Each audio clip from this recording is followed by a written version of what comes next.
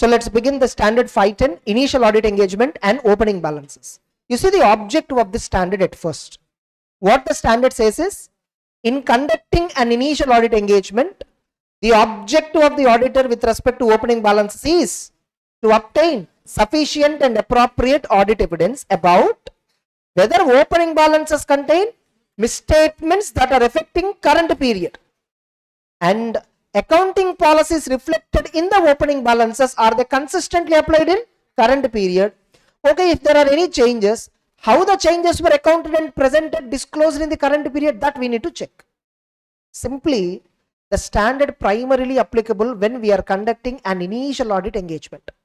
This standard comes into application only when we are doing an initial audit engagement. Otherwise, this standard we need not apply. But as a customary practice, whether it is initial audit engagement or a recurring audit engagement, we always apply this particular standard principles. Nothing but opening balance verification. This standard is nothing but they are talking about before you start further audit procedure, before you start doing audit of financial information, all that, better do opening balance checking. First do complete opening balance checking. That is what the standard exactly says. That too, initial audit engagement, this is even more compulsory. What is an initial audit engagement? One, first time I am doing the audit of that company. For me it is first time, that company audit. Or for the entity itself, audit was first time. I can consider that meaning. Like what they say is, an engagement in which prior period financials were not audited, or an engagement which prior period financials were audited by another auditor. An engagement in which prior period financials were audited by predecessor auditor, some other auditor. Or an engagement where prior period financials were not audited.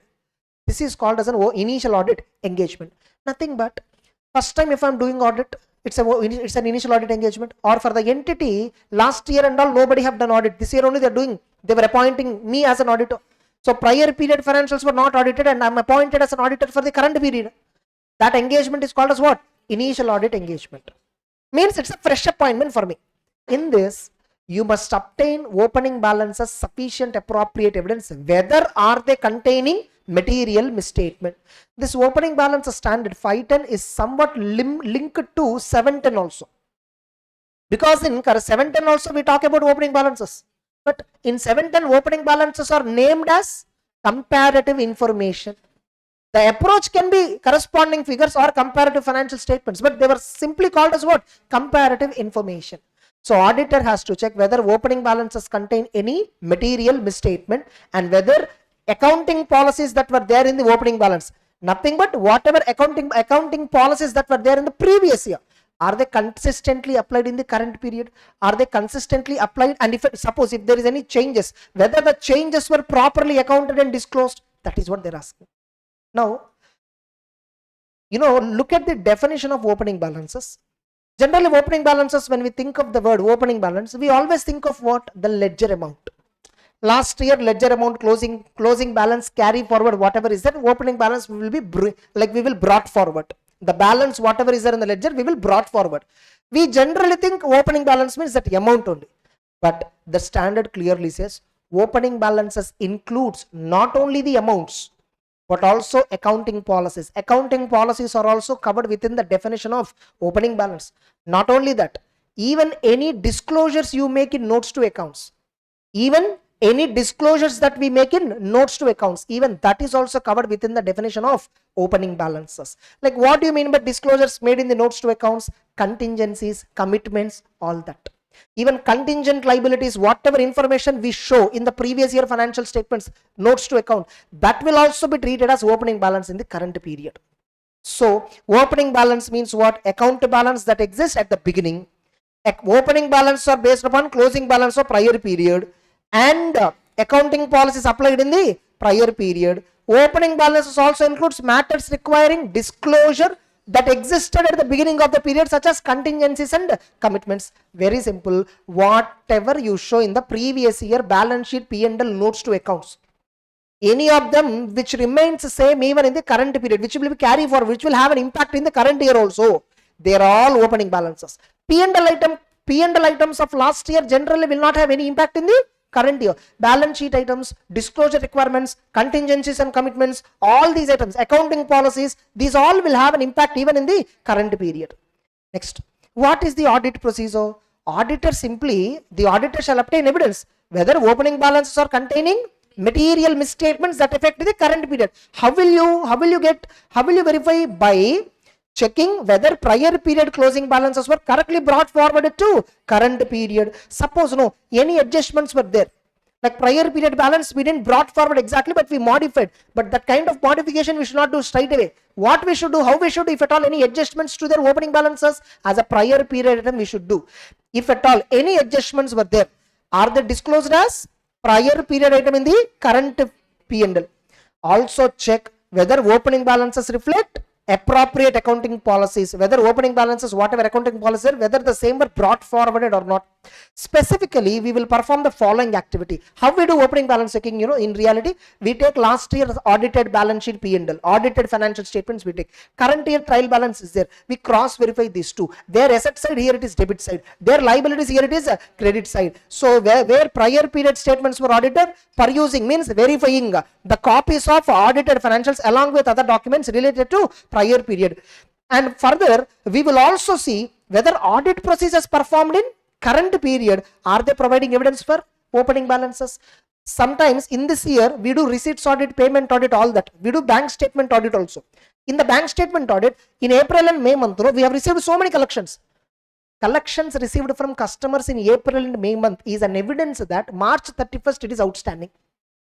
Same way in April and May month, whatever we cleared, credit or dues, all that, it's an evidence that there is an outstanding amount in the 31st March.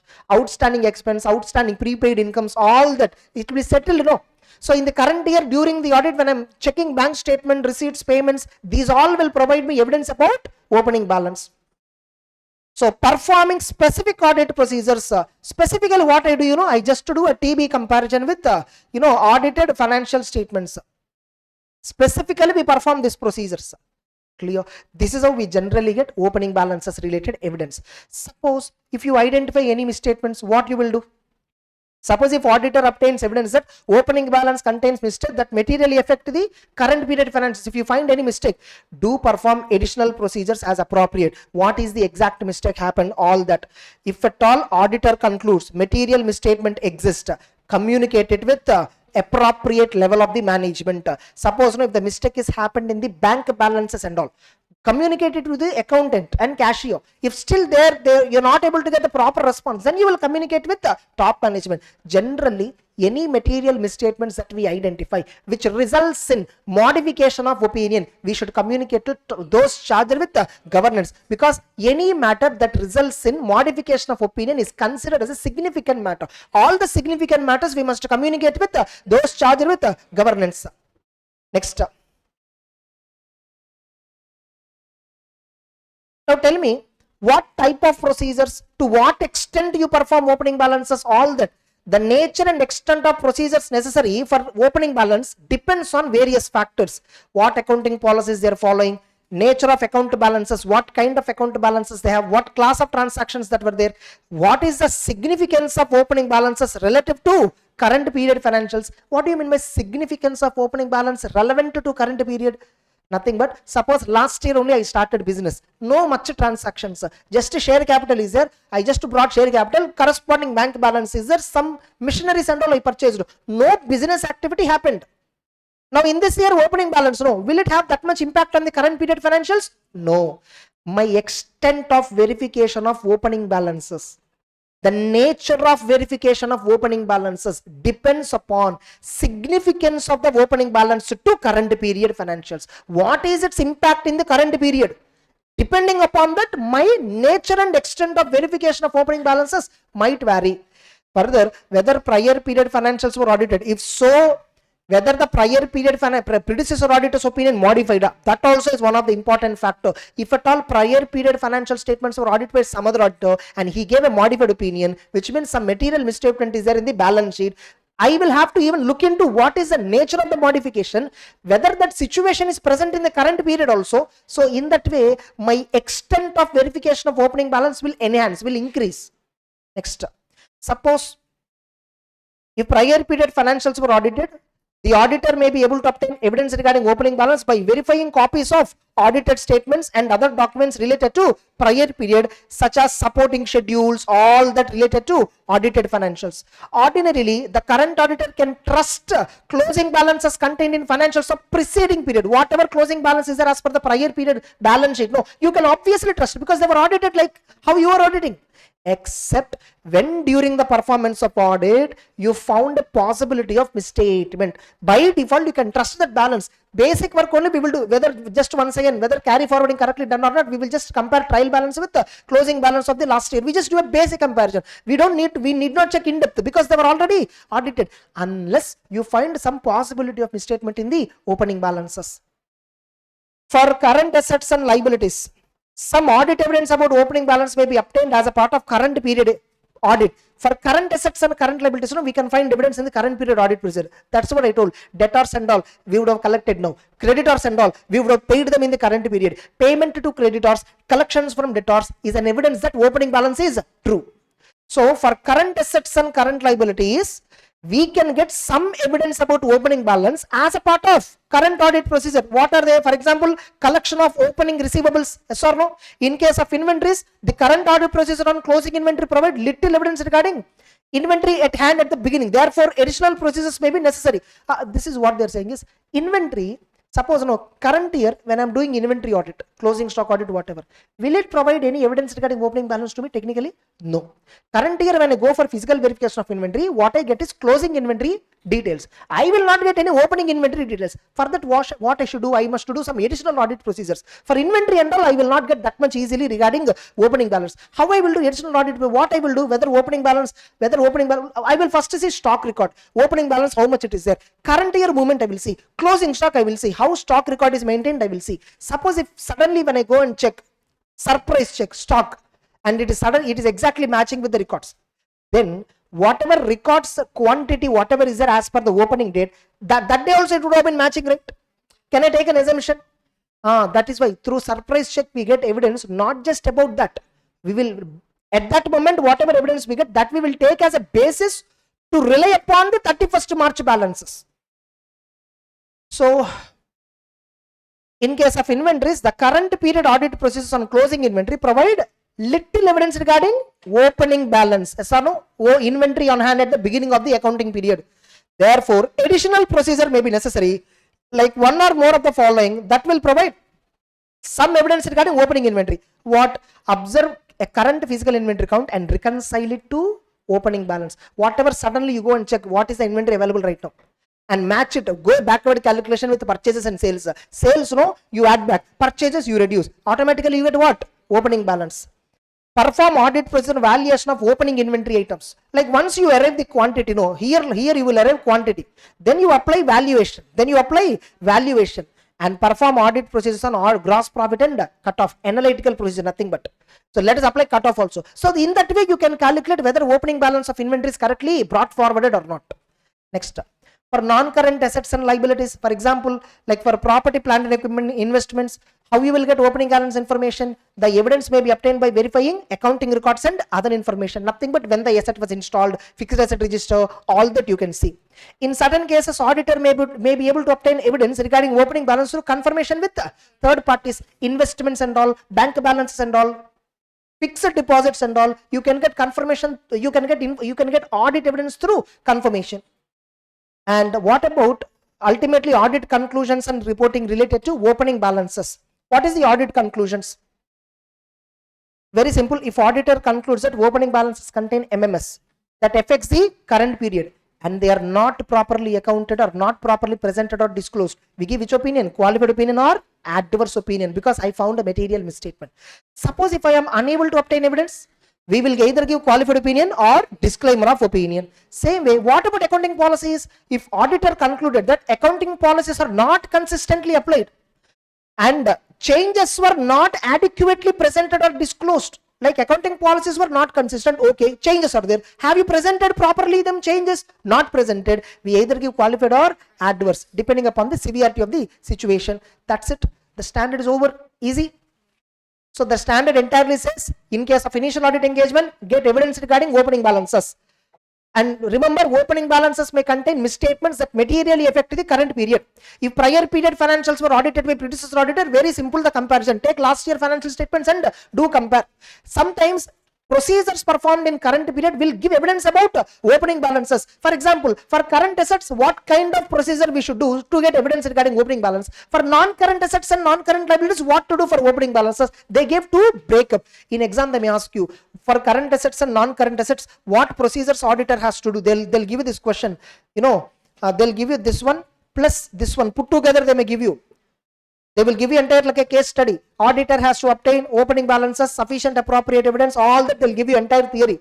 For current assets and non-current, for current assets and liabilities and non-current assets and liabilities, what specifically auditor has to do. They may give you this. Clear? So that's it. 510 is completed. 510 is completed. Then we have 550. Just 2 minutes. I'll start. Yes. Let's begin. SEP 550, related parties.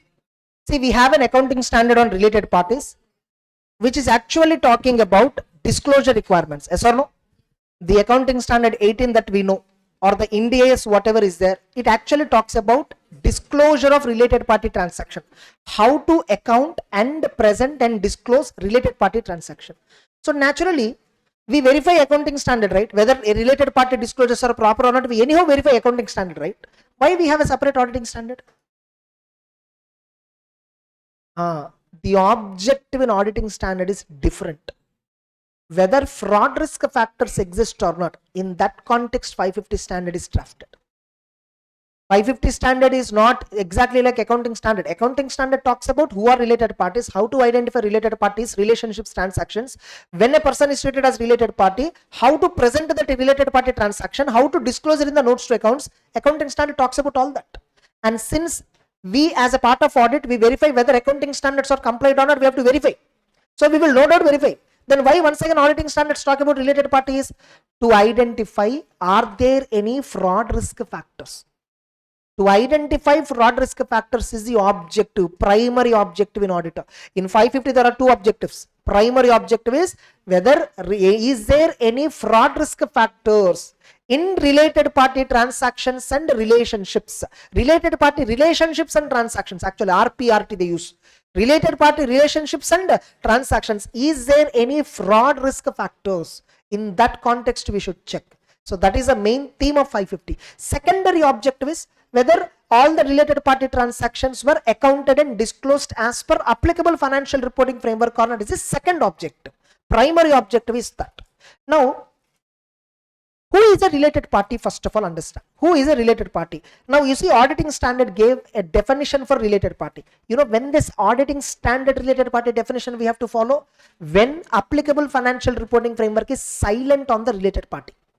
But normal accounting standards, IndAS, Schedule 3, all the frameworks that were there, they are talking about related party relationships and transactions. They are talking about related party relationships and transactions. So generally, whatever definition given in auditing standard will be useless. We will not use in reality.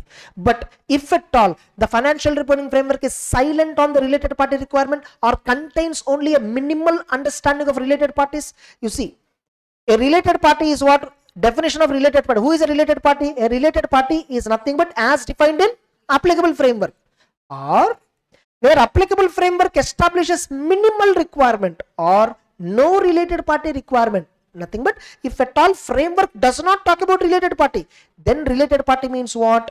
The related party means what? Any entity that has control or significant influence over reporting entity. Reporting entity means the client whom we are auditing. On that client, if somebody has control and significant influence, they are related parties. Means holding companies, associate companies, they are related parties. Or another entity over which our entity where we are doing audit has control or significant influence, either directly or indirectly through one or more intermediaries. Another entity controlling us, influencing us directly or indirectly through intermediaries. They are related. We are controlling another entity directly or indirectly through intermediaries. They are related party. They are nothing but our subsidiary company and our associate company. They are also related parties. Not only that, another entity that is under common control along with the reporting entity. We call them as sister entities. We call them as sister companies or sister concerns. So like how are they commonly controlled? Through common ownership or common close family members, common key management. They are all related parties. But you know, suppose you see central government companies, central government owned government companies, you see Bharat Petroleum Corporation, Hindustan Petroleum Corporation, IOCL, hey, you know, BHEL, BSNL. There are so many. Bharat Defense Limited. Like we have so many other, Coal India Limited. Yes or no? There are so many government companies, right? All these government companies are having a common owner. Who is that? Government of India. So all these entities are under common control of a particular person. Now tell me, they are all related parties to each other, right? No, the standard says entities that are under common control by a state. State means what? Government. Dictionary meaning is what? Government, not a state government. State means government. Getting it? So entities that are under common control by a state, they are not considered as related. Just because they are controlled by common government, that is not treated as related unless they engage in significant transactions or sharing of resources to a significant extent with one another. Unless they are sharing significant transactions, we will not call them as what? Related parties. Now, what do you mean by control and significance influence? The existence of the following relationships may indicate a presence of control or significant influence. This itself can be given as a 3 marks question. What are the examples of indications of controls or significant influence under SA 550? They will give you, suppose when somebody can control me or when I can control somebody, when I can say that I am controlling them or influencing them, on what cases we will say like this? We are having equity holdings of financial interest in other entity. Suppose if one entity is having equity interest in another entity, they can control. Yes or no? Either they can control depending upon the ownership or they can influence. Entities holdings of direct or equity interest in other entities. Somebody is holding in my entity, or I am holding in some other entity, or being part of those charged with governance or key management. Being part of those charged with governance or key management, that is those members of management who have authority and responsibility for planning and directing activities, means common those charged with governance, common board of directors. That could also be one of the reasons. Suppose N Chandrasekharan, he is the chairman of Tata Motors, he is the chairman of Tata Consultancy Services. Getting the point? Being a close family member of any person referred to in above paragraph, or having significant business relationship with in relation to one another. So these are all the examples. If at all the following relationships exist, we can either say one entity is having either control or influence over another entity. This itself can be asked as a 3 marks question. And there will be some related parties with dominant influence. There will be some related parties with dominant influence. So what do you mean by related party with dominant influence? Related parties, by virtue of their ability to control or significant, may be in a position to exert dominant influence over the entity. Consideration of such behavior is relevant in when identifying and assessing risk of fraud. When you are doing related party assessment, identify, is there any entity which is dominantly controlling this entity, which is which is doing a dominant behavior? Is there any directors of another entity dominantly deciding the decision making process? If so, if at all some other entity is too dominant, there is a high chance that this particular entity may be used as a medium to do some frauds. Getting it? Special purpose entity, that discussion not required. Next.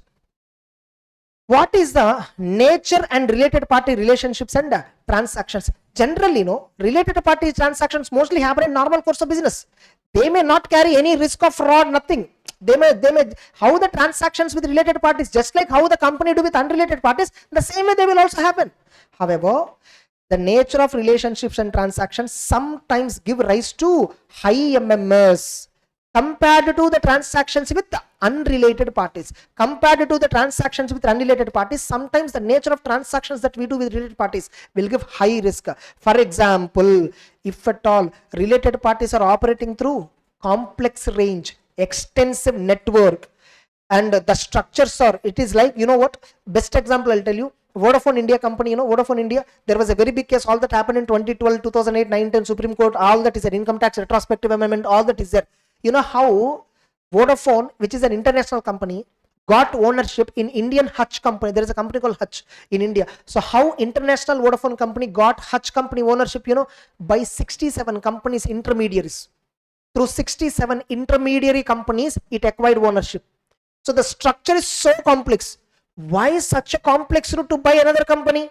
Definitely some motive is there behind, either to avoid payment of taxes or some hawala transaction. Something could have been there. Information system may be ineffective in identifying and summarizing transactions and balances between related parties.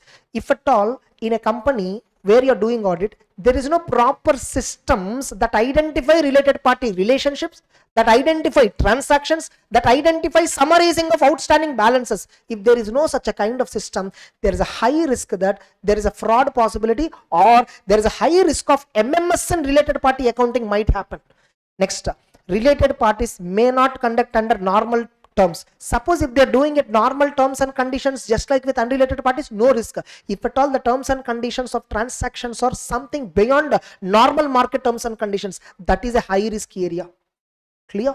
So write about nature of related party relationships and transactions. What is the nature of these relations? What is the nature of these transactions? Do you need to suspect these transactions? That is what they're asking. Generally, you need not suspect. Most of the related party transactions happens just like transactions with unrelated parties at the same arm's length price, normal market terms and conditions.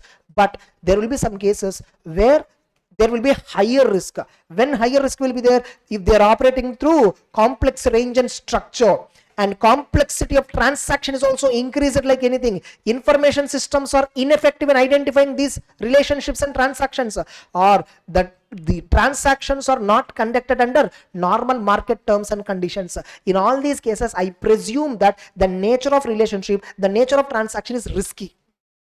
Okay. So this you should keep in mind when you are doing audit of related party. Now tell me, how should I identify? Write about understanding of the related party relationships and transaction. How shall I identify related parties? By the way, there is a question here. How can auditor verify existence of relationships with related parties and transactions? How can I identify the relationships and transactions? Very simple. Look at the income tax returns. Look at the information filed by the company with the regulators, SEBI and all. Look at the shareholders register. Look at investments register. Yes or no? Look at the insurance policies to identify nominee names and all. See big contracts that are renegotiated or negotiated. Look at the internal auditors report. Look at the contracts and agreements with the key management and those charged with the governance and all. By reading these documents, investment register, shareholder register, agreements with the directors, agreement with the key managerial people, all that, you will understand who are exactly who are all related party, what are all transactions happened with them. So you will understand that. Income tax return is also one of the important source for related party, because now there is something called transfer pricing. There is something called transfer pricing, which is mainly dealing with related parties. Clear, all of you? Next. Now, write about considerations. Sorry, not before that. Write about understanding the entities, related parties, and relationship. How will you understand who are all the related parties? All that, like to whom you should ask. Primarily, auditor shall inquire management and perform other risk assessment procedure to obtain an understanding of controls that management has established for identifying related party relationships and transactions, authorizing and approving related party transactions, authorizing and approving transactions outside normal course of business. Look at what internal controls company has appointed to identify the transactions with related parties, to authorize the transactions with related parties, to especially which transactions, significant transactions. Third one, to authorize any related party transactions that is not in normal course of business. Are you clear? So the auditor shall inquire management regarding identity of related parties, nature of relationships. Nature of relationship means what? Suppose there are 10 companies, they are all related party. What is the nature of relationship? 5 of them are subsidiaries, 2 of them are associates, 2 of them are joint ventures. Nature of relationship. Whether entity has entered into any transactions with them. Whether entity has entered into any transaction. So first you should ask the management, who are all the related parties, what is the relationship with them, whether have we done any transaction. Especially if at all we did any transaction, we should understand, is there any risk in these transactions? Like who identify, like how do you have any controls to identify these transactions? Okay, identified. Do you authorize these transactions because these are significant? Do you authorize this transaction because they are outside normal course of business? So what controls we have? That's it. Clear? And this kind of controls, risk assessment systems in big entities, there will be a formal systems. What about small entities, normal small and medium sized entities? There will not be a formal control environment. There will not be any formal systems. Owner will be taking decision, he'll be executing. So identifying related party relationships is very difficult in smaller entities because there are no formal systems. The risk will be very high. You should discuss with owner, whoever is the owner of the smaller entity, and ask him whether he entered into any transactions with the related parties. Are there any transactions that are entered outside the normal course of business? All that you should inquire with the owner. That is what question number 4 exactly talks about. That's it. 550 is over. Clear all of you? 550 mainly talks about what? Definition of related party.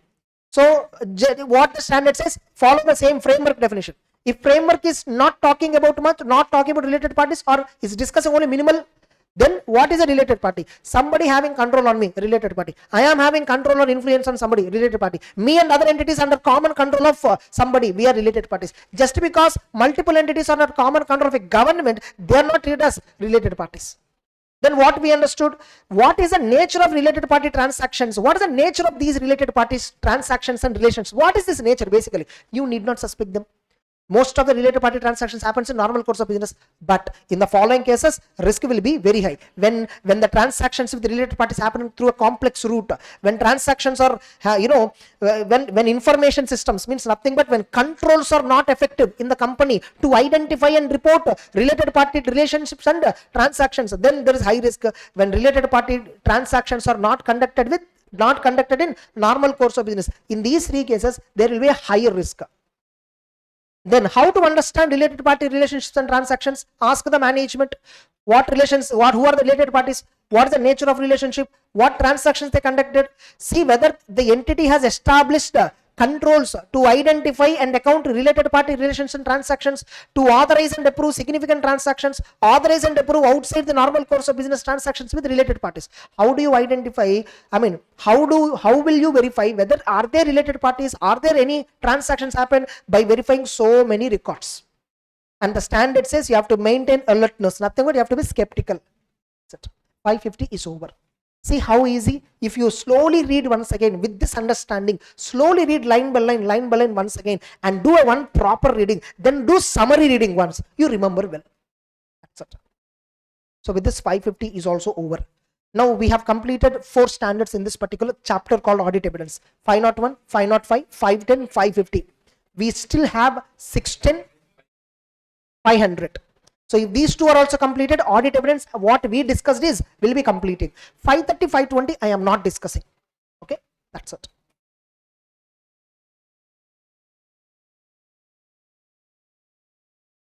So let's begin the 610 standard, that is using the work of internal auditor. External auditor using the work of internal auditor. How we can use the work of internal auditor? First of all, internal auditors are the one. The scope and coverage by internal audit department is extremely wider. We do audit only with a narrow view of expressing opinion on financials, whereas internal auditors will have a wider scope, wider coverage. For example, if you look at Infosys, they will have internal audit department of not less than 100 employees. Internal audit department of how many? 100. Minimum, I'm telling you. Like, what is their objective? What is the scope of internal auditors? By the way, do they give opinion on the financial statements? No. Internal auditors' objective is not about financial statements opinion. Of course, they also look into financial statements preparation process, financial reporting process, all that they will look into.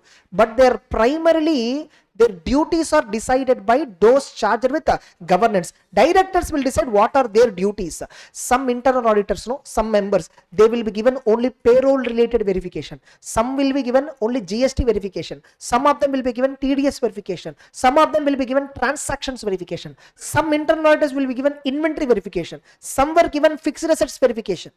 So like that, internal auditors within the internal audit department, we call that as internal audit function, or we call it as internal audit department, or IAF. Better let us use Roman words, IAF. Internal audit function, it has so many employees. Every one of them will be given certain duties. Throughout the year, they have to discharge that. Throughout the year, they need to discharge that. We do audit on a sample basis, right? Transactions, purchases, sales, loans, everything, almost whatever transaction you take, we do audit on a sample basis, right? Internal auditors also do on a sample basis, but their sample size is 5 to 10 times bigger than our sample size. Their sample size is 5 to 10 times bigger than our sample size. Whatever we do in our external audit, like we verify transactions, we verify balances, we verify statutory items, everything, we do scrutinize ledgers, we do check accounting, how it is happening, all that. The same is already done by internal auditors. The same is already done by internal auditors. Now the question is, can external auditor, in order to reduce the work burden, can he use the work which is already performed by internal auditor is the question. Can external auditor use the work performed by internal auditor is the question. This standard is designed to provide guidance on what precautions you should take. Remember, he is an internal auditor. He is part of the management. He will listen to management and follow whatever they say. And you are asking whether can you use his work instead of you performing it. We are there for what? We are there to perform audit procedures. We want to gather evidences for transactions. Now my argument is what? Since this is entirely performed by internal auditor, can I use their workings? You can use it. No problem about it. No doubt about it. You can use it. But ultimately you are only responsible for the opinion that you are expressing. Tomorrow if something went wrong, because you believed internal audit report and you did not work properly, if some fraud and all happened, if at all you are unable to prove that you didn't work properly, we will punish you only. We will not touch internal audit because that is their employee. That is employee. That is company's choice. Whether internal audit is working seriously or not, that is their own thing.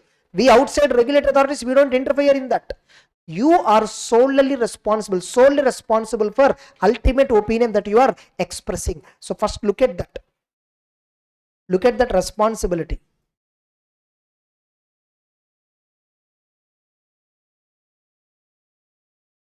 Yeah.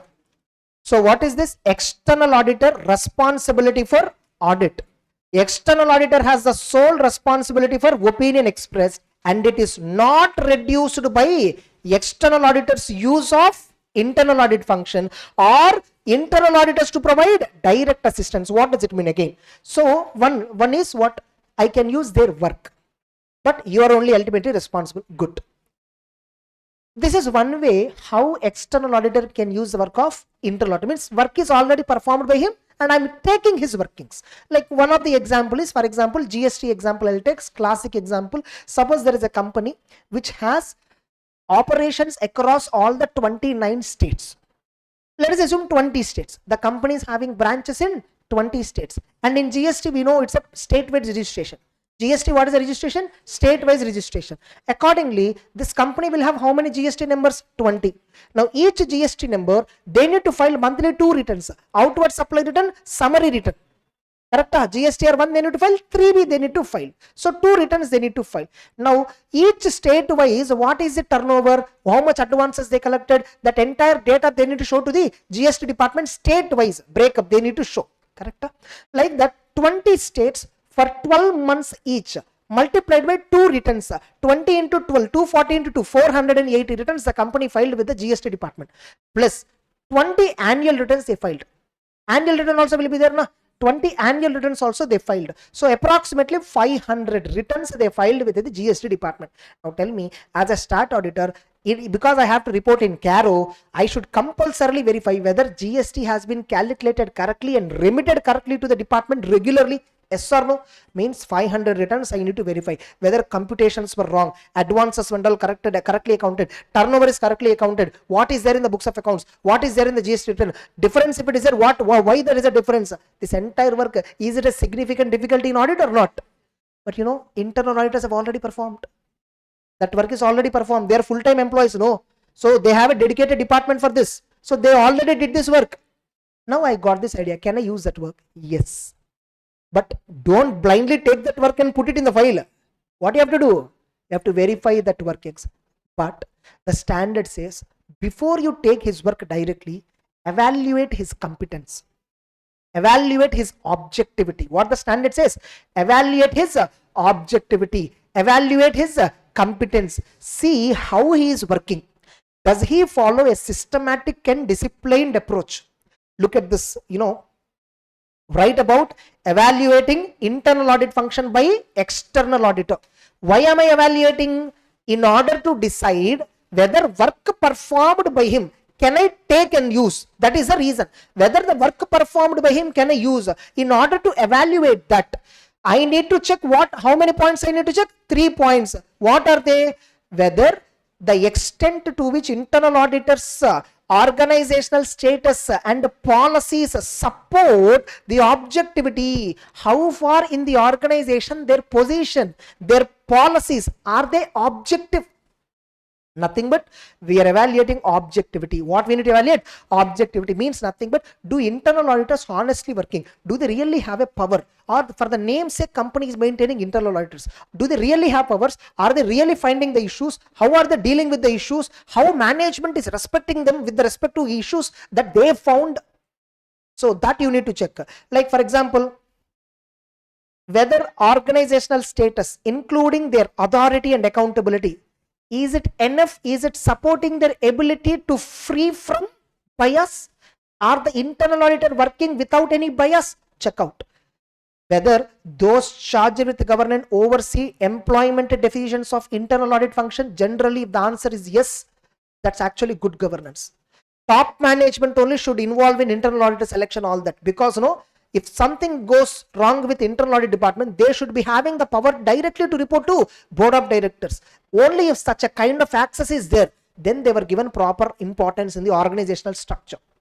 If at all internal auditors they don't have any authority or they don't have any access to top management, low level, middle level management will suppress them.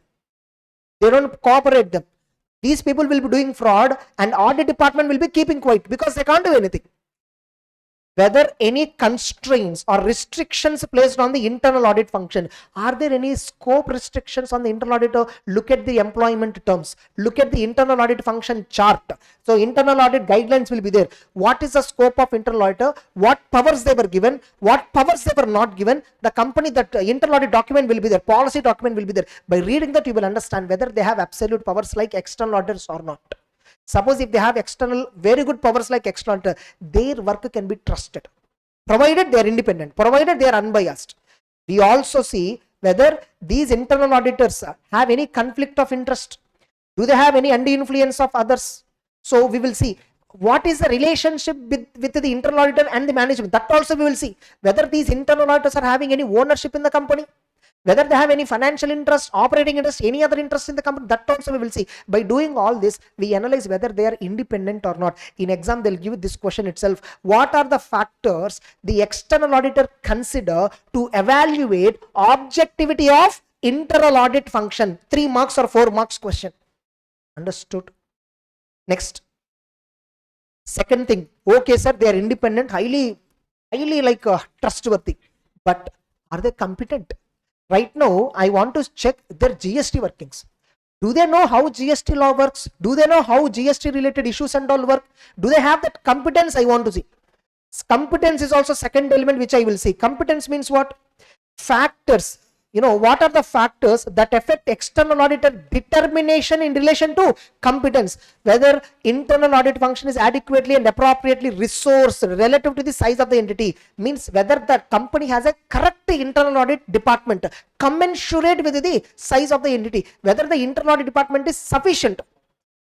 Whether there are any policies for hiring, training, assigning auditors to various works. So is there any company, is there any system in the company on hiring them, training them, so that making them skillful and competent? Whether internal auditor have adequate technical training, whether internal auditor possess required knowledge relating to financial reporting, For that, what are all I will see for all this? I will see what is the qualification of internal auditors, what is their educational background, whether how are they trained, in the entity. So what are the training manuals the entity is using, whether the entity is appointing any trainers and all, so that internal auditors will be competent, so that they can do perform audit effectively. Understood? Competence, this itself can be asked as a question. Next, and obviously tell me, objectivity and competence, they both go side by side. The more independent you are, the competent you perform. If at all there is a restriction on your independence, restriction is there on your ability scope, you can't perform the work competently. Correct? That's it. So competency and objectivity shall be viewed as a single continuum. Getting it? So that's what right now, whatever I said, no, objectivity and competence go side by side. Higher the objectivity, higher the competence. Compromise in objectivity, compromise will happen even in competence. So we need to check before I use his work. I need to check objectivity, competence. Third one, do they apply systematic and disciplined approach? Do they have a systematic and disciplined approach, including quality control? Whether internal auditors, are they working just like the way they want to, or did the organization establish quality control? We audit firms, we have quality control policies. We don't do any audit, in whatever the way I want. There is a rule, there is a process, there is a policy and procedure which is established by our firm. That firm policies and procedures we will follow when we are doing audit. Whatever policies and procedures our firm is having, they are only minimum. We follow that policies and procedures. Internal auditors also, we need to check whether do they have any such policies and procedures to ensure quality. Remember, Infosys might have 100 employees, but these 100 employees will be constant. Many of them will be coming and going, yes or no. So newcomers and all will come. Now, one auditor is coming and he will be verifying GST in one way. Another auditor is coming, he will be verifying GST in another way. There is no systematic approach, which means quality cannot be assured. How quality can be assured? Only when the client entity established a systematic and disciplined process on how to do various audits. Processes they should establish. Only then, whether Mr. A internal auditor will do, B internal auditor will do, C internal auditor will do, minimum quality can be assured. This is what I told recently, Domino's example also. Yes or no? Pizza making processes, policy. They made a SOP on that. How to make a pizza. So whether any chef, whoever comes, fresher, senior, no difference, the taste will be intact. That's it. So that is what application of systematic. Suppose I got answer in all the three cases, yes, positive. Now tell me, can I use his work? When I am prohibited to use his work? When organizational status and relevant policies and procedures not supporting objectivity of internal auditor. In that case, I will not use internal auditor's work. 2. Internal auditors are lacking sufficient competence. I will not use their work. Internal auditors are not applying a systematic and disciplined approach, including quality control. I will not use their work. Correct? That is what the next one is. The external auditor shall not use the work of internal audit function if organization status do not support objectivity, lacks competence, does not apply systematic approach. 6th question is also over. Next. Now tell me, what are all the areas where I can use internal auditors assistant, where I can use their work? Examples of internal audit function that can be used by external: controls testing, substantive procedures involving limited judgments. Higher judgments, no, we will not use their workings.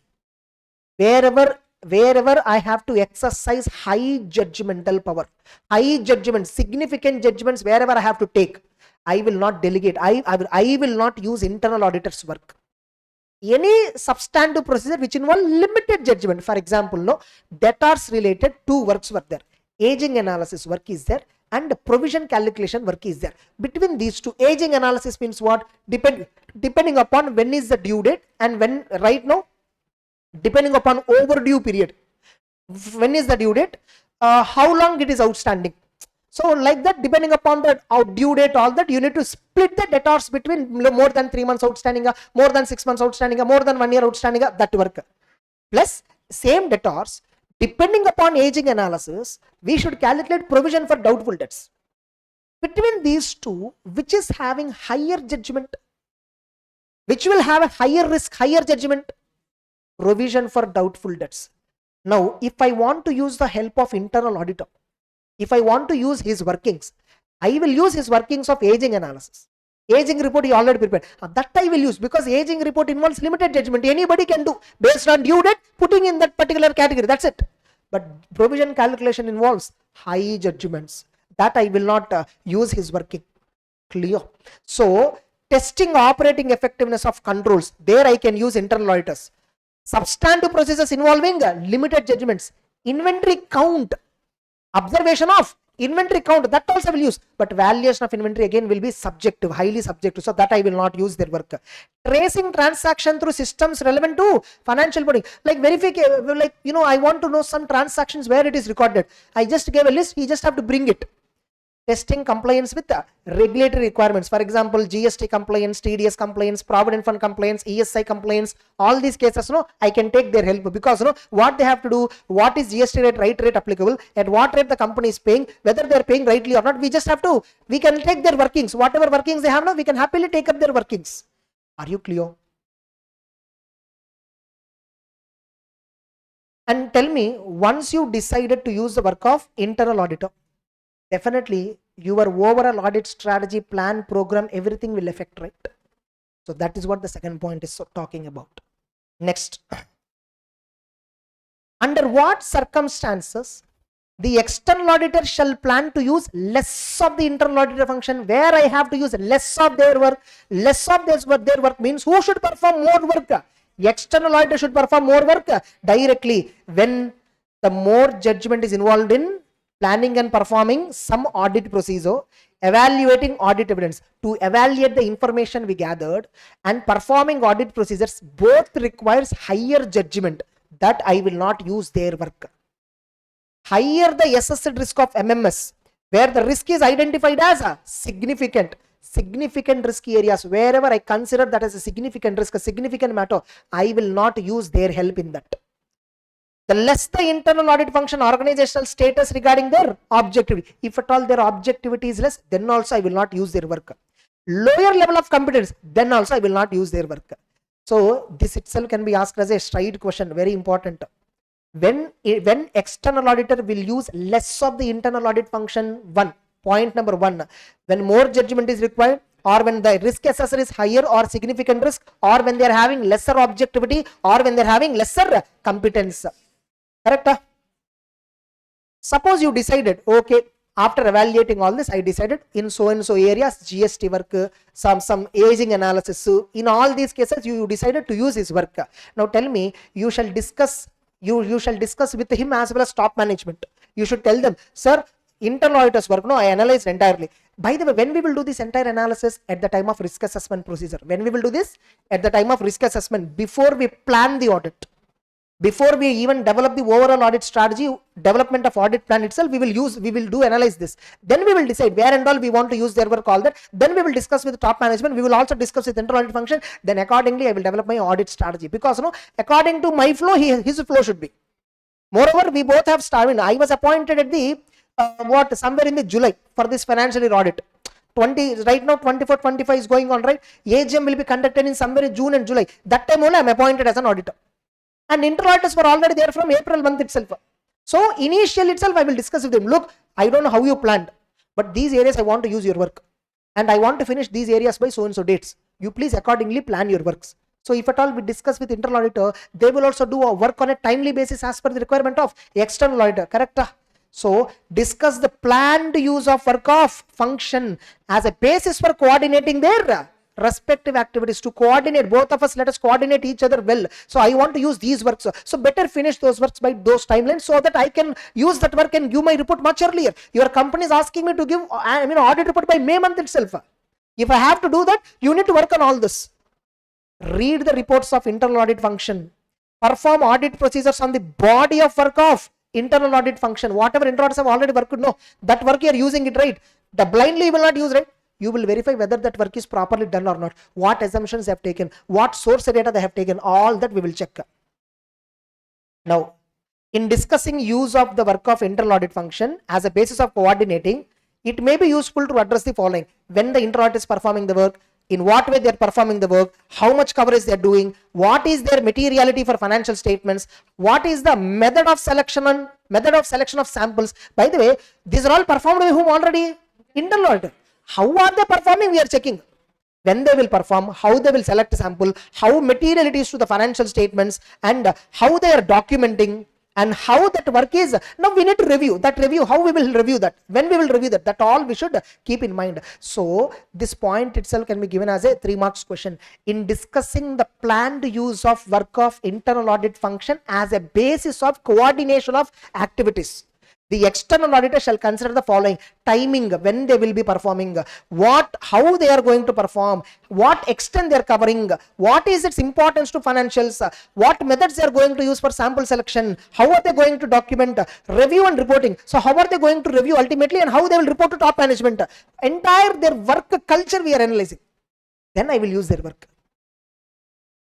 And tell me, obviously, there must be coordination between external auditor and internal auditor. Yes or no? The coordination will be effective when discussion takes place at appropriate intervals, and external auditor informs internal auditor of significant matters that may affect the function. If I am verifying audit, I am doing audit, I found some significant issues, and that issue is already dealing with by internal auditor, I will tell him. Same way, internal auditor also should tell me any significant matters that he found relevant to me.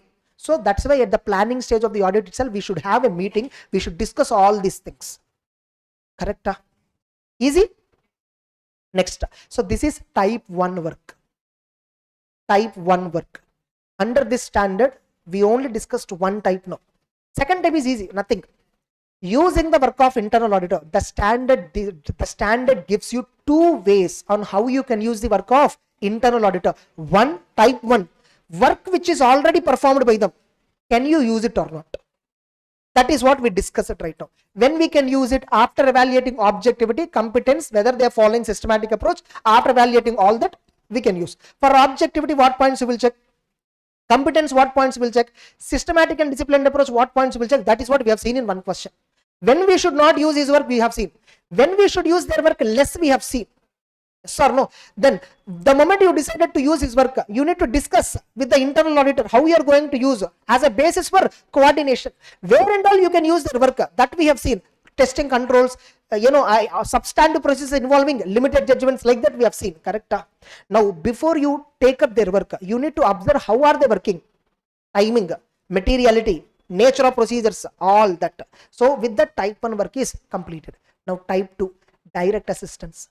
Type 2 is what? Direct assistance. What is direct assistance? Suppose, very rare we go for direct assistance, but some exceptional cases, maybe if the client want me to finish the audit much more faster, I don't have any problem. But the point is, I don't have human manpower is not there. The client said, sir, why sir? We have 100 team members internal audit. You take 5 of them. You take 5 of them with you. Next 30 days, they will be working with you. They will work for you. Oh, direct assistance. Direct assistance means how my article assistant is working for me. The same way internal auditors all will work for me. Entity will permit their employees who are internal auditors to work under the direction, supervision, review of external auditor. Now, can I take internal auditors under direct assistance is a question. Yes. Check their objectivity. Check their competence. Enough. Do they follow systematic disciplined approach? Not required here. Why? You are not going to use their working. They are going to work as per your style. So in that case, what style they follow, it's not relevant for you. Getting it? They are now going to be part of your team. Check. Suppose if you think internal auditors lacks objectivity or they lacks competence, don't use their work.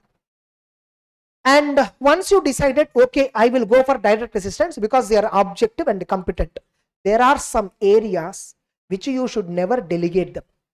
There are some works which you should never delegate them. What are the works that you should never delegate them? Same restrictions on using direct assistance in certain areas. The external auditor shall not use internal audit to perform the following procedures. What? Areas involving significant judgments, areas related to higher risk, where more than limited judgment is exercised, or related to work which these fellows have already performed. I want to give them some work. That work is already performed by them already. Self-review threatle. Or another work we should not delegate to internal auditor. Which work, under this standard, you should decide when to use type 1 work, when to use type 2 work, all that you should decide, right? That decision making process, can I give it to internal auditor? I want to use internal audit function. You please tell me where and all I can use, where and all I cannot use. You tell me, can I? That work we should not. Getting it? Related to decisions external auditor makes in accordance with the standards on auditing regarding internal audit function and use of its work or direct assistance. Understood? You see, when you read like this with the pauses, sound, pitch variation, the way you understand differs. And finally, once I decided, okay, direct assistance I will use, these works I will not use. Now, before using, let's have a formality. What one? Get an agreement from the top management that these 30 days, these 5 people will be given to me, that they will not disturb them in between. One more agreement from these 5 members, that these particular 30 days, you are going to be part of my team. You are going to follow my principles, my procedures, my instructions. Any threats to your confidence, any threats to your objectivity, if at all somebody from the management is trying to ask you or poke you, you should inform immediately. Any threats to objectivity, they should immediately inform me. Like that, I will enter into a written agreement with the internal auditor. That's it. 6:10 is over. Easy. That's it. I think I've done for almost half an hour. Okay. Okay, clear? So let's begin discussion on SA 500, which is audit evidence. But under this 500 topic, they even discussed many more elements. They purely not restricted themselves to audit evidence discussion alone, but many other topics are also discussed. In this chapter, this evidence topic is what? Lengthy. Then the next lengthy topic is 530 sampling, then 520 analytical procedure. 530, 520, we are ignoring it because they're lengthy. Not just that, they're complex also. 530 is not that easy to understand. You must have a very good grip on 450 to understand 530. 320 to understand 530. So 320, 450, all these you must understand. 320 is there as part of risk assessment chapter. 320. In risk assessment chapter, we are having, like these standards also I will not be discussing in the revision.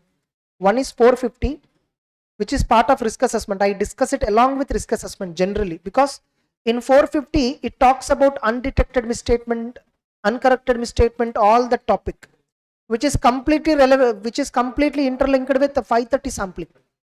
530 sampling. In 530 sampling, there is something called tolerable misstatement. Okay, tolerable misstatement, tolerable rate of deviation, projected misstatement, anomalous misstatement, non-anomalous misstatement, like that. There is a discussion, which is again linked with the 320 performance materiality. So this is so interconnected topic, which requires very in-depth understanding of overall concepts. That's why I always tell these topics, entire risk assessment and internal control, that you can keep aside, no problem at all. The maximum weightage will be 12 to 15 marks from that chapter. And you can even ignore these chapters for these standards, 450, 530, 520. Different types of entities also. Ignoring them, rest of the papers, at least 90 marks you can attempt. 85 to 90 for sure you can attempt. Personally, in my CA Inter, I audit somewhere around 70, 75 I attempted, I got 59. It's like very easy. I believe in perfection. And there are many of our students who have attempted for 90, got 85 last attempt. Getting it? It's not how many marks, I'm telling you. It's all about perfection, understanding the question. Most of the students, they what they write is correct answer, but not for the question which is asked. Okay, so they are writing right answers. They are not able to understand exactly the question, because all the questions are confusing. So they write something what it strikes for them, and they'll be thinking they'll get full marks. So that is the reason. So whatever you are studying, even if you are writing for 80 marks, be perfect. And if at all you write 80 marks perfectly, 70 plus you will get audit. Technically for scoring 50, if you are able to attempt 70 to 80 marks of like this is how it is. 40 marks of the paper you must be perfect. 40 marks of the paper perfect you should attempt. Be it MCQs or descriptive, whatever. And of course in MCQ moderate answer possibility is not there, either right or wrong, that's it. In MCQ you must target to score conservatively, I'm telling you, 25. That should be your target. For that reason only all the chapters you should listen classes. Listening of 100% of the syllabus is required for scoring in MCQs. Understanding, conceptual understanding if you have on all the chapters, for sure 25 you will score in MCQs. Remaining entire descriptive paper you must target at least 25. This is what I tell those who are feeling difficulty or those who cannot give much amount of time. So 50 marks you can easily secure in audit by medium, moderate efforts. You need not do extensive hard work to get 50. If at all you are doing extensive hard work, that too you are getting 50 means you are not understanding the subject. That is what the meaning. If you really understand the subject, give moderate effort, you get 50 very easily. So 530, 520, 450 and entire risk assessment and internal control chapter which will have 315, 330, 320. Total 6 standards I am asking you to don't touch. Because they are so in-depth. 330 at least okay, you see, you can understand. Risk assessment chapter is the one which is the lengthiest chapter in the entire subject. Sir, 15 marks weightage, Amma, 120 pages chapter. Obviously it will be there. Weightage will be, since it is close to 90-100 pages chapter, weightage will be 15 marks only. Right? In this book itself, 20% number of pages are risk assessment only. You see, like what is the chapter? Risk assessment 9th chapter. At what page it starts? 227. When it ends, next chapter starts at almost 45 pages, only concept.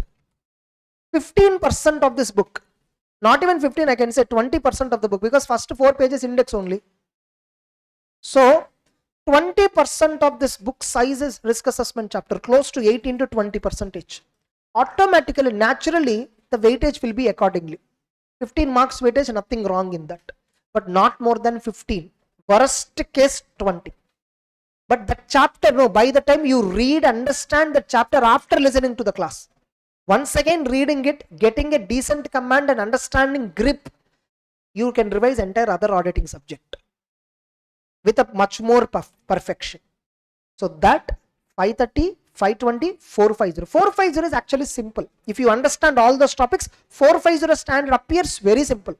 If generally straight questions only will come from 450. Maybe 450 you can read. 450 you can read.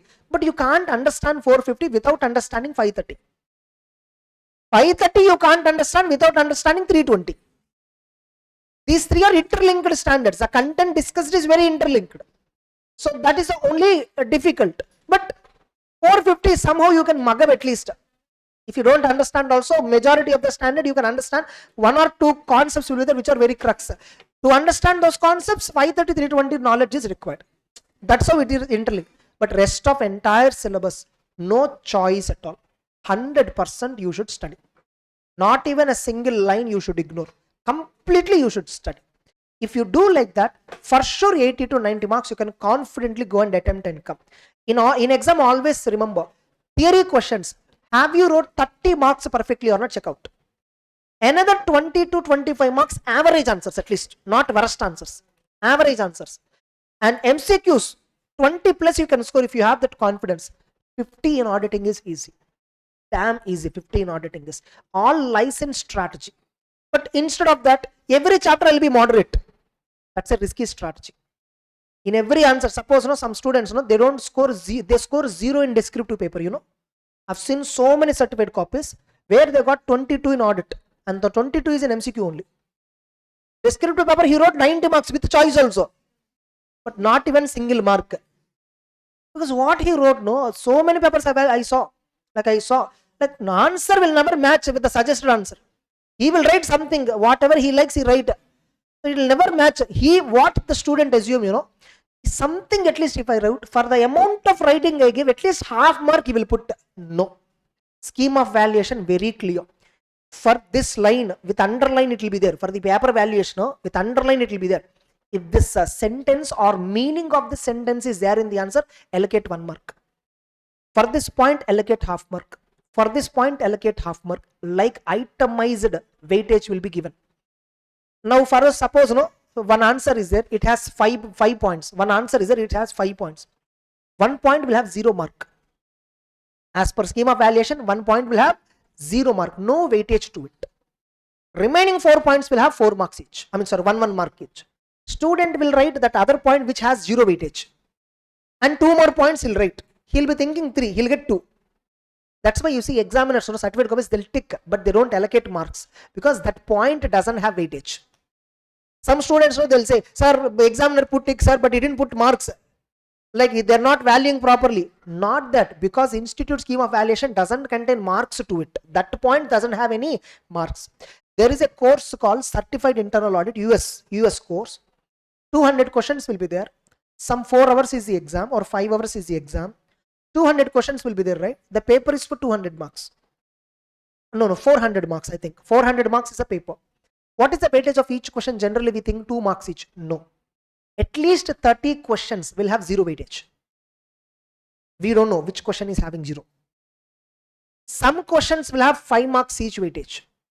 Some questions will have 4 marks weightage. Some will have 1 or 2 questions will have 10 marks weightage. MCQ only, again, that is. You're getting my point. So, suppose you wrote all the 40 questions perfectly. 0 mark weightage for that. Though your answer is correct, you don't get any marks. So that's how the exam pattern is. Slowly, institute is applying that pattern internally within the particular answer. So some points of yours will have a weightage, some points will not have a weightage. So consciously observe what you're reading, analyze what you're reading, summarize what you're reading, and that's the only way you can write better. No shortcut in audit, no mnemonic codes, that nothing will work. Rajinikanth, Kamal Hassan hit, no, that and all will not work. Like some shortcuts, no, based on first point, suppose here is there, further audit procedure, test of controls, substantive procedures, test of controls, talk TOC, substantive procedure SP, they will say TOC SP, something, or some task mark they'll put, something like that, some shortcut, and by hearting that shortcut takes lots of time. And exam time, you will forget that shortcut only correctly. That will not work. Analyze and comprehend. The better you comprehend, the better you analyze, the better you summarize, the better you remember. That's it. There is no way to remember unless repeat it. That's the only way to remember. Again, repeating means what? Without processing your reading, no point. When you're reading, you should be processing what you're reading, that processed reading.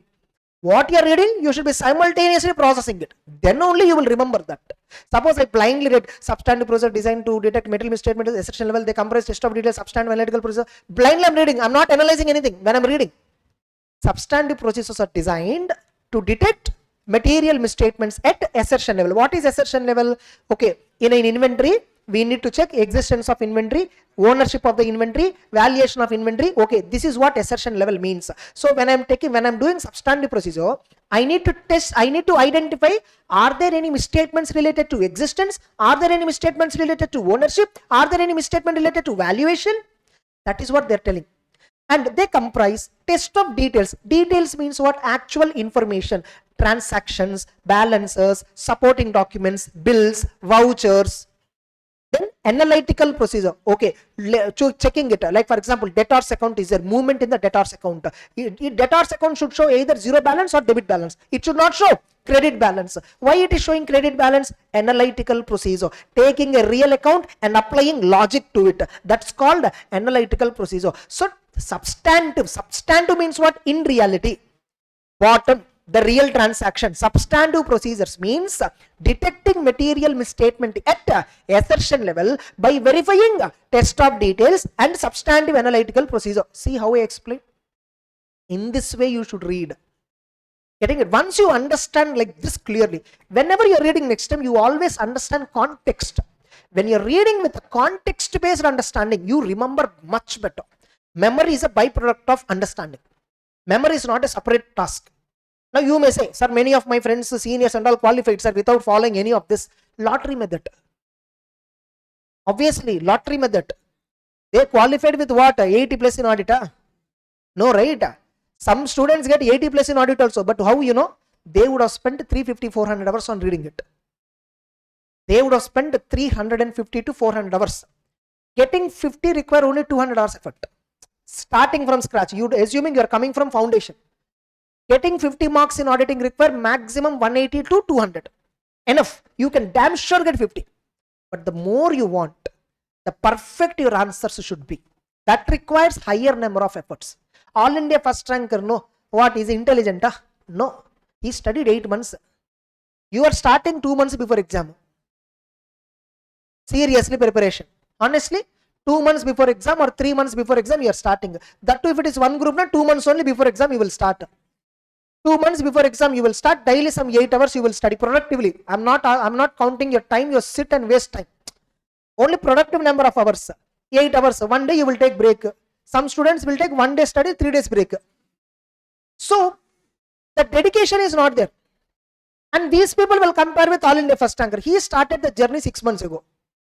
6 to 8 months they continuously, relentlessly study. Relentlessly. Whether they understand or not, forget about it. They mug up like anything. 6 months to 8 months if you study, obviously remember. Tell me, ordinarily 90% of the students, do they have that much patience? No. So obviously for us, what is the easiest route? Understanding is the only route available. I'm not saying you can't mug up the subject. That takes highest amount of time. Mug up route takes so much. It's a long process. Understanding route is a short process. That is why it's called a smart work. Hard work means what? No brain. Blindly reading, mugging up codes, putting codes, something repeating, sleeping also repeating. That is the only thing. That's hard work. Smart work means understanding it, analyzing it, and trying to memorize it. So that is smart work. We all do smart work mostly. For the 2 months is enough preparation.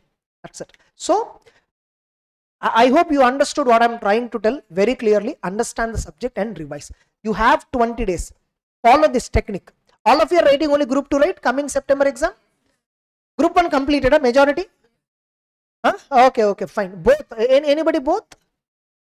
Okay, hardly 3 or 4. So rest all other. How many of you have not completed group 1? Okay, so probably first you are writing group 2, then later January attempt you are planning group 1, correct? But good, you are having, sorry, both, that's okay. When I asked both, only 1 or 2 lifted, so that's why I thought remaining will be in January. Fine. So that's it. So group 2 means you have enough time. When is the first exam in group 2? By the way, that too most of you costing exemption. How many of you have how many of you don't have costing exemption? Don't have. Okay, limited. So when is the costing exam first? Oh my God. So exactly 1 month we have. 30 days we have.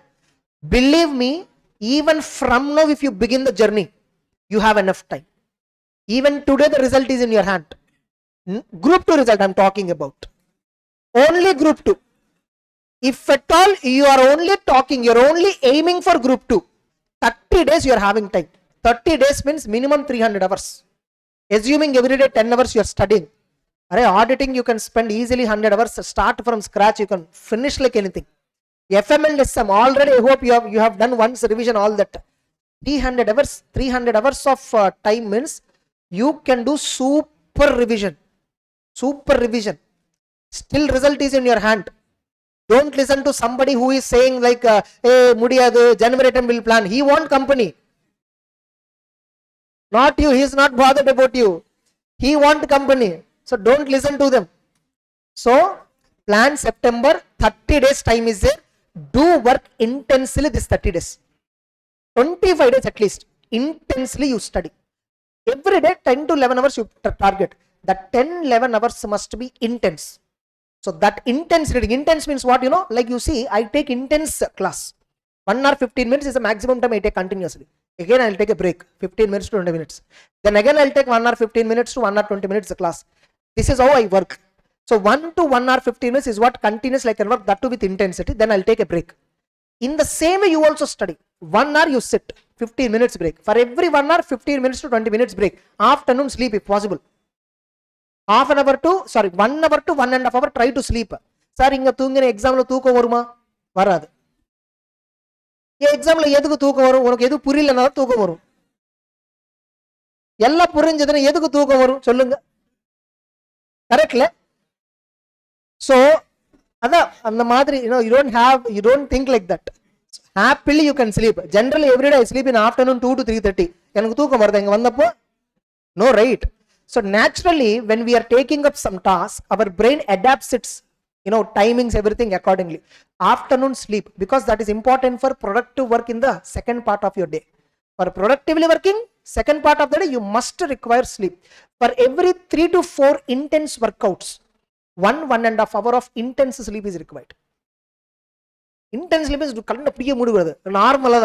Normal happy relax படிங்க. Okay, so then again 4 intense sessions, 4 to 5.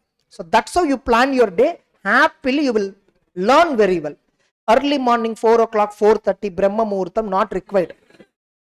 It's not required, honestly I'm telling. The time at which you are ready to study sincerely with focus, that's the best time. So you get up as usual at 7 or 7:30 if at all you're habituated. I mean, the Chennai students are habituated at 6 o'clock, most of them, because the classes starts at 6:37. Then no issue. Okay, so if at all you are waking up at 7:30, no problem. This 1 month, once again I'm telling you, you have sufficient time. I am not telling you just to pacify your feelings and all. No, realistically I'm telling 30 days, 25 working days you are having. Every day 10 to 11 hours, 270 hours approximately you are having in your hand. Definitely you can do well. No doubt about it. Don't care whatever others says. 250 hours mudiyuma. Obviously you have studied already the subject. You listen to the classes already. Revision also mudiya pogudhu ipo. என்ன கிளிக்க போற அப்புறம்? ஒண்ணுமே இல்லல. Sorry, I hope it is not a bad word, right? Then fine. Okay. Yeah. It's like plucking, na? What you are going to pluck? Then fine. Okay. So 25 days, believe in yourself. This process you believe in. 6 days, 1 day full break. 6 days, 1 day full break. Go with this. See, you will clear and come back. And all of you should come back and tell me in November month that I cleared. Your result is in November. September exam result will be November first week. Yes, okay. Yes, now let's look at audit evidence chapter. The first thing is, see how we will get evidence, how we will get information. Whatever information I want, how I will get? Only when I verify.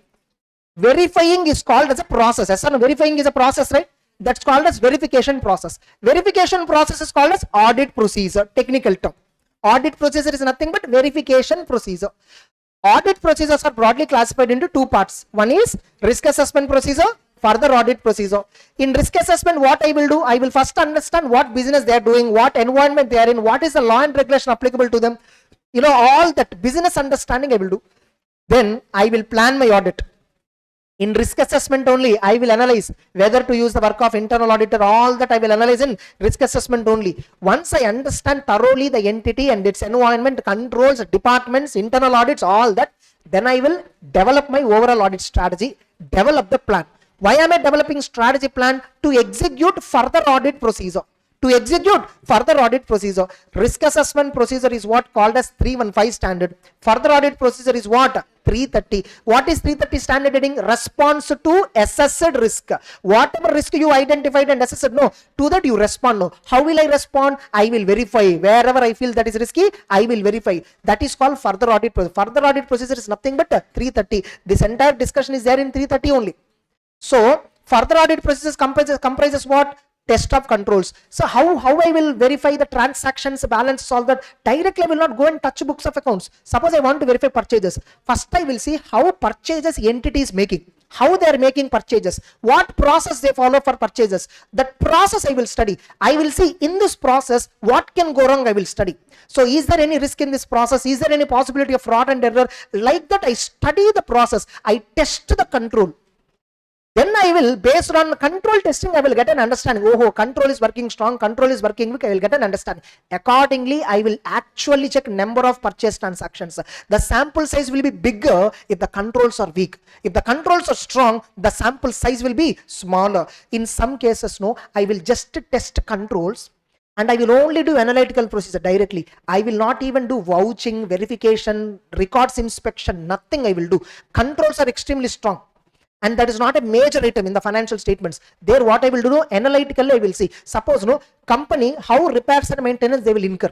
There is a process company established. In order to incur any repair expenditure, so and person approval is required. That person will be somewhere outside India or somewhere top management. Okay, we need to raise a request technically and they will approve it. So like that, some process and all established, and I feel the process is very good. Fraud and all not possible.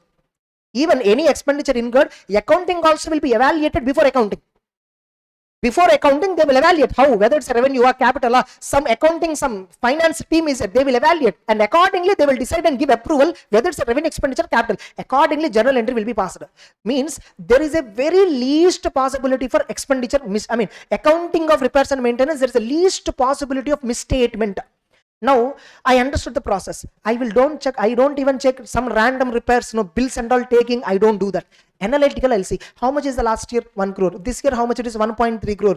Company business also increased, same 20-30%. Repairs are also increased accordingly in line. Logically, I feel no mistakes were there. Logically, every month wise breakup also I saw more or less every month having some equal amounts, more or less. 1 month 15 lakhs, another month 18 lakhs, another month 22 lakhs, another month 17 lakhs. So more or less no unusual amounts.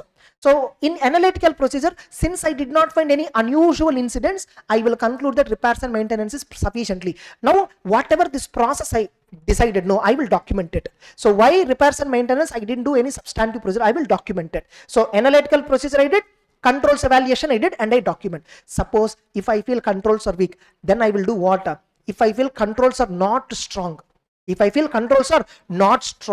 if it is a significant class of transactions, for all significant class of transactions, we do vouching. What is it called as? Vouching means we take some random sample of actual transactions, we verify whether the transaction is approved properly, what is the amount, what narration they have used it, for what purpose it is incurred, whether the accounting is proper or not, on which date it was incurred, whether goods received or not, goods delivered or not. All context in all dimensions will verify. That is actually called as test of actual details, test of details. So that is what audit procedure is all about. Ultimately, why we do audit procedure? We want to see the information. Why we want to see? Because we want to document it. Why you have to document? Tomorrow I want to protect myself against allegations made by third parties and all. So that's the link between audit procedure, evidence collection, documentation. Next. Now tell me, obtaining evidence I will do, right? Through substantive procedure I will get evidences, right? Who prepare this? Who will, let us keep this pending. Question number 11, let me not discuss. That is dealing with assertions. I will discuss along with items of financial statements, audit of items of financial statements I will discuss.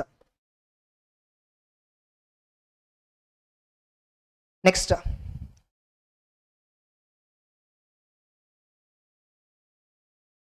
Now, whatever information I am using for audit evidence, who will prepare that information? Like audit evidence means nothing but information. Who will prepare this information? Generally, management will prepare. Sometimes, management may not directly prepare it. They will take assistance of experts. In that case, can I use that information prepared by management expert? You can absolutely use, no problem. If the information that you're going to use is prepared by management expert, evaluate the following: nature and complexity of the matter. What is the nature of the matter? Like if the nature of the matter, for example, it is related to in insurance companies, actuaries help will be taken. Actuaries will help in deciding provision for various claims. Insurance policies.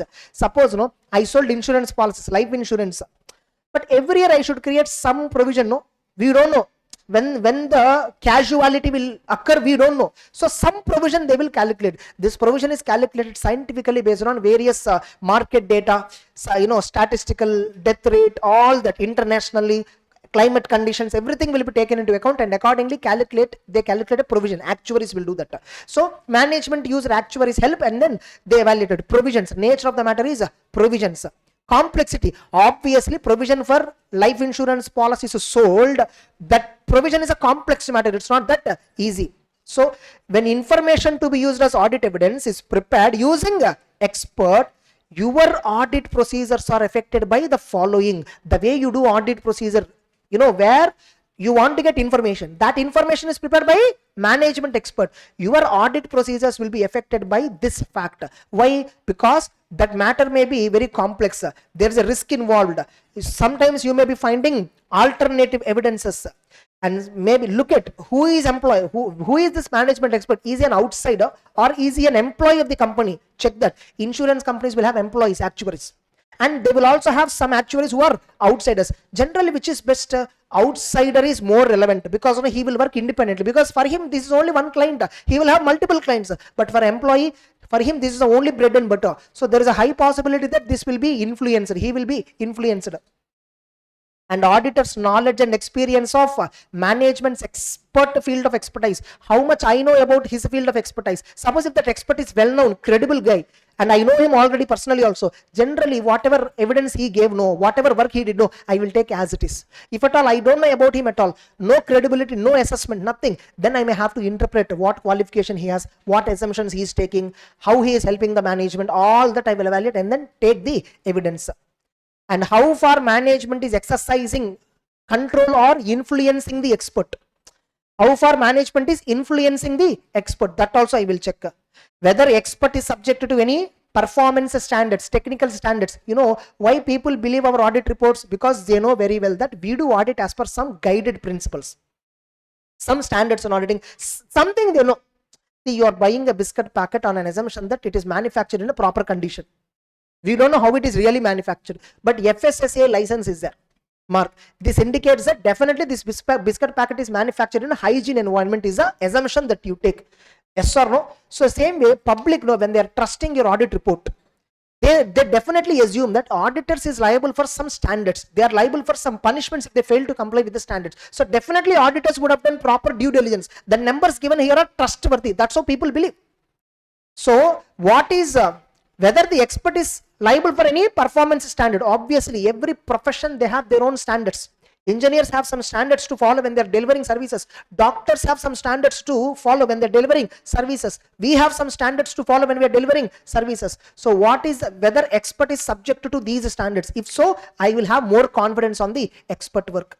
Sometimes the information used as audit evidence, information to be used as audit evidence, that information may be prepared directly by management without taking any expert assistance.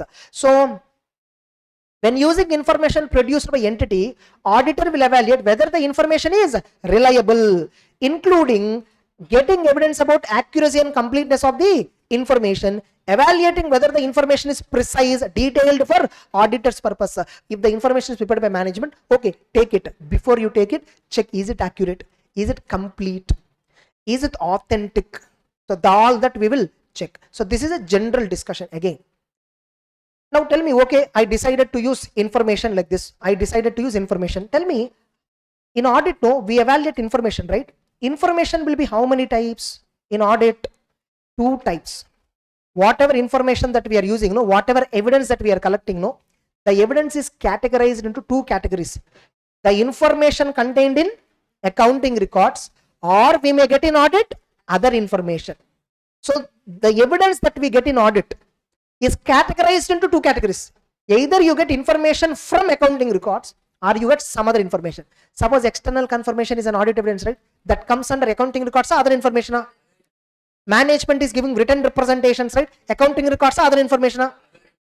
Purchase ledger I am verifying, accounting records. Sales ledger I am verifying, debit note, credit note, GST returns, other information. Correct? GST return is other information. GST reconciliations and workings, accounting records, like that. So whatever information, so accounting records means what? Journal entries, supporting bills and vouchers, invoices, contracts, general and subsidiary ledgers which are not reflected in journal entries, worksheets, spreadsheets, supporting cash allocations, reconciliations, TDS, GST, all that.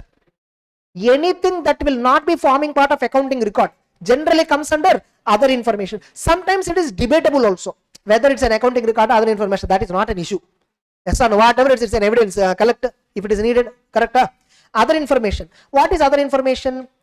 This other information authenticates accounting records, and supports auditors' logic behind true and fair presentation. For example, minutes of the meeting. Some purchase happened from related party. Whether it is approved or not, look at the minutes of the meeting, it is approved. So for various transactions, other information will give the approval. Written confirmations, manuals, internal controls, all that. These are all what?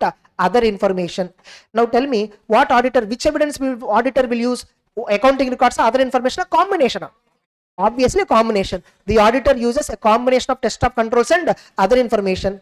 Now tell me, when auditor is using this evidence, no, when auditor is performing these procedures, no, when you are collecting information, no, don't collect every information that is there. Collect what information? Relevant information. And not only relevant, you should check whether it is reliable or not. So whatever evidence that I am getting, I should check whether it is relevant and reliable. Suppose, no, Caro says immovable properties, whether title deeds are in the name of the company. Now relevant evidence here, what is the relevant evidence in this context? Ownership documents, sale registration deed. So no, company provided you duplicate copy, means Xerox copy they provided you. Is it reliable? Generally not. We will not rely on Xerox copies. We want original copies. I know this is a relevant immovable property. Suppose so land and building is there. The company recently purchased and shown in the fixed asset.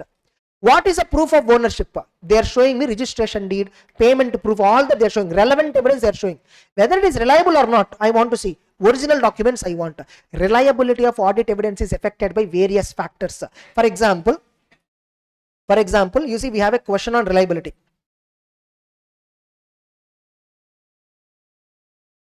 Question number 4. Reliability standards. Yeah, reliability. The reliability of information is influenced by source, its nature, circumstances under which it is obtained. Source means from where this data I am getting. Nature means original or duplicate or what? One of the example of nature of information. Getting it? So that is one of the important. And controls over preparation of the data. What kind of controls entity is maintaining on that data? Generally, how much is the total purchases? How many transactions were there? Company generated purchase report. Company generated purchase report. And report, it shows what are all transactions, which date, how much, from whom it was purchased, all that is shown. In that particular report, anybody can enter in that company. There is no control on that. Now tell me, will you have a trust on that report? Only if so and so people can enter this transaction, others cannot enter this transaction. Such a kind of access controls if they implement, then I will have a trust on the data, right? Yes or no? So reliability of an audit evidence is influenced by the source, nature, controls over the preparation, and circumstances under which it was obtained. Surprise check, generally at some places, in surprise check you get more reliable evidence. Now generally, in independent sources, the evidence is increased when it is obtained from independent sources. And if the controls are effective, generally the evidence will be more reliable. If you obtain directly by the auditor from third party, it will be more reliable. If at all that is in documentary form, it's more reliable. That too, if it is original, it is more reliable. These are all general reliability standards, correct? Of course, sometimes exceptions do exist. For all of this, not always external evidence is reliable. Just because third party said I have to pay 80 lakhs only, not 1 crore, doesn't mean third party, right? No. So generally external evidence, external confirmation is more reliable than internal evidence. But that doesn't mean external is always superior. There might be some exceptions. Our entity is perfect in accounting, third party is wrong in accounting. So these are the general reliability standards. So while recognizing exceptions may exist, the following are the generalizations about reliability. The following are the general norms on reliability. External is reliable than internal, original is reliable than internal, documentary evidence is reliable than oral evidence. Like that, these are all generalizations. Of course, exceptions might exist in some cases. Understood. And one more important is what? The evidence that we are getting must be relevant. Suppose, debtors is there, trade receivables is there, or sales itself is there. I want to know really whether the sales are 10 crore or 11 crore. I want to see whether the sale is 10 crore or is it 11 crore or something else, but company sub-president showed 10 crore. How should I see this?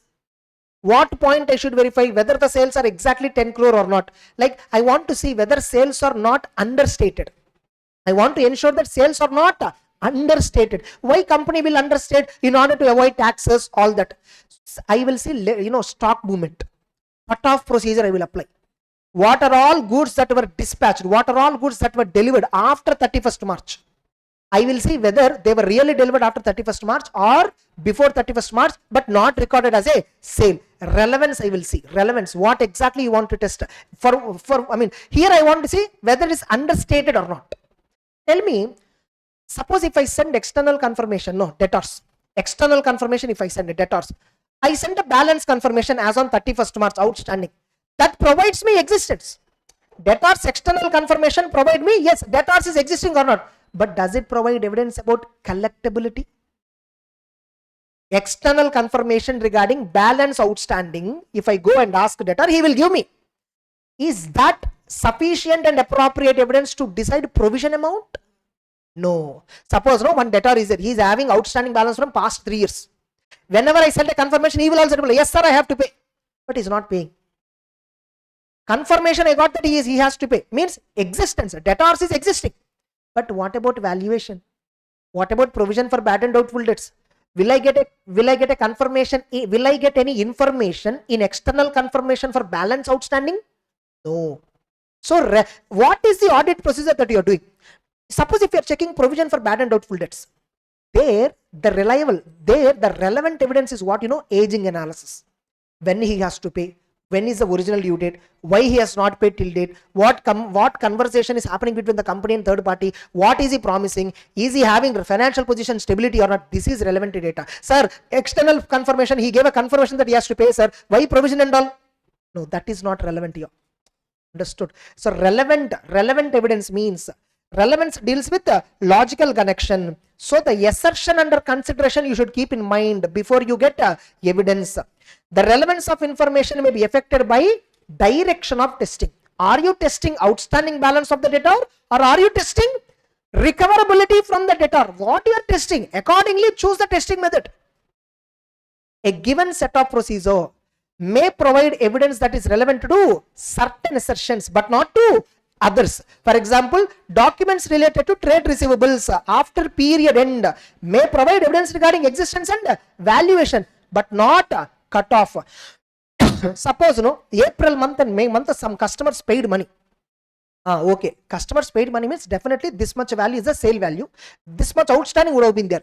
But is this outstanding as on 31st March related or April sale related? Who knows? The fact that amount is collected from debtors. Amount is collected from debtors. That indicates that is an evidence that debtors are existing. That is an evidence that this much is the value of the debtor. But do I know this amount is belonging to 31st March exactly outstanding amount? No. So subsequent receipts we will check. Generally, for 31st March outstanding balance, whether it is correct or not, whether it's a fictitious sale or real sale, to check that we will see subsequent sale, whether this is collected later.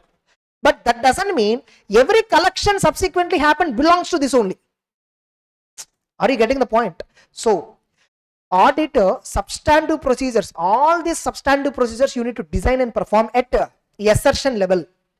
You need to test details and apply analytical procedure, identify conditions relevant for the purpose and see whether are there any material misstatements. So by doing testing, so very simple, what they're trying to tell is do test in the direction of evidence you want. What evidence you want? Are you looking for existence of debtors? Are you looking for recoverability of the debtors? Are you looking for ownership, whether the debtor is a real sale or not? Suppose debtors balance is there. First of all, is this sale really happened? For that, what I should check? Invoice I should check. Before invoice, you would have made an order, whether order is there or not, I will check. Whether goods are really dispatched or not, I will check. E-way bill I will check. GST return I will check, whether the same is reflected in the GST return. Correct? So why am I checking here? Why am I checking all this? Because I have a doubt like whether the debtor is real, whether the transaction is real. Suppose my doubt is not this. Pakka transactions and all, no doubt about it. My doubt is whether this debtor will repay or not. For that, what I need to do? Audit procedure. When we sold, what is the due date? Right now, due date came or not, or overdue already. What communication entity is making with him? whether they will recover or not. If at all correspondence, the communication shows that debtor is somehow postponing the payment, which indicates that it's a doubtful debt, what provision the entity created, on what basis they created, this I will check. In both the cases, same transaction I'm checking, but the direction of checking is different. That is what relevance topic talks about. Now with this understanding, you read this provision, you will understand better. Next, so why sufficient and appropriate audit evidence is needed? What is the need of the evidence? Tell me, what is the need of evidence? How come you give opinion without you verify anything? Unless you verify, tell me, can we quantify what is sufficient? You go, Reliance, okay, 130 vouchers you select. You are doing Tata consultancy, select 200 transactions. Can I fix the number like this? Sufficiency is a matter of judgment. Sufficiency and appropriateness are matter of judgment. At least for appropriateness, I can figure out, hey, how come this is appropriate? Why you gathered this evidence? Based upon his explanation, I can still, whether he did right or not. But sufficient is highly judgmental. Some auditors know by verifying 50 transactions, they will satisfy. Some auditors will verify 150, 200, still they will not satisfy. Some auditors will verify 500 samples and yet they will not satisfy. Sufficiency is a matter of professional judgment. Sufficiency is influenced by, I'll come back to this again. Sufficiency is influenced by materiality, yes or no? Sufficiency is a quantitative analysis. Sufficiency, when I see generally for material transactions, I will gather more evidences. Risk, if the risk is high, more evidences I will collect. Size of population, if the population is so big, my sample size will also be big. Sufficiency is affected by three factors: materiality of the item, risk involved in the item, size of the transactions, size, quantum, population size. Correct? What is appropriateness? Appropriateness is about logical collection. Whether the evidence is relevant, is it reliable? That's what only I will see. Reliability is influenced by source and circumstances and controls over the preparation of the data. So if these are all good, I feel that this is relevant. Yes or no? By the way, getting more and more evidences. Can I compensate appropriateness by getting more evidences? No. You should get right evidence. For provision for bad and doubtful debts, the kind of analysis you perform is completely different from the work that you do for identifying whether debtor is there or not. Suppose you are doing external confirmation for 100% of the debtors. That will not give you any assurance on valuation. That will not give you any assurance on provision. More evidences obtaining will not compensate for its poor quality. Getting more evidences will never give evidence on poor quality.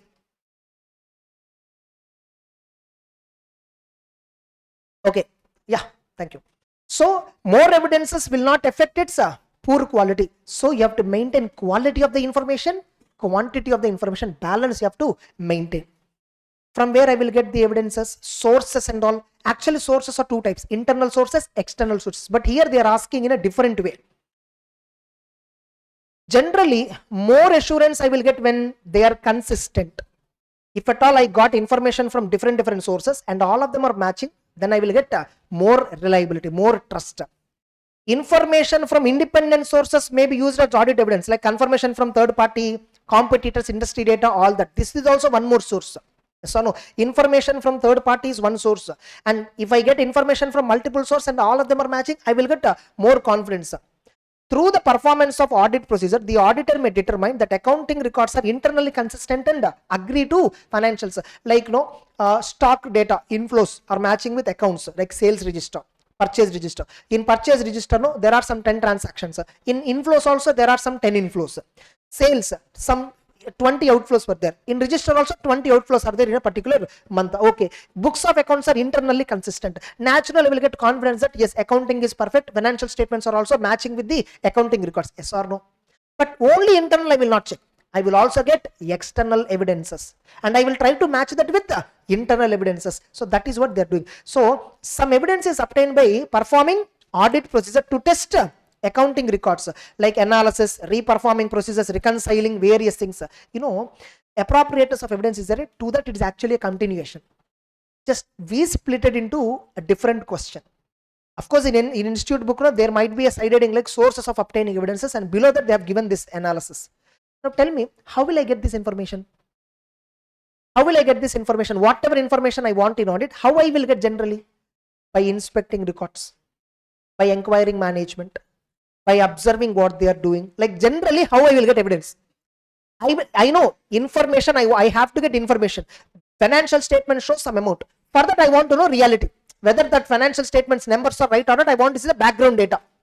How can I check this background data? By inspecting records, by observing the processes they are following, by inquiring, talking to the management, internal auditors, employees, stock like operations people, yes or no, by inquiring all of them, and by getting external confirmation and some documents, whatever is there, I will do recalculations, depreciation and all I will check by recalculations, assumptions and all I will check by recalculations, controls and all I will apply, I will do reperformance, whether process are followed correctly or not. Company said, sir, without a purchase order, we cannot account to purchase invoice. If order is not there, purchase invoice I cannot account. I just brought a dummy purchase invoice and I asked accountant, please pass this journal entry. He is saying, no sir, it is not possible to pass. Without order, we can't enter. I will try to enter with some order, mapping. It is not accepting. System is not accepting, which means the control is working effectively. How I understood the control is working effectively? By reperformance. Analytical procedure is another way through which I will get some logics, information. Through analytical procedure, sometimes I find frauds. Then inquiry. Inquiry is important in this. Inquiry means what? Seeking information from knowledgeable people within the entity, outside the entity. Inquiry is something used extensively throughout the audit. Obviously, without talking to people, how can I do audit? So inquiry is the only thing I use most of the audit. Format. How we can inquire? If at all we want some information, how can we ask? Either in a written format or oral. If it is significant issues, always go with the written format. What we get in inquiry? We get something we don't know earlier, or we will get to know something that is different from what we know, or we will get additional information. All same, That is what they wrote. Information not previously possessed. Response that might provide information that differs significantly from other information, or in some cases, it will give you in a response to inquiry, provide a basis for the auditor to provide, to modify or perform additional audit procedure. Based on the answer, sometimes I think, okay, so and so mistakes happened, okay, so and so things happened, okay, I thought risk is lesser, now I have to perform more work there. See, like, tell me, what do you get by attending this class? You will get something extra knowledge, or you will understand something different from what you earlier understood. And based upon this, you will understand you have to study more.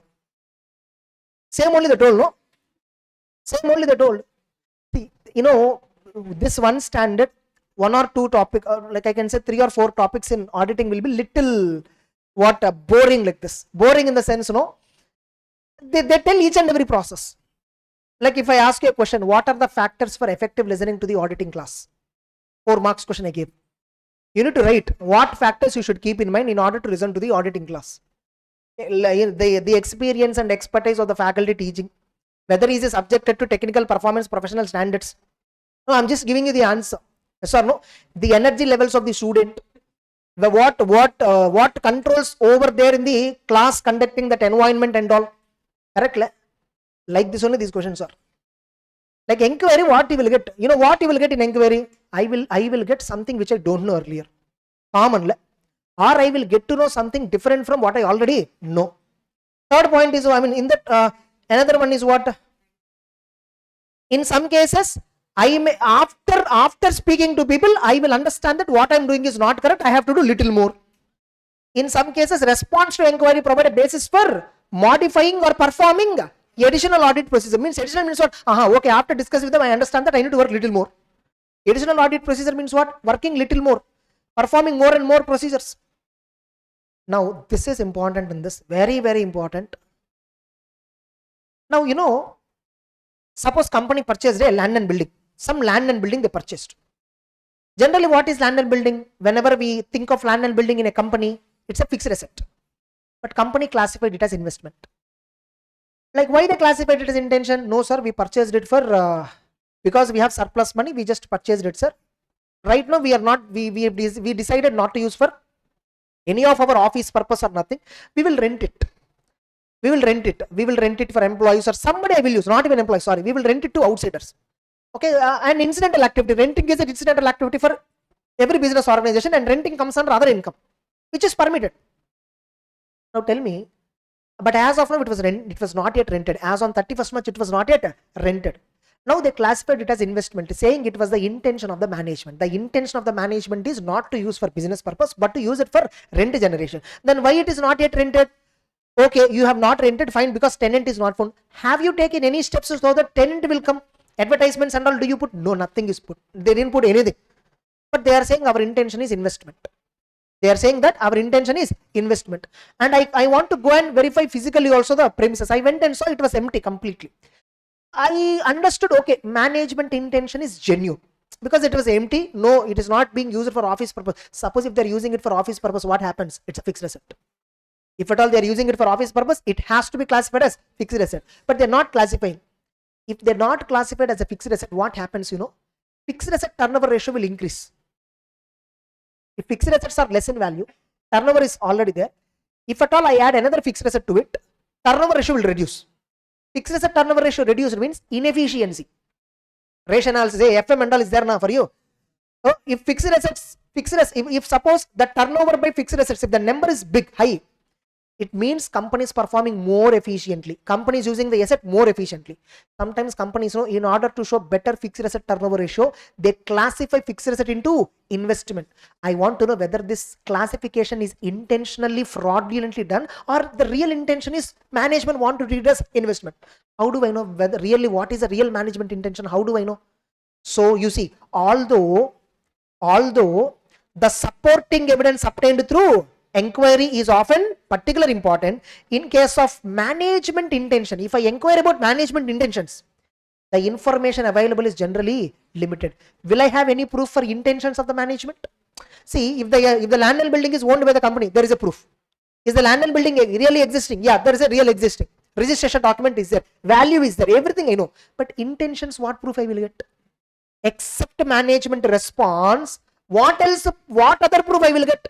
So information that is available to support management judgment is very limited. In these cases, what auditor shall understand? How do I know management intention is real? Are they faking it or is it real? How do I know? I will see the past history of previous. I am doing audit from past 3-4 years. Last year, that before last year also, they classified some new buildings as investments. And that time also they told that is their intention. Their intention is not to use for fixed asset, but to use it for investment purpose. And what exactly after 6 months they used it for office purpose, which means in the past they violated their stated intention. Correct? Now, if I have that kind of proof, what I will tell management? No, I know last time also you did the same in the past 3 years every time. So every time you are showing higher turnover ratio, all that, and attracting more and more investors and more loans, all that you are getting. But later on you are reclassifying it as a fixed asset. I know you will not carry out your intention.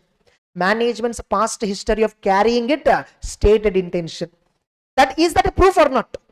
Nothing but past experience with the company. Second is what? Management's stated reasons for choosing particular. What reason exactly? Like what exactly they're telling regarding why they classified as a land, why they classified as a investment. What exact reason they're telling? Look at that reason also. Look at the reason why they're classifying land and building as an investment, not as a fixed asset. What reason they're giving? Previously also, is there any of this incident? And they are saying our intention is like this, and that's why we did like that. How far they carried that? Further, management's ability to pursue a specific course of action may provide information to corroborate evidence about management's intent. What is a management's ability to pursue specific course of action? Ability to pursue specific course of action. What does it mean? Like I spoke to the director, finance director. He is the one who told me that no sir, this we want to use, rent it. That's why it's an investment property. It's an investment. We classify it as per accounting standard as an investment. So I asked him, sir, for sure you are going to use it for investment property only? No sir, for sure sir, I'm giving declaration. But I know this director is just a dummy. Some other director, main chairman, if tomorrow comes and says that let us use it for office business, they have to use. Means this management who told me that we want to use it for land and building, like office purpose or maybe rental purpose, do they have the ability to pursue their intention? They don't have the ability. Why they don't have ability? They don't have power. Whatever they say today, tomorrow it might change because it is not in their hands itself.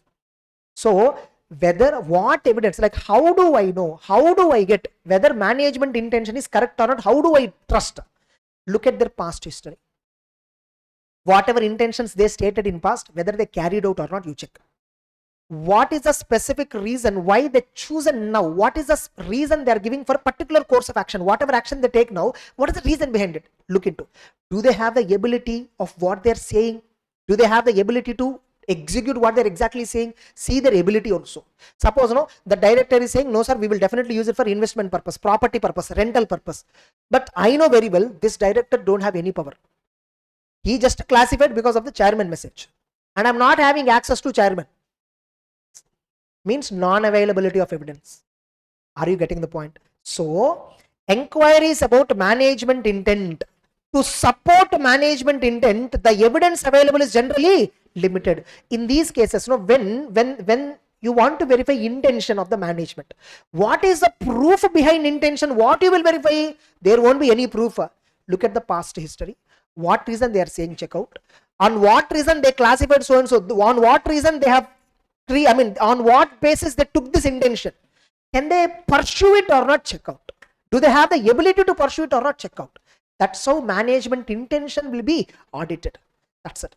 And finally, I will do all this now. I will also get written representation. Look, you told me this is the intention. Give me a declaration that this is the true intention. You are not going to change your stand later.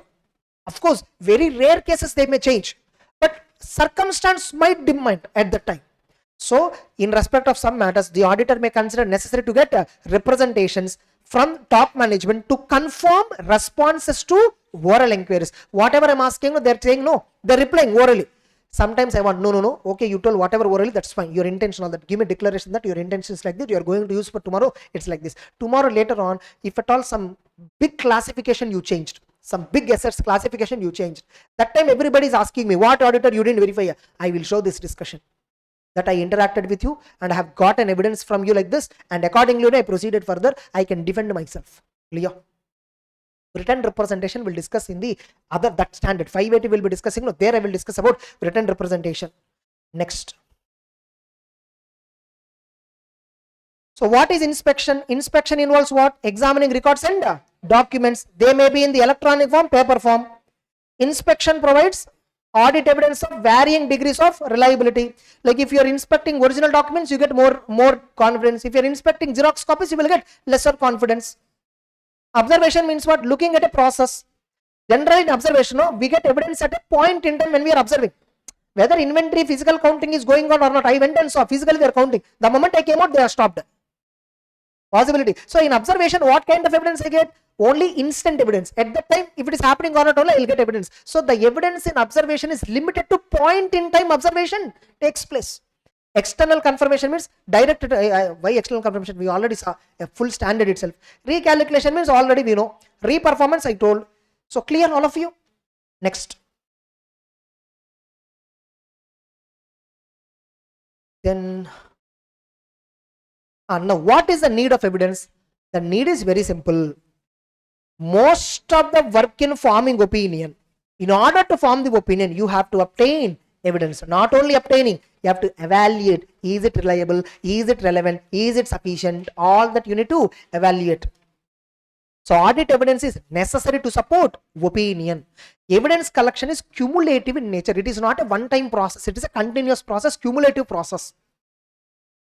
However, it also includes information obtained from other sources. Sometimes evidence, we may not get only from the current period. We will also get from previous audits evidence also. Sometimes we will be using. Entity records, accounting records is the important source of audit evidence. Correctly? Obviously, accounting records is the main source of evidence. In some cases, absence of information may also be treated as evidence. Suppose, I want to verify inventory lying with third party. Inventory lying with third party. But when I send a confirmation, third party is not responding. And third party is also not traceable. Nobody is there from the third party. That organization was closed. Godowns and all were closed. And I'm having doubt whether really the goods are with the third party or not. Somehow I'm not getting evidence. Not getting evidence itself is an evidence that something is wrong. So not having evidence, absence of information itself is an evidence. One more example I'll tell you. Suppose company has taken a loan from some holding company. They said no interest, sir. I saw loan agreement. Inside that interest rate clause and all is not there. Absence of interest clause is an evidence that interest is not there. Correct? And evidence can be obtained how many ways? Inspection, inquiry, observation, confirmation, recalculation, reperformance, analytical procedure, all that. Correct? Now tell me, are these are substitute procedures or complementary? These are all complementary in nature. First, I want to verify purchase documents. In order to verify purchase document, you should ask management, inquire management where purchase documents are. If you have any doubt in the particular document, whom you will ask? Management. Now, whether goods are really there in the godown or not, recently purchased goods, you go and observe it. And whether the amount is correct or not, you recalculate it. Whether purchase is rightly processed or not, see the accounting process, reperformance. Correctly? Next. Now, types of evidences depending upon nature. Evidence may be visual, oral, documentary. Source, internal, external. And all the evidences, bulk of the evidence auditor, major evidence we get from external, internal. Books of accounts itself is internal. By the way, just because they're internal, are we suggested that they are to be suspected? No, they are not suggested to be suspected, but you have to be alive. You have to be skeptical. Getting it? Possibilities of manipulation. There is a possibility of false and misleading evidence. So, external evidence is generally considered to be more reliable because external parties are not interested in manipulation of your records. However, auditor, if at all has any doubt about independence of third party who gave external confirmation, you must investigate that matter. You must have greater vigilance in that matter. Whatever it is, you should match internal and external evidence. External source, whatever information we get, internal, whatever we get, they both should match. If inconsistency is there, we call it as exception. If exception is there, you should resolve that exception. Where the mistake exactly happened, you should resolve it. Correct? That's it. And finally, now we have to, how do we get this evidence? By testing it. Yes or no? Analytical procedures, substantive procedure will do test of details. How we do substantive procedures? By testing the items. How you can test? You can either you can test all the items, selecting all the items, or selecting specific items, or sampling method. Specific item testing is different from sampling. Sampling means what? So many transactions were there randomly. I select. I don't know which item I'm selecting. This may be a simple random sampling, stratified random sampling, block, or whatever method of sampling. Specific item testing means what? All purchases more than 10 lakh I want. Now tell me, is it a specific testing or not? Because I am testing all the items subject to some characteristics. That is called specific item testing. Now, which method we use in audit? We may use all the methods. For most important transactions, we do 100% testing. For high value items, we do selective testing, nothing but specific testing. For large volume of transactions of immaterial items, sampling. It depends on the circumstances. Yes or no? So, in the recent exam, it was asked May 24. It was asked somewhere, I don't know, I think they asked about selecting specific items. They asked this question. Maybe in the MTP or main exam, I'm not sure, but it was asked. Remember, for me, MTP, main exam, both are one and same, according to me. Because they both are tested, but they both are designed by the institute in the same intensity, with the same seriousness. In fact, exam papers and all 1 month before only they will decide. Some 4 or 5 papers they will be having for every subject. 1 paper they'll give it as MTP. 1 or 2 papers they'll give it as MTP. Remaining papers will be randomly selected on the day of exam and that will be given. Sets will be there. So that will be randomly given on the day of exam. So for MTP, what is the paper preparation process, and for the main exam paper preparation process, both are same. So that's why MTP also you have to take seriously, because the same pattern exams will be, main exam will be conducted. Selecting specific item. The auditor may decide to select a specific item. In making decision which items to test, you may understand the entity, you may observe understanding of the entity, you may think of risk of MMS, you may think of characteristics of the items that you are going to test. Now, the judgmental selection of specific items is subject to non-sampling risk. Here you are not applying any sampling.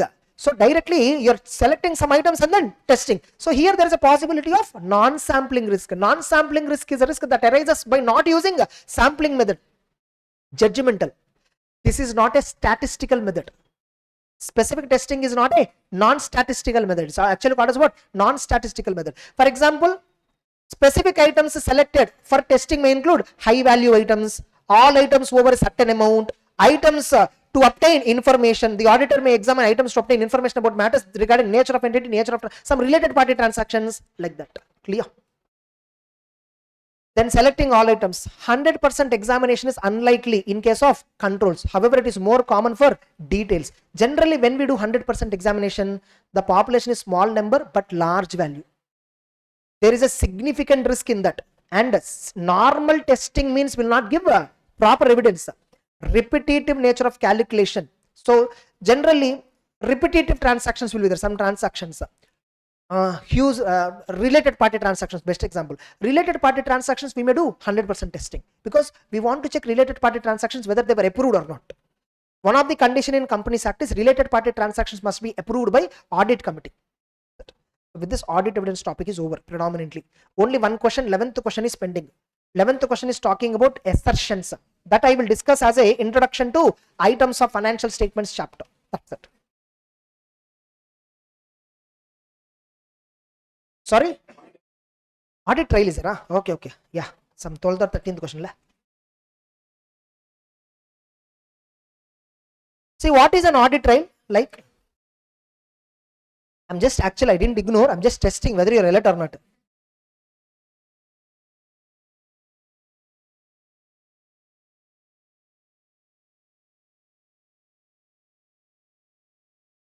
You see, audit trail. Audit trail is nothing but a system log. Whatever you do in the system, your phone also will have a logbook. Log will be there in your phone. How many times you unlocked, what apps you opened, how much time you spent on which app, what message you sent, everything will be recorded in your phone backend. You will not find it. Okay. In the system preferences, system settings, somewhere you can trace out what exactly the activity happening in the phone. So that's a log. We call it as what? Log. CCTV camera is also a log of activities. What actually happening? CCTV cameras will record what is happening. Same way, in accounting software, when the transaction was entered, when it was modified later, whether any transaction entered and deleted, entire that sequence will be recorded. Such a feature should be there in accounting software with effect from 1st April 2022. With effect from 1st April 2022, every company, whatever accounting software they are using, it must have an audit trail feature. What is audit trail? It's a documented flow of transaction. Whatever transaction is happening, it will be documented. It is used to investigate how a source document was translated into accounting entry. Like before it comes in financial statements, what are all happened before it come to financial statements, I can see that. It is used as audit evidence to establish authentication and integrity. Integrity of the transaction means what? So and so accountant, and see, generally, in companies, at the billing, they can't do fraud. So whatever billing happened, it automatically linked to, suppose DMart is there, sales are happening, every minute something is billed. Immediately sales register will get updated. Now, the moment sales register is accounting record, it gets updated. Suppose if the company wants to suppress the sale, if they modify the sale value, it will be recorded. Sale is modified, like that it will be recorded. All big softwares like SEP, Citrix, there are Zoho, in all these cases, audit trail is already there from long ago, 10 years ago itself it is there. But so for some softwares like Tally, Excel, records are maintained. Some companies, so they maintain records in Excel format, all that. Where audit trail feature is not there in the accounting software, that is not permitted. Getting it? So audit trail feature must be there now onwards for the every accounting software that you are following. Why audit trail? Because at the source itself, accounting records are created from the transaction itself directly. Later on, if you modify, we will get to know. So auditor will generate exception report. Auditor will generate exception report in the software. What that report contains, what are all transactions which are automatically captured by the systems but are later manually modified. That report we will generate. If the report is nil, happy. If the report has modifications, why management you modified? This is the original transaction, why you modified like this? Are you getting it? So they will give explanation. If at all proper explanation evidence is there, you will be happy. Otherwise, that's a suspiciousness. It may be a result of fraud. That's it. Accordingly, you investigate further and you take decision making in the opinion. So it is a step-by-step record by which accounting, details of the trade, nothing but transactions, financial data can be traced to their source. Audit trails are used to verify and track many types of transactions, including accounting and financials. Audit trail act as a record keepers that document evidence of events, procedures, operations, because their purpose is to reduce fraud. Generally, at the time of original transaction, manipulation will not happen. Manipulation happens after transaction is recorded. If manipulation happens, we can easily trace out. Clear? Audit trail involves obviously cost, because storage cost. Every incident will be recorded. So much of storage. Software is very costly because you can't delete audit trail. You should not delete audit trail. In order not to delete audit trail, some encryption should be done. It obviously involves some time and resource and finance related cost. What is the benefit of audit trail? It will help us. Audit trail help to enhance internal control and data security. It will help in fixing responsibility and rebuilding events. If at all transaction is modified, no, I can remove the modifications, and what is the original transaction I can identify. Rebuilding the transactions, events. Audit trail analysis can specify reason for the problem. Systems which have a feature of audit trail inspires confidence in auditors. If the accounting software is having audit trail feature, I know very well that original transaction is remained as it is intact. If at all changed also, I know when it is changed, who changed it, what exactly they changed it.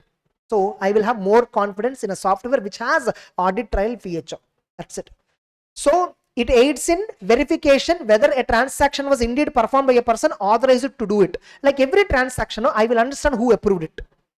Every transaction I will understand who approved it, who passed the journal entry, because through audit, see in systems, because in the revision class I can't tell all that. In companies, in the software, they will have user ID password. From my user ID password, whatever I do will be recorded. From managing director user ID password, whatever he do, that will be recorded. So tomorrow, if some fake transaction is there, who recorded it, we can identify. Audit trail have all these features. So that is what audit trail exactly. Clear? In exam, they'll ask you, what are the benefits of audit trail? They'll ask you, what is audit trail? What are the benefits? Audit trail means meaning. This is meaning. First point number A alone is sufficient. Then benefits you need to write. Clear? 3 marks question they'll ask. That's it. With this, SA 500 is fully done. I thought of actually covering the review, completion and review chapter also, but that's okay. We have enough time now. That is the reason I conducted this session. So we have what are all standards pending? We still have 560, 580, 260, 265, SQC 220. SQC 220. If all these 6 standards are completed, then entirely it is over. We have in the next session, in the next sessions, we are having these chapters pending. These standards. Hardly these standards will take 1 hour to 1.5 hours. Bank audit will take 1.5 hours. Audit strategy, planning, programming will take some 1.5 hours. Items of financials will take 3 hours to 3.5 hours of discussion. As a whole, 3 hours I will be spending. We have enough time. So slowly, neatly we will discuss. Confident all of you until now? That's it. Okay. And by the way, yeah, that's it. That's it. Just a minute, I'll get back. So let's begin the next chapter, that is completion and review, which has certain standards. This chapter, it starts with a particular concept called what are the procedures to be performed before signing the report. After completion of substantive procedures, before signing the audit report, what are the procedures to be performed? This particular question answers like, you need to check the effect of subsequent events. You need to obtain sufficient appropriate evidence regarding going concern.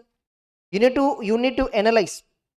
You need to evaluate and communicate misstatements identified, and you need to communicate significant findings to those charged with governance, and you need to obtain written representations, like audit finalization, we call this as.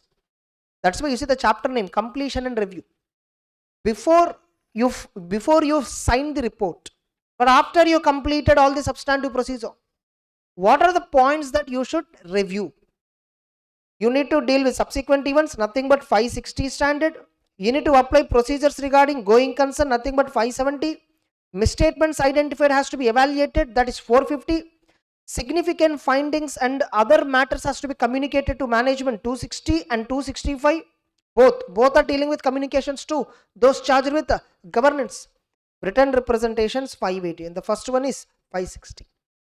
So these are all various aspects that you need to do before you sign the audit report. Now, for all these aspects, they are having a separate auditing standards. Like for subsequent events, what we have to do exactly, we have a separate standard. A going concern, evaluation of misstatements identified, for all these things we have a separate standard, and that is what we are going to discuss. Now, for 450, 570 is already over. If you recollect, 570 we have already completed. 450, I said I'm not covering, but what I'm doing is I will re-upload my previous version marathon. I have recorded for May 24 attempt one marathon. So 450 I have covered inside that. I will re-upload that. Just that this material is color one, that's a black and white material which we used. That's the only difference. Rest content is exactly same, questions, answers, everything is exactly same. So you can refer to that particular class and then study.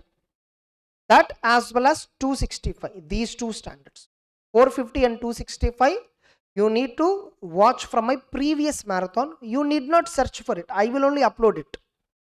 I will only upload it on the YouTube. Part 3 video I'll upload. Inside that you will find. In part 3 I'll upload these two standards, materiality 320 standard, risk assessment chapter also I'll upload, which are all based on my previous version material, which is just a black and white material. This is a colored version. That's the only difference. Understood? Now, so we are still have to discuss 3 standards under this chapter which we originally targeted. One is 560, 260 and 580. Once these 3 standards are completed, then we have audit strategy, bank audit, items of financial statements. That is what we are exclusively doing for September and January attempt put together. So that we will, if we complete it, our discussion or this new book based marathon will be completed. This revision will be completed. So now let's begin without any delay. 560 subsequent events. 560 subsequent events. Like we already have an accounting standard 4, which is already dealing with subsequent events. Then why we are having once again like a separate auditing standard? What is the speciality of this auditing standard that deals with subsequent event? Suppose if you look at accounting standard 4, what is the definition of subsequent events? Events occurring after balance sheet date, but on or before approval of financial statements, or events occurring on or after balance sheet date, but happening on or before, events occurring after balance sheet date, but on or before approval of financials. Whatever events were there, we call those events as what? Subsequent events. And if any event that occurred between this period for which conditions already present on balance sheet date, we call them as what? Adjusting events. Suppose if there are no condition present as on balance sheet date, we call them as what? Non-adjusting event. When there is a symptom on balance sheet date and before the financials get approved, that symptom materialized, then adjust the financial statements, because already symptom is there. The substance over form, conservatism concept. Since already symptom is there, you recognize. Suppose if there is no symptom at all on balance sheet date, outrightly suddenly it happened after balance sheet date, that is not a adjusting event, because as on 31st March there is no any circumstance, condition, indicator, symptom existing related to that event. That's a non-adjusting event. Non-adjusting event means it doesn't require any adjustment in the books of accounts. Adjusting event means it requires adjustments in books of accounts. This is what the accounting standard that we know. Then what auditing standard says? But remember, as a part of audit, I need to check compliance with all the accounting standards, correct? And I will anyhow verify accounting standard 4 whether subsequent events, adjusting and non-adjusting, are they identified by the management correctly and accounted it, I will anyhow see. Then why again separately we have an SEP 560 auditing standard? What auditing standard says? Subsequent event definition: events occurring after date of financial statements, but on or before date of audit report. Events occurring after date of financial statements, but on or before the date of audit report. And there is an extension to the definition, and this extension is what? The reason for this standard. And the fact came to the knowledge of auditor, after date of audit report. Came to the knowledge after date of audit report. After you have given audit report, now you got to know about a subsequent event. That is what exactly the standard is dealing with. Like, suppose, now by the way, the terminology if you observe, no, accounting standard uses the word balance sheet. Here we are using the word date of financials. Accounting standard uses the upper date as what? Approval of financials. Here we are using the word. Generally, date of audit report and approval date mostly same. Can date of audit report be earlier than approval date? Can it be later than that? Yes. But 99.99% of the cases, approval date and audit report date will both match. First, management will approve. On the same date, auditor will also give the audit report. By the way, before giving the final audit report, draft and all is already given. Before approving final financials, management has already given the auditor draft financials. I know very well which financials company going to approve. They also know very well which audit report I am going to issue. Just that dates were not yet put. Understood? Now, like for example, no, suppose no, between this period, the company has some 12 subsequent events. How many? 12 subsequent events. Out of which 10 are adjusting event and 2 are non-adjusting event. These are the total number of events happened. But you know, company out of these 10, company identified only 8 events. They didn't identify 2 events. They missed it because of some reasons. 2 events they have not identified. Only 8 adjusting events they identified, and all the 8 they rectified. The adjustment events, right? They all adjusted it. Auditor also checked all those 8 items. Everything is over. However, after I have given the audit report, I got to know that 2 more events were there. What are they? 2 more events were there. When these events occurred, by the way, after the date of audit report? No. These events were occurred before the date of approval, before the date of audit report only. But they were not adjusted in the financial statements. This information when I got to know, after the audit report is dated, after the audit report is issued, what should I do now? That is what exactly auditing standard is dealing with. Auditing standard is not dealing with all the 10.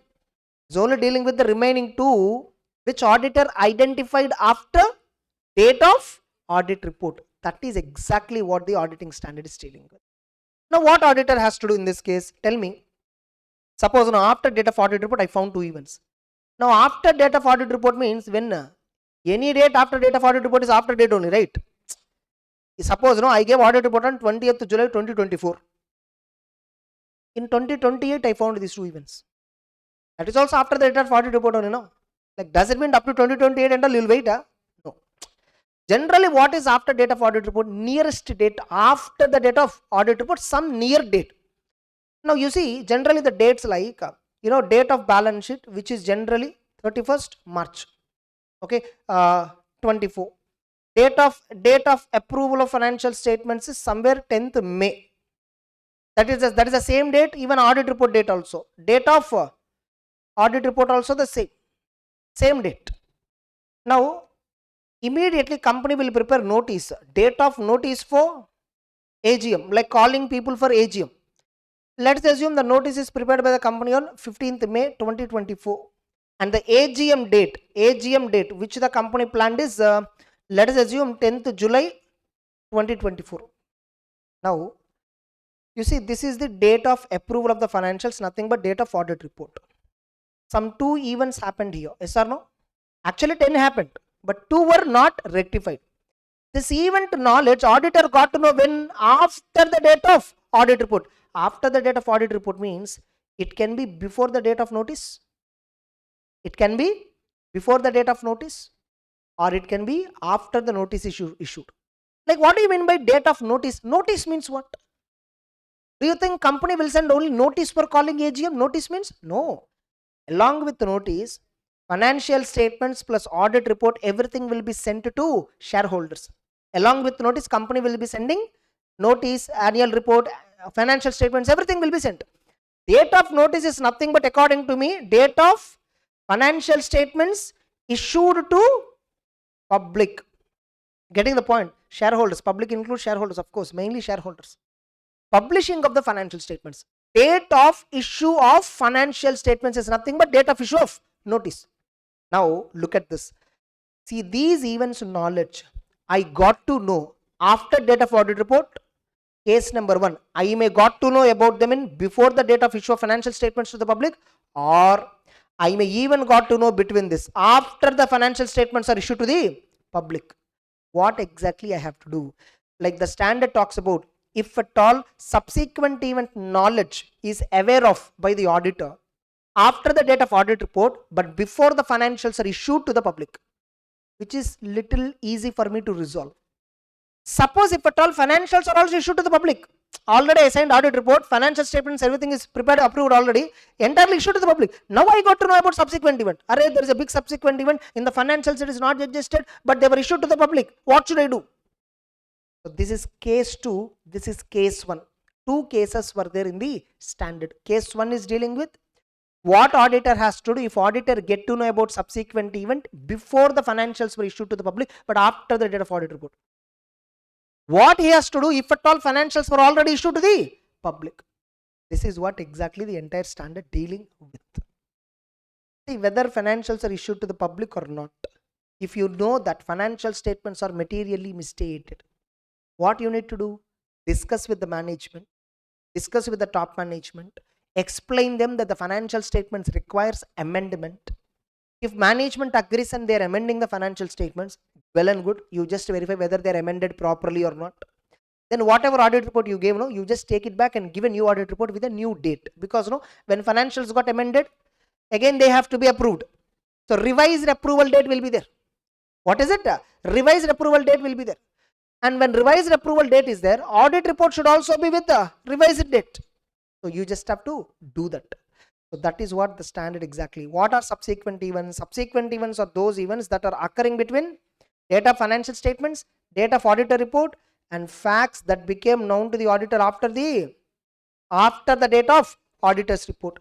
Date of financial statements means what? Generally, date of financial statements, end of the latest period, nothing but 31st March. Date of approval means what? The date on which all the statements that comprise financials, including notes, have been prepared, and the authority, who have the authority, have asserted, means what? Approved, that they have taken responsibility. Date of audit report means the date auditor dates the audit report. Date financial statements issued means what? It is the date that audit report and financial statements are made available to third parties.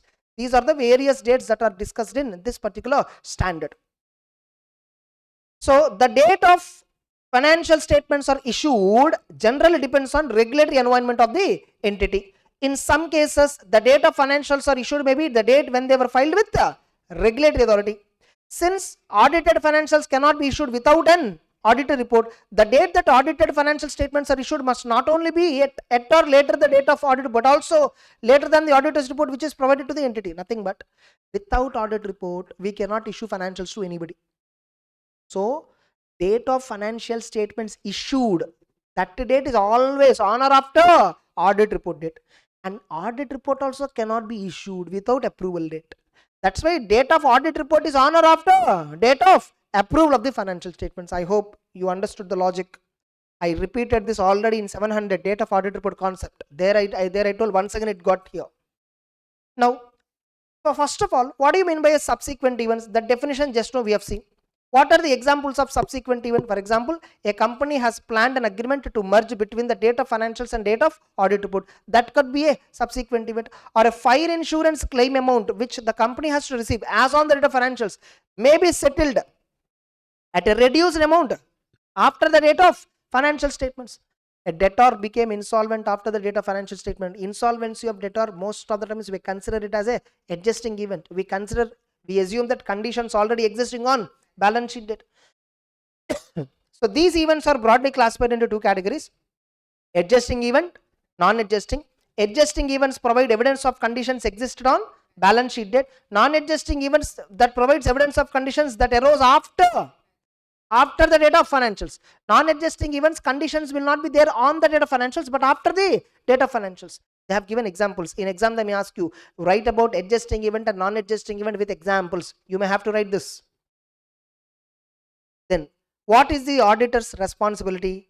You should obtain sufficient appropriate evidence whether events occurring between the date of financials and date of audit report that require adjustment are appropriately adjusted. You need to first, the primary objective of the standard is you have a responsibility and accounting standard. What responsibility? What are all events that require adjustments? Which events? Those events that occur between date of balance sheet, nothing but date of financial statements, and the date of audit report. See whether they were all adjusted, reflected properly or not. Respond. If at all you got to know about a fact after date of audit report, had they been known to auditor, it would have caused them to amend the audit report. If I got to know some events after the date of audit report, if at all I know this earlier, I would have not given unmodified opinion.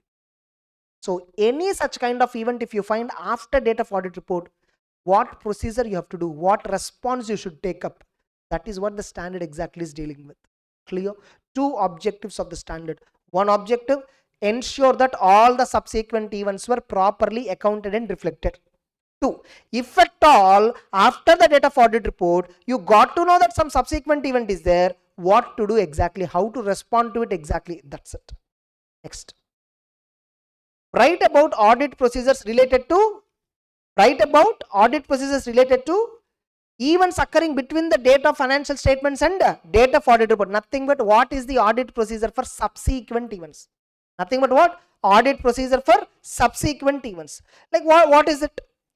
Generally, tell me, once I gave the audit report, do I have any responsibility to perform any audit procedure? We know very well, auditor shall not date the audit report unless all the audit procedures are completed. The date of audit report cannot be earlier than the date of audit procedures. Cannot be earlier than the date on which you obtain sufficient appropriate evidence. Cannot be earlier than the date of approval. Correct? So generally, once we give audit report, we don't have any responsibility to further audit procedure. We don't have any responsibility to perform any audit. But the auditor shall, the auditor, however, the auditor is not expected to perform procedures on matters which previously applied procedure provided satisfactory conclusions. Nothing but, see, once you got a satisfactory understanding, satisfactory like conclusions that everything is accounted properly, later on you need not do any other further procedure. Generally, what is the procedure I will do for subsequent events? Generally, how will I identify subsequent events? How I will? First, I will discuss with management. I will look at the recent loans, advances, ledger movements. After 31st March, I will see the accounting adjustments, all that.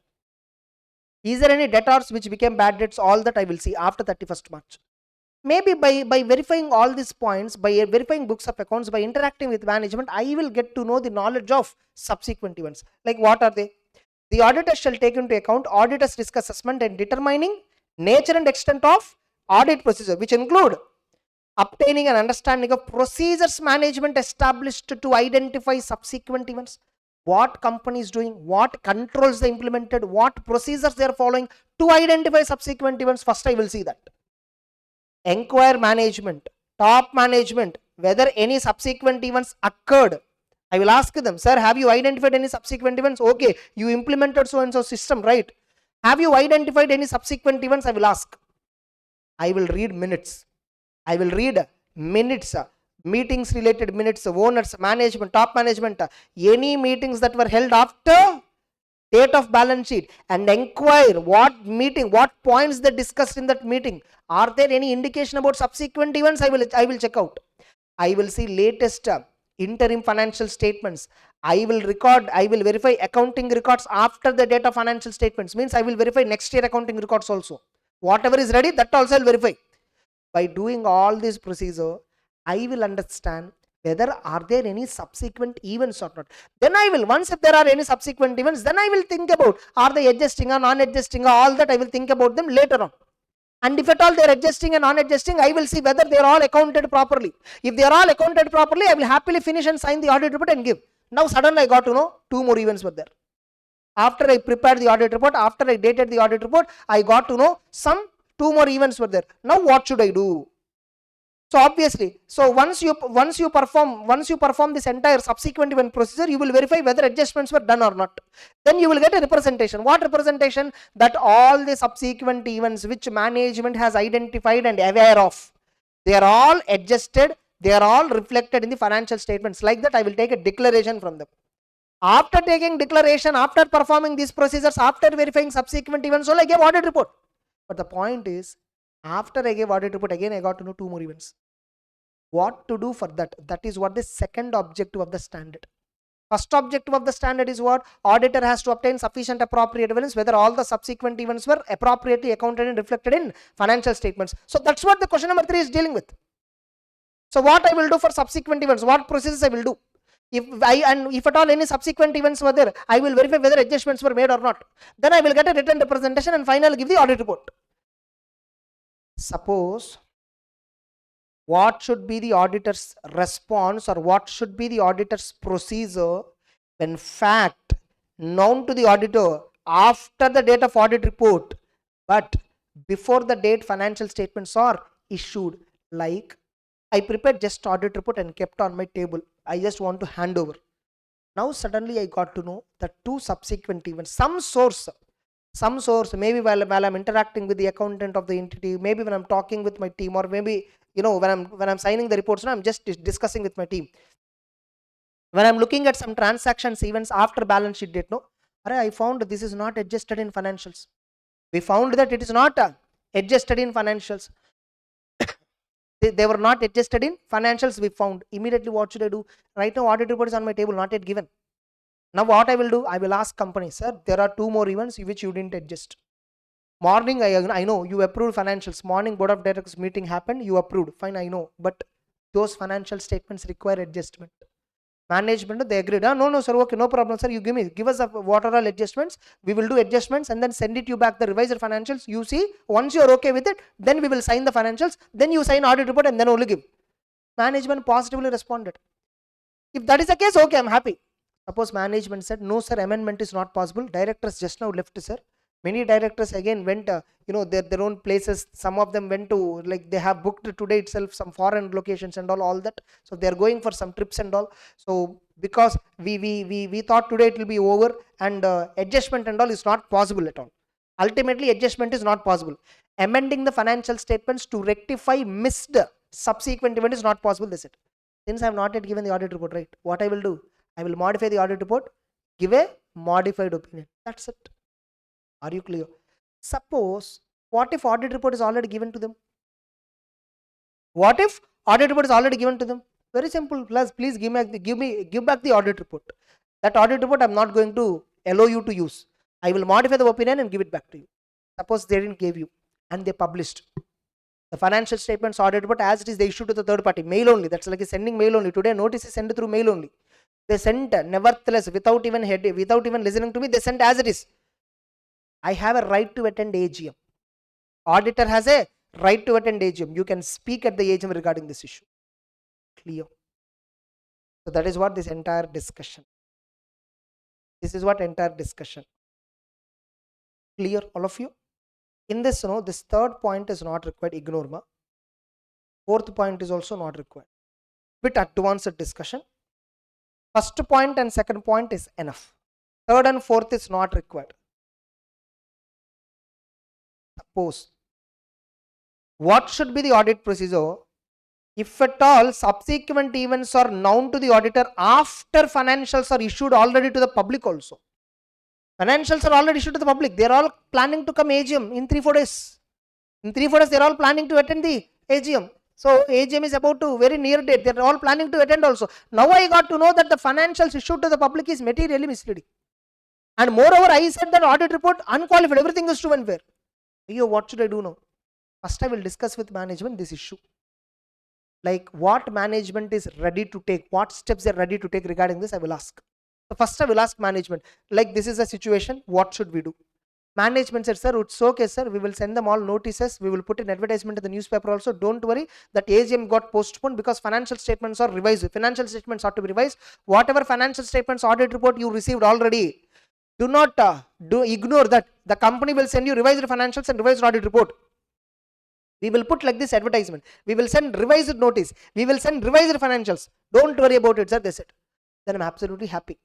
So I will give a new audit report after they revised the financial statements. So once they revised the financials, I will also give a revised audit report. Maybe whatever amendment happened, that I will put it under emphasis of matter paragraph. That I will put it under emphasis. Why I am putting under emphasis of matter paragraph? Because already you received one financials. Now you are getting new financials. What is the difference? I am highlighting in emphasis of matter paragraph. To highlight exactly what is the difference, I am using what? Emphasis of matter paragraph. And further process will be done like this. Suppose management said, no sir, it's very ridiculous. Already financials and all were sent to public. They already 15 days it's been, and now another 15 days AGM is going to be conducted. Now you are coming back and asking adjust the financials and all is not fair. I agree, primary mistake is companies only, because we are the one who are liable to identify all the subsequent events and adjust it. But we missed 2 events, and now you got to know that. Very good, appreciate you. But now adjusting the financials and all is a heavy task. It's not possible. Next year we will show it as a prior period item. Please kindly cooperate. But auditor don't want to listen. Auditor don't want to agree, because I know about the material misstatement and I know it's a very material. And I said, I gave an opinion that everything is true and fair. What should I do if at all management is not allowing me? The standard says take appropriate action. The standard says take appropriate action. What do you mean by take appropriate action? You have a right to attend to AGM. Talk in the AGM. That's enough. Clear? Now there is a third issue. What if you got to know about the financial statements after AGM is also over? Means shareholders also approved the financials in the AGM. After that you got to know. What should you do? The standard is silent. In that case, we straight away consider it as a prior period item. Your responsibility is over now. Next year auditor will take care. Clear? This is what the entire standard is. So discuss the matter with the management. See whether financials requires amendment. How management is addressing this matter, because no financials are already issued to the public. How management is going to, suppose if management is amending the financials, carry out procedures necessary in the circumstance, review steps taken by management to ensure that anyone in receipt of previously issued financials were informed of this situation. Whoever have got previously the financials, were they informed of the situation? What steps management has taken? Check it out. And this and all. Provide a new audit report on the amended financials. Provide a new audit report on the amended financials. Extend the audit procedure to the date of new audit report, and the date of new audit report is no earlier than the date of amended financial statements. Like since now you tell me when I'm revising audit report because of this. Original audit report date is actually, now you look at here. Original audit report date is what? 10th May, correct? 10th May is the approval date and audit report. Now I got to know about subsequent events after the financials were issued. When the financials were issued, actually in this example 15th May, I got to know about it on 25th May 2024. Now management is ready to amend financials. Now they amended and approved financials on 30th May, new financials. Now I will give new audit report on 30th May, right? Earlier old audit report is what? 10th May. Now new audit report is what? 30th May. New approval date is also what? 30th May. Now tell me, when approval date is 10th May, subsequent events occurred up to 10th May only we should consider. Correct? Suppose if the revised approval date is 30th May, subsequent events happened up to 30th May has to be considered, right? Which means auditor earlier, I only considered events up to 10th May. Where 12 were happened, 2 were missed. Now I need to consider all the events that are there up to 30th May, which means another 3-4 might be extra existing. That also should conduct. That also we should verify. That also we should verify. Management has to rectify the financials, including that, because approval date has been changed. That is what this point, because this is what many students confuse. Extend the audit procedures which are already referred. Already referred means what? Subsequent procedure, audit procedure, no? Up to the date of new audit report. To the date of new audit report, and the new audit report shall be not earlier than the date of approval of amended financial statements. Whenever new audit report you are giving, subsequent event definition date is then a date of audit report, that will be changed to new audit report. Accordingly, up to new audit report, whatever issues that were there, all that will apply. Clear? Suppose if management does not take any steps to ensure that whoever previously got original financials and original audit report which contains actually material misstatement, management is not taking any steps, what you will do? Auditor shall take appropriate action to seek prevent reliance on the audit report. Dear shareholders, the audit report which I gave is containing unqualified. Don't believe that. Okay, financial statements are containing so many material misstatements because subsequent events management failed to identify. Understood or not? That's it. The standard 560 is over. With this understanding, you go and read once again this entire standard slowly. You will get a very good clarity. You will get a very good clarity. That's it. Whatever points I've covered, only those points you read. Remaining points not required. Suppose in this no, I said I told you to strike up third and fourth. That they both you ignore. Rest of the points and all you study. It will be more than enough. Confident. That's it.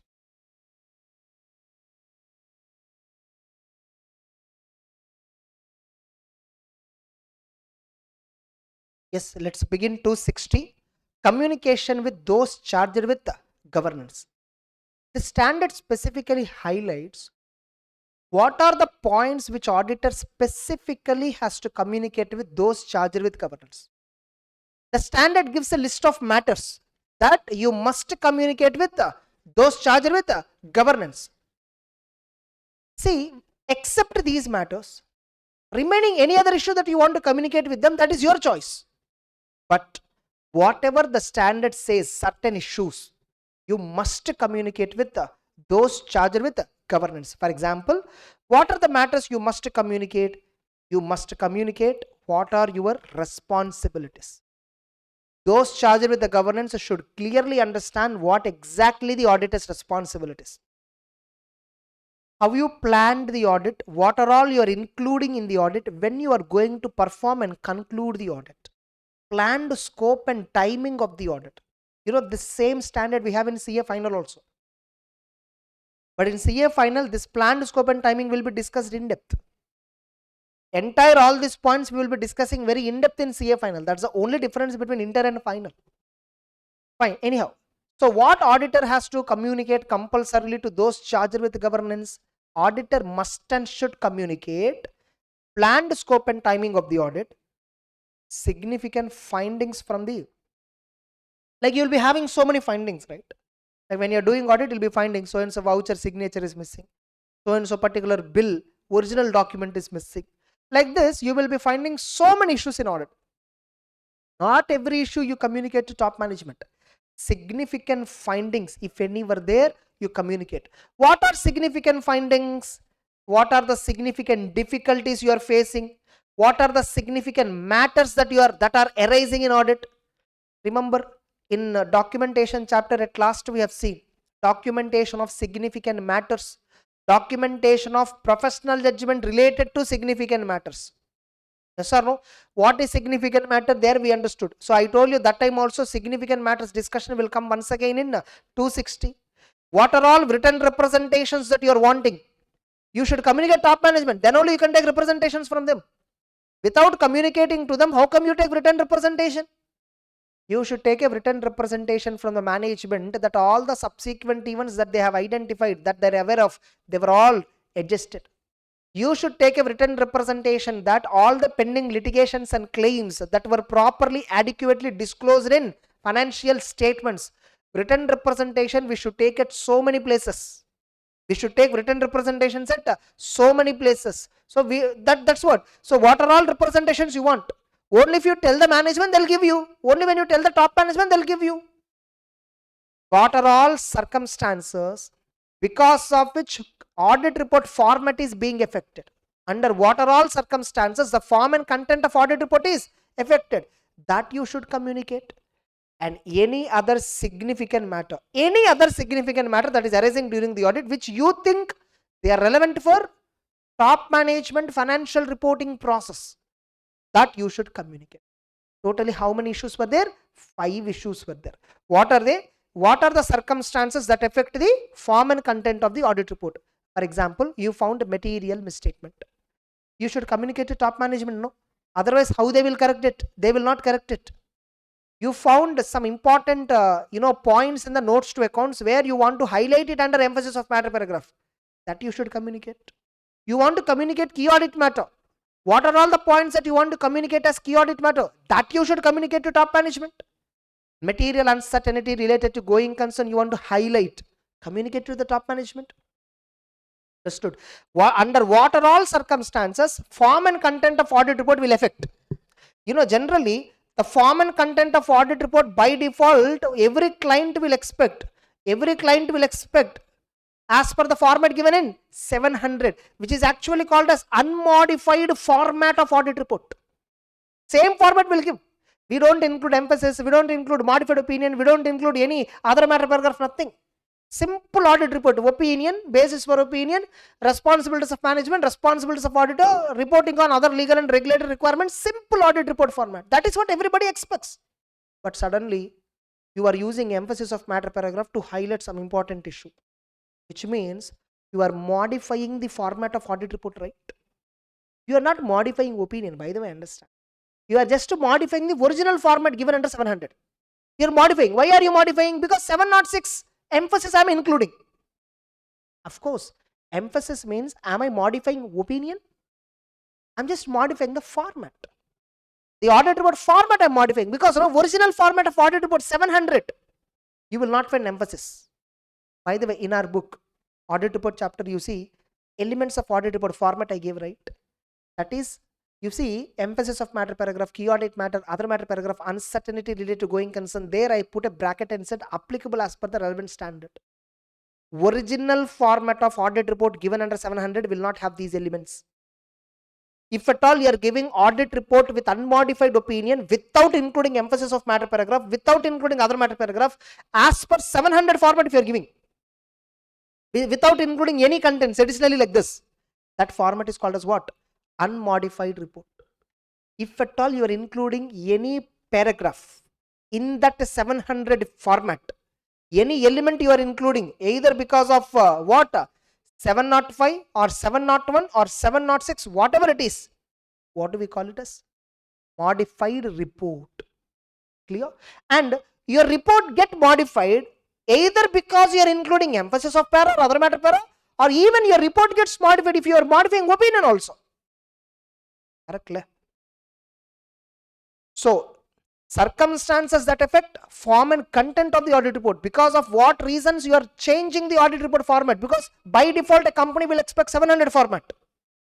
If you are changing, if you are including something else in audit report which is not there in the 700, you have to communicate me. And all the significant matters arising during the audit, all the written representations that you are looking for, you should communicate. Significant findings that were there in the audit, you must communicate. Planned scope and timing, you must communicate. Responsibilities, you must communicate. What are your exact responsibilities? In that planned scope, the auditor shall communicate with those charged with governance an overview of planned scope and timing of the audit. One more important, most important communication in this is, in case of listed entities, just a minute.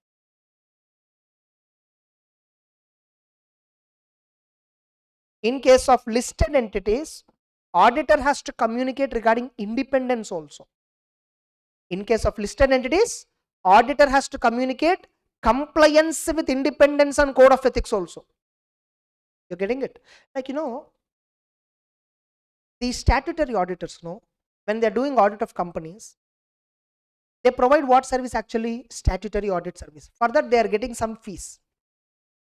Now, along with this audit, some auditors will also provide additional services to the company.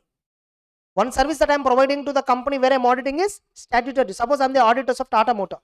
I am providing audit service for which they are paying me 2 crore audit fee yearly. To the same Tata Motors, I am also providing some consultancy services. I am providing. And you know what one of the guidelines says?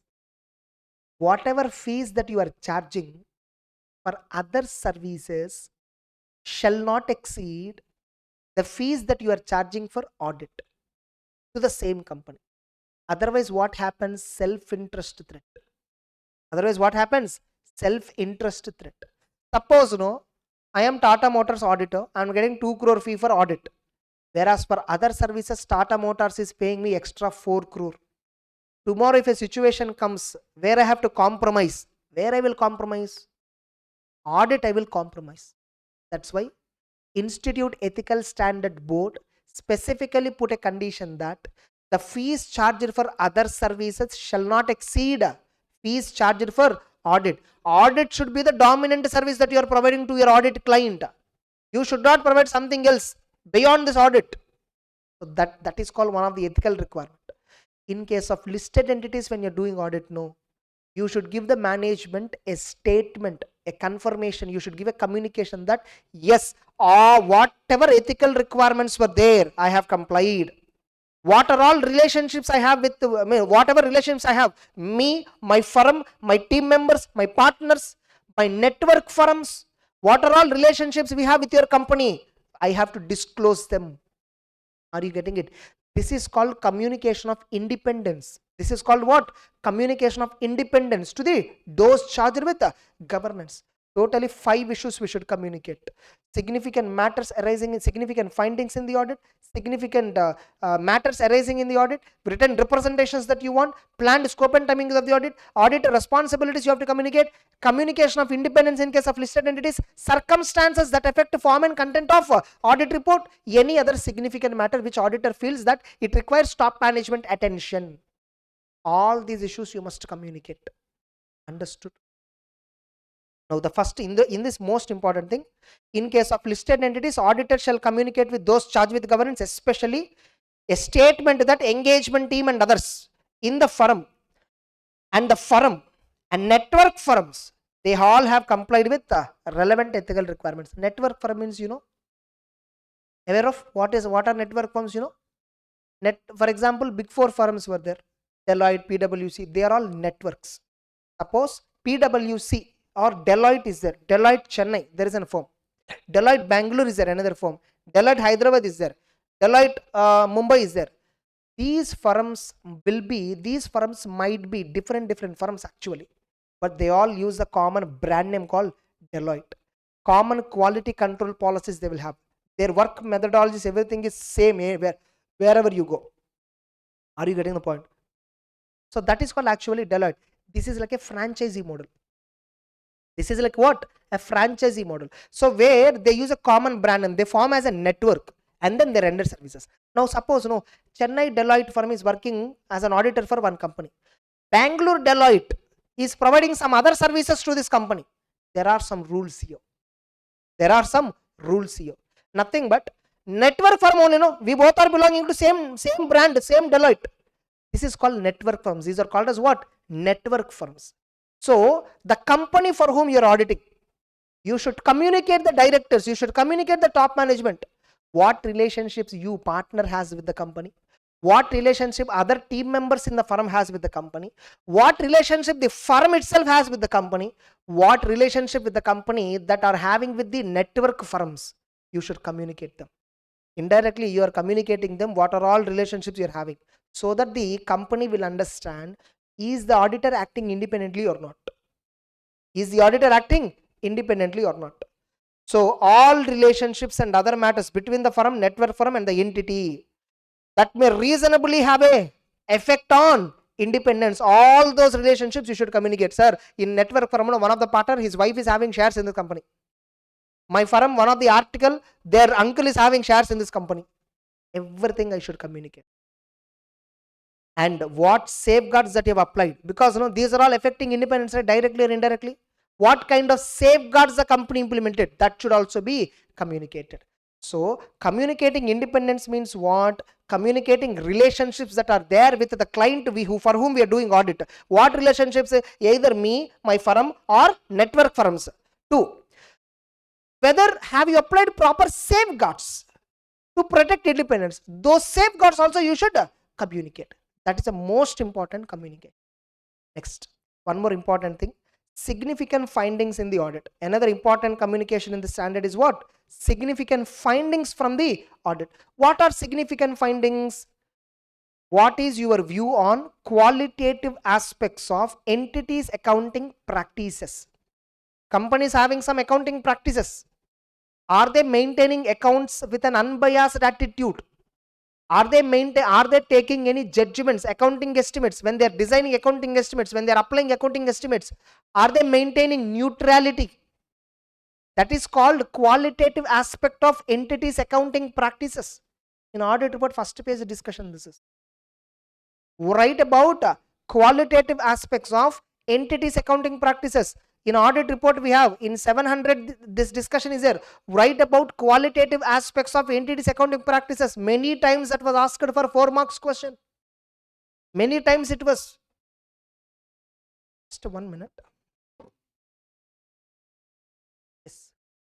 Continuous irka.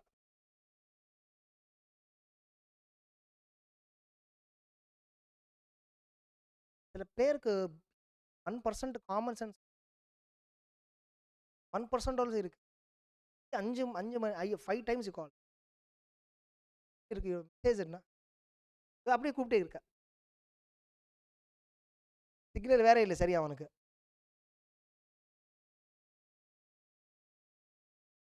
Yes sir. So significant findings, all that we have to communicate. What are significant findings? One of the significant findings is, what is your view about qualitative aspects of entities accounting practices? You will find this discussion in 700. There you should open and read that question for sure. You can't ignore it. Second one, like I feel like you have not seen this topic. Have you gone through this? Qualitative aspects of entities accounting practice. And significant difficulties in audit. If at all you are facing any difficulty when conducting audit, that you must communicate. Any significant matter that is arising during the audit, subject to correspondence. I mean, first of course, you anyhow, whenever some issue is there, first you will discuss with management, middle level management, like that. Till it was not resolved, generally you will go with the top level management. These are all various things auditor has to communicate. And apart from this, you must communicate planned scope and timing of the audit and auditor responsibility. What is the objective of this system? What is the objective of this standard? The standard objective is what? The objective of the standard is to communicate clearly those charged with governance, responsibilities of auditor, planned scope and timing of the audit. Correct? You have to communicate clearly with those charged with governance. What are your responsibilities? What are the planned scope and timing of the audit? And to obtain information relevant to audit. Why are you communicating? Tell me to top management ultimately. What is the reason behind communication? You want to get evidence. You want to get evidence and provide top management timely observations arising from the audit that are significant to oversee the financial reporting process. Timely you provide them observations like significant matters, communicate them timely. Significant difficulties, communicate them timely. Independence related, communicate them timely. And ultimately promote an effective two-way communication between the auditor and top management. It is your responsibility to ensure that you both are having a good communication channel. Tomorrow some investigation is going on, director should not say, auditor, no sir, he will never interact sir, he will come do something, he'll verify and go, he will never communicate with us. Such a kind of response you should not get. You must have a proper communication with the top manager. Next, tell me, what should be the communication process? What should be the channel of communication? Who should establish the channel? Auditor only.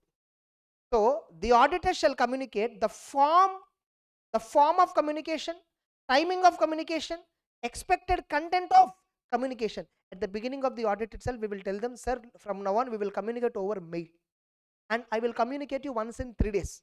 I will update you once in 3 days.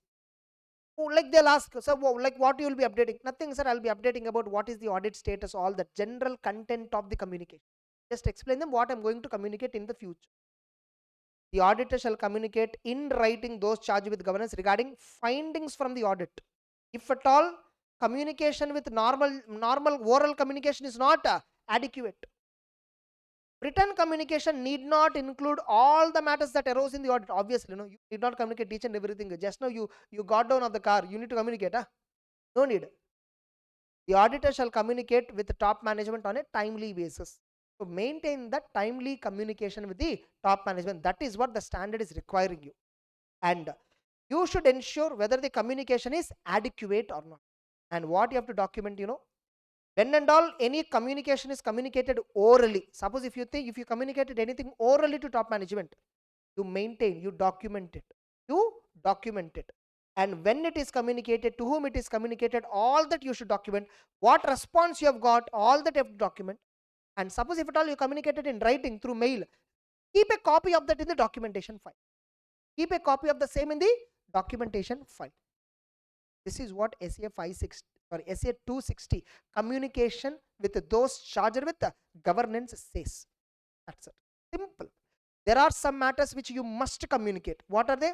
Auditor's responsibilities, planned scope and timing of audit, significant findings in the audit, in case of listed entities, auditor's independence, circumstances that affect the form and content of the audit report, yes or no, and finally any other matter that you think important for the top management for overseeing a financial reporting process. That's it. 260 is over. Yes, let's begin. SAF 580, written representations. Like, what are written representation?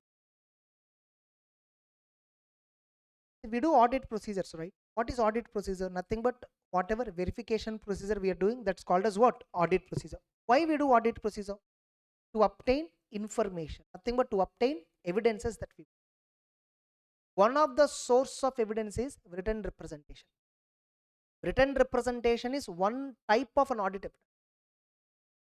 Like, it is like asking an acknowledgement from the management or asking a declaration from the management that everything they did was right. Mostly representations are like, we are asking acknowledgement that whatever they did is correct or not. For example, you recollect 501, litigations and claims is there. First we will verify legal expenses account, we will check. We will inquire the management, what are the pending litigations. We will talk to the internal lawyers. We will talk to external lawyers. We see fines and penalties account. So many things we will. But still at the last, you also take a representation from management. Dear management, give me a representation. What I need to give? What are all pending litigations that were there in the entity? It out and give a declaration at the bottom that except the above, there are no other litigations existing in the entity to the best of our knowledge and belief. Like that, you give me a declaration. I will ask the management like this declaration, and management also give, and then I will proceed further. Management has to give. In this standard, you should get written representations for two categories. You should get written representation for two things. One is management responsibility. Management responsibilities. Another one, written representations required as per other standards on auditing. Then you should get representation. First of all, for what things you should get written representation? Auditor should obtain written representation from the management compulsorily. One is fulfillment of responsibilities of management. What are the management responsibilities in the context of audit? Management is responsible for proper preparation and presentation of financial statements as per applicable financial reporting framework that are free from material misstatements, whether due to fraud or error.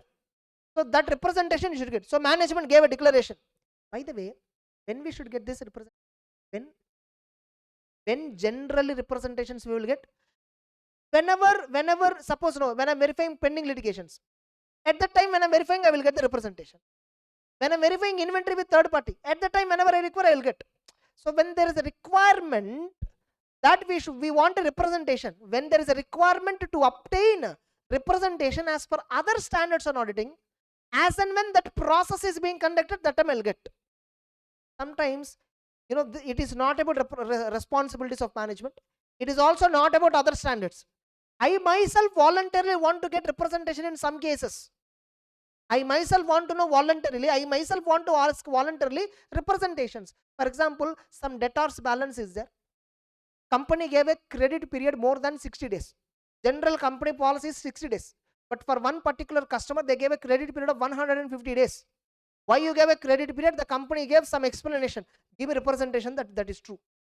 Whatever circumstance you are telling me orally, I don't want to just listen orally. Give me written representation. Why you gave 150 days extra credit period to so and so customer? That to a very big transaction, high value. The written representation here I am getting no. Here I am getting, is it because there is a requirement in some standard? Or is this representation related to the responsibilities for financial statements? This representation is something which auditor felt required. So auditor can request written representations from management for these three things. One, management responsibilities for financial statements. Two, when there is a requirement under other standards on auditing, or when auditor otherwise felt necessary. When auditor feels it necessary, he will ask. Correct? Now, so other standards, when auditor feels necessary, that and all generally during the audit you may get. But you should get representations regarding management responsibilities for financial statements, management responsibility for financials. Here you must get a doubt. Don't know whether you got. In 210 engagement letter, the engagement letter we are mentioning management responsibility. We are mentioning in engagement letter what are all management responsibilities. They should acknowledge and then send it back the engagement letter, right? Means they are already agreeing to their responsibilities. Why once again representation? They already agreed, acknowledged and signed the written, the engagement letter through which management has acknowledged and accepted that we have responsibilities for preparation and presentation of financials as per applicable financial reporting framework. They signed and sent you. Why you are asking once again representation again? Already they gave, right? Exactly. In 210, we ask management that are you taking responsibility for financial statements? Yes, we are taking, sir, don't worry. We are responsible for preparation of financial statements in accordance with applicable framework. We are responsible to ensure that they are free from material misstatement. Management gave a representation, management signed engagement letter. Management agreed their responsibilities through engagement letter for performing their responsibilities. Now they performed already. I am at the end of the audit. I am about to give audit report very soon.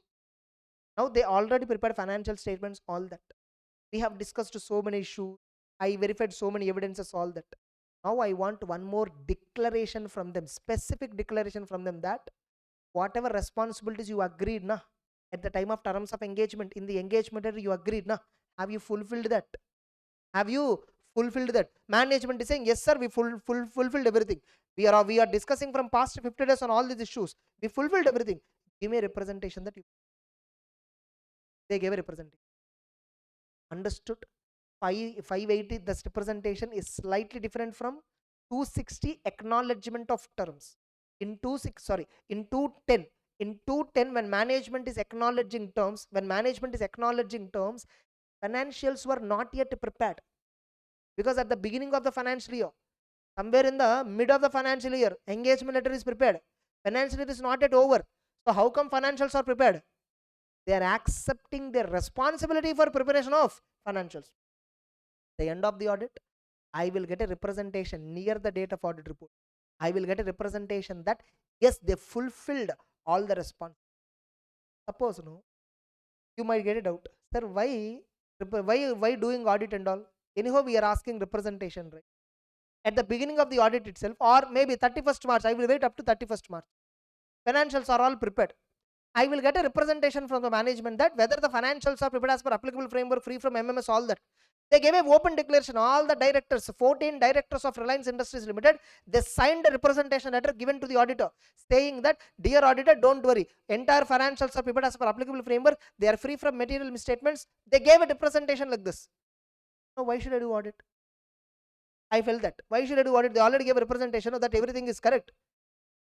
Whether they gave a representation or not, financial statements are already prepared by them. They are signing it. Indirectly, when they are signing balance sheet P&L, they indirectly are saying that we have covered we have signed balance sheet P&L correctly only. What is the difference between representation and signing the financials? Not much.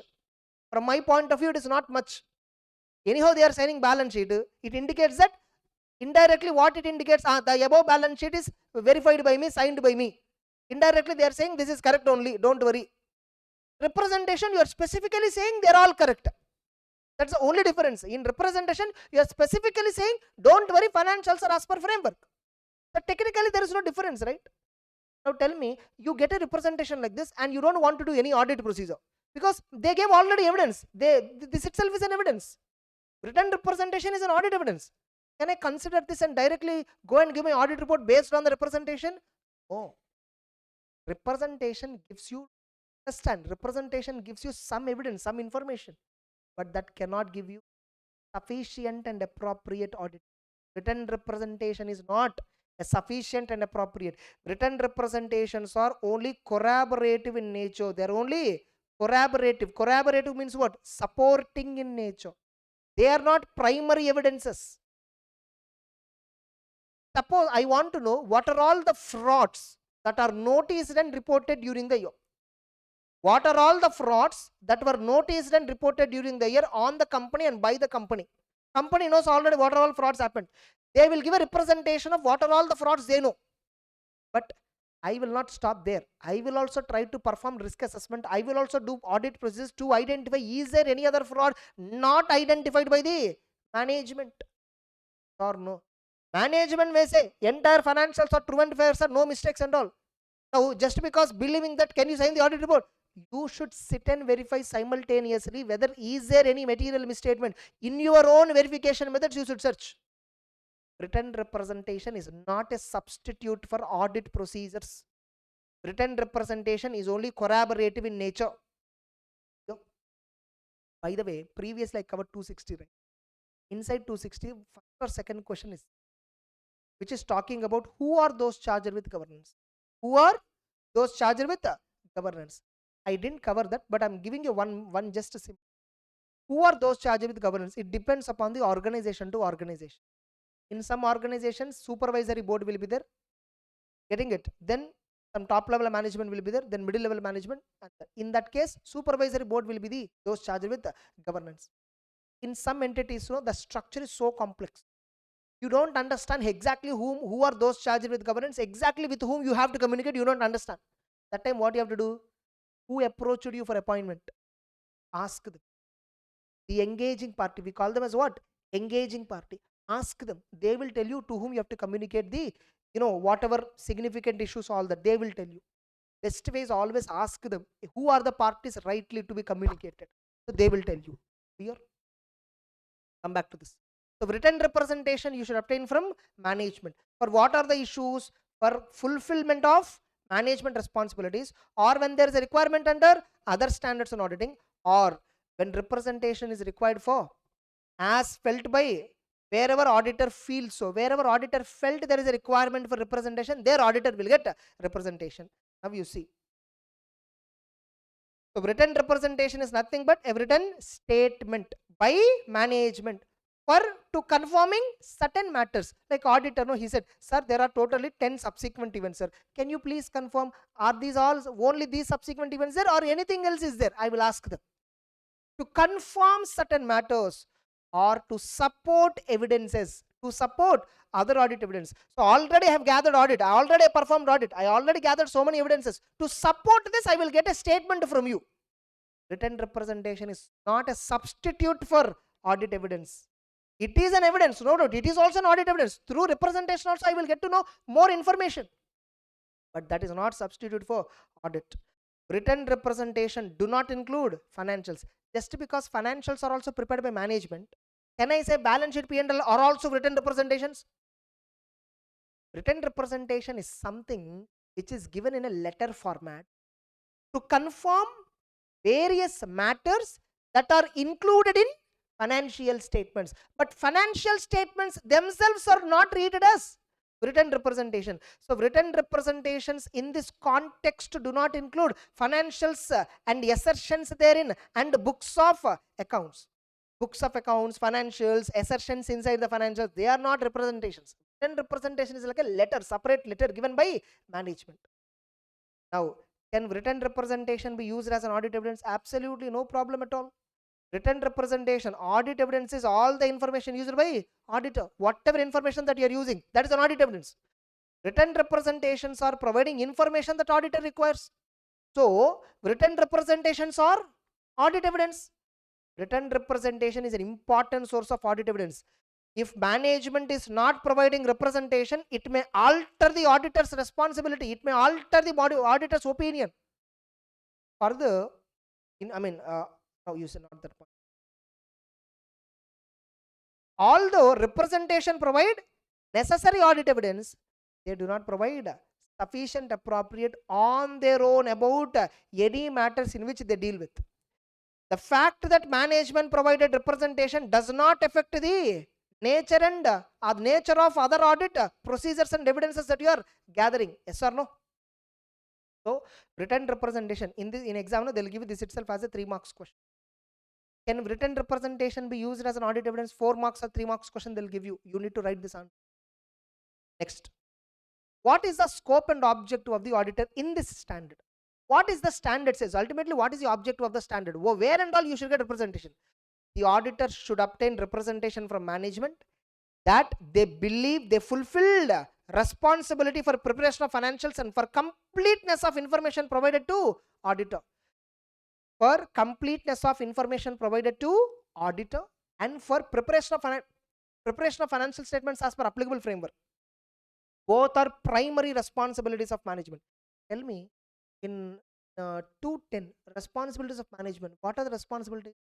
First point, management is responsible for preparation and presentation of financial statements that are in accordance with applicable framework. Second point, management is responsible to make sure they are free from MMS, whether due to fraud or error. Third one, management is responsible to provide us with access to information, records, documents, additional information, access to people. Correct? I don't know exactly what are all books of accounts you are maintaining. Whose responsibility to give me 100% books of accounts and data for the audit? I don't know what data you are maintaining, where you are maintaining, what are all records you have, how many registers you are maintaining, controls. I don't know anything. Management is responsible to provide me complete information that is helpful for audit. If they have not given me some information which I don't know, tomorrow if some fraud was discovered and that is related to that information which management has not provided me, I will show this declaration. See sir, management lied to me. They said everything is they provided to me, and I also with that assumption I went and further audit procedure I did not find anything suspicious. So based on my audit procedure, look at my work and all, look at my working papers, I sincerely done all that. Management is the one, in spite they're having some other records they didn't show me, I can escape from the situation. So management is primarily responsible to give complete information to the auditor. So you should get a representation that all the information the company maintained, they gave it to you. Whether you use it or not, that's a secondary choice. They are primarily responsible to show you complete information. And the objective is to support other audit evidence or to support specific assertion or may be required by other standards on auditing. You will get written representation when for one more reason. What you will get? To support my other audit evidences, litigations and claims. So many I am doing, so many things I am verifying, and I discovered some litigations and claims. Are there only these litigations or is there any other litigation? I will ask representation and respond appropriate to the representation which is provided by management. Now they give representations, no, respond appropriately. How I will respond? I will see whether the representation is clearly given or not, as per the formats it is clearly given or not, as per the protocol, whether are they giving me proper data or not. Suppose if representation I feel not reliable or they are not giving full details, what will I do? I will ask them to provide one more representation clearly. If they are not providing representation, what I will do? Modified opinion. Which opinion? Qualified or disclaimer. Why? Not providing representation means you are not giving information. Whatever I want, you are not giving me, which means I will give either qualified or disclaimer. From whom, by the way? Representation. The auditor shall request written representation from management with responsibilities for financials and knowledge of the matter concern. Whoever according to me have the knowledge of the matter concern, from them I should get representation. I will get representations about litigations and claims, not from production manager. Litigations and claims, I will get representation from legal department. Yeah. Now, we should get representation as per the first part of the objective. We should get representation about what? Management's responsibilities. What are management's responsibilities? 1. Preparation of financial statements. 2. Information provided to the auditor and completeness of those information. Clear? The auditor shall request management to provide a written representation that if they have provided the auditor with all the information, access as agreed in terms of engagement, and all the transactions have been recorded and reflected in financials. They should give a representation that they have given complete information to the auditor and they have recorded everything properly in the books of accounts. and then they should give a representation that the financial statements are prepared in accordance with the applicable framework that are free from material misstatements. The auditor shall request management to provide representation that it fulfilled responsibility for preparation of financials in accordance with the applicable framework. And in some cases, management may decide to make inquiries of others who participate in financial statements. Getting it? Such as they may discuss with actuaries, engineers, councils, all that. Before they give representation, sometimes they discuss with others, because only board of directors alone they don't prepare.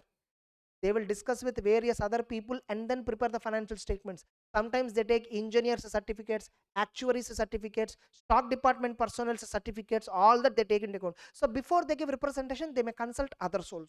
So in exam they may give you this point as a 3 marks question.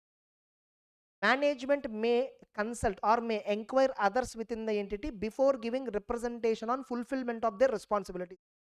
Discuss in light of SA 580, they'll give you. You need to give this third point only as the answer. Getting it? I'm giving you in the revision itself, I'm telling you how different way a question can come. Whenever I cover any sub point which is lengthy, and I'm explaining you that this can be asked as a separate question in exam. Then why written representation about management responsibilities are necessary? Why are they necessary? All they don't tell me that they gave me complete data. How do I know that they gave me complete data? How do I know that whatever accounting records, documents, registers that they are maintaining, that they have given me the access? Like, I don't know. See, Infosys is having so many records, so many. Fixed asset register will be there, stock register will be there, litigations register is there. So many kinds of registers were there. How do I know that these many registers were there? That's why I want representation that whatever records that they are maintaining that is related to audit, they showed me. That is what the question number 4 is mainly dealing with. You can easily understand that on your own. Should I get representation other than management responsibilities part also? Yes. Other than management is primarily responsible to provide, like to prepare financials as per applicable framework, to provide complete information to the auditor, to make sure the accounting of all the transactions are happened. For that, management will get representation. Is there any other area where I will get representation that are not related to responsibilities of management? Yes. When I have a requirement under other standards and auditing, I will take representation. For example, SA 501 litigations and claims, it says get a representation from the management regarding disclosure of all the litigations and claims. Other standards require auditor to request representation. In addition to such required representation, sometimes auditor may decide it necessary to obtain representation to support other audit evidence which he got. Suppose he identified one significant transaction where company sold goods to some customer on credit for 150 days credit period. Why you gave 150 days credit period? I want to know the reason. Give me the reason. So they told all the reasons, and the reasons, no, you have to put it on the representation.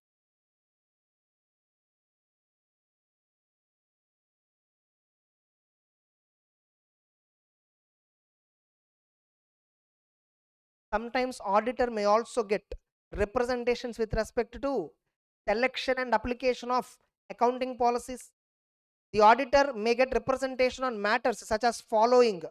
Like, what are they? Plans or intentions that may affect valuation of assets and liabilities, title related title ownership related information, laws and regulations, compliances, all that. In all these cases also, auditor may also ask for representation. Write about representations about specific assertions. For a particular assertion, can I ask representation? Yes. For example, for management's intention or for management's judgments, you can ask representation. Even in the 500 or somewhere we have discussed 230 only. Documentation only we have discussed. Professional judgment, documentation of professional judgment, especially intentions. Management intentions, generally the evidence available is limited. In that we will see entity's past history and reason for choosing a particular course of action, ability to pursue a specific course of action. Previous session only we discussed. In this question, there is one more important fifth point. Question number 4, fifth point, very important. Very important. It was asked once in CA final for 4 marks. CA final, this was asked for 4 marks. In CA intro also they'll ask. Earlier it was there in the CA final pronouncement. Now they kept it in CA inter book directly. By the way, whatever the books that you're following, other than this book, other than my previous version or this one, do they have this entire matter? Please check out. Getting it? Because I told most of the standards in the new scheme, no, they were covered in depth in the new. For May 24, September, whatever exams later on auditing, 580 right now you see 6 to 7 pages standard is. Earlier is only 1 page standard. So if at all you are having any old books, get away from that. You need to follow the new scheme book, because as per the new scheme, every standard is completely discussed from pronouncement. So the auditor, no, there are some circumstances where auditor will ask management to reconfirm its acknowledgement and understanding those responsibilities in written representation. Sometimes, no, management gave a representation. Once again, I will ask them to reconfirm the representation. When no, those who signed the terms of audit engagement have no longer no longer have these responsibilities, but the one who originally agreed responsibilities, terms of responsibilities, management, directors, they changed. Now the directors are completely new. Getting it? So that is one situation where I will ask them to reconfirm their responsibilities, or the terms of engagement were prepared in yes. There is an indication that management misunderstood their responsibilities or changes in circumstances. In all these cases, I will ask management to reconfirm representation. Whatever representations they are giving me, I will ask them to reconfirm. Suppose no, we are doing audit for 5 years, right? Every year should we get a written representation or not? Every year we must get. Written representations must be get every year. Whereas engagement letter, no, you need not issue every year. Unless there are changes in circumstances, changes in management, you don't. But written representation is something we get every year. Suppose no, I got representations for so many things. Still 1 more month is there for me to sign the audit report. But before that, we have a concept here below. I'll show you.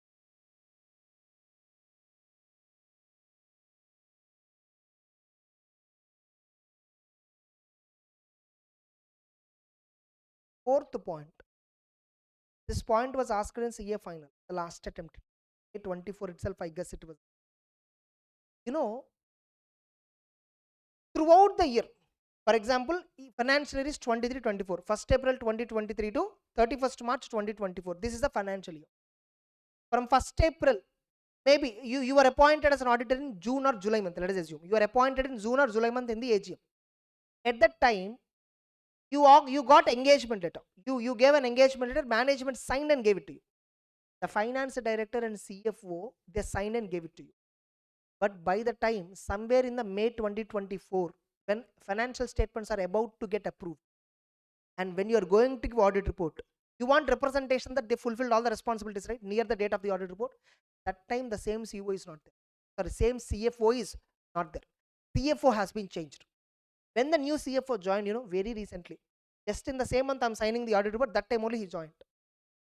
All these days, whenever I have any issues, I'm discussing with the previous CEO. All the audit issues, financial statements issues, all that. Because of some reason, he resigned. Now, new CFO came. Now, as per the protocol, whoever is the CFO, they should sign the financial statements. Whoever is the CFO at that time, he should sign the financial statements of the listed entity. He signed also. Since he is already signing it, obviously he is taking responsibility. I asked him, sir, please give me a declaration that you have fulfilled all the responsibilities relating to preparation and presentation of financial statements. He is saying that, no, I am not there throughout the year. Why will I give a declaration to? Okay, I am signing audit financial statements in my official capacity that I am the responsible. But I will not give you declaration that I have fulfilled all the responsibilities, that financial statements are free from MMS. I am not there in this company from the beginning of the year. I don't know anything about the company, like that he is arguing. That is not valid. The moment you take up the CFO position, you are supposed to know all the entire history of the transactions, all that audit issues, what are all happened. You should go through everything, because you are ultimately signing the annual report. You are ultimately signing the balance sheet and P&L. You should give to the audit report representation. That is what. situation may arise where current management were not present all the period referred in the audit report. Through whatever the period I mentioned in audit report 23, 24, whatever the right now current management is, that they are not present. Such person may assert that they are not in a position to provide written representation because they were not in place during the period. CFO is saying, why will I give representation on so and so litigation? I am not there no at the time. This fact does not diminish such a person's responsibility for the financials as a whole. Means the fact that you are not there throughout the period does not reduce your responsibility for financial. Means you are only responsible. Accordingly, the requirement for the auditor to request written representation from them still applies. So even if whoever, see, whenever I'm taking representation, at that time whoever is those charged with governance, from them I'll get. Whether these people were there throughout the year, throughout the financial year, the same people were there or not, it's not necessary. It's none of my business. Here, MCQ, there is a high possibility. MCQ, there is a high possibility. And the date of representation, when you should get these representations, especially written representation related to management responsibilities, you should get this representation as near as practicable to date of audit report, but not after that. Obviously, no. Written representation is also a type of evidence. How can you get the evidence after audit report date? So on or before the date of audit report date, near to the date of audit report, you must get written representation. Auditor's opinion cannot be expressed and audit report cannot be dated before the date of representation. Further, because auditor is concerned with events occurring up to the date of audit report, I need to get a representation under 560 also, that all the events up to date of audit report, date of approval of the financials, were considered by the management. That's it. Suppose, no, what if written representation provided by the management is not reliable? What I will do, if at all I have a concerns about competence, integrity, ethical values of the management, the auditor shall determine what is its effect. If at all written representation are not consistent with other audit evidence. So wherever, when I'm doing audit, no, I got to know some 12 litigations. Management in representation, they're showing only 9. Written representation given by the management is not consistent with the other information which I have. In that case, what I will have to do, auditor have to check whether management is competent for this. First of all, are they honest, independent, integrity, all that I will check. Auditor concluded that written representations are not reliable as per SA 705, you may have to give disclaimer of opinion. If you feel that management is giving you wrong representations, wrong declarations, give a disclaimer. Suppose they are not providing. First case they are providing, but it is not reliable. Second case they are not providing. No sir, I recently joined this company. I don't want to give any representation like this because it shows like as if I am responsible, but actually I am not the one who did this. So I will not give. They are saying, if written representation is not provided, you will again give which opinion? 705, either qualified or disclaimer. First of all, discuss why they are not giving. Ask them what is the reason. Check, are they with integrity? Reevaluate their integrity, reevaluate their competence. Are they honest, genuine people or not? Check, because they are not providing me information which I'm asking for. Finally, take an appropriate action as per 705. The auditor shall disclaim the opinion if written representation provided is not reliable or written representation is not provided. What should be the form of representation? Obviously, it must be written. It must be written. In writing, you must take a representation. Illustration of representation letter is there. Actually, we read this in our class. Technically, in regular class and all, we read entirely this. We discuss totally concepts in depth and line by line. Again, we revise that. Revision, it is not possible because of a time constraint that. So with this, 580 is also over. But remember, 580 is not. You need to carefully read slowly with the understanding you got right now. Once again, open the standard and carefully read each and every topic and correlate with your other understanding. Sometimes you don't understand in first reading or second reading. Third or fourth reading you will get. So you must have patience to read until you understand that. This SEP 580 is completed. Most with 35 minutes. Okay. Yes, let's begin the next chapter, that is audit of banks. This will have a weightage of close to 5 to 10 marks. For sure 5 marks. Either MCQ or whatever, descriptive whatever, up to 10 marks there is a possibility. So what is bank audit? What we are going to learn? In this we are going to learn about certain banking terminology concepts. What are the incomes banks will have, what expenses they will have, what assets they will have. One of the major assets for a bank is what? Loans and advances. Loans and advances given to consumers, customers is nothing but one of the major assets. How many types of loans and advances the bank can give? Housing loan, personal loans, car loans, business loans. Business loans are again further classified into overdraft and cash credit. We are going to discuss that various types of loans, and we are also trying to understand what are the NPA norms for that. That is one major discussion. Then we are going to understand how to do loans and advances audit. Be it housing loan, car loan, doesn't matter. Whatever loan and advance, how to generally audit the loan or advance, that we are going to learn. Now first I want to give one correction in this book. Correction is there here. In advances we have, right, page number 274 or whatever the book that you are following. There is a rectification for large advance. There is a rectification for large advance, meaning large advance has been changed. Earlier large advance means 2 crore or 5% of the aggregate of the advances. Getting it? So whichever is less, that is generally treated as what? Large advance. But now it is 10 crore and 10%. Now it is what? 10 crore and it is 10%. Just make a clarification, make a correction this one, and if at all you are following this book or my black and white previous book, if at all any of you are following. So 10 crore and 10%. Question number is nothing but 14. That's what, page number 274. Question number 14. Question number 14. Write about audit of advance of a banking company. So inside that second point is there. Inside that sub point 1. Inside that 2 make it to 10, 5% make it to 10%. Yes. So what are we learning in this chapter is, we are learning how to do audit of loans and advances. What are various NPA norms that were there? NPA norms generally means what? What we know, 90 days logic we know. But there are some other NPA norms that are there. So what are they? And what is cash credit and overdraft? What are various limits that are used in loans? Sanction limit, drawing power. Then how to do audit of income? How to do audit of expense of a bank? Who will appoint the auditors of a bank? What are the various duties or various reports auditors of a bank will issue? Like this, we are discussing everything at a fundamental level. From this chapter, the level of knowledge that is expected from you is only a minimal. You need not have expert knowledge. But see, if it is standards, no. If it is standards, the level of knowledge expected is advanced. The level of knowledge expected is advanced level. Though it is C-enter, you are supposed to have an advanced knowledge.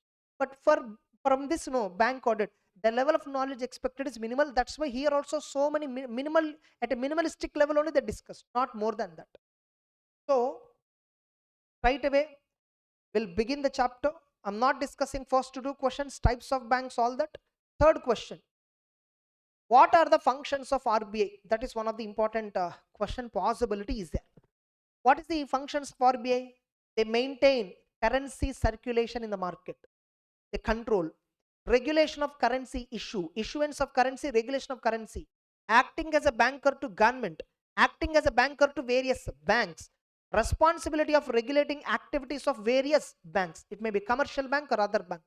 Commercial bank is nothing but all the banks that we see day to day. Scheduled banks, commercial banks, they're all one and same. These banks can be 2 types: private sector banks, public sector banks. Public sector banks means those banks which are called as nationalized banks, or those are actually owned by government of India. They are all called as what? Public sector banks. Private sector banks means where government participation is less than 50%, where government ownership is less than 50%. And these banks like Kotak Mahindra Bank, Indus India Bank, all this, Paytm Payment Bank, Paytm Payment Bank, Payment Bank, these are all, there is some other classification called Payments Bank. Very recently again Paytm Payments Bank is resuming their operations. Now they are advertising in a different way. So Payments Bank. Payments banks are permitted to accept only limited deposits.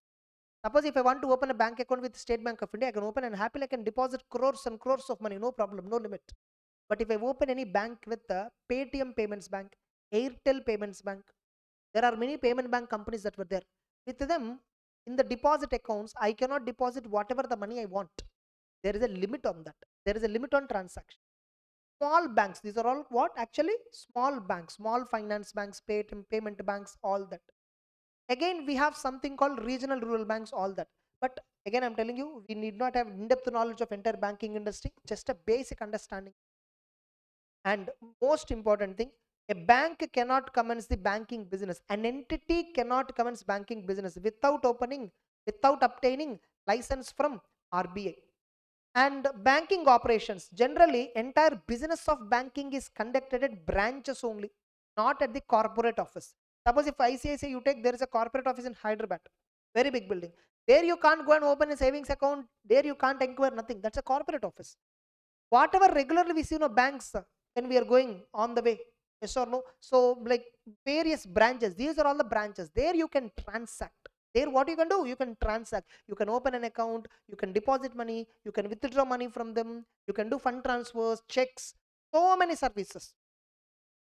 So banking operations are conducted at branches, whereas remaining offices, they are controlling authorities or administrative offices. They are all these offices, they talk about, they mainly their what and all will happen, delegation of powers, responsibilities, accountability, all that will be there in the administrative offices.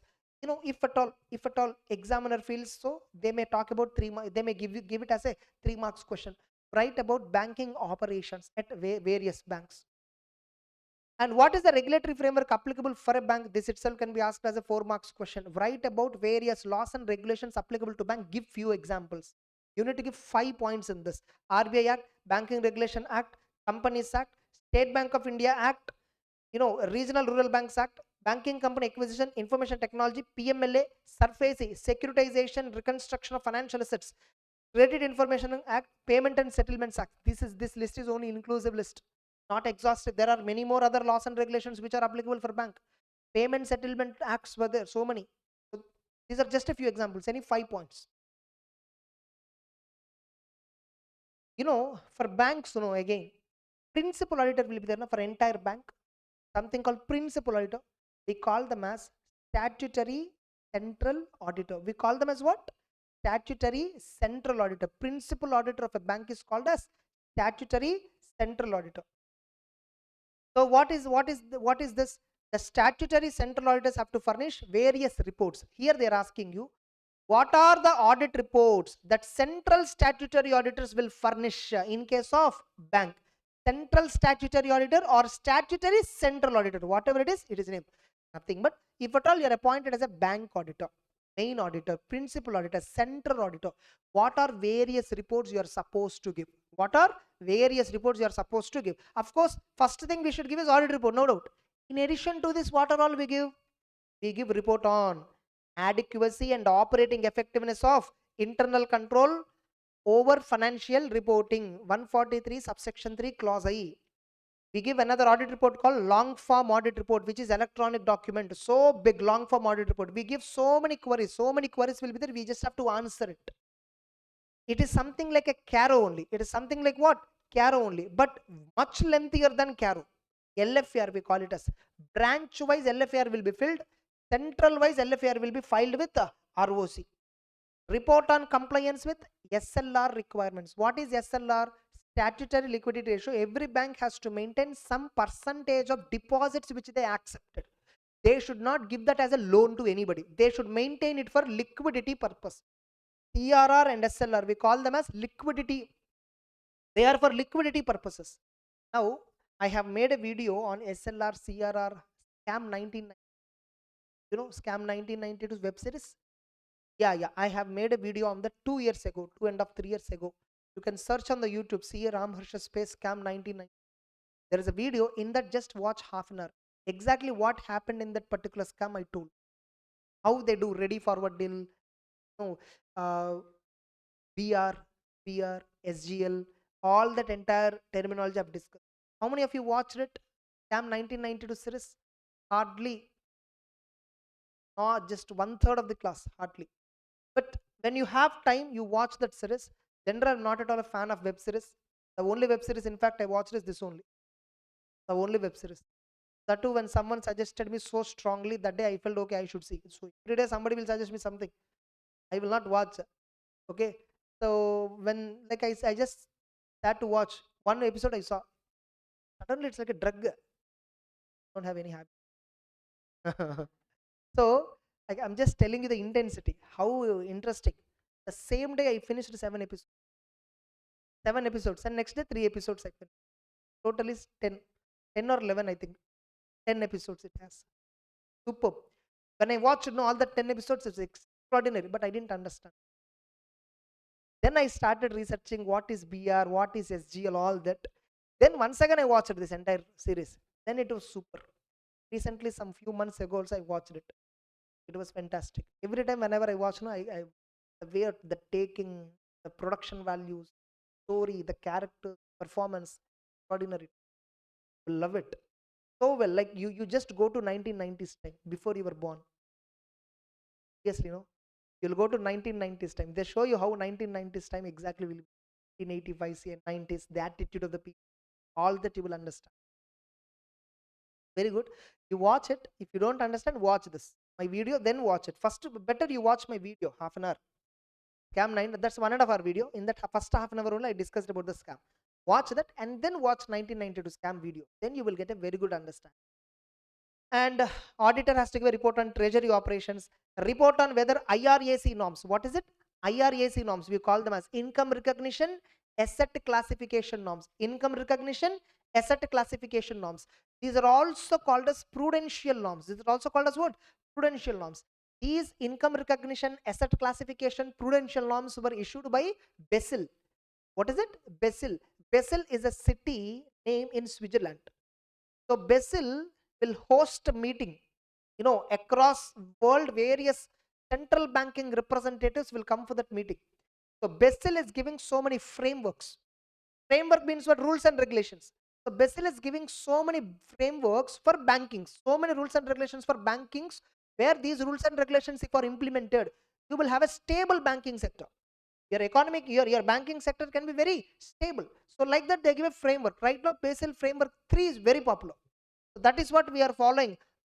Prudential norms, NPA norms, doubtful asset, loss asset. You having an idea? I think now bank accounts is not there in accounting, right? In the new scheme. CA foundation? No, it's not there. Who did? It was all zigzag completely. Even certain chapters also, the concepts were arranged in a not proper manner. Without having a knowledge of bank accounts, few concepts in this chapter you can't understand. Because you understand as an information, but you don't understand its implication. And we have to give a report on any serious irregularity. So these are the various reports. For 4 marks, you will get 5 points. How many points? 5 points you have to write. Any 5 points. You have to give a report on adverse credit deposit ratios, especially in rural areas. So various reports principal auditors has to give because you are an auditor of a bank. Now, bank accounting system, how banks will maintain accounting. First of all, how banking operations they will conduct. Some banks are non-computerized banks, means where completely pen and paper is what they use. Some are partially computerized, some are fully computerized. Today, almost every bank is fully computerized. Fully computerized. What is a fully computerized bank? This is a bank which follow core banking solutions. What is it? Core banking solutions software they will follow. So because of this particular software, today you can get your account details, statements, anything. You can transact by visiting any branch. You may be having bank branch account with a Mylapore Chennai branch, but I can still transact, at various other branches also. Public sector banks only this flexibility is not fully. Private sector bank, literally, whether if I am a HDFC account holder, I can go and transact anywhere in India, HDFC bank.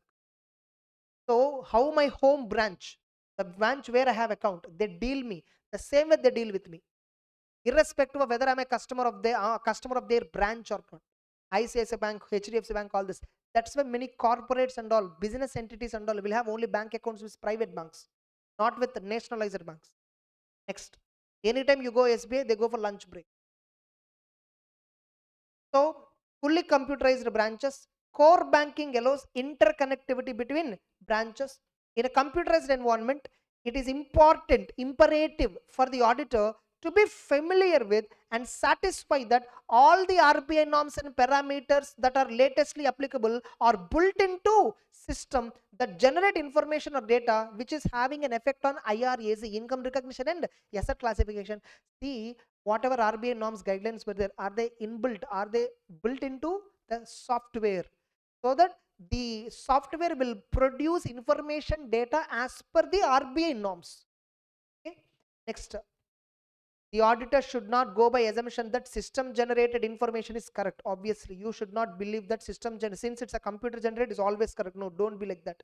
Be skeptical. Without evidence, you don't have to believe it anything. You should be skeptical. So now in one of the exam, they asked this question for 4 marks. Write about the difference between computerized and non-computerized branches. Computerized banks means what? All activities are done through computer, whereas here it is manual. You can transact anywhere, anytime. You can transact only in working hours at the branch where you're having account. Short processing time, takes long time. More productivity, less productivity. Thank God they didn't tell users computer, they don't use computer. Next. So this itself can be asked as a 3 marks question. What are the points to be kept in mind while drawing audit plan of a bank? When you're drawing plan of a bank, audit plan, what points you will keep in mind? You will keep in mind the operations that are carried out, adverse features, any different features that bank is having. Suppose foreign banks, they'll have a different features than Indian banks. If at all you're appointed as an auditor for any foreign bank branch, so the planning will for sure affect. Level of compliance based on previous reports. I will also see various previous reports of the banks and all. So accordingly, I will internal audit reports will be there, concurrent audit reports will be there, so many other reports, RBI inspection reports will be there. All that I will go through and accordingly plan my audit. Audit risk based on inadequacy of internal controls and familiarization exercise carried out. Like I will have to see the control systems, risk assessment, all that, and accordingly I need to develop my plan. Very fundamental level only they're discussing everything. Yeah. Write about control environment. This is very important. Write about control environment in a bank. A bank should have appropriate controls to reduce the risks. Specifically, there must be separate duties, front and back offices. That's why you see bank accountant, he will not be involved in dealing with customers. Cashier duty is only to receive the money, pay the money to the customer. Now, when a customer comes and present the check, no, that I want to withdraw some cash, cashier cannot process the check. The cashier cannot process the check. Accountant or somebody has to approve the check, then only he will process. Some banks, they have a single window system. Some banks have single window system. Even there also, before releasing cash to customer, they are getting approval from managers and all. Next, accurate measurement and reporting of positions. What are the balances, SLR limits, CRR limits, positions, minimum balance maintained or not. So on that, banks will have a control. Banks will have a control on verification of transaction, approval of transaction, reconciliation of positions and results, CRR position, SLR position, liquidity position. On that, they'll have controls. They will have limits. How much limit cash can be kept in a branch at the end of the day? Generally, once a bank is about to close, whatever cash they collected today, they will send, after keeping some minimum balance, they will send it to treasury branch. Every bank will have in every city treasury branch. Treasury branch means the branch which maintains the entire cash balance. So at normal branch, you will not find much of the bank balances. Reporting and approval of exceptions. There must be control on identifying inconsistencies, exceptions, unusual things, and physical security must be there. You see, bank, when you go to a bank, locker room will be there. The locker room will be having very big, bulky doors and all. Physical securities will be there. And contingency planning. Contingency planning means there is something called DRPs, disaster recovery planning, disaster recovery program, BCP, business continuity planning, like that. I think you might be having this in SM. No, I think I don't know. I don't know exactly. Okay. So these are the various controls a bank should have to mitigate the risks. Clear? This is important for 4 marks question. 1 minute.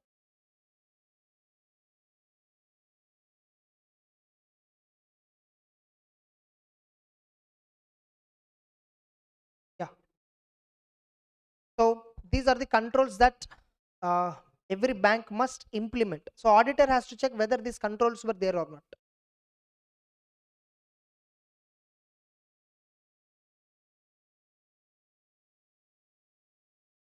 Now one time, no, even this particular table is also asked in exam for 4 marks. Like what is this?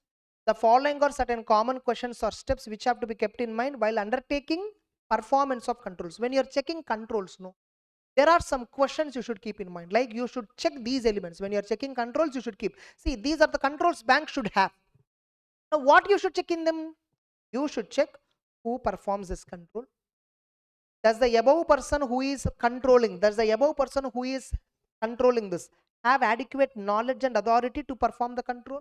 Suppose no, somebody saying I'm the cashier. How do you know that he's a genuine cashier? There will be some ID card, all that.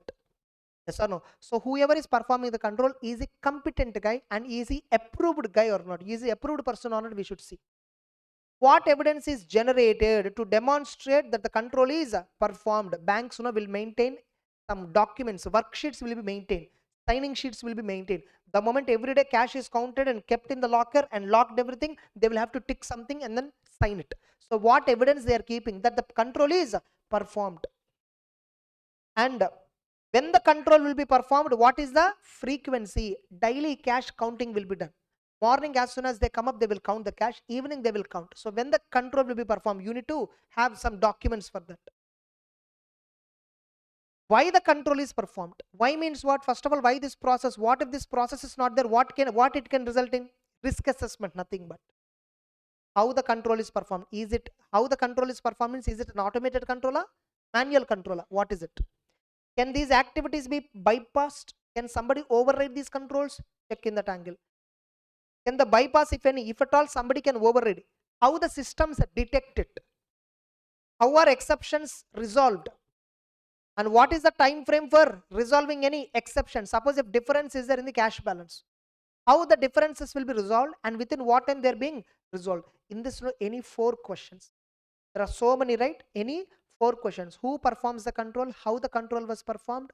How the exceptions were reported? When the controls were performed? What is the frequency of performance of controls? Easily. Understood? Don't go in depth here. Because no, again, if you discuss, I need to discuss a real example for every line. All that is not required. Next. Tell me, when we are planning the audit, no, when we are conducting the bank audit, no, forget about bank audit. Any audit that we conduct, our audit office, from our audit office, a team of people will go, right? The team will comprise of what? Partners, managers, and articles. Before we start doing the audit, don't we have a discussion about the audit? That's called engagement team discussion. What is it called as? Engagement team discussion. So what they will discuss? Engagement team should discuss to get a understanding of the bank and its environment. Since here the company is a bank, we are talking about bank. If it is something else, then that's company, we call it as. Whatever the client it is, you need to understand the entity and its environment, including controls. What we will discuss? We will discuss here what are all the risks of MMS that is there. And this discussion, when we will do generally at planning stage of the audit, all this discussion should be documented for future reference. Remember, team discussions will be happening frequently, not just in the morning. Yesterday night I was talking to one of my friend. 11 o'clock irida. He said, "Oi, what happened?" Manager கூப்பிட்டிருக்கா. 11:30 என்னடா manager? Audit discussion. We are discussing some audit related issue. So that company has some money laundering which was detected and they were levied a penalty of 10 crore rupee. The audit firm has paid 10 crore rupee penalty for failure to identify a money laundering transaction. The penalty was levied by a foreign peer review body. This company is having various branches across the world, multinational company. And The other branches, no, they were selected for peer review by some other country peer review body, means review body. And accordingly, they also selected Indian audit workings. In that workings, they found the bank statement of the company. In that bank statement, there were so many money laundering activities happened when they investigated, but this firm could not detect it. And they were levied 10 crore worth of penalty. So this is the situation. Like I was telling him very simply, why like banking, the company will be having so many transactions in bank. It's a 7,000 crore turnover company. How can I find it? How can I find this? Like he's saying, I told him very clearly, no, it's not like that. Banking, you should do first like this. How do, I understand. Verifying the entire bank statement is extremely tough. I know, I know, okay, I can say it, I can agree to it. But look at month-wise breakup. Month-wise, how many total debits happened in the bank? How many credits happened in that account? Month-wise, look at that. Definitely, you will find exceptional months. So pick up that month and then trace it out. So I was just telling them, like we generally discuss like this works and all. I discuss with many of my friends. Analytical procedure, I'll give advices. Analytical procedure, I'll give advices. And of course, they are very good at in execution works, all that. But you need to think at a broader level when you're really doing audits and all. Matters. Okay, in engagement team discussion should be done. Why we should do the discussion? We understood what matters they'll discuss. They will discuss what are all errors likely to occur, what errors they identified in the previous years, how bank people can commit frauds, and they ensure that the skepticism has to be maintained. And what responses? Audit response means what? Further audit procedure for engagement risk, pervasive risk, and specific risks. Whatever risks that you identified in audit, no, in this particular bank, no, engagement, no. So how to design your responses? Further audit procedures need to alert to the information that indicates MMS. They just discuss that. Please maintain alertness. There will be a possibility of so many mistakes. All that. Any 4 points have to write. Any 4 points have to write. This was asked once.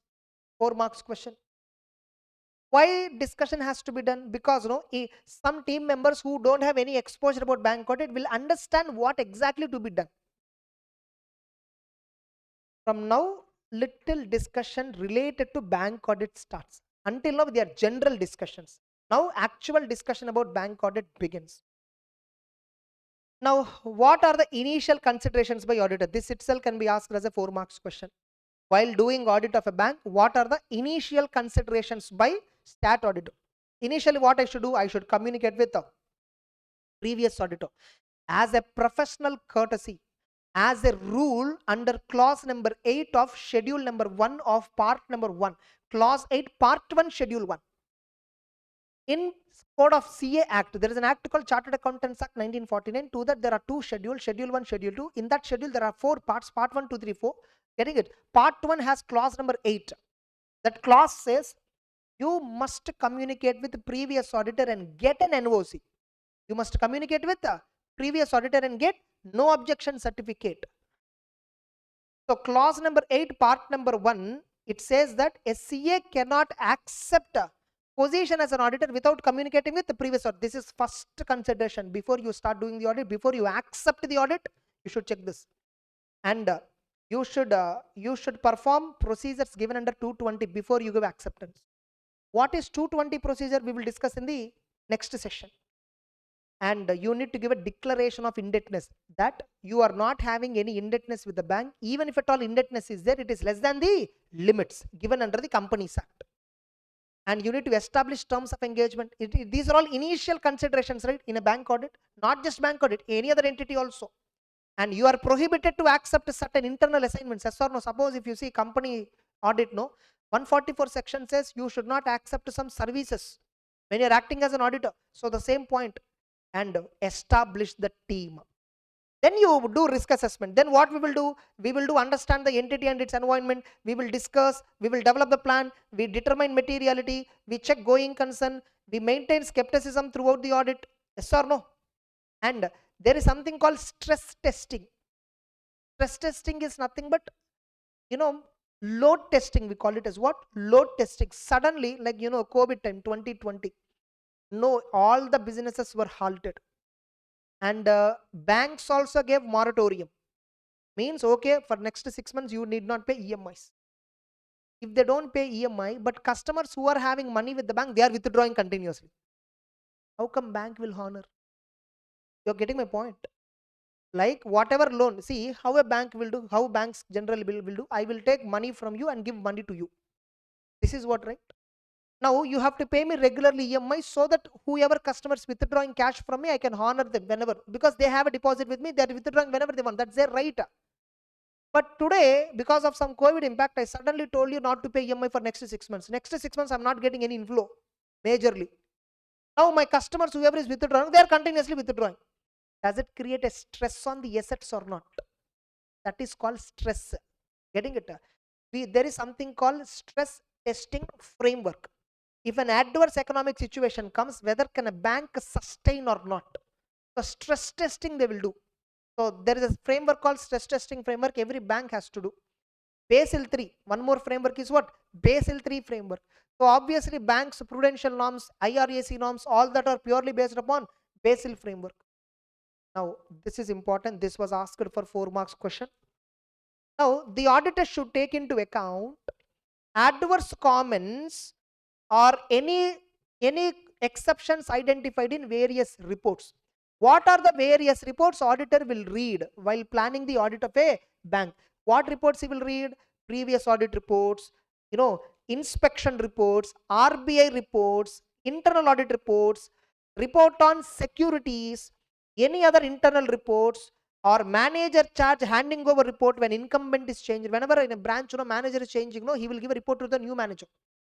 Incumbent change report, we call it as that report. All these reports auditor will see to identify are there any some adverse issues that are there. So this itself can be asked as a 4 marks or 3 marks question. Now then we need to understand what risk management process. Yes, full.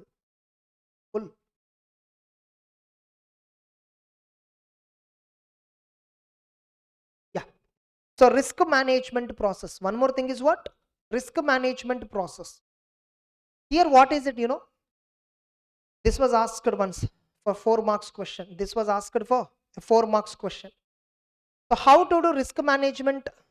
How the auditor has to understand about risk management process while conducting audit. Like what is the risk management process? Every company, not just bank, every company will have internal control system. What is the control system? It will have 5 components. Internal control system will have 5 components. What are they? Control environment. Internal control system will have how many? 5 components. One is what? Control environment. Another one is risk assessment process, information systems, control activities, monitoring activities. Every company, every organization will have an internal control system which will consist of 5 components: control environment, risk assessment, control activities, monitoring activities, information systems. Don't know, have you heard of this, all this? Like, have you read all this? Bank audit chapter, have you read? Didn't say this question? Because I'm not finding any reactions in you. The Korean padam paaka madri paakirunga. The first point is talking about control environment. Every bank, you should see whether top management is involved. Whether top management is involved in this entire control environment. Like what is their commitment, all that. Second, how banks are identifying risk. What is the risk assessment process followed by the banks that you should check. What systems they implemented. What controls they implemented. Control activities, how internal audit is happening, what controls and all they implemented, what processes they have implemented. Generally control activities are implemented through systems. Information system is nothing but technology, and these are all monitored by internal auditors, concurrent auditors, internal inspection staff, all that. This is how a internal control components will be there. Internal controls will have 5 components. That's it. This is risk assessment chapter also. You have a question, very big discussion in risk assessment. 10 questions are there on this topic, only on this topic. For everything, control activities you have a big question, monitoring activities you have a question, information system you have a question, identification and assessment of risk you have a question, involvement in the control process by TCWG, nothing but control environment, you have a separate question in risk assessment chapter. This is nothing but summary of that. This is nothing but in risk assessment chapter, you have the same question as components of internal control. You have the same question as what? Components of internal control. From now, even more interesting topics start. Within the bank audit, less interesting, moderate interesting, more interesting. Now more interesting has started. Now, what is the eligibility to become an auditor of a bank? Companies Act says you must be SEA and having a certificate of practice. If it is a partnership firm, majority of the partners must be chartered accountants and having a certificate of practice. Who can appoint? For regional rural banks, board of directors will appoint with the approval of central government. You always read from the bottom to top, not top to bottom. If you read from top to bottom, you will have a confusion. You read from bottom to top. For regional rural banks, who should appoint? Board of directors should appoint with approval of central government. What about State Bank of India? C&AG will appoint. Comptroller and Auditor General of India will appoint in consultation with government. Whereas the subsidiary of SBI is no. For State Bank of India, subsidiary is no.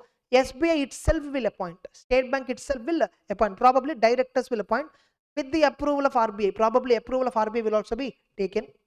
And for what about remaining nationalized banks other than SBI? Board of directors will appoint subject to approval from RBI. Means RBI approval is required before appointment is made. Then what about remaining banks?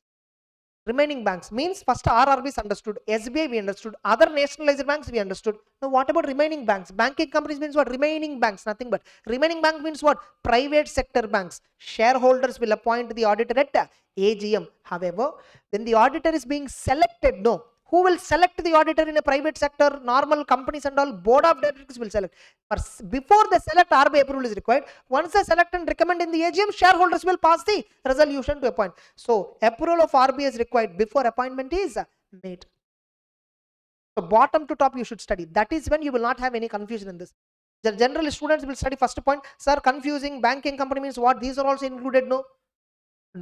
First banking company means what? Other than State Bank of India, Nationalized Bank, RRBs. Means what are the banks? Private sector banks, all that will come here. Remuneration. Normally for all banks, for nationalized banks, SBI, RRB, it is fixed by RBI. For remaining banks, it is fixed by members at the AGM. It is fixed by members at the AGM. Generally under section 142, members have to fix the remuneration, or members will determine manner of fixing remuneration. Members may determine manner of fixing. Generally manner only they will fix. What they will decide, board of directors will decide. The members will pass a resolution that board of directors will discuss by discussing with the auditors, and remuneration will be decided. Powers of the auditor, same powers. Just like normal auditor under Companies Act, what are all powers you have? Right to access to records, right to access to information, right to access to people. Same powers.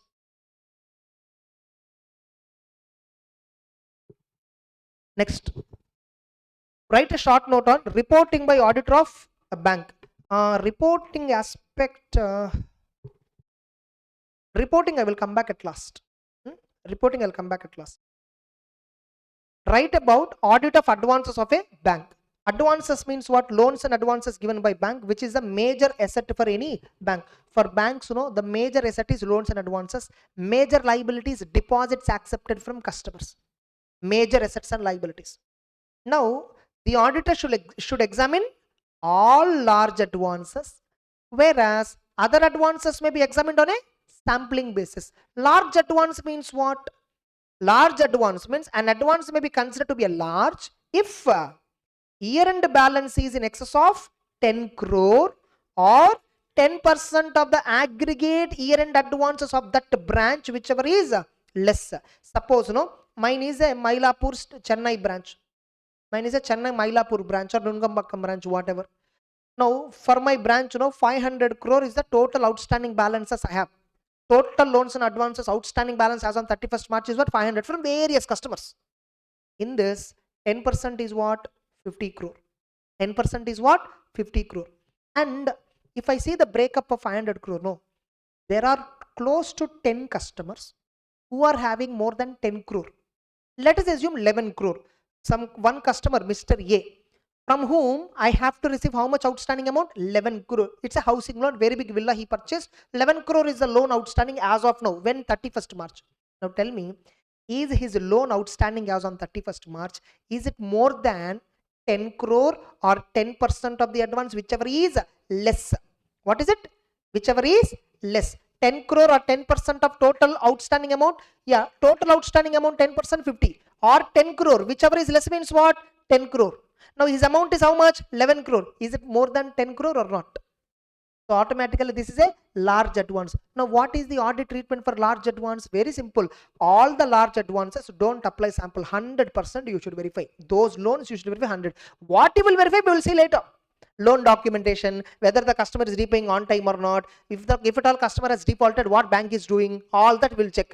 So you have to verify all large advances. Remaining loans you can verify on a sample basis. That is what the requirement. Clear? So 10 crore or 10% of the year-end aggregate outstanding balances of that branch, whichever is less, that is treated as a large advance. Suppose if a bank has only 50 lakhs, small branch, 10% means 5 lakhs. So if a customer who is having 5 lakh outstanding for my branch, from my branch point of view, that's a large amount. So they gave a relative limit, they gave materiality limit, they defined, relatively they defined. So for one branch, what is a large advance may not be large advance for another branch. Now, advances, whatever banks are giving, there are two types, funded and non-funded. This itself was asked for once 4 marks question. Write about various types of advances based on funding. Funded advances, non-funded advances. What is a funded and non-funded? What do you mean by that? Funded means, suppose housing loan is there. Housing loan means what? Obviously from the bank money will go out, right? Car loan, housing loan, personal loan, education loan, all this. What about guarantees? Suppose bank gave a guarantee on behalf of my importer, letter of credit is there. To exporter I gave guarantee. You can send goods. If this fellow don't pay, I will pay you. Now tell me, the moment I gave a guarantee, is that a kind of loan or not? But of course, amount did not go. This is non-funded advance. What is it called as? Non-funded means where there is no funding, but it is also a kind of loan. It is also a kind of advance, guarantees. So non-funded means which do not involve transfer. For example, letter of credits, guarantees. Advances generally comprise what? Term loans, cash credits and ODs. What is the difference between cash credit and OD? 99% don't understand what is it. Overdraft, no. Average daily outstanding, daily average, daily average, on that the interest will be calculated. Whereas cash credit, actual outstanding on that day. In OD, interest will be collected by the bank on a monthly basis only. Whereas in cash credit, you can repay whenever you want, you can withdraw whenever you want. They both operate similarly. Minor differences only there. But in reality, bank staff themselves, they don't know the difference between cash credit and OD. They mix and use OD or cash credit. Both are one and same, they think. Understood? Bills discounted and purchased. Generally today, bills discounting and purchases and all is there only for import and export transactions right now. Normal bills of exchange. Have you heard of bills of exchange? That is not popular right now.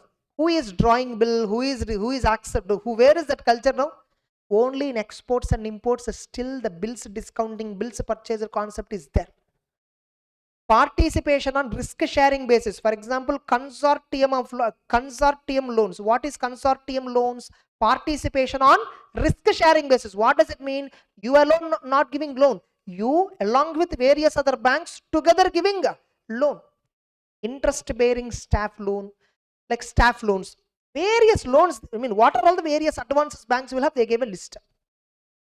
Next, how banks have to disclose in the balance sheet these loans. Bills purchased and discounted. This advance you must show separately. CC and OD you must show separately. Term loans you must show separately. Term loans, how you have to show? The term loans have to be again subclassified into advances in India, advances outside. Again, whatever loans you gave in India, how much you gave for priority sector, public sector, how much you gave loans to banks, how much loans you gave to anybody else, related parties and all probably. Priority sector means agriculture loan, MSME loan, housing loan, education loan. These are all priority sector. As per general norm of RBI, minimum 40% of the total loans must be for priority sector. Next. Advances outside. Generally, advances outside means what? Maybe for some foreign bank, they have to pay me. Why the foreign bank has to pay me? Because your check is encashed here. So I have to collect from you. Due from others. Bills purchased, syndicate loans to others. Syndicate loan means group loans. Write about classification advances sector wise, or write about various classification of advances based on sector, priority sector, other than priority sector, like that. Based on security, loans are classified. This is regarding, securities. How many nature of securities a bank will have? Primary security, collateral security. Suppose a company purchased a land and building. A company want to buy a land and building. But that land and building, the market prices are of huge variations. Today, this year, the price is high. Next year, we don't know. Banker gave you that land and building, he kept it as a mortgage, primary security. But in future, price fluctuation is there. Current assets were also taken on security by collateral purpose, as a collateral. What do you mean by collateral? If primary security could not redeem, could not repay the loan outstanding, based on, if primary security is not sufficient to recover the loan, collateral security will be exercised. Collateral we will not touch until primary security fulfills our needs. So what are the various examples of security that we offer to bank? We may offer gold as a security, immovable property, plantations, life insurance, stock exchanges, goods, stocks, debtors, current assets. Various things can be offered as security to a banker. How do we create security? Immovable property, we call it as what? Mortgage. Mortgage is again two types: registered mortgage, equitable mortgage. Registered mortgage means in sub-register office that mortgage will be registered. Whereas equitable mortgage means I will just give my ownership documents to the bank and banker will give the loan. No registration. Mortgage deed and all not there. Just I deliver the papers to them. So as a token that I have taken a loan from them and I have given as a mortgage. I have given them as for the purpose of creating security, like a pledge I gave documents. So that is called equitable mortgage, which is highly enforceable in law. Registered mortgage is highly enforceable in law. Pledge means what? Gold loan comes under pledge. So where the physical delivery of goods will move to the bank. Hypothecation means what? Vehicle loans, working capital loans based on current assets. In all these cases, it what? Hypothecation. Assignment, insurance policy, shares and securities you can assign to bank and get a loan. That's called assignment. Set off, no, it's actually not a method of creating a loan. But one example I'll give you. Suppose if you're a minor, you want a credit card. Or suppose you are a normal major only, you want a credit card, but you don't have any income. You don't have any income proof. Will a banker give you credit card? No. Suppose you got this idea. Dear banker, I'll give you 1 lakh fixed deposit. Keep it in my name. Give me 75,000 credit card outstanding. Give me a credit card with how much limit? 75,000. So that I can spend credit, I can use credit card and repay whenever I want. So I'll have a control. So some advantage is there on using credit card because some cashbacks and all will be there, all that. No, now banker agreed. Okay, since you're depositing money, that I will keep it as a security and give it to you, credit card. Tomorrow, if you do not repay, what I will do? I will set off these two and balance will be given to you. That is, set off is one way of creating security. You can't withdraw the fixed deposit without cancelling the credit card. That's how the FD will be deposited. Next, write about prudential norms, classification of advances. Write about prudential norms, classification of advances and provisionings pertaining to advances. Write about classification of advances and provisionings. Classification of advances. Advances and loans are classified into two types: standards and NPA. Standard asset and non-performing asset. NPA loan is nothing but what? Non-performing asset. This is called as what? Standard asset. This is actually called as what? Standard asset. When an asset is turning into NPA, suppose if the interest or installment remain overdue for a period more than 90 days in respect of a term loan.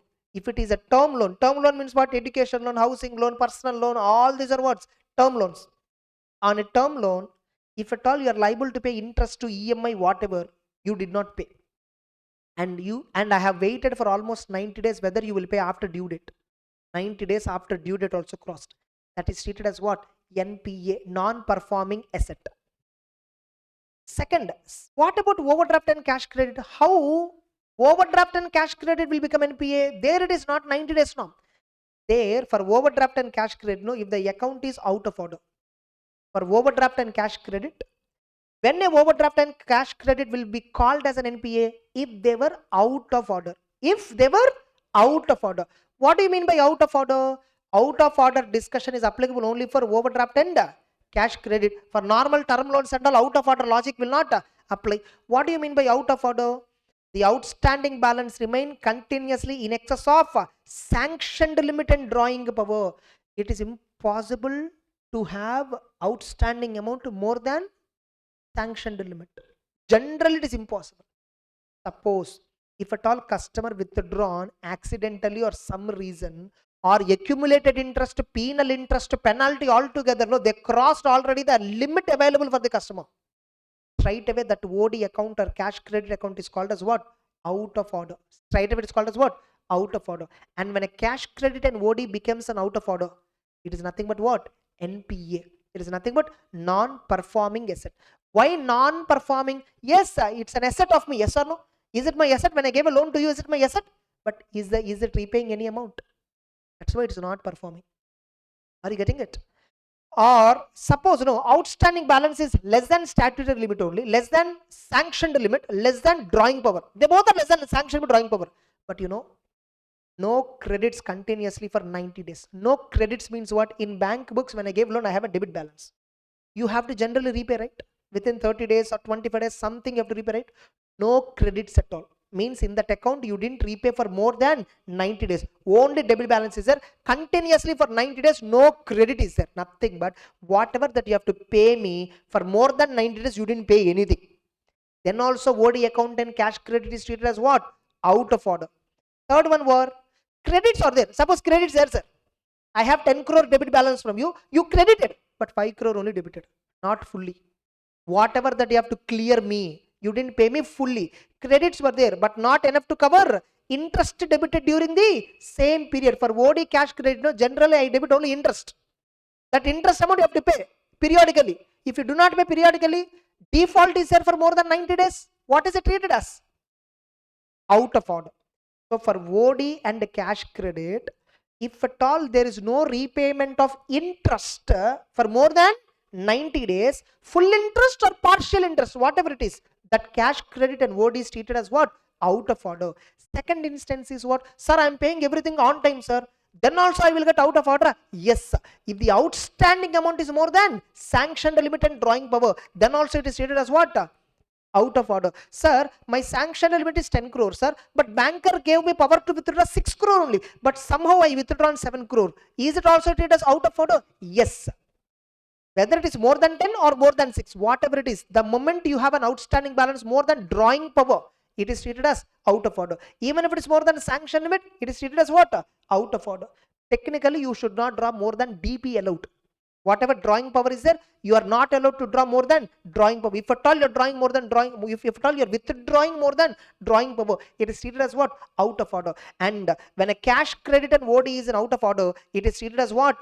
NPA. For a term loan, no, more than 90 days, if there is a default, then it is treated as what?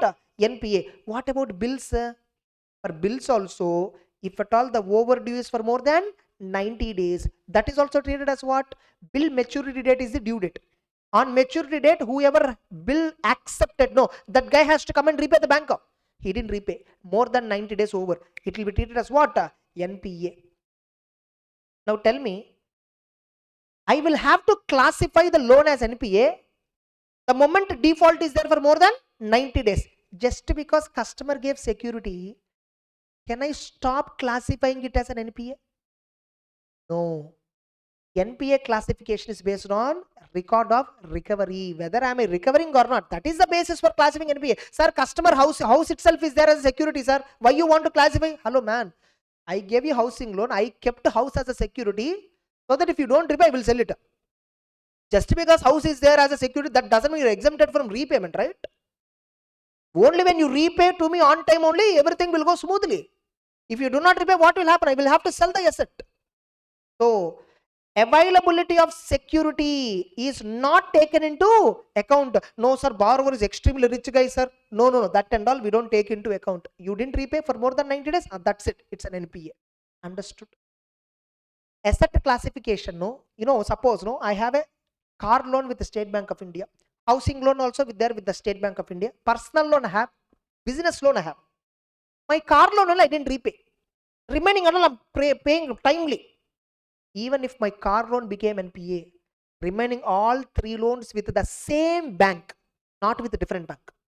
With the same bank, my remaining loans are also treated as what? NPA. NPA classification is borrower wise, not loan wise, asset wise. Understood? So that is what. For out of order, they have given an example. This itself was asked. Out of order was tested for 4 marks. Once or twice it was tested. Non-performing asset, this can be tested for 4 marks. Understood or not? Once an asset is classified as an NPA, bank has to create a provision. First, the moment you become an NPA, up to 12 months, no, you are treated as substandard asset. You are treated as what? Substandard. Non-performing assets are again subclassified into 3 categories. Substandard asset, doubtful asset, and loss asset. First 12 months, after 90 days is crossed, NPA. From the date of becoming NPA to 12 months, it's substandard. After 12 months, up to next 1 year, doubtful. After that, up to 3 years, doubtful 2. After more than 3 years, doubtful 3. Once the 3 years is crossed, no, banks will do final evaluation and they will treat it as what? Loss asset. Accordingly, provision has to be created on the outstanding balance. If security is available, how much provision should be created? If security is not available, how much provision is to be created? They have given. Once an asset becomes a doubtful, security is not there. Personal loans generally will not have security. Straight away they are treated as doubtful, 100% provision. Loss asset means they will write off. Doubtful asset means they will create a provision, 100% provision. That's it. What are the special norms? What are the special NPA norms for various kinds of loans and advances? Shall we take a break and get back? Huh? So probably once I complete the special NPA norms, and we have loans and advances audit, one question is there. Reversal of income, another important topic is there. So once it is completed, it will be over. Maybe half an hour it might take. Half an hour it might take. Confident until now? Yes, we'll continue the discussion. Write about special NPA norms for various kinds of loans and advances. What are the special NPA norms for various kinds of loans? Generally, standard NPA norm is what? If it for term loans, if it crosses 90 days, you cannot, it is treated as NPA. For overdraft and cash credit, if it is out of order, it is NPA. For bills purchased and discounted, if it is overdue for more than 90 days, it is NPA. There are some other special norms of NPAs which are available. For example, these are very important. Many times they were being asked. Even in CA final also we have this syllabus. Even in CA final we have a chapter called bank audit. Inside that also we have this. As accounts regularized near the balance sheet date. Generally, no, NPA norm, NPA classification, provisioning, all that will be done on 31st March. Of course, the system will categorize an asset as an NPA. But as on 31st March, they will calculate provision. But by the time 31st March, if a customer repays, no, whatever pending due, again that asset will be reclassified from NPA to standard asset. Now, if at all throughout the year customer did not pay, it was NPA almost up to March mid also. But suddenly by March 31st, customer paid the outstanding amounts. Suddenly he paid outstanding amount. Just to avoid that, generally what banks do, banks generally pressurize customers. Sir, you defaulted, that's okay. But at least by 31st March pay. Again, if you want, you can withdraw later. We will give you extra funding, something. Somehow because of the bank pressure, they will repay. Now banks, what they do, since customer repaid, they will show that as a reason and then they will classify it as a normal asset. Auditor has to check whether any of the NPAs, any of the loans which are originally treated as NPA, but were regularized by the time year end comes. Is there any inherent risk in that? You need to check. If there is inherent risk, reclassification from NPA to standard asset, you will not permit. You will treat them as what? NPAs only. These are the accounts where few credits are received just before balance sheet date. These asset classification, The asset classification of these, items, no, you should deal very carefully. Next, government guaranteed advances. What about NPA classification for government guaranteed advances?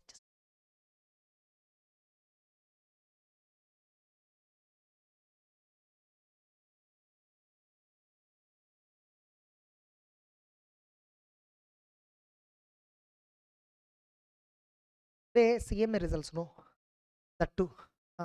Some students, no, they'll message. If I don't reply, they'll call. Although my device is silent, this will sound. Synchronization will be there, na? That's the problem. Fine. So, government guaranteed advances. There are two types of government guaranteed advances: central government guaranteed advance, state government guaranteed advance. Suppose if a central government guaranteed advance, a customer where we gave a loan for which central government guarantee is there, if at all he did not repay, we waited for 90 days, still he did not repay. Do we need to classify it as an NPA? Yes, you can classify it as an NPA, technically speaking, but provisioning not required. Indirectly, since central government guarantee is there, no need to treat it as NPA. If the customer don't pay, you can collect it from central government. You need not worry about security, market value, nothing. Since the advance is guaranteed by central government, even though the customer did not repay the principal, let us not treat it as NPA. Provisioning and all not required. But generally once a loan is treated as NPA, on that loan, generally how banks will recognize income on accrual basis. As and when the interest amount is accrued, they will recognize. Later customer will repay on the time. But by default, accrual system is the basis of recognition of the income. But here, central government guaranteed advance, the customer defaulted. Because government guarantee is there, central government guarantee is there, we will not treat it as NPA. What about interest recognition? Can we still recognize interest income on accrual basis? No.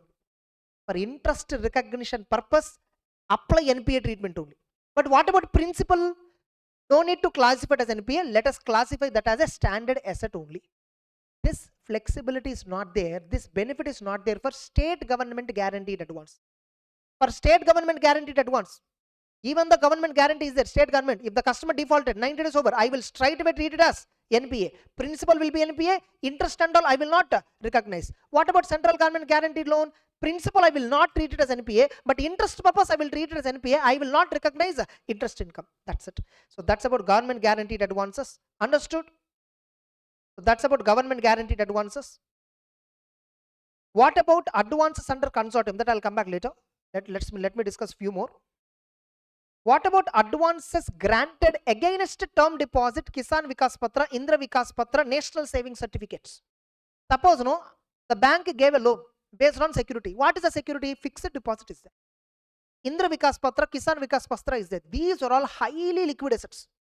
You can just instantly convert them into cash.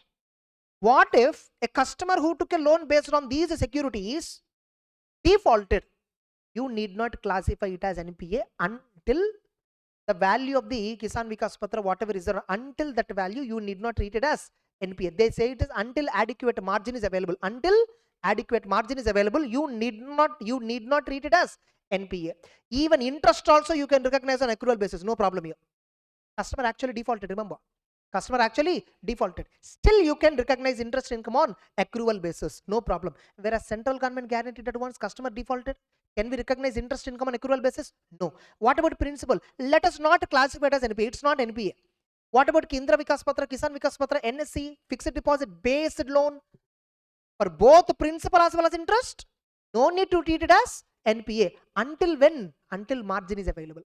Until bank can recover that money. Until that much value of security is available. Next.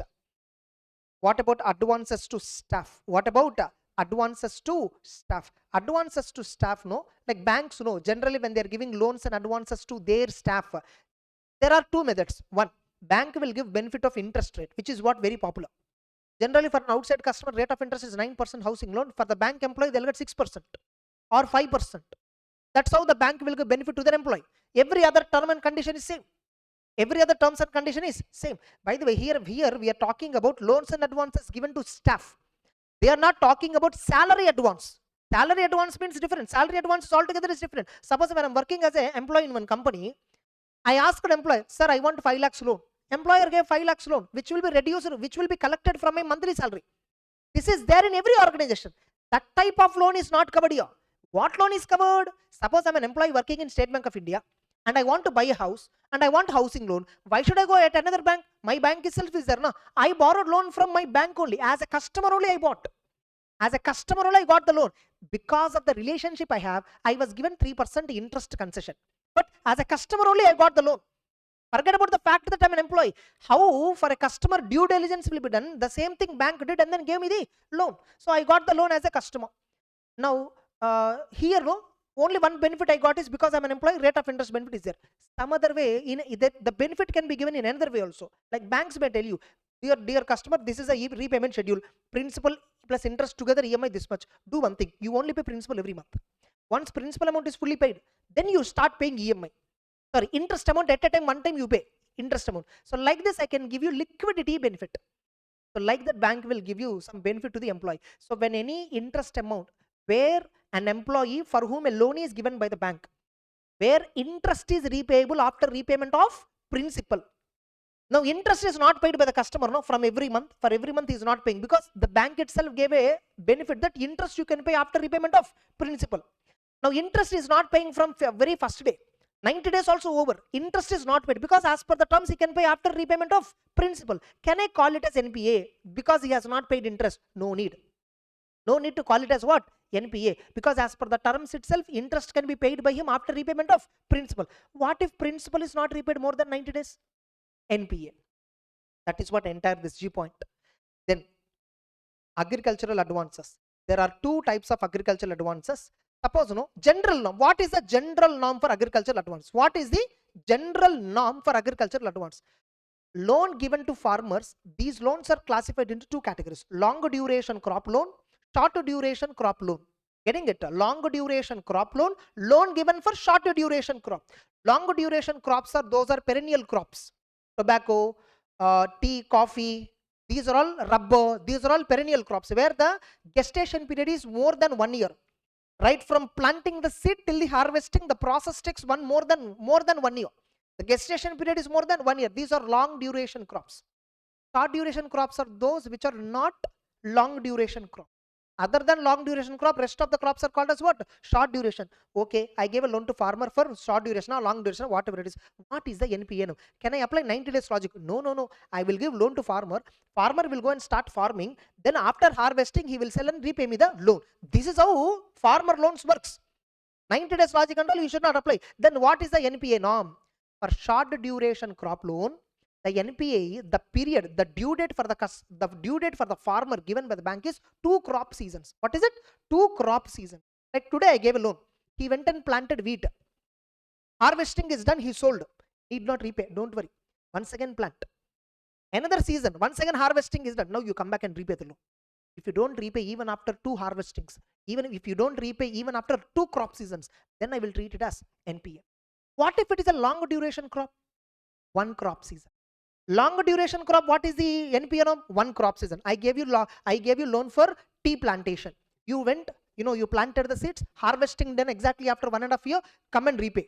Because harvesting is done, you sold the produce and you will get the money, you repay. If you don't repay, I will treat it as NPA then.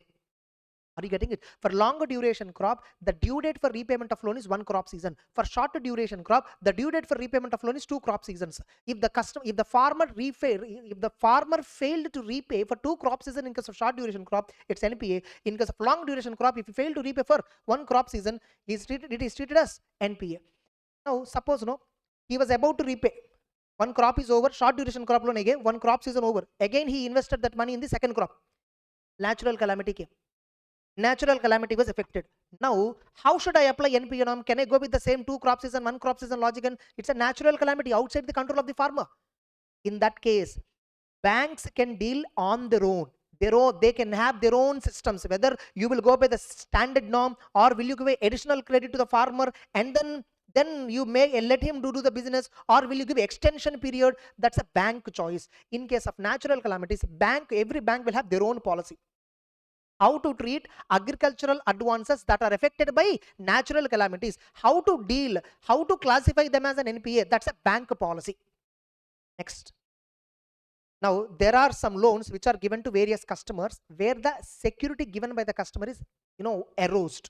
Erosion of security. What is it? Erosion of security. See, generally banks will give loan based on two logics. One, your repayment capacity. Two, security given by you. Repayment capacity decides how much loan I can give you. Security value decides how much loan you can withdraw. Getting the point? Suppose you can repay 20 crore yearly, but I will not give you 20 crore. You give 5 crore worth of security, I'll give you 3 crore loan only. Repayment capacity is important for me, no doubt about it. Suppose a customer is having only security, he doesn't have any income, bank will not give any loan to him. That's why senior citizens will have this scheme called reverse mortgage, because they will not have income. So whatever property is there, no, they will just keep it with the bank and they get the loan, and banker will sell the property at the end of the tenure. So both are important. Now, one of the primary essential ingredient for giving loan is security value. You have given security, right? That security, whatever you have given me, that value has come down drastically. Now, what should I do? Customer is repaying on time. By the way, customer has not defaulted. He is repaying on time. Honestly, every month as and when due date comes, amount is there in the balance account. Not just that amount. In fact, bigger amount is only there in the customer account. So every time we are debiting EMI, automatically everything is going very smooth. But conservatism, risk of expected loss should be recognized at the earliest. If at all there is a possibility of loss at a future date, you have to recognize. Customer, we gave a housing loan to a customer. The house value is 2 crore and we gave 1.5 crore loan. And customer is repaying every time honestly. But the area where we gave a loan, that area was treated as a danger zone. Some natural calamity issue, So the environmental authority has classified that area as a danger zone and everybody has to evacuate from that area. After some 6 months or 1 year, they have given a timeline. Within that, you have to evacuate. Now tell me, will that house will have 2 crore value?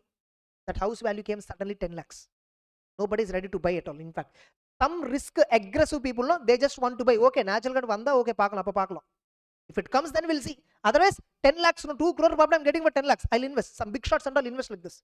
Now see, the value of the security is substantially reduced.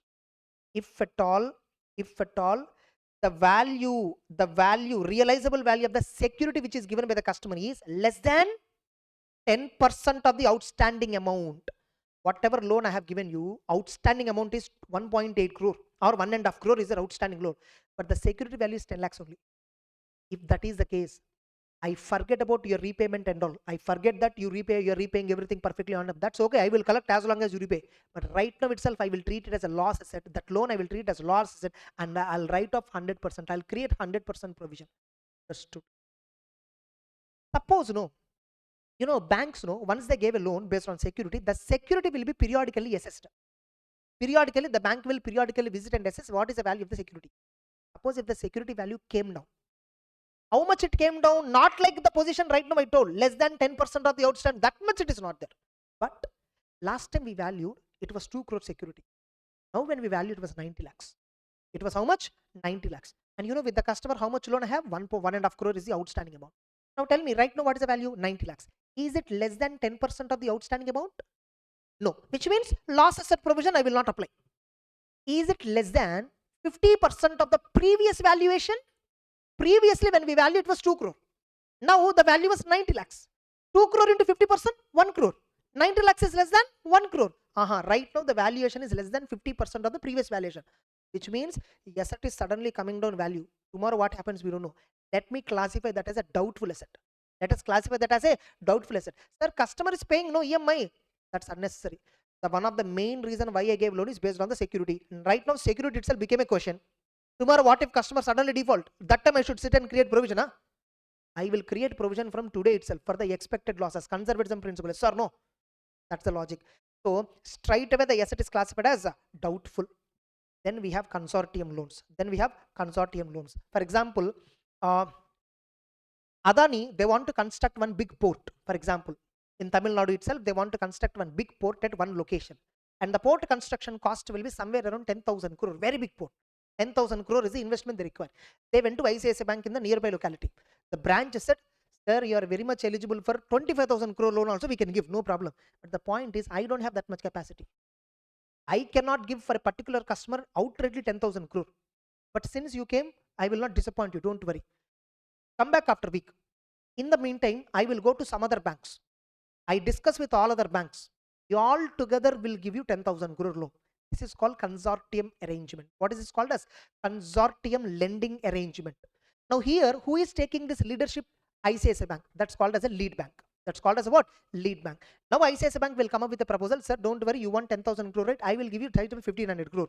Kotak is there, they'll give you 2000 crore. SBI is there, 700 crore. Like that, everyone will give you. This is the rate of interest charged by respective banks. This is the rate of interest charged by respective banks.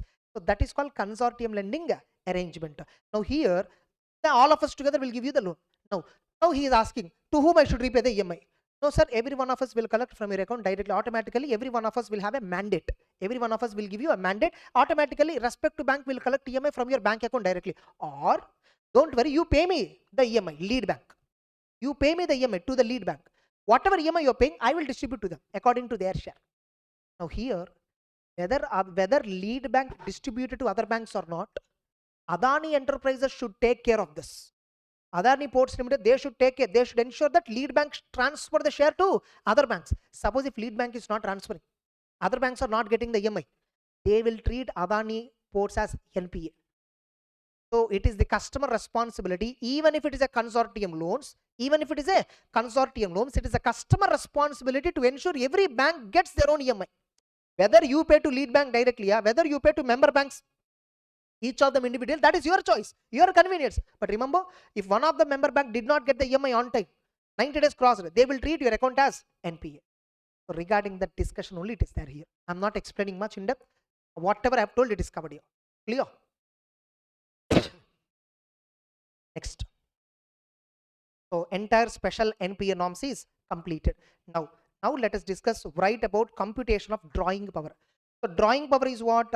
Drawing power is a limit up to which a company can withdraw the working capital limit, which is sanctioned. First of all, drawing power discussion and all comes into picture only for ODs and cash credit, where you gave current assets as a security. Term loans and all, no, whatever sanction limit is that much will be disbursed. Loan disbursement, drawing power, sanction limit. There are three terms. Disbursement means when you withdraw, bank will transfer the fund, right? That's called disbursement. Drawing power means up to what amount you can withdraw the money. That is drawing power. Suppose in your account you may have 2 lakhs money, but in ATM, if you go to ATM center and draw money per day, 40,000 you can draw. That's a drawing power in the ATM. You're getting my point. Drawing power is like a transaction, not, of course, it's not a transaction limit. That's the maximum limit up to which you can withdraw from the loan. Sanctioned limit is what? That is the total exposure that a bank can take on a particular client. Total exposure that a bank can take on a particular. Exposure means what? Exposure to funds. Rules for drawing power. Very strict rule. Whatever outstanding amount is there with a particular customer, his outstanding amount shall always be less than or equal to drawing power, and which shall be less than or equal to sanction limit. Can drawing power be more than sanction limit? No. Can outstanding amount be more than drawing power? No. Automatically outstanding amount shall not even exceed sanctioned limit. Banks ensure that drawings in working capital account is covered by security. Drawing power is required to be arrived at based on current stock statement. What do you mean by current stock statement? Every month customer has to give latest stock statement, but it should not be older than 3 months. It should not be older than 3 months. If at all there is an outstanding balance, which is calculated based on older than 3 months stock statement, that account is treated as irregular. That account is treated as what? Irregular. When an account is treated as irregular, there is a possibility that it can be classified as an NPA. It can be classified as an NPA. Again, in NPA, SMA 0, there is a classification. What is it called as? SMA 0. General special mention accounts. We call it as what? Special mention accounts. Special mention account 0 means, suppose if bank feels so particular customers will for sure default in soon future. Some symptoms exist. Of course, right now they're paying EMIs, everything honestly on time, but some symptoms exist. Banks will classify those accounts as special mention accounts. Means they put special observation. They take care of them specially. There is another account called SMA 1, SMA 2. In the above question, there is a diagram on this. SMA 1 means what? Customer defaulted. 90 days not yet over, but 30 days crossed up to 60 days. It is called as SMA 1. 60 days crossed up to 90 days. It is called as SMA 2. The moment it crossed 90 days, it is called as NPA. Up to 12 months, it is substandard. Beyond 12 months, up to 1 year, it is doubtful category 1. 1 to 2 years, doubtful category 2. More than 1 to 3, doubtful category 2. More than 3 years, doubtful category 3. according to the category of the asset classification. This is called asset classification, IRAC norms. This is what Basel III framework gives. Accordingly, provisioning percentage will be decided. Next. So banks board of directors will formulate the rules for calculation of drawing power, sanction limit, all that. Next, audit requirement. What auditor has to see, or what auditor has to see? The stock statements, quarter returns, all that you have to scrutinize. Audited annual report, financial statements of the borrower should be verified. Monthly stock statements which are filed by the borrower should be verified. Make sure that the stock statement is not older than 3 months. Stock audit is compulsory when the exposure is more than 5 crore. Funded exposure. What is it? Funded means already company transferred, bank transferred money to the customer account. When the funded exposure is more than 5 crore, you have to, stock audit must be carried out. Auditors can also advise stock audit in some other cases depending upon the situation. Now, how to calculate drawing power? For example, a customer gave closing stock which is having realizable value worth of 1000 crore. But this entire 1000 crore customer is not the owner. Primary owner is creditor. Creditors by default will have a first charge on the goods which they sold on credit. If customer do not repay, creditor can take back the goods. So whatever creditor outstanding is there, let us reduce. Whatever letter of credit means, that is also kind of outstanding, import related outstanding, that also reduce, which means out of the stock which is there in the go down, 400 crore worth of the stock only customer real own. Remaining also own only, but customer has to repay. Until customer repay, customer will not have absolute ownership on that. Understood? Now banks will 400 crore worth of stock is there. Na? Do you think bank will give 400 crore loan? No, 25%, 30%, 40% margin they'll keep. 100 crore. So balance amount is what? 300. Now company is also having debtors. One of the asset is current asset is stock. Another current asset is debtor. Total debtor is 1000 crore. There is a possibility that some of them will default. All that will be then a 20% margin, 800. Sorry, ineligible debtors. Ineligible debtors means probably some debtors where due dates have already crossed. Some norm will be there which are treated as ineligible debtors. After that, eligible debtor 800. 40% margin. How much is that? 40%, because all these people may or may not repay tomorrow. 40% margin, 480 crore. Total value of security given by you is how much? 300 plus 480. This much only company, bank will give you as a drawing power. But actually, you see, you give value of security 400 plus 800, 1200. But bank is giving you permission to withdraw 780 crore only. The balance is actually called as what? Margin. The balance is called as margin. What is the objective of auditing of advances? What is the objective? The objective is, the objectives, when we are carrying out, the auditor is primarily concerned with whether all the amounts included in balance sheet, are they really outstanding? Are they represent amount due to the bank? Existence indirectly. Rights and obligation we are checking. Amounts due to the bank are appropriately supported by documents, nothing but rights and obligation assertion. Are there any no unrecorded assertion, no unrecorded advances? Completeness. What are they checking here? Completeness. What is the basis of valuation of advance? Is it appropriate? Valuation. The advances disclosed, classified, described, are they as per regulatory requirement? Presentation and disclosure. What are the objectives behind audit of advances? You can simply write advances related various assertions. Existence of advance, what points you will check? Completeness of advance, what points you check? Valuation of advance, what points you will check? All that. Yeah. Now you need to evaluate controls over advances. See what you need to know, they told you here. With respect to advances, what are all things you should see? They told you. Now, in order to verify all these advances, you should first see controls. What are the controls are there in a bank in order to give a loan? Tell me how a bank will give you a loan. The moment you went and applied for a bank loan, they will take your Aadhaar card. They will first do a KYC for you. First of all, are you a genuine person or not? They will say KYC. 2, they will take your bank statements, income statements, asset statements, all that, and assess your credit worthiness. Then they will collect all the documentation. Then they will ask you for what purpose you want the loan. End use of funds they will get to know. Then they will create a security, either mortgage, assignment, pledge, hypothecation somehow. Then they will release the fund. Correct? Then drawing power. Drawing power will be decided based on the type of the loan. If it is a cash credit and OD, whatever sanction limit is there, that much will not be given as a drawing power. Some difference will be there. What is the audit procedure? This itself can be asked as a 3 marks question. This itself, internal controls over advances. This can be asked as a 4 marks question. Objectives of auditor for doing audit of advances, 3 marks or 4 marks question. Any of this can be asked. So what is the audit procedure for loans and advances? Verify validity of the loan given. Look at the loan documentation. Look at the account, customer account movement, when the loan is given, when he is paying, all that. Is there any security?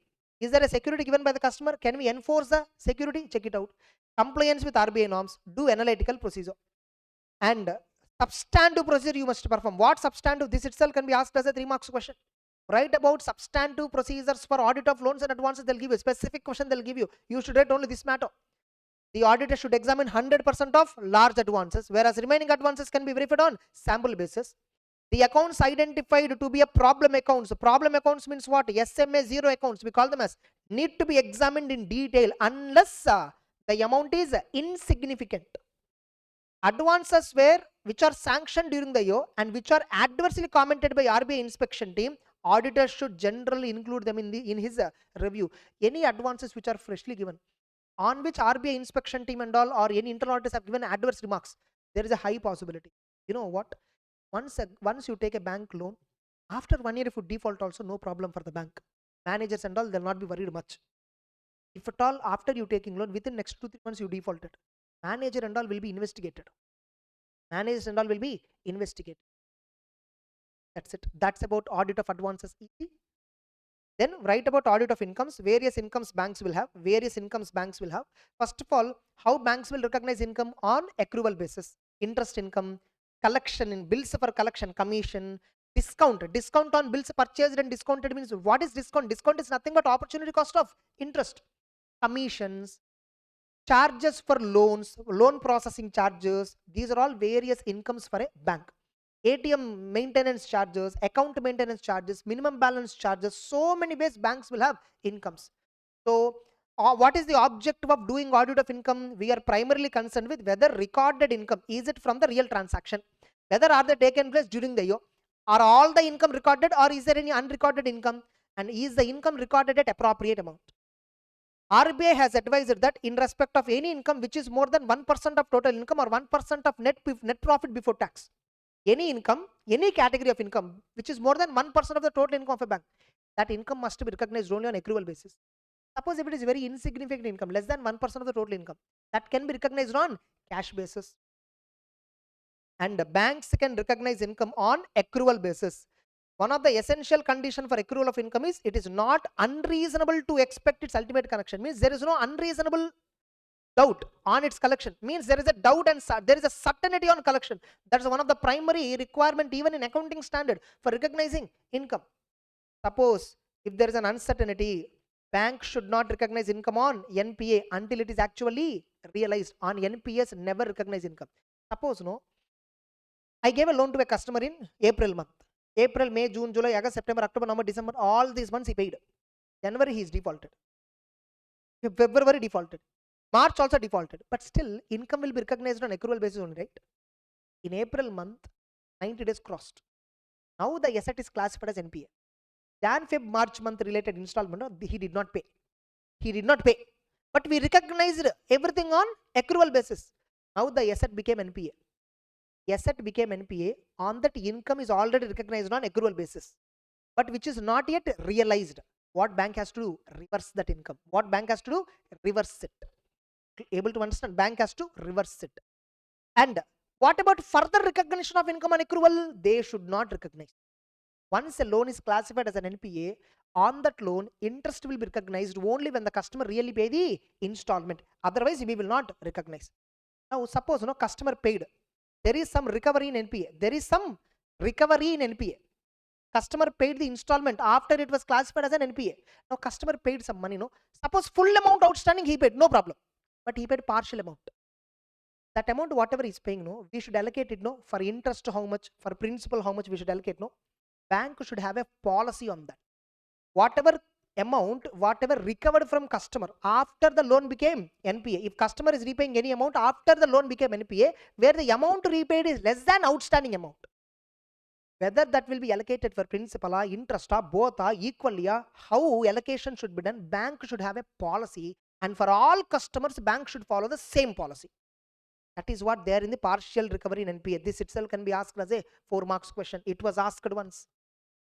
In every question in this bank audit chapter was tested, especially that initial some general discussion questions is there, except that all these questions were discussed. Every time it was tested. Every question is tested in one or the other attempt. In the absence of clear agreement between bank and borrower, the appropriation of NPAs, bank should adopt an accounting policy which is uniform and consistent manner. The appropriate policy must be in line with accounting standard 9. Only when there is a realization, you should recognize. It should be ensured that credit towards interest is not out of fresh loan. Suppose, if at all you're recovering from customer, you know how the customer is repaying? You give a fresh loan. That's why he's repaying. At that time, whatever customer repay, it will not be transferred to interest collection. It will be transferred to only principal collection. You're getting my point? Interest is the income for the bank, not the principal. Principal, I gave loan, you're giving me back. That's not income. Interest is the income. Now tell me, can you pay the income with an additional loan I gave you? With an additional loan I gave you, you can pay me my original amount. And this amount you pay me next year. Interest income from the customer received must be out of the income of the customer. It should not be out of a fresh loan which customer has got from the same bank. Understood? That's the logic. And then, what is the income recognition for bills for collection? On bills for collection, what banker will get income? Commission. Commission he will get. When commission can be recognized as income in the books of accounts of a bank? Only when the bill was actually collected. Only when the bill was actually collected. Bills purchased. Bills purchased means what? Somebody has drawn a bill on somebody. That fellow wanted urgent money. So he gave me the bill discounted and I gave him the net amount. Suppose bill value is 10 lakhs, I gave him 9,50,000. Now remaining 50,000 is my income, provided the customer who has to repay this bill has repaid me full 10 lakhs. Now how should I recognize this 50,000? In the year in which it was discounted? What if the bill you discounted in March 15th, but the bill is liable for maturity on April 15th? Which means the discount whatever you are getting, no income, that is belonging to 2 years. Proportionately discount shall be recognized in each. Next year discount whatever you have already discounted, next year, that you will show it as a liability. Why? Here they will say that where part of the receipt comprising discount related to period beyond the year end, the same should be recorded as liability. Why it was recorded as liability means because the ultimate customer, I have to collect from him how much? 10 lakhs. I have to collect from him how much? 10 lakhs. Whereas there is a drawer. There is an endorsement concept, all that is there. Endorsement, all that is there. If at all I endorse, being an endorsee, I have a responsibility, right, to repay him fully 10 lakhs. Because the bill value is how much? 10 lakhs. So whatever the discount portion that is there in the future, that we will show it as what? Liability. Because ultimately I have to pay that much amount. Okay, I got discount. What is discount? Nothing but this bill is maturing in April 15. The person who drawn the bill right now only he wants the money. What about this 1 month interest opportunity cost? That is called as a discount. Actually, that is not income to the bank. How banker will get income? I gave him 9,50,000. Ultimately, the other person will come and pay me 10 lakhs. Right? That time only I realize 50,000 income. Until then, I will not realize. So this discount will be recognized on accrual basis, proportionality between 2 years.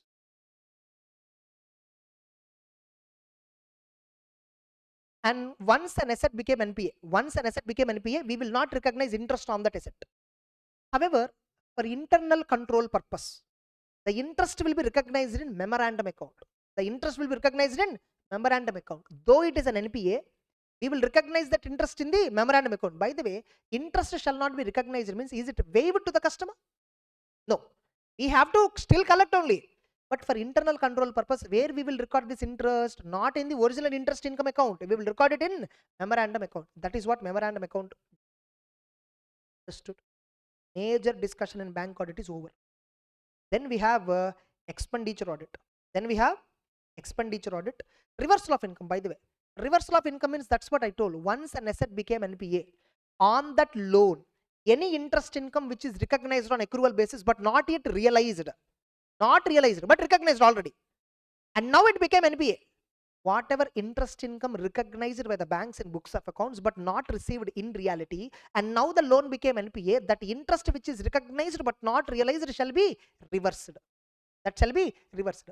Again, when you can recognize it? When you actually collect it. That is what this entire question number 21 talks about. In this, one point which many students will have doubt is takeout finance. What is it? Takeout finance. Takeout is two types: internal takeout, external takeout. There are two types of takeout. Even in my original class also, I didn't give this kind of explanation. Internal takeout, external takeout. Every time when I take a class, suddenly one point will strike for me. When I'm taking original class, some important point will not strike. In revision, it will strike for me. Internal takeout means what? Suppose I gave you a loan, some short-term loan I gave you originally for construction of a project, and the project is about to complete. Now you asked me to give fresh loan and take out the old loan, and with the fresh loan will have a higher duration, higher amount, lower rate of interest. All that, some benefit is there. Why I gave you new loan?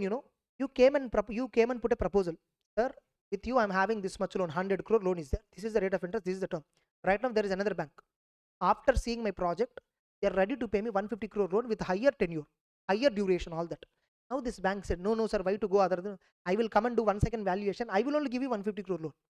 Now your old loan is taken over by me and giving you a new loan. This is internal takeout. Suppose, sorry, sir, I cannot give you like the terms and all. If you want to go there. Now other bank will pay me the full amount and repay the customer loan and all, everything. The other bank will pay me. And then this loan will be taken by the other bank. These kind of takeout finance will generally happen in large infrastructural projects. This is called as what? Takeout finance. Now, objectives of takeout finance are what? To expand sources of finance for infra projects, to address various exposure issues, to boost availability of long-term debt facility for various projects. Takeout finance. This itself can be asked as a 4 marks question. This itself can be asked as a 4 marks. No in-depth discussion is there about takeout finance, bills purchased, bills collection. No in-depth discussion is there. Only brief discussions are there. You also limit your understanding to that extent. Don't interpret too much. So they gave a meaning here. The first point is actually meaning. In case of takeout finance, based on record of recovery, the account is classified as an NPA by lending bank. Lending bank means what? The bank which is taking out. So they will decide. They will check about NPA norm. The bank who gave the original loan, no, first loan is no. Why NPA norm and all will apply? Because when I'm going to give you fresh loan for replacing old loan, why NPA norm will be applied on the old loan? So now NPA norm, who has to think? Takeout bank has to think. Or on the new loan we should apply NPA norm. On the old loan should we apply NPA norm? Not required. That is what this point, takeout finance. Clear? Then audit of expenses. In that, one important topic that we have is audit of interest expenditure. Interest expenditure by a bank on what? Deposits, savings deposit, current account, and fixed deposits. Now banks will have fixed deposits, so many schemes. Senior citizen fixed deposit scheme, senior citizen women deposit scheme, normal citizen women deposit scheme, normal citizen fixed deposit scheme. Again, these will have 3 months deposit scheme, 6 months deposit scheme, 1 year, 2 years, 3 years, 4 years, 5 years. Again, so many varieties will be there. From all these varieties, take some samples. And what is the rate promised as per the agreement? Is this rate as per the bank policy? Is this rate is as per the RBI policy?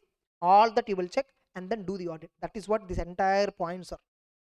Understood? So that's it. Bank audit is over.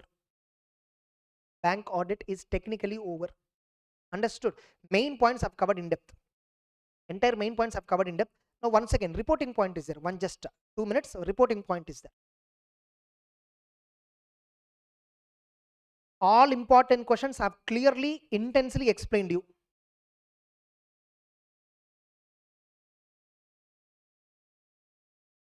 Reporting. Write a short note on reporting by auditor to a reporting by auditor of a bank. What are the reporting? In audit report on other legal and regulatory requirements, and we have a section, right? Inside that only CARO and all we give, right? By the way, CARO is not applicable for bank. So that report will give, in Companies Act 143 subsection 3 checklist is there, na? Like that for banks also there is a checklist. They are asking Whether balance sheet P&L, are they containing all the particulars that are giving true and fair view? They're asking. You need to check and reply whether they're all true and fair view. Whether he has been given explanation information, whatever he requested, and is it satisfactory? They're asking the auditor, dear auditor, did bank give you proper explanation information? Whatever information you asked, did they give you? And do you feel satisfactory? They're asking. Whether transactions of the bank, are they within the powers of the bank? Whatever transactions you verify, no? Whether bank management and bank management, no, are they within their powers as per the power delegation matrix? Is it proper? They're asking. Whether branch returns means what? Branch returns received from offices and branches, are they adequate for the purpose of audit? Suppose no, you cannot visit all the branches. Have you got branch related data to you? And is it sufficient according to you? They're asking. Tomorrow, when you say all these points, yes, yes, yes, positive, positive. Tomorrow you cannot say, I did not get that data, I did not get this data. Then why you gave an audit report that you received everything? Yes, sir. You should have told at that time itself, na? Affirmations. We call them as what? Affirmations. Exactly same affirmations were there even in 143 subsection 3. But in 143 subsection 3, there are 10 clauses. 10th clause has 6 clauses. Inside that only 4th clause is there. Funding party, ultimate beneficiary, intermediary, that discussion. Okay. What is the format of audit report for banks? Same. Standards on auditing format only. There is no separate format for banks. However, central auditor has to give additional disclosure. What disclosure? In other matter paragraph, central auditor has to disclose how much percentage of assets, how much percentage of liability, how much percentage of interest income, how much percentage of interest expenditure were audited by other auditors. Not only percentage, the number also you should give. Quantification, significance of other auditors' share of work you should give. See, the auditor should ensure that not only information about number of unaudited branches, this is about unaudited branches requirement, not only information about unaudited branches, like no, in State Bank of India, no, approximately some close to some 15,000 or 16,000 branches were not audited. Auditor said 15,000 branches were not audited. Tell me, will it give any idea to a consumer? Will it give, okay, 15,000 branches, okay, not, what is its significance? You tell me, in the P&L account, interest income is some 5 lakh crore. How much income is not audited? You tell me. That is useful for me. Number of branches is not useful, no? So, not only number of unaudited branches, but quantification of advances, quantification of deposit, quantification of interest income, quantification of interest expense of that unaudited branch shall also be disclosed. Suppose you see this State Bank of India.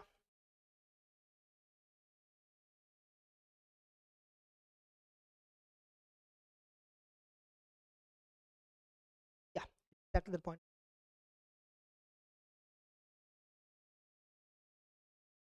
This one.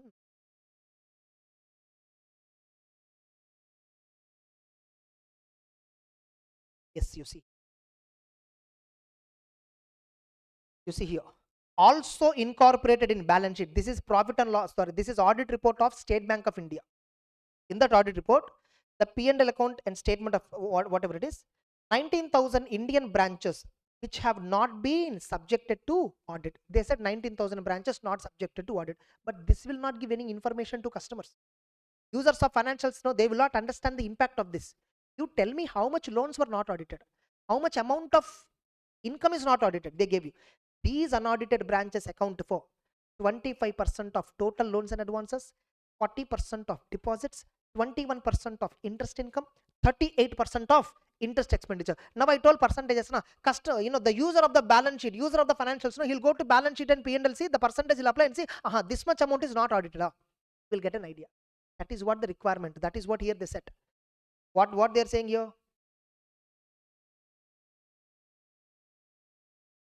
So what they're saying, not only number of unaudited, but quantification should also be given.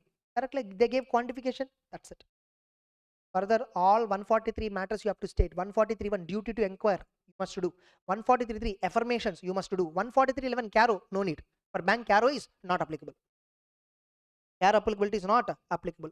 Further, every auditor of a bank has to give one more report called long form audit report. This format is given by RBI.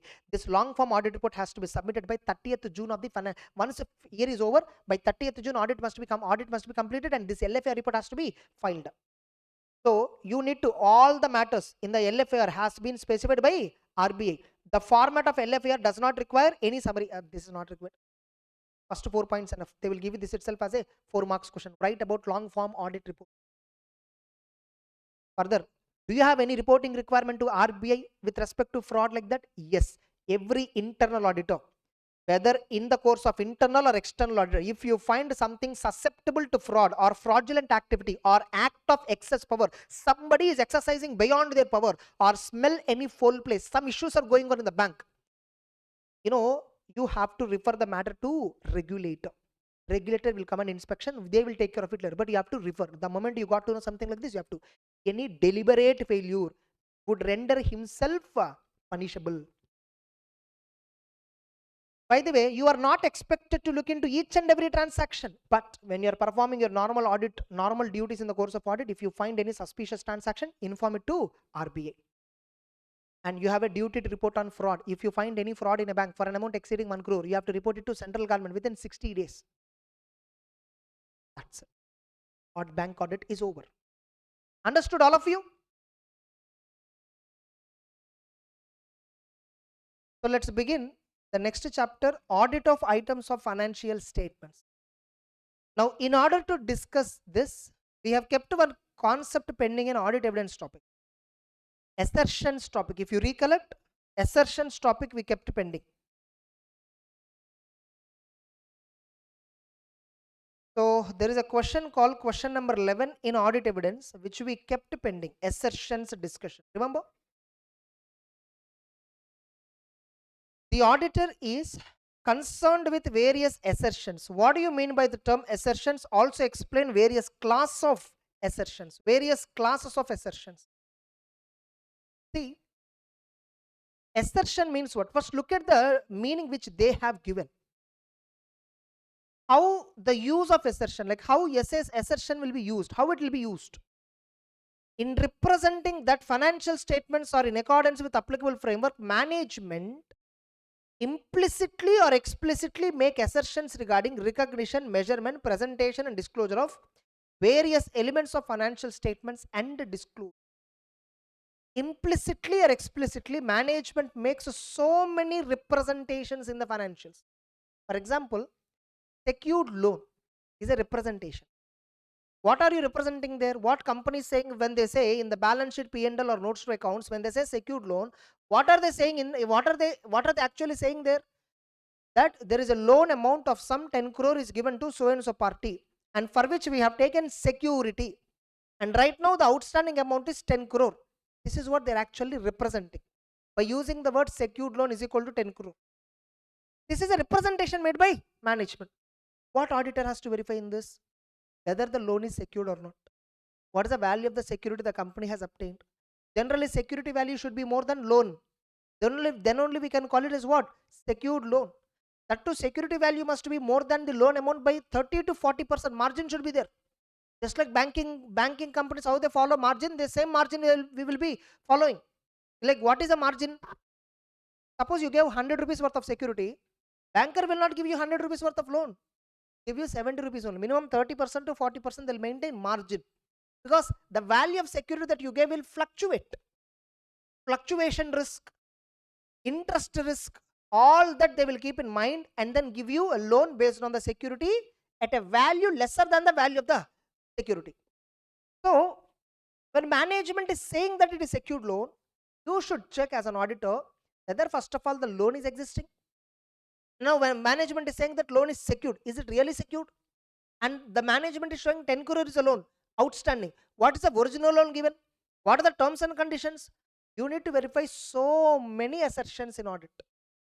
What are all assertions that we should verify generally? For transactions, what we should verify? For outstanding balances, like balances, what we should verify? For presentation disclosure related items, what assertions we should verify is what in this question they are explained. They are typically talking about various types of assertions. Like we have these assertions. Now actually this discussion made little complicated. Earlier, when I was studying, when we have this assertion discussion, we have the following assertion. We have assertions two types. For compliance procedures, what are the assertions? For substantive procedures, what are the assertions? For compliance procedures, whether the controls are existing, whether the controls are effective, whether the controls are continuous throughout the year. Effective, existence, and continuity. These are the three types of assertions we should check with respect to controls. But I am checking internal control, is the control effective? Okay, is the control existing? Is there a process? First of all, company established a process or not? Okay, process is existing. Is it effectively, company using effectively? Like for example, many systems, many employees were given user ID passwords, because an employee by using his user ID password only can transact any affairs of the company. He cannot transact just like that. He cannot transact just like that. So that is the main rule which the employee has to follow. Control is existing, but when in reality, when I go and see, nobody is following this. Like everybody knows everybody's passwords and user IDs. The control is not effective. And the control is not effective, whether it is operating throughout the year, I won't even see. If the control is effective, then I will see, is it operating throughout the year? Means, is it continuous throughout the, I will randomly surprise check. I will go and do a surprise check whether it is effective throughout the year or not. Like that, I will get an evidence. That like that, I will do compliance procedure. Compliance procedure will be done by verifying these three assertions for a particular control. Substantive procedures means what? Actually, it may be details. Substantive procedure means test of details. Details can be tested through transactions and balances. Details means what? Transactions and balances. What are all you verify? In order to verify transactions and balances, I verify existence. I verify existence. Especially the word existence is used for assets and liabilities. We will verify whether, suppose balance sheet says so and so fixed asset, so and so machinery is existing. They are saying balance sheet, so and so machinery, the value they mentioned some value. I need to check whether the mission is existing as on 31st March.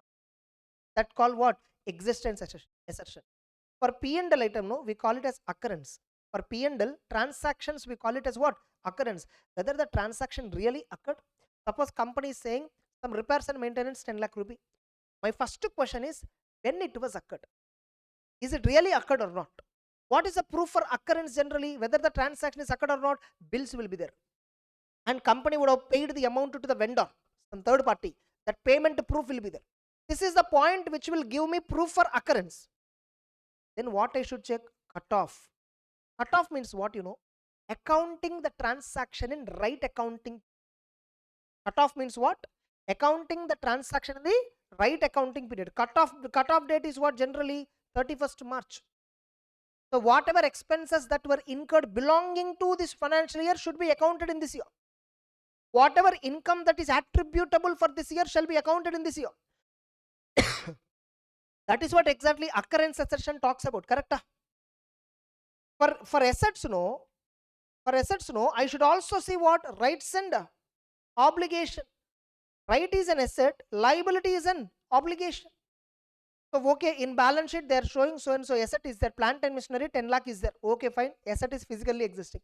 Just because asset is physically existing, there is no guarantee that that is our own. What I need to check whether that asset is own or not. Suppose in the balance sheet, assets, plant and machinery 10 lakhs you are showing. What does it mean? You are indirectly saying plant and machinery is owned by the company. That's why it is coming under the fixed asset side of the balance sheet of the company. What is the document you will check for establishing right of the company on that asset? Ownership document or lease document in case of finance lease assets. In case of finance lease assets, lease documents you will check. For balance sheet liabilities, what you will check? Obligation. Liability is an obligation. Yes, there is an outstanding amount. Existing liability is there. It's an obligation. What you will check? Whether the company really has an obligation or not? Bank confirmation. They will give you, yes, company has to pay this much amount, loan outstanding. That's a proof that company had a liability. Further, what I will check? I will check valuation and measurement. What I will check? Valuation and measurement. What is valuation? Provision for bad and doubtful debts. There we use valuation assertion. There we use what? Valuation. Whether provision is calculated correctly or not. Indirectly, what are we checking here? We are not checking existence of doubtful debts.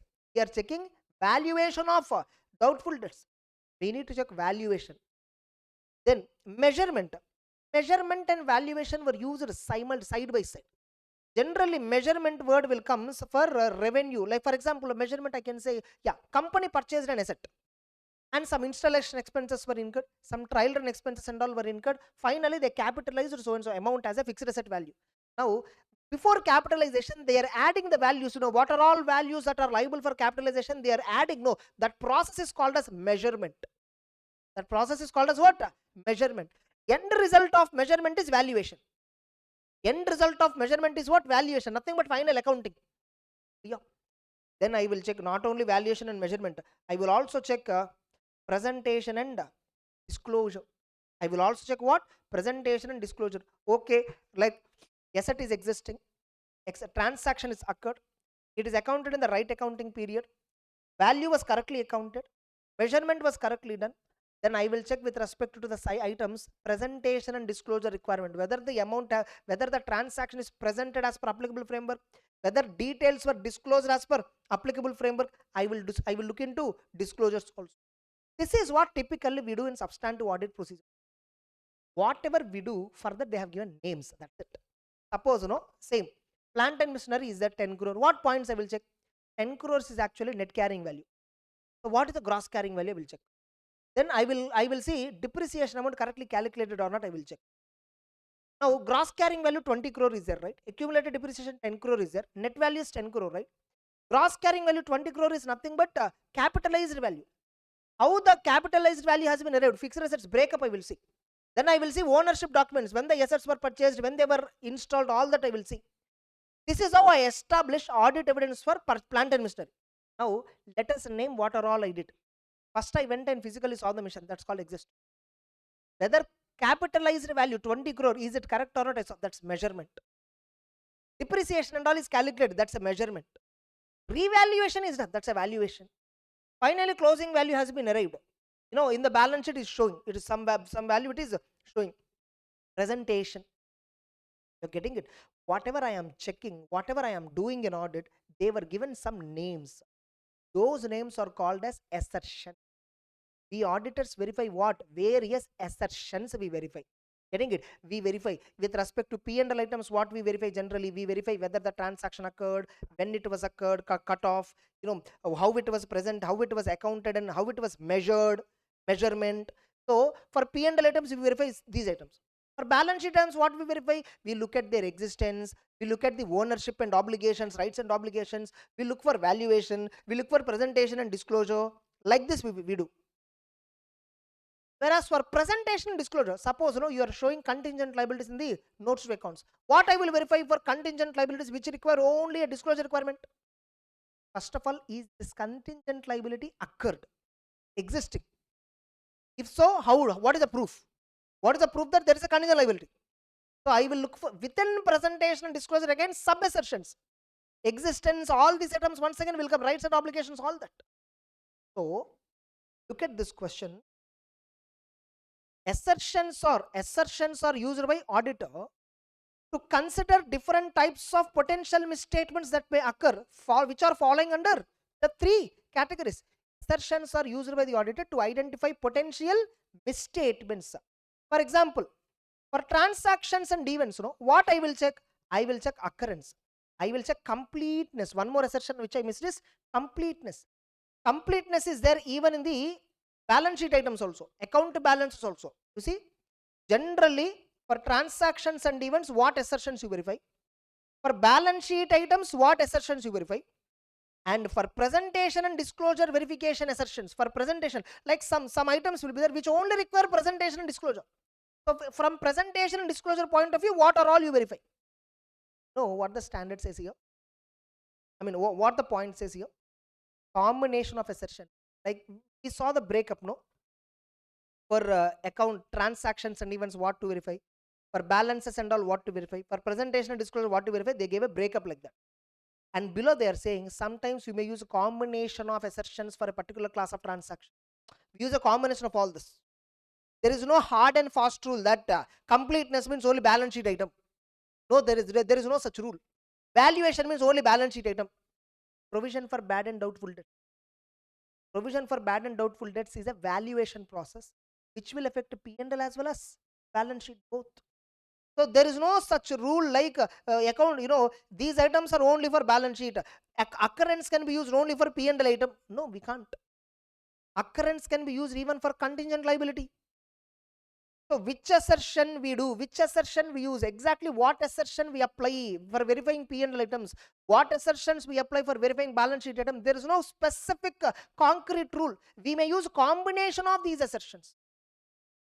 We just have to understand what are all various assertions we, that alone if you understand. What are the assertions? Occurrence. Occurrence talks about what? It talks about whether transaction and event, whatever is recorded, have been occurred during the year. Is it relating to our entity? We need to check whether transactions and events have really occurred or not. All the transactions and events, whenever I say completeness, it is not talking about existing of a specific item. It is talking about whether all the transactions pertaining to the entity are they recorded. Accuracy. This is one more assertion. Technically, this is not that popular. Obviously, one of the by default we check accuracy rate. Whether amounts and other data are they recorded properly. Next assertion is what? Cutoff. Whether they're recorded in correct accounting period, matching concept, nothing but. Classification. One more assertion is there. What is it? Classification. Okay, you accounted revenue. Revenue is two types. Revenue from operations, other incomes. Classification also you must see very clearly. So one more assertion that you check for a particular item is what? Classification. Classification will be there in balance sheet item also, right? But it is not given. You see, account balances. What assertions I generally verify for account balances? Don't I verify classification in balance sheet items? Obviously I verify, but it is not there, na? Doesn't matter. Because below what they are saying, the auditor may use assertions as described above differently, provided all aspects described above have been covered. The auditor may choose to combine the assertions about transactions and events with account balances. You may combine and use. But tell me, do we read this and then go and do the audit? Whatever we do in audit, that was given names like this. They were given names like this. Suppose company purchased land and building, and they are using it for rental purpose. Automatically, where the land and building shall be classified, fixed asset or investment. Now, whether they are classified as an investment or not, I am seeing directly what assertion I am verifying here. Classification assertion I am verifying. Whether they tell that point or not, my process is same, na?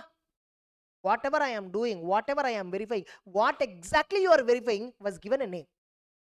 Suppose I am checking how much value they recorded for that investment, and I am looking at the background documents and all, whether this value has been correctly arrived or not. What assertion I am actually checking here? Valuation. What assertion I am checking here? Valuation. And I am checking whether the ownership of this land and building is belonging to the company or not. That is why they are showing in the asset side of the company. What am I checking? What assertion I am checking? Rights and obligations. Now, closing investments, valuation is being done. Valuation, short-term investment, long-term investments, valuation principles, impairment, all that I am doing. Which assertion I am checking here? Which one? Valuation assertion. Which one I am checking? Valuation. Now, this investment, no, in the notes to accounts, they should give breakup. Long-term investments, they should give some breakup. What is the sub breakup will be there. Short-term investments, some breakup should be there. Whether they gave the breakup of the investment in the notes to accounts or not, I am saying. What exactly I am checking here? Presentation and disclosure actually. What am I checking? Presentation and disclosure assertions I am checking. Able to understand? Whatever you do in audit, whatever you verify in audit, it was given a name. So you are verifying some assertion belonging to an item of financials. Some students confuse between assertions versus items of financials. Purchases is an item of financial. Sales is an item of financial. Employee benefit expense is an item of financial. Plant and machinery is an item of financial. Furniture is an item of financials. Assertions are what? Particular item. There will be multiple assertions that you will.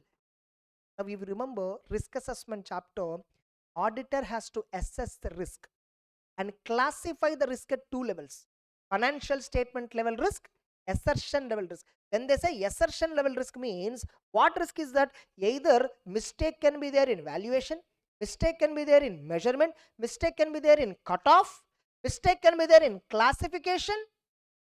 Understood? Assertion level risk means that. Assertion level risk means inventory, there is a risk, plant and machinery, there is a risk. That is not assertion level risk. So, item of the financial statement is different from assertion for a particular item of a financial. For a particular item, we auditors are concerned with various assertions. Generally, for P&L items like transactions and events, what are the assertions you will look into generally? For balance sheet items, what assertions you will look into? For items which require just presentation and disclosure, what assertions you will look into? That is what this exactly. In exam, they'll give you specifically this third point. Write about assertions the auditor will verify in relation to presentation and disclosure. What you will verify? Whatever events that we are disclosing, contingent liabilities, all that, are they pertaining to the entity? Suppose some pending case against the entity is there, the company is disclosing. How do you know that it is related to the entity? Look at the case documents.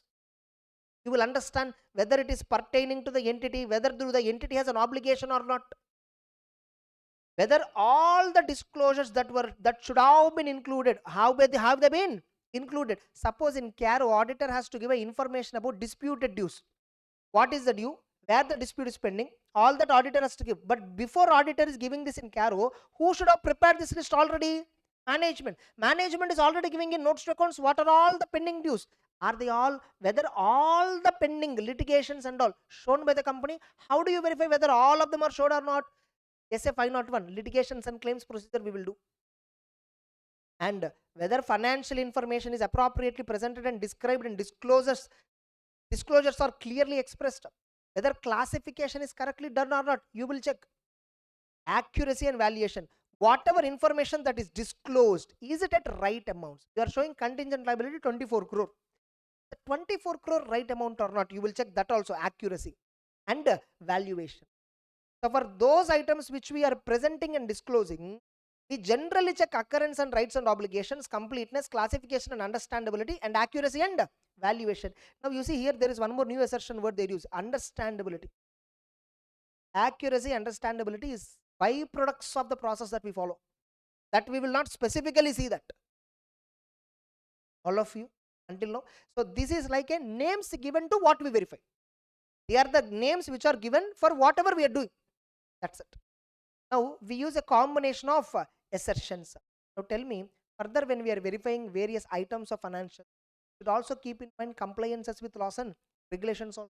Whether the item, whatever the liability they calculated in the GST, whether is it calculated as per the GST law or not, also we should check. Means checking law and regulation is also one more assertion, right? Compliance with laws and regulations is also one more assertion which I verify, right? That's what. So we must clearly understand that each item contained in financial statement assets something to the readers, to indicate the ownership, to indicate existence of transaction, to indicate quantity, various things it will assert. Auditing is concerned with testing the authenticity of the information which is conveyed by the assertion. The auditors have to check whatever they are showing. No, suppose if they are classifying an asset as a non-current asset, is it really a non-current asset or not? We need to check. Classification we need to. If the asset is shown as so and so 20 crore amount, is it really 20 crore value correct or not? Means there we are checking valuation. Whatever we are checking in audit is called as an asset. Whatever we are checking in audit is nothing but whatever we are checking is that item that we are checking, the aspect that we are checking is called as. Example, suppose you see here, this is very important. If you understand this 11th question, to some extent you can understand items of an. When we find in balance sheet an item under current assets is like cash in hand 8,000 rupees, is there some amount in balance sheet? What is it asserting? The obvious assertions that would strike in mind are the firm had 8,000 rupees and with valid notes and coins. Yes or no? Either in the form of notes or coins, something is there in hand. That is what indirectly cash in hand 8,000 represent. That the cash was free and available for expenditure. It's a free cash, nothing but like I have absolute right on that. The books of account show a balance, identical amount at the end of the day on the balance sheet date in which it is drawn up, nothing but existence. Another example, suppose plant and machinery 2 lakhs is there, breakup, depreciation of current year, total accumulated depreciation and net value is 1,17,000. This information is there in the notes to account. It is asserting the firm owns and machinery. The original cost is lakhs. The firm is having physically the plant and machinery with them. The asset is used for business. The total depreciation is 83,000, and in that 13,000 is current year depreciation. The amount of depreciation is calculated and which is correct. So indirectly, by mentioning this, you are asserting so many. Auditor has to verify all these points. Auditor has to verify all these points. Now some assertions, they will be either explicit or there will be explicit or implicit. Explicit means what? Explicit assertion means what? You know, the assertions are generally implied. They may not specifically spell out, though some explicit assertions are found in financials.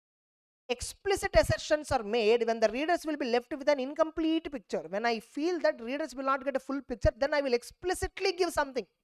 Secured loan. That's an explicit assertion. What is it? Explicit assertion. Suppose there is no indication about contingent liability. No indication. Notes to accounts, nowhere that point itself is appearing. Implied assertion that there are no contingent. Suppose I specifically mentioned a point, contingent liability cited in a book, below I mentioned no contingent liabilities. This is again explicit assertion. Explicitly negative assertion. That negative means what? Saying that it is not there. If I say something, contingent liability, High Court, Supreme Court, some case I'm showing, it's an explicit assertion, positive assertion. Getting it? So, example, secured loan 4 lakh. This description does not give us complete picture. We do not know name of the lender, nature of the security, rate of interest that is applicable, all that we don't know. There is just a blind secured loan. We don't know exactly what is it from, where is it from, at what rate of interest you are paying, that and all. From this point of view, this is implied. Whether it is secured or not, from that point of view, it is explicit. Next, negative assertions, or when negative assertions are what? Negative assertions are also encoded in financials. The same may be express or implied. Negative assertions can also be, the negative means what? We don't have any contingent liability. There are no bad and doubtful debts. We are mentioning like the statements. We are saying that that is not there. Saying that it is not there is a negative assertion. Now, how can we say that something is not there in our financials? One is being implied negative assertion. Two, specifically saying that we don't have that. Explicit negative assertion. What is it? Explicit negative. Explicit negative assertion. What does it mean? If it is stated that no contingent liability, then it is explicit. Suppose if the balance sheet has a no item called building. Suppose balance sheet, if you see, schedule to fixed assets, you see, buildings amount is 0. That's an explicit negative assertion. Suppose building point itself is not there. A shareholder, whoever got it out, hey, what about buildings? Or nothing is there? Probably company don't have any buildings. It's an implied assertion. Whatever it is, every financial statement contains an overall representation of various assertions. Each financial statements present something as a whole in addition to component details. For example, an income statement is presenting results of operation. A balance sheet purports to present financial position. The auditor's opinion is typically directed to overall presentations. But to formulate an opinion on the overall statements, he has to first inquire into specific assertions. We generally give opinion on the overall picture. But in order to form an overall opinion, we want to get opinion on each and every specific assertion. Getting it? So, out of his individual judgments about specific assertions, he will arrive into conclusions on the financial statements as a whole. Inventory, plant and machinery, and for inventory, various assertions will, for plant and machinery, various assertions verify. By verifying so many assertions of all the items of financial statements, will as a whole form an opinion. Whatever we do, which is making it complicated. Correct? Is making it complicated. That's about assertion. Clear? Now let's look at the items of financial statements. Let's go to the items of financial.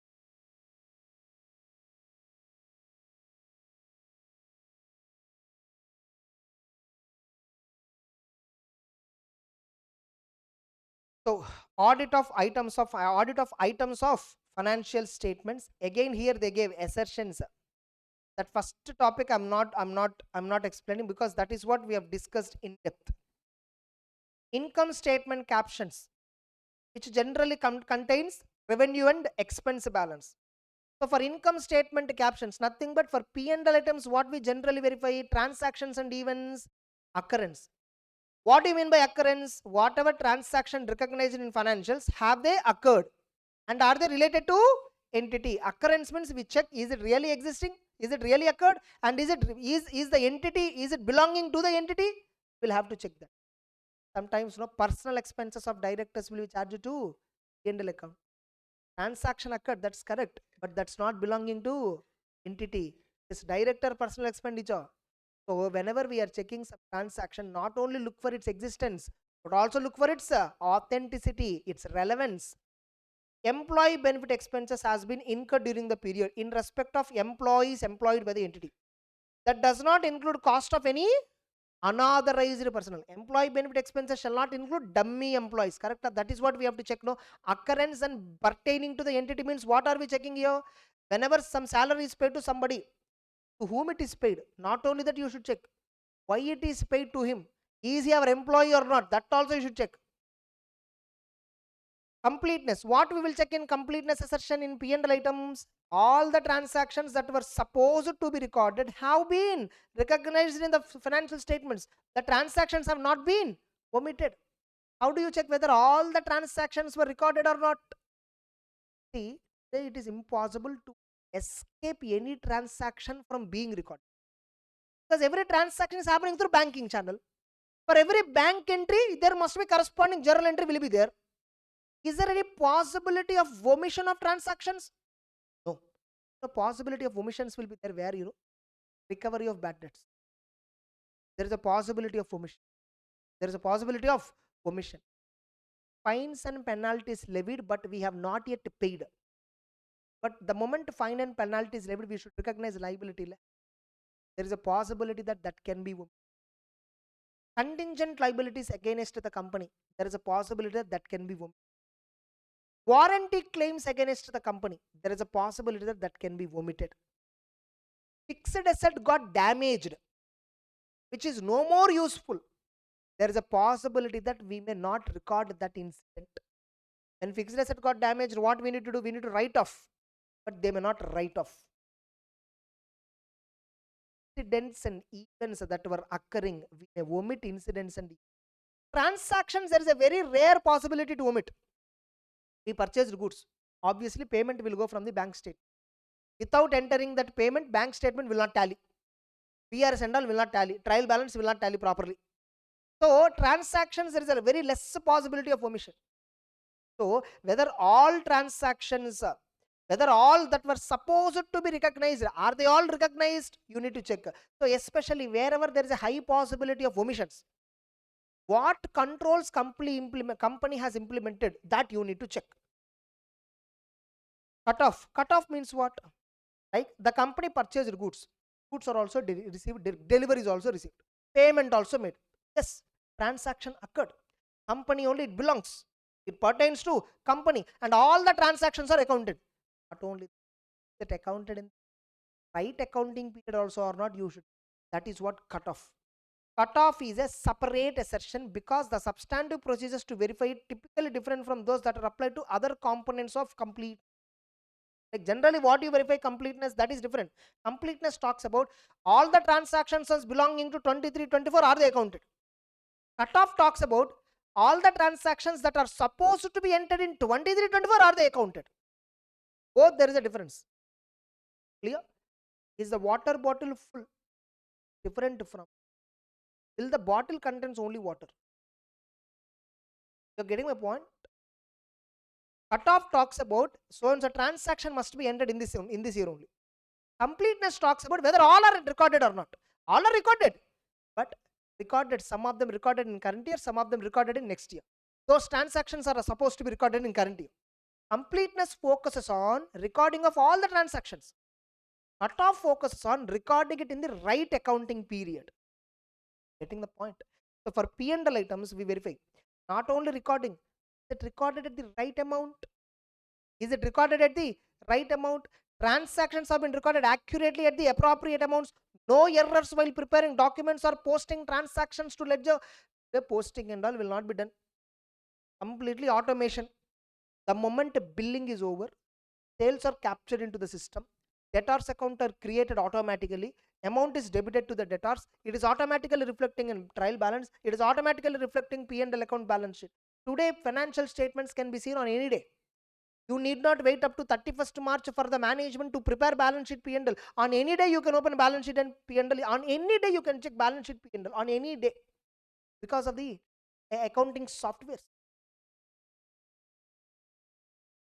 And transactions, are they properly classified and presented fairly in the financials? So when you are verifying whether are they classified properly, are they presented fairly, indirectly what assertion you are verifying? Presentation and disclosure assertion you are verifying. Transactions and events should be appropriately segregated, appropriately segregated or disaggregated. What do you mean by disaggregation? Suppose revenue from operations, suppose inventory closing stock is there. How do you disaggregate closing stock in presentation and disclosure requirement? You will disaggregate into 3 types: raw material, work in progress, finished. Showing breakup is called as disaggregation. Showing breakup is called as what? Disaggregation. Suppose in respect of a company, revenue from operations shall disclose like following: sale of products how much, sale of services how much, donations received how much. In case of section 8 company, any other operating revenue less GST.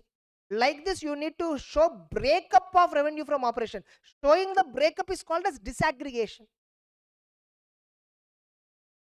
Even employee benefit expenses also, a company shall disclose by way of notes regarding aggregate expenditure and income on the following: employee benefit expenses. Breakup you must show: salaries how much, provident fund contribution how much, ESOP how much, welfare expenses how much.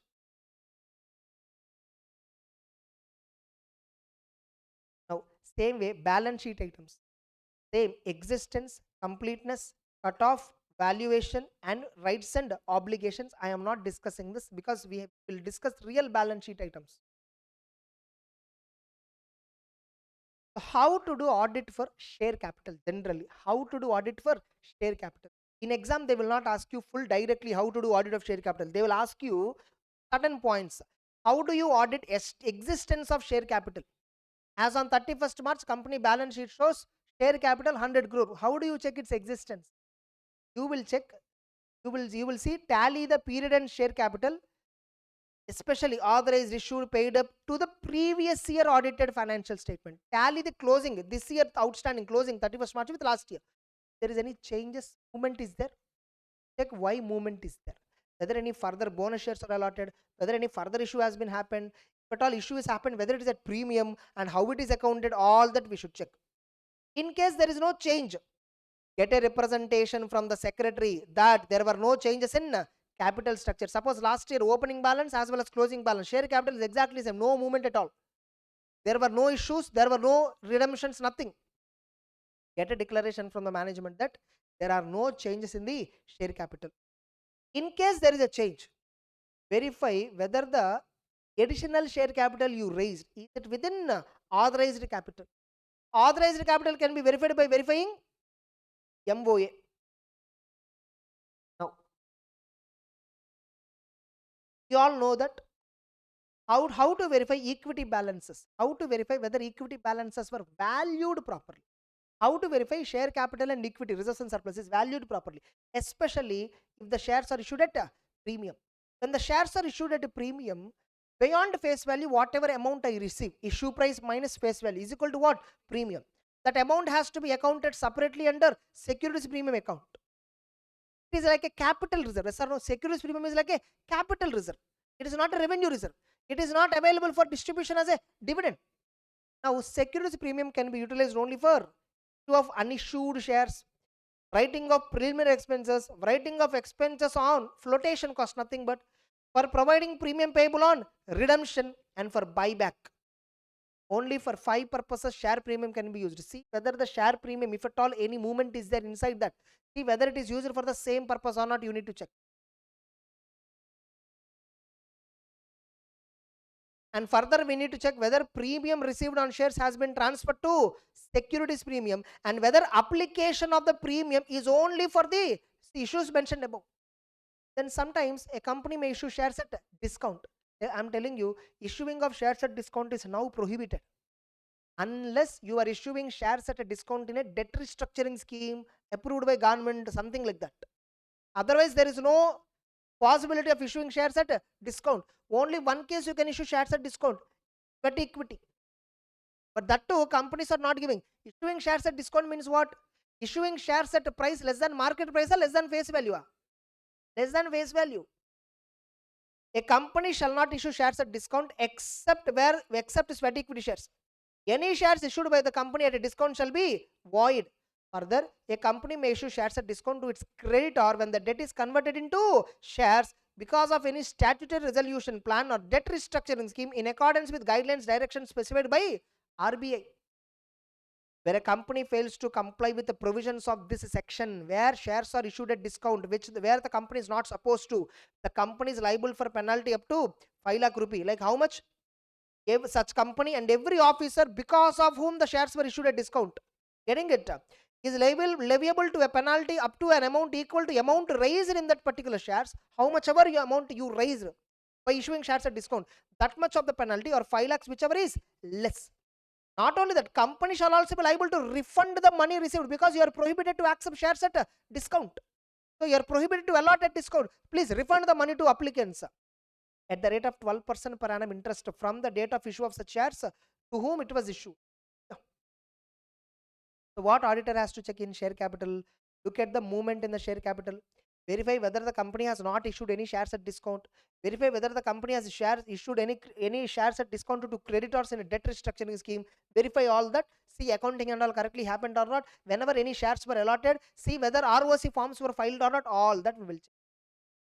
What points we will verify? If the shares are issued at, if the company issued any sweat equity shares, how do you verify that?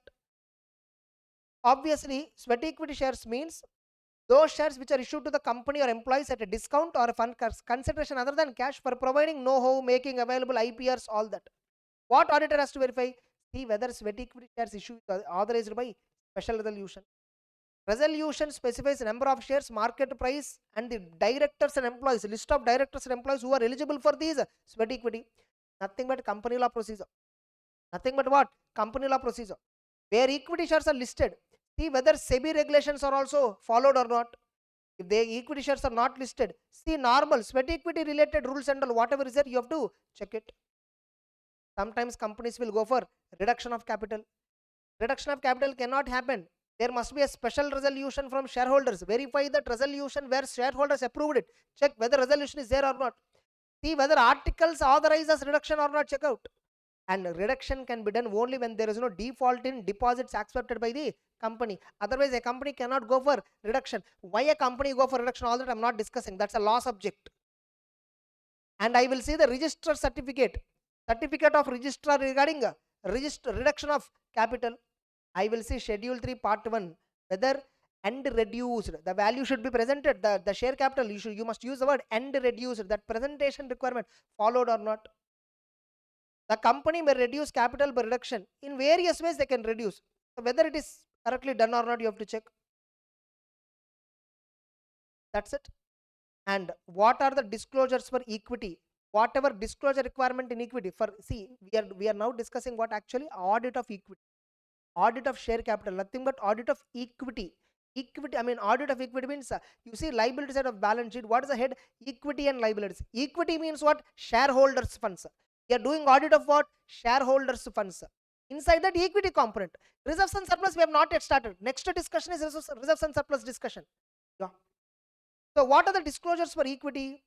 For each class of share capital, the number and amount of shares. What is the authorized capital? How many shares are issued and subscribed fully paid? How many shares are outstanding at the beginning and at the end of the period? The rights, preferences, restrictions for each class of shares. Actually, in our regular class, we discuss Tata Motors and some company real annual report we will open, financials will open.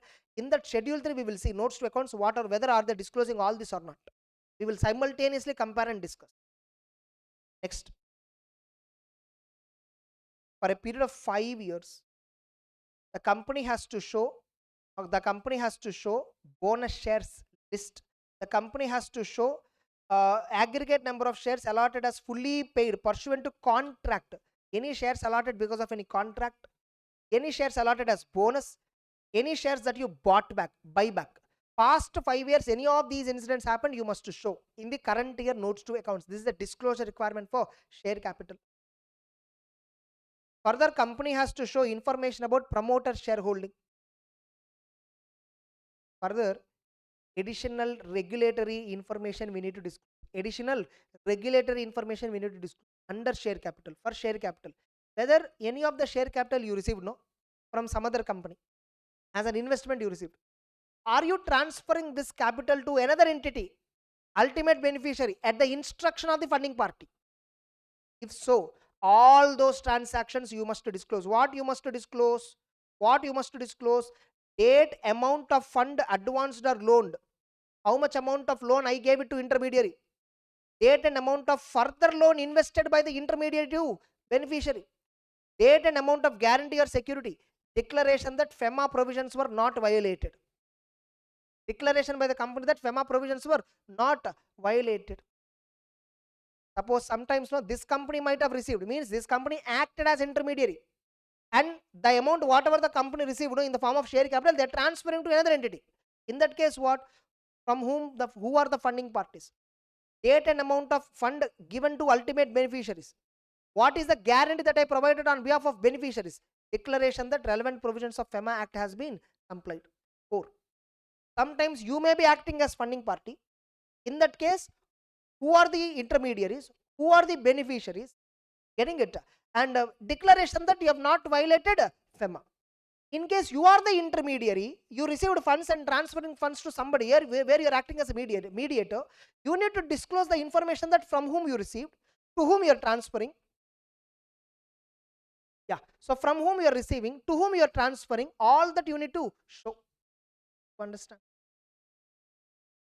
That's it. Share capital discussion is any of that sub point can be asked. Suppose they'll give you an exam this question. With respect to equity, what are the additional regulatory information that has to be shown? Please explain. They'll give you 4 marks question where you have to write these points. Next one is audit of reserves and surplus.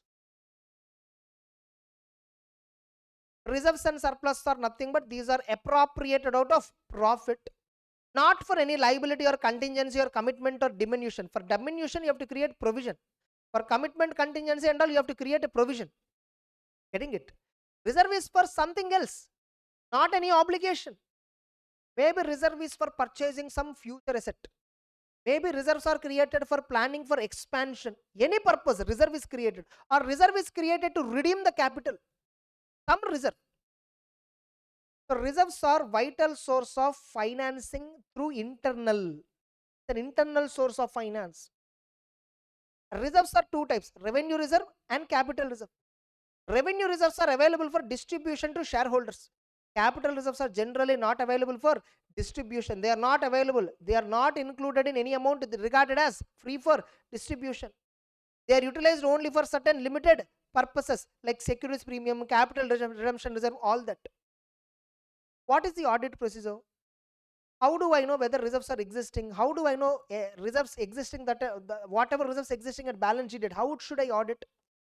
Trace and tally opening balance of reserves to previous year. Like what is the opening balance? First I will check as per previous year audited balance sheet, what is the closing balance, current year opening balance correctly brought forward or not, I will check. And I will see the movement in surplus or deficit account in the P&L. The movement in like P&L surplus or deficit, no, we will as it is show it under reserves and surplus. If it is deficit, we will show negative balance. If it is surplus, we will show as a positive balance.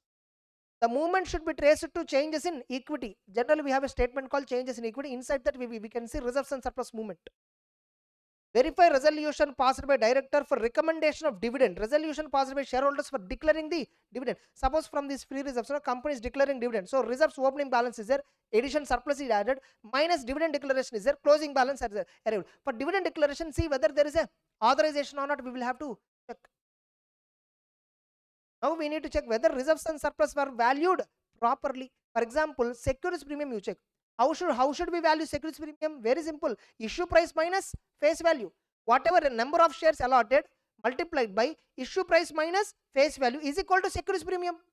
So if you calculate like this, you will get correct value of securities premium. See whether the value is correctly recorded or not. Disclosures. A company has to show reserves and surplus in the following way: capital reserve, CRR, SR, securities premium, DRR, revaluation reserve, share options outstanding, other reserves, and surplus in the profit and loss account. And reserves, no, if at all there is a negative balance, we still continue in the liabilities side only, not transfer it to asset side. That's it. That's about reserves and surplus. Audit. How to do audit of reserves? Share capital and reserves and surplus. In this, no, anything they can ask as a question. So you have to first read and understand what is there, what are they trying to tell. Now let's do audit of borrowings. Well, how we do audit of borrowings? Tell me. How we do audit of borrowings? Generally, borrowings are various categories. You see below. First, let me show the various categories. How many borrowings? You may borrow in the form of bonds and debentures. You may borrow from banks and related parties or other parties. Or there is some deferred payment liabilities. Like you have a liability to pay some vendor, but it was deferred. You need not pay immediately. Deposits will be there in the form of deposits. Like you accepted public deposits from public. That is one type of borrowing, right?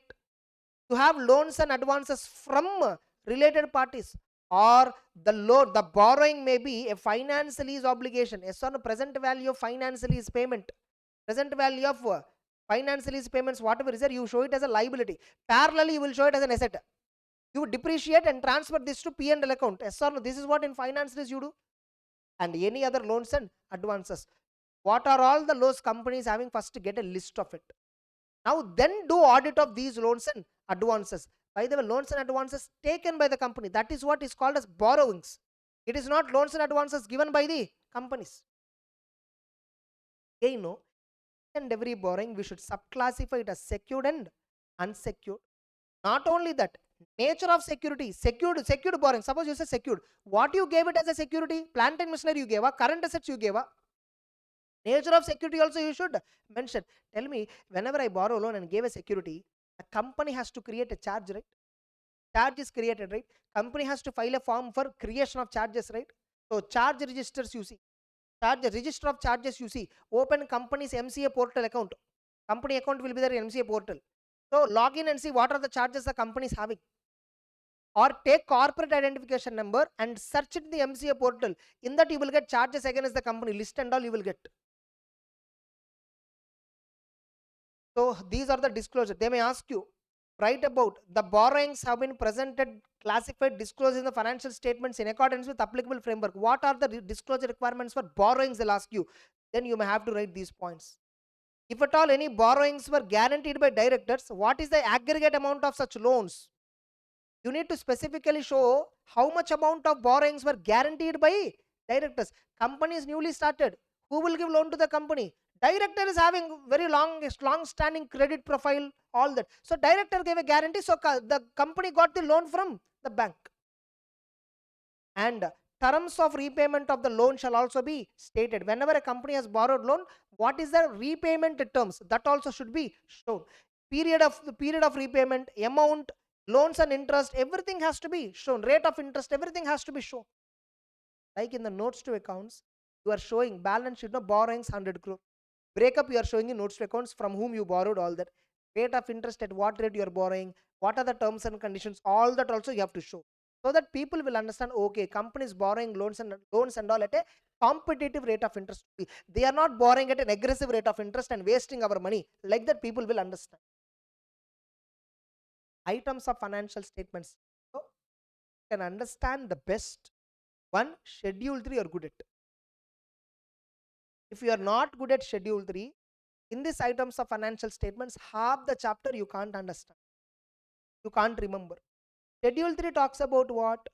How to present the financial statements, how to present the financial information, disclosure requirements, all that is what Schedule 3 is talking about.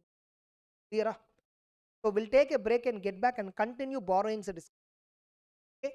This items of financial statements chapter will discuss somewhat neatly like this. But in-depth discussion, it's not possible. Technically, it is not possible. Fine, we'll take a break and get back. So let's continue the discussion on borrowings. So borrowings related, we understood just disclosure requirements for the borrowings. Like how to value the borrowings. Borrowings, how to value. See, before valuation, let's understand whether existence and completeness of the borrowings. Existence of the borrowings, how do we check? We will see loan agreements. Loan agreements will be there. Borrower agreements will be there. Arrangements and agreements will be there. We take that as a proof to ascertain existence of the borrowing. We will also check register of charges, because whenever a company borrows anything, definitely for sure some security would have been offered. And when a security is offered, whether company will file register of charge or not, forget about it. Banker will insist. The banker will, before disbursing the loan, generally puts a condition to the companies that first file a register of charge. Then give the register of charge, then only disbursement will be given. Or conditional disbursement will be given by the bankers before they give, before they like put what, disburse the loan. Register of charges is compulsory. So by verifying register of charges, we can understand whether what are all the loans the company is having, what are all the borrowings company is having. But when the company is getting loans from related parties, no, for this charges and all may not be created, because they are all unsecured loans. Only for secured loans charges will be created. These are all documents we need to verify to ascertain existence of loans. So whether the loan is existing, do we really have an obligation for it? To ascertain that, these agreements and all will be necessary. And of course, borrowings and all, just like that they can't borrow. There are powers given in the Articles of Association which are drafted in line with the Companies Act. In a company, borrowing powers are there for certain directors. There is a limit up to like 100% of the equity and reserves and surplus. They can do borrow. Beyond that, if they want to borrow, whether in the form of debenture, in the form of loan, they need special resolution or approval. Some kind of provisions are there in the Companies Act. So also you get confirmation. You also claim what? You get confirmation in respect of borrowings. Getting confirmation indicates that yes, there is some borrowing. In case of debentures, trust deed we need to examine for debentures and all. For debt which is retired, nothing but debt which is cleared. Generally, discharge certificate will be received, nothing but NOC. Nothing but NOC will be given on the asset. Whatever the asset you gave it as security, on that NOC will be released. Then completeness. See that all the borrowings are accounted on a timely basis. Like whatever borrowings company has made, whether all of them are accounted or not, you need to check. For that again, charges register, all that we will have to check to ascertain what are all borrowings were there by the, what are all borrowings were made by the company. Generally, there is no possibility that some borrowing will be skipped from accounting, because the moment you borrow, amount will come to your bank account, right? Obviously, when it comes to bank account, it will be recorded. There is the only possibility of the only possibility of misstatement in borrowings is misrecording, in the sense recording it to a wrong. Like instead of recording it as a borrowing, they might be recording it as a purchase, or they might be recording it as a sale. So that kind of possibility is there. So obtain a schedule of borrowings showing beginning and ending balances. In between, the breakup will be what? Borrowings taken during the year, repaid during the year. Identify any additional information of debt is obtained. Is there any additional information? You need to search, you need to inquire management, you need to inquire top management, you need to look at the bank statements to identify whether any new loans and borrowings were made. Most importantly, credit report you generate. CIBIL report will be the right credit report. There is something called credit report. We call it as, through CIBIL application. There are like CRISIL, like some applications were there. Through them, you can generate credit report for the company. Experian, like there are some brands. So through them, you can generate credit reports. In that credit reports, you will find list of all the borrowings, guarantees that were there in the name of the company. Also, roll out direct confirmation. Ascertain that confirmation asks for all information. Generally for borrowings, we not only ask regarding outstanding balance, we generally ask about rate of interest, when the loan was given, what are the repayment terms and conditions, installment amount is how much, all that we will understand. We will say. And for non-replies, we will send reminders. And whatever confirmation we got, right, that we will compare with the books of accounts. And if at all any difference is there, we will ask the company for reconciliation. Then coming to valuation, what points you will think of it? Loan valuation, borrowings valuation. Valuation means what? We don't value separately borrowing. What I will value? Loan amount. Will I revalue loan? No. Interest accrued will be added to the borrowing. If it is debentures one, interest accrued will be added to the debenture outstanding amount. Correct? Loans, interest accrued will be added to the outstanding account. If at all any defaults we make, if the other party levied penalty, which is not yet paid, that will be added to the account. So borrowings and all valuation means only about interest recognition. That point only will be mainly focused on. So agree the loan balance and loan payable to loan agreements. Recompute the interest and discount or premium on redemption. Discount and premium on redemption means debentures related. Remember, a company is prohibited to issue shares at a discount, but not debentures at discount. Getting it? Debentures, again, debentures, like you will understand debentures issued at discount, all that in SFM, CA final, bond valuation, some concepts and all is there you will get. For foreign currency loans, accounting standard 11 requirement you need to check, because foreign currency loan outstanding will be reinstated at closing rates. And interest accrued on that foreign currency loan shall also be accounted at average rate. Some principles were there in AS 11. As per that, you need to apply, you need to check. And we all know that when any long-term loan, if at all the installment is falling within the next 12 months, the extent of amount to due in the next 12 months, we classify it as current liability. We classify it as what? Current liability. And further, in case of secured borrowings, when you are showing secured borrowing, when you say that it is a secured loan, the value of security must be higher than the loan outstanding. If the value of security is lesser than loan outstanding, only to the extent of security available, the amount should be shown under secured loan. Rest of the amount should be shown under unsecured loan. That's it. And of course, accounting standard 18 compliances in respect of loans borrowed from related parties. And rest of the points not that required. That's it. Valuation. Remember, in exam, they'll ask you any of this. Write about existence of borrowings. What is the audit procedure you will perform in order to ascertain existence of borrowings? In all these points, any 4 you have to write. Or they will ask you, write about loans and borrowings and procedures performed by the auditor to ensure that completeness of loans and borrowings. In this, any 4 points you have to write. Valuation also they'll ask. In this also, any 4 points you have to write. You need not write entire that. They will not ask entirely. Now, sometimes, direct confirmation procedures for loans, they'll ask you only this itself as a direct question, 4 marks question. Write about direct confirmation procedure for loans and borrowings made by the company. Clear? Next.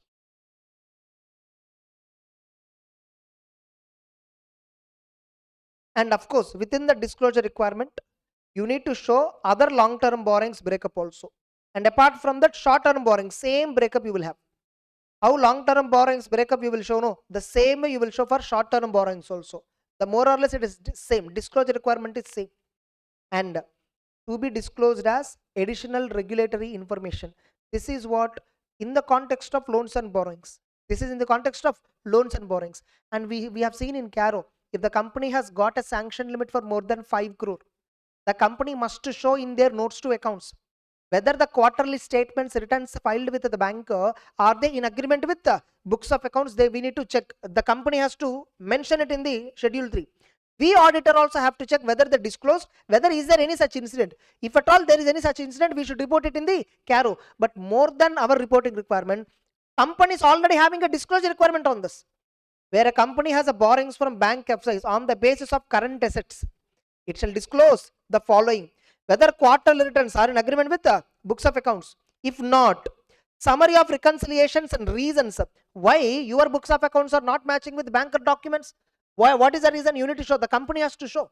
And you see here there is no 5 crore limit of working capital and all. In CARO, we should report when this point, if the working capital limit, sanction limit is more than 5 crore. This was asked in one of the exam in November 22 or somewhere, 5 marks question it was asked. The company has obtained some working capital loan, all that. They have given some current assets data, all that. Comment write about disclosure requirements under Companies Act and auditors reporting requirements under CARO, both. Disclosure requirement under Companies Act means what? This point only they're asking. The company, every company has to disclose as a additional regulatory information with regard to loans and borrowings, whether the company has borrowed any loans and borrowings which, from financial institutions on the basis of current assets. See, secured borrowings only. If you are giving current assets as security and then getting the funds from the bank. Now you are giving current assets, for that periodically you will file statements, right? How much of the asset, see, current asset securities, how do we give security? Hypothecation. How do we give current assets as a security? Hypothecation, not a pledge. So hypothecation means what? You will be selling the goods and all as usual in the godown. So goods will be continuously floating. That is called floating charge. What is it called as? Floating charge. So you will be continuously selling, buying continuously on an average value of the stock. Like bankers will come and analyze minimum how much stock is always there in the godown. Based on that, they will give you the power to draw the loan. So you need to periodically file with the banker how much is the current asset is there. That statement is not matching with the books of accounts. The company has to show the reasons here. What are all the statements filed by you are not matching with the books of accounts? Why it is not matching? Differences you need to show. Now, second one, is the company declared as a willful defaulter by any bank or financial institution? If so, on which date it was declared as a willful defaulter? Details of defaults. For which loans if you have not paid, for which loans that you have not paid, you are declared as willful defaulter. That loan details and all you have to give. Willful defaulter means what? A person or an issuer which is categorized as a willful defaulter by a bank or FI in accordance with guidelines on willful defaulters issued by RBI. You know what? One of the best example of willful defaulter is you took a loan saying some purpose. You diverted to some other purpose and you defaulted the bank. You are declared as what? Willful defaulter. Intentionally you received the loan stating some purpose, then you transferred it for some other purpose and now you are defaulting saying there is no money. You are treated as what? Willful defaulter. Suppose you borrowed loan for opening a restaurant and you opened a restaurant. Suddenly COVID pandemic started. Entire amount went into loss and you defaulted the banker. You will not be declared as a willful defaulter. You are declared as an innocent defaulter. Are you getting it? So willful defaulter means what? You misused the funds and defaulted the bank. Generally on those norms, willful defaulter classification will apply. So your company, the company whom you are auditing, it should disclose whether the company was declared as a willful defaulter by any bank or FI or any lender. If so, what is the date on which it was declared as a willful defaulter? They will give you like this. Write about additional disclosure requirements, additional regulatory disclosure requirements with respect to loans and borrowings where current assets were offered as a security. They will give you this question. Or write about additional disclosure requirement, 4 marks. You need to give this first point you need to write. Second point you need to write both. Third one, registration of charges or satisfaction. Whether any charges or satisfaction of charges yet to be registered with the registrar. Company has to disclose. Suppose you offered security, some asset you offered security and got the loan, but you didn't file registration of charge with the registration of charge form with the ROC. That issue company has to clearly mention here. Are you getting it? Satisfaction of charge. Suppose company already repaid loans. Satisfaction form is not yet received. That information also the company has to show that we have cleared loans, every due is cleared, but satisfaction form is not yet filed with the ROC. So that fact you have to mention. Indirectly, what are you mentioning here? What are all the non-compliances with the charges provisions you are mentioning? But again, the moment you create a charge, there is a time limit within which you need to inform. Suppose as on 31st March, still you have time limit, but you didn't file a charge. All that you will have to report here. Next. Further, utilization of borrowed funds and share premium. Here, like funding party, ultimate beneficiary, that analysis will come. Funding party, ultimate beneficiary, that analysis. Utilization of borrowed funds and share premium. Nothing but share capital, borrowed funds, all that. Like you borrowed funds, right? Loans and advances. You borrowed from somebody, right? You borrowed from somebody called funding party. You are acting as an intermediary and you are transferring these funds to somebody. You can do it, no problem. Various reasons can be there for these transactions. If you're doing so like this, Are you disclosing all these transactions, like details of funding party, details of intermediary, dates, all that in the notes to accounts? If so, disclose it, no problem. If it is not disclosed properly, we will give a modification in 143 subsection 3. We will qualify the opinion. We will qualify that 143.3 checklist items. In report on other legal and regulatory requirements, is there in audit report? There we will qualify if at all these details were not presented properly. So, where a company has advanced, loaned or invested, either from borrowed funds like share premium or any other source, whatever from the funds you have, you loaned it to somebody. Whether you lent to somebody out of your own funds or borrowed funds, doesn't matter. Which means borrowable funds also, you need to see this point, right? This applicable, I mean, you need to observe this point from borrowed loans and advances also, right? So whatever loans and advances you took, are you transferring to somebody, to an intermediary, where the intermediary shall directly or indirectly lend it to somebody on behalf of the company? If so, the company shall disclose date and amount of fund loaned or advanced intermediary. So to which intermediaries you transferred, and date and amount of fund which the intermediary transferred to ultimate beneficiary. Nothing but here the company is acting as a funding party. The company is funding to intermediaries. Intermediaries are funding to beneficiaries. Who are the intermediaries? Who are the beneficiaries? And date and amount of, suppose an intermediary, instead of directly transferring to beneficiary, they are giving guarantee on behalf of beneficiary to some third party. Dates of the guarantee, declaration that FEMA is not complied. This B point, no, here the company is acting as an intermediary. Here the company is acting as an intermediary. They received loans, and that loans they are transferring to somebody. Then here what details? Details of fund received from funding party, details of ultimate beneficiaries. Getting it? Suppose if you are the funding party, what details you should give? Who are the intermediaries? Who are the beneficiaries? Suppose if you are the intermediary, who are the funding party? Who are the beneficiaries? Clear? That's it. With this, loans and borrowings is completely done. Clear? Audit of liabilities is completed. What is it? Audit of liabilities is completed. Now audit of assets we will start. In that audit of assets, the first item is audit of trade receivables. Audit of trade receivables. How to do audit of trade receivable? But you know, I'll do one thing. Trade receivables and revenue from operations both will discuss at a time. Trade payables and purchases will discuss at a time, because they both are interconnected. So like first we'll go to purchases. Sorry, sales. Audit of sale of products and services, 336. So audit of sales and audit of sale of products and services. With respect to items of financial statements, what I'm observing is, you are finding so many very short form of materials. You see, last exam itself is the proof. May 24 attempt paper itself is the proof. Once again, that time itself I told, before itself I warned people. Audit of sales, no, they'll give you a short notes just like what they will do is, they will select occurrence assertion, they will select any random 4 points.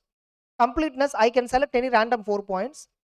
And disclosures, I can select any random 4 points. Measurement, I can select some 3 or 4 points. I can give you one small chart. But in exam, none of this is asked. In exam, what they are asking is this one. Probably,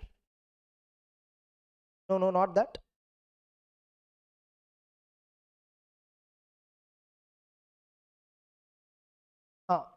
This third point is asked as a 4 marks question. This third point is asked as what? 4 marks question. What is the third point? Auditor need to obtain a clear understanding about organization and revenue center. Examples, please. This is what they asked. You're getting my point? See, if you filter the data, you are risking. You are risking. The moment you filter the data, you are risking. If you're okay with that risk, you can proceed. But if you're not okay, it's always about probability of success, probability of failure.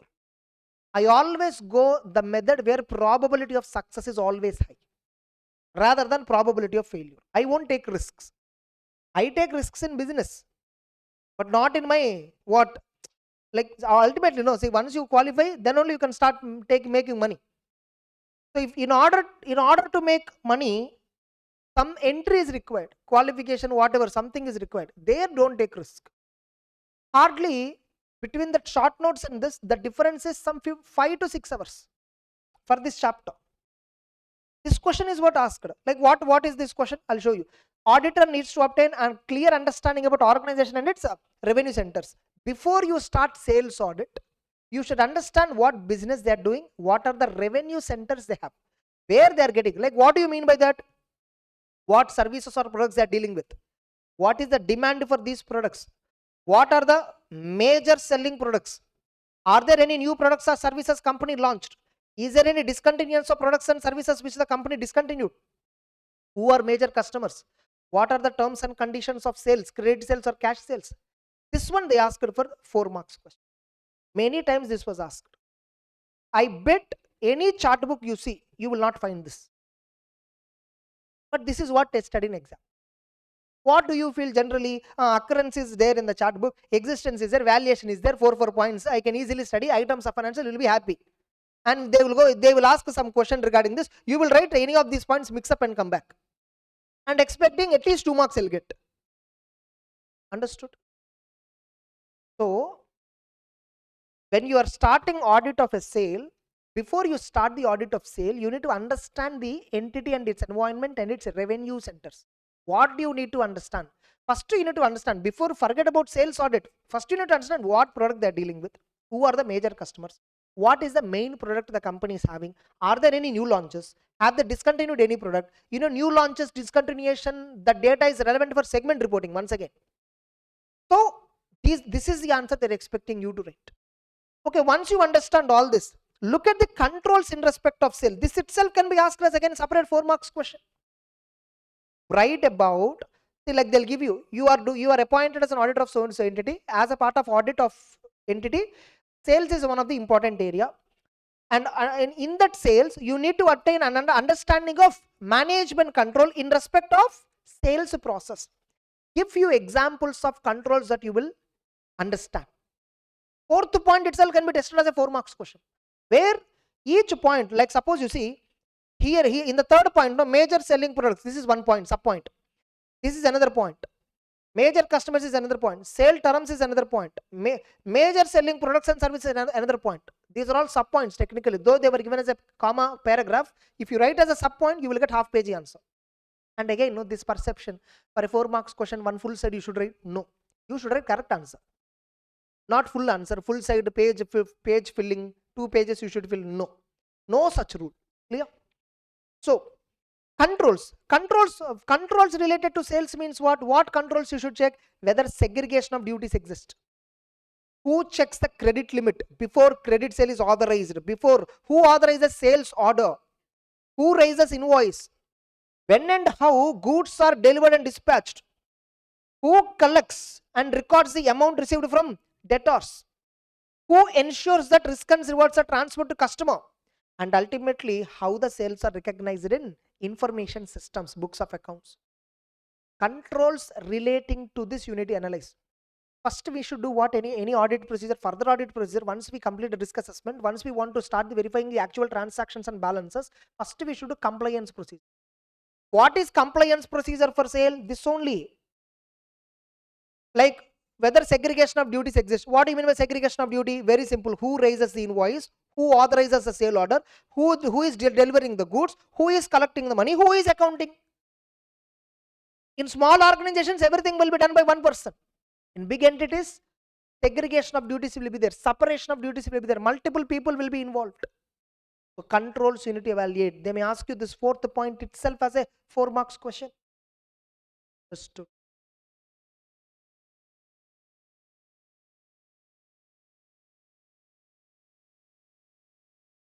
One more, 5th point. An auditor, no, obviously he will test controls that is set up for the sales cycle. For sales, whatever controls are there, auditor has to for sure set up. Any deficiencies in that, no, we have to communicate. Now, what do you mean by controls in sales center? But actually, I think this and that, both are actually same. It's okay, remove it, not required. Because the examples are similarly numbered, not similar, not that different completely. And of course, how we do audit of sales? We do select random sample of transactions. We examine related customer, like customer would have raised a purchase order, invoice we will check, customer statements we will check, whether sales invoices are properly numbered or not, we will check. All that we will be checking. And of course, ultimately, one of the important element is performing analytical procedure is must. Substantive analytical procedure consists of sales trend analysis, comparison of sales with the previous period, category wise sales analysis. Category wise means what? Product wise sales analysis. Analysis, I mean, any analysis the auditor find relevant and most important, of all, building a sales expectation, comparing that with the client sales records. All this is analytical procedure for sales. If at all your fate is not good, this will be asked as the remarks question. Clear? No, see, what I'm trying to tell is observe how many different ways questions can come. Observe. The better you observe the problem, the better you can find a solution. The lesser you observe a problem, the least you find a solution. If you know that how questions can come, you can make up your mind, okay, fine, this also I have to study, this also I need to clearly observe. If you don't even pay attention to it, question paper you will not understand. What exactly this question is dealing with? You will again blame me, I waste a revision class every. Yes or no? That's why I always tell what are all the worst possibilities you will find. Otherwise, why my revision class and all will have 5 lakh views or 3 lakh views and all? Only reason, this content. I make people observe what exactly they are doing, what they are not doing. Have you observed this? Honestly tell me. Items of financials, some chart book you studied, sales are in a 1 page only, over. Hey, what is their items of financial? Last exam they asked this question only. And I'm telling you that before exam also any of these two was asked. They never asked inside this, they never asked inside this. In the past 2-3 attempts, they never asked inside this. Same with purchases also. For purchases also, what are the major product categories that they are purchasing, materials they are purchasing, like this, some controls discussion is there initially. That is what they are testing. For paper setter, I'm telling you, he is not a faculty like me. Yes or no? They don't have any interaction with the student. How they set the paper, they will be given the book.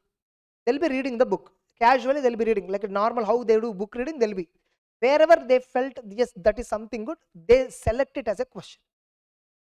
Correct? This is how paper setters design the question paper. I personally know, that's why I'm telling. They don't do a trend analysis, first open trend analysis. From this chapter, every time 5 marks question come. Now also I should get 5 marks question. No, not like that. People who follow this trend analysis are the dumbest people I know. Because they never understand the process of understand how things are processed. If you understand the structure of how everything happens, you can learn in that way. Without understanding that, in our own assumptions, we should not live. Fine. Now let us look at how to verify sales occurred. How to verify whether the sales are occurred. Occurrence. Occurrence means what? Whatever sales that we recorded in books, they represent goods really shipped, services which are really performed. So occurrence means what? Whether sales recorded in the books, are they really occurred or are they fictitious? Ensure that revenue is not overstated. Occurrence means what? Whatever is there, it is genuine. It should be genuine. It should not be fictitious. Fictitious means what? It should not be overstated. How do you check? How do you check this? Test check few invoices and get confirmation from customers. Be skeptical too whether any fictitious sales were there. Is there any delivery happened without consent and agreement of the customer? Means without a purchase order having, is the company delivered? We do sales vouching. We have something called sales vouching. When we are doing sales vouching, don't directly take up the bill and verify. First of all, before this sale product is sold, customer would have raised a request to us, please send the product. See, where is the purchase order received from customer? See, there are 2 types of purchase order. Purchase order sent by us to vendor, so that he can send the goods to us. That is purchases. In sales audit also, we want to look at purchase order. Which purchase order? Purchase order received by us from our customer.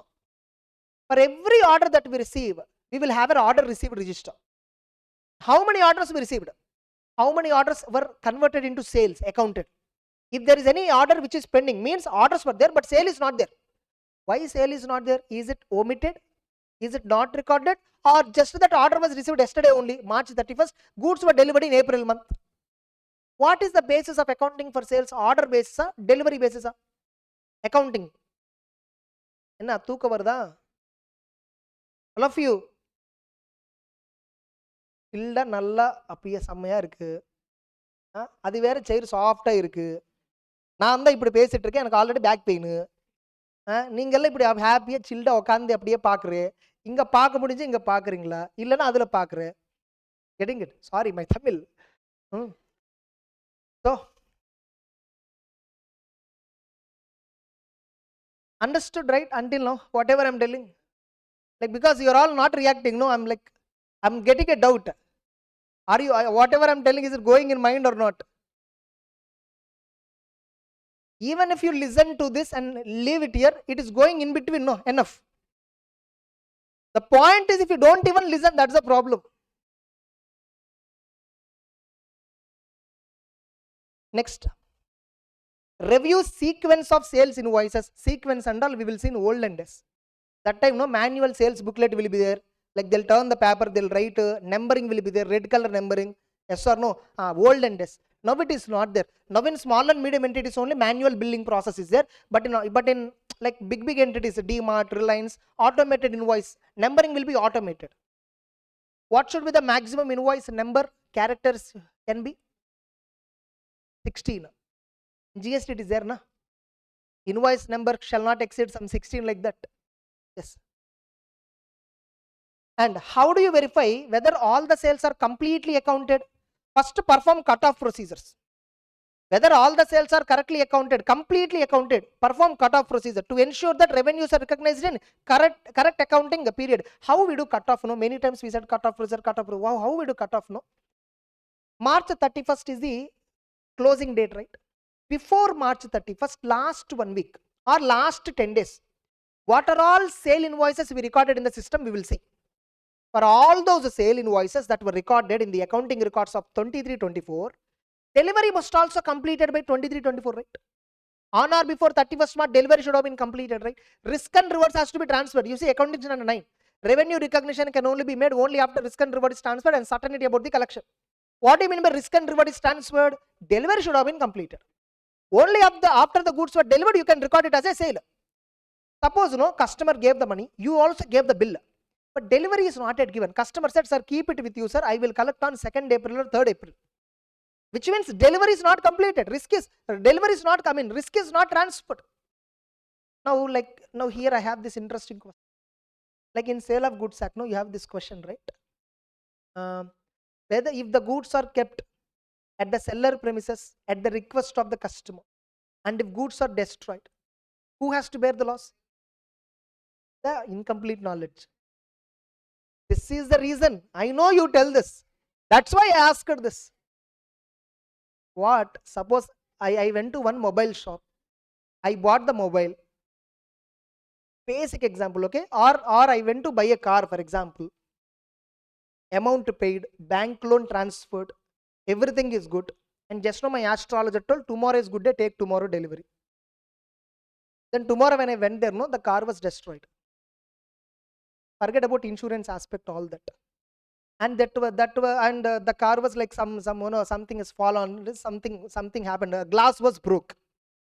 Can the seller argue saying, no, sale of goods act, at the interest of you only I kept here. I am not responsible. You are only responsible.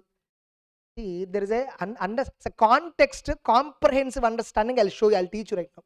The moment when I request the seller, can you please maintain the goods with you? Sale of goods act, the sale contract is over. Contract of indemnity started. Correct? And when I keep the goods with you, with your permission, you are I am the indemnifier, and you have to keep the goods in good custody. Now goods are destroyed. Tell me, who is responsible? This is called comprehensive learning. Yes or no? Obviously, at my request, see, suppose no, you told clearly, hey, whatever, if at all goods are lost, I am not responsible. Will I keep first of all? If at all the seller says, I don't know, I don't take any responsibility. If the goods are lost, if the goods are damaged, if something happened, I will not take responsibility. He gave a written statement like that. And you also signed it. Then only this responsibility, whatever the answer you told, will apply. By default, it will not. By default, it's called as an indemnity contract immediately. Sale contract is over, indemnity created. And you have to maintain the goods of the buyer in the good condition until you deliver him to the buyer. Whether you do it for free of cost or consideration, that is your choice. Understood?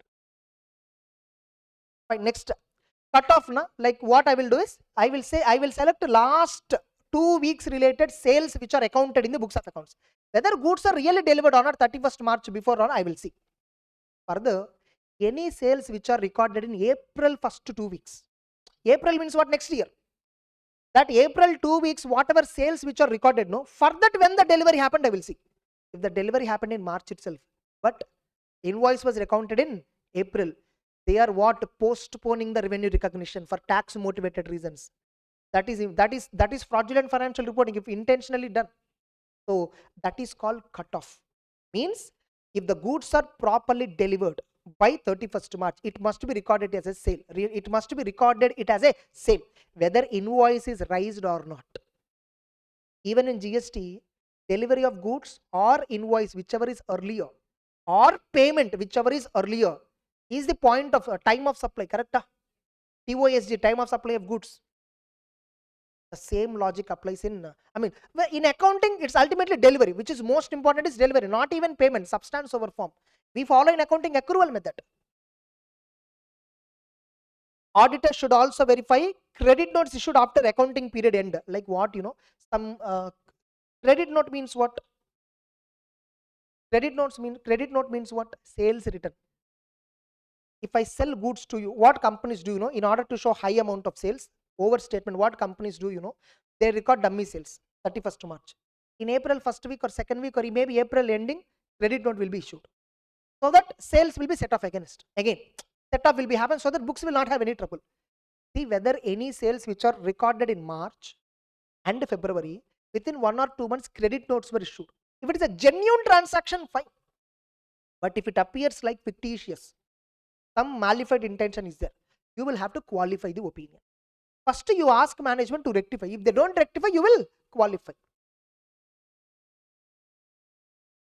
And of course, trace shipping documents to journal entries. That's what, nothing but sales audit we do know. We obviously see shipping documents. Today, shipping document proof is what? E-way bill.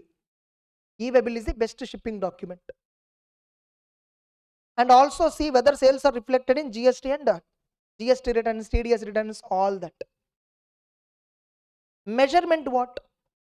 Measurement means what? Like you need to check in case of exports, AS11 has to be ensured. Like how AS11 accounting treatment applies, at that rate whether the sale is recognized in the books of accounts. Generally, what rate we follow for accounting sales and purchases? Transaction date rate. What is the rate of exchange on the date of transaction? That rate. If that rate is not available, if that rate is not possible, average rate we apply. In exams point of view, average rate is what you follow. And trace few transactions from inception to completion. Inception of a sale starts at when the customer placed the order. Till completion means when the goods are delivered and accounting is done. Entire this process you should verify in sales vouching.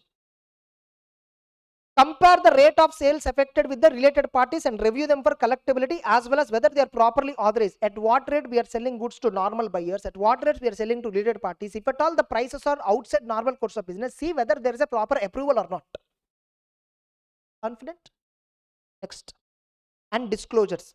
What are the disclosure requirements for sales in respect of a company other than finance company? If for finance company, sale of products and all will not be there, right? Bajaj Finance is there. Are they selling any products and services? They are giving loans. So obviously this disclosure requirement is available for manufacturing and trading companies. Now how they should show? The revenue from operation shall be shown as the following. How much from products, how much from services, any other operating revenue, less excise duty. Actually here it is not less, here it is.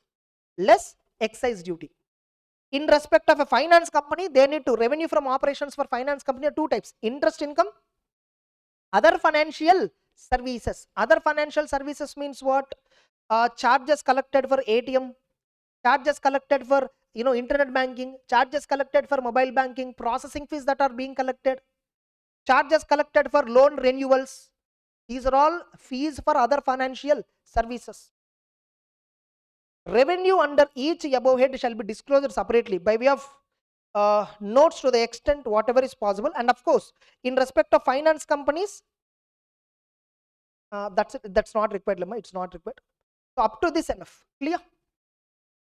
Now let's see parallelly trade receivables. So trade receivables were like 307.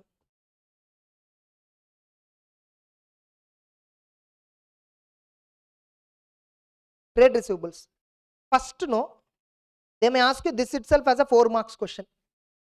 Write about controls on trade receivables. Write about test of controls on trade receivables. First of all, trade receivable means what? Credit sale. A company can sell credit sale only to approved customers, only after assessing the credit worthiness of the customer.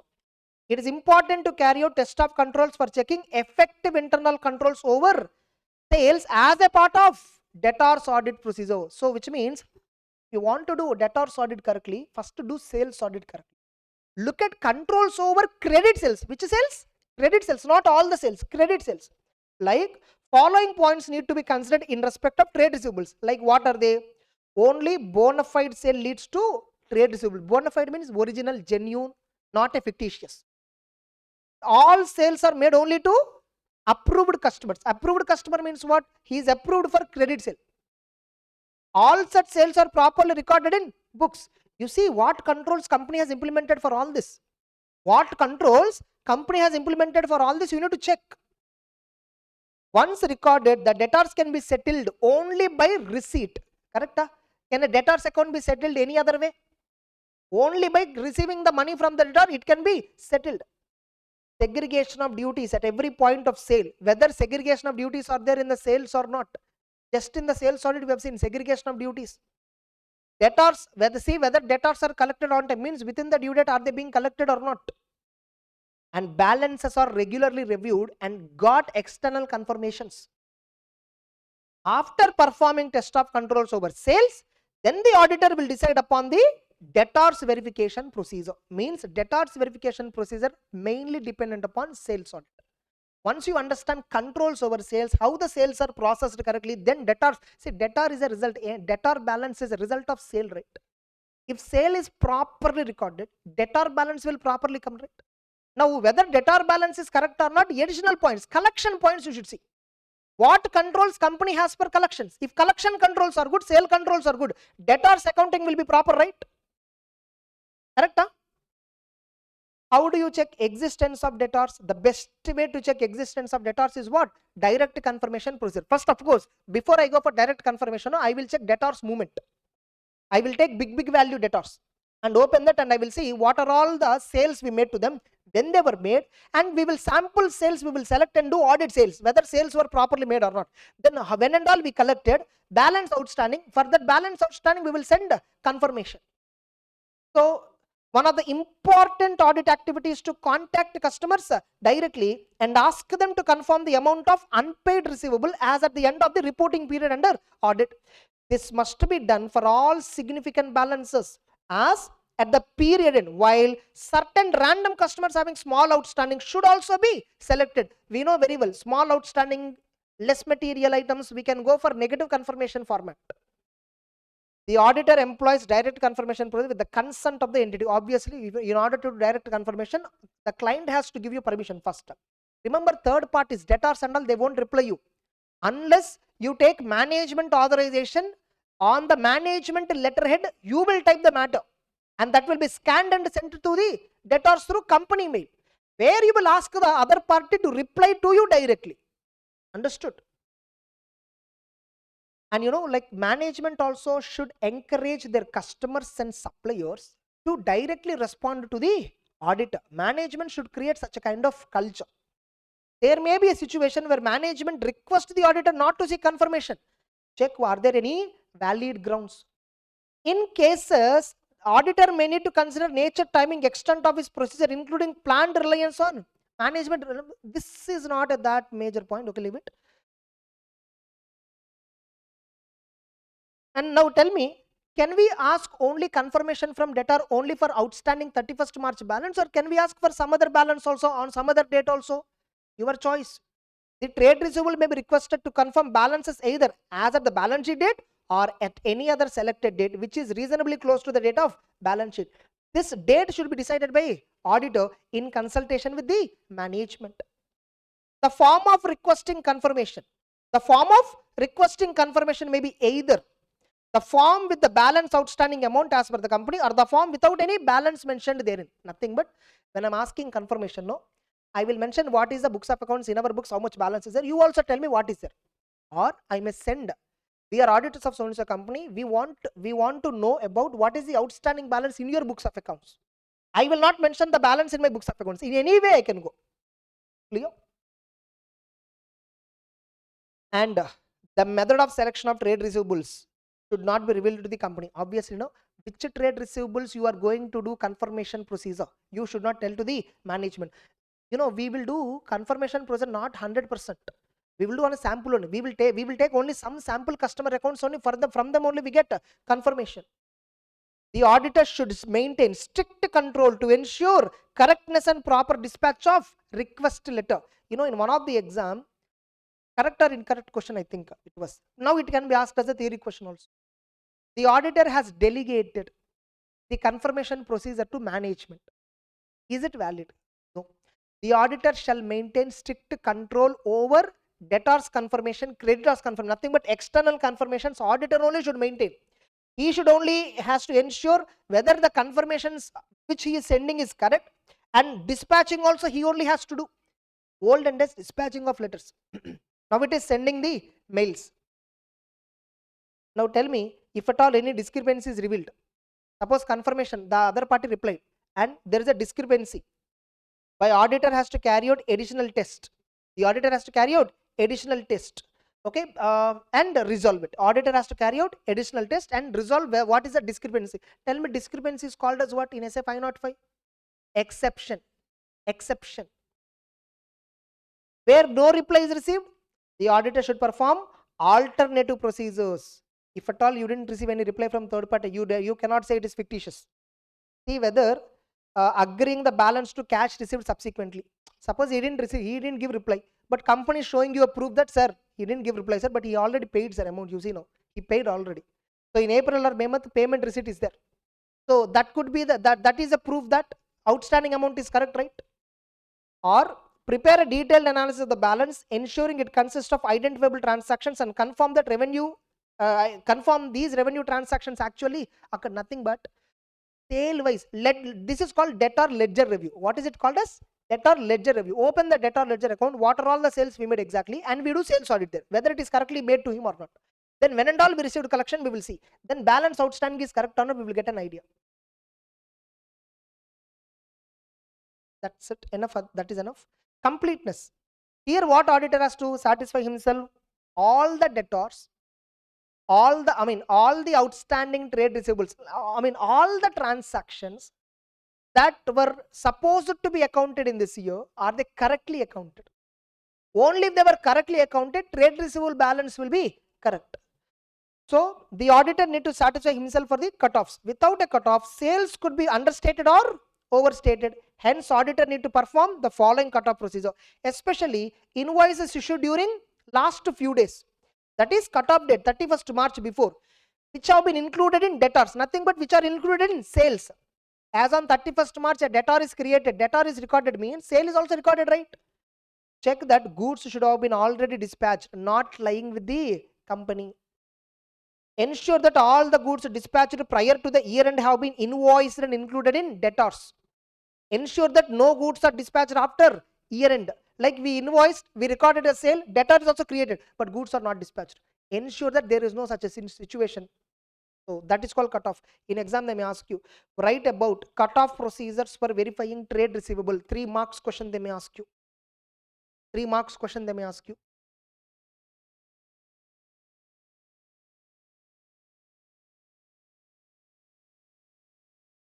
Next,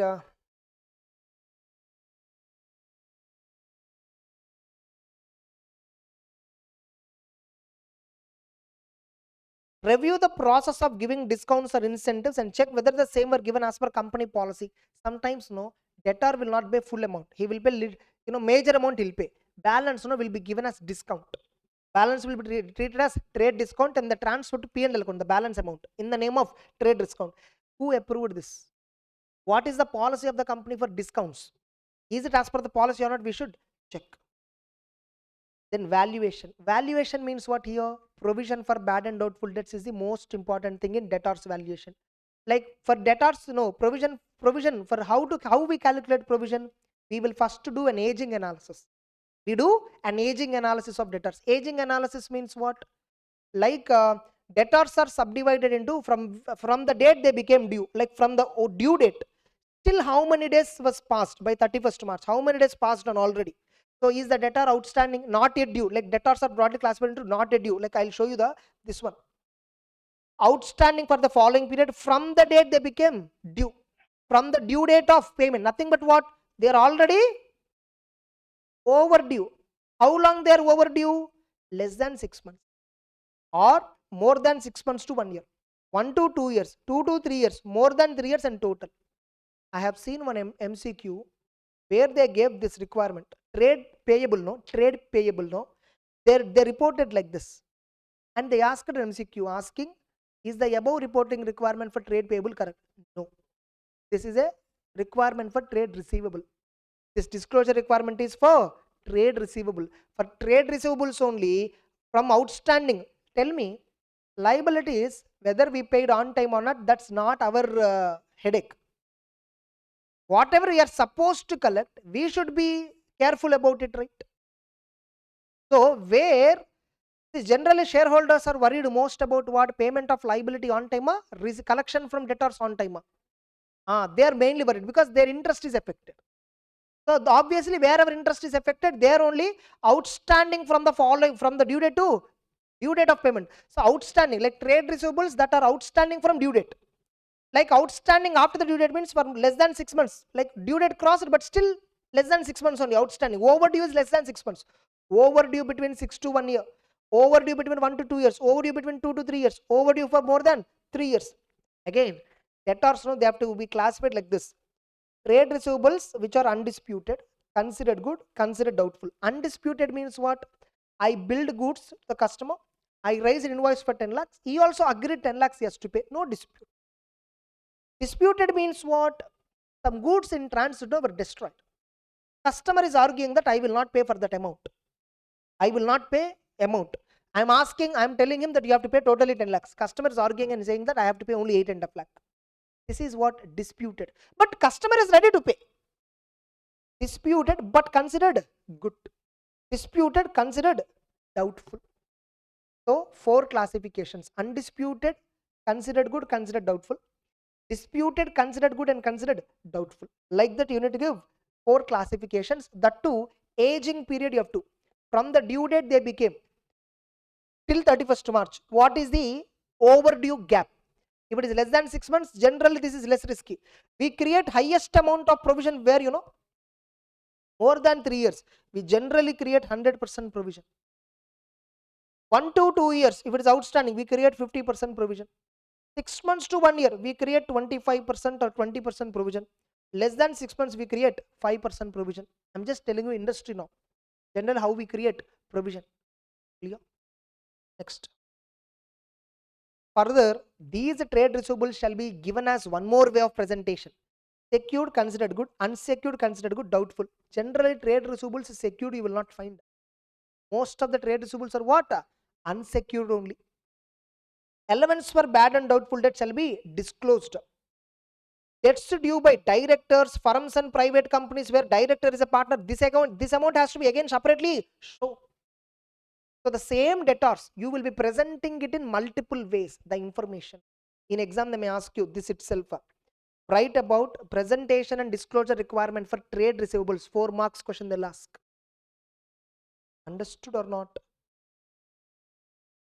So valuation means you need to get an aging report and see whether debtors are under litigations and see provisions are made at proper rates and look at the movement of bad debts. If any amount is written off as bad debt, who approved that bad debt and what recovery steps the company has taken for that, all that you need to analyze. That's about trade receivables audit and sales audit.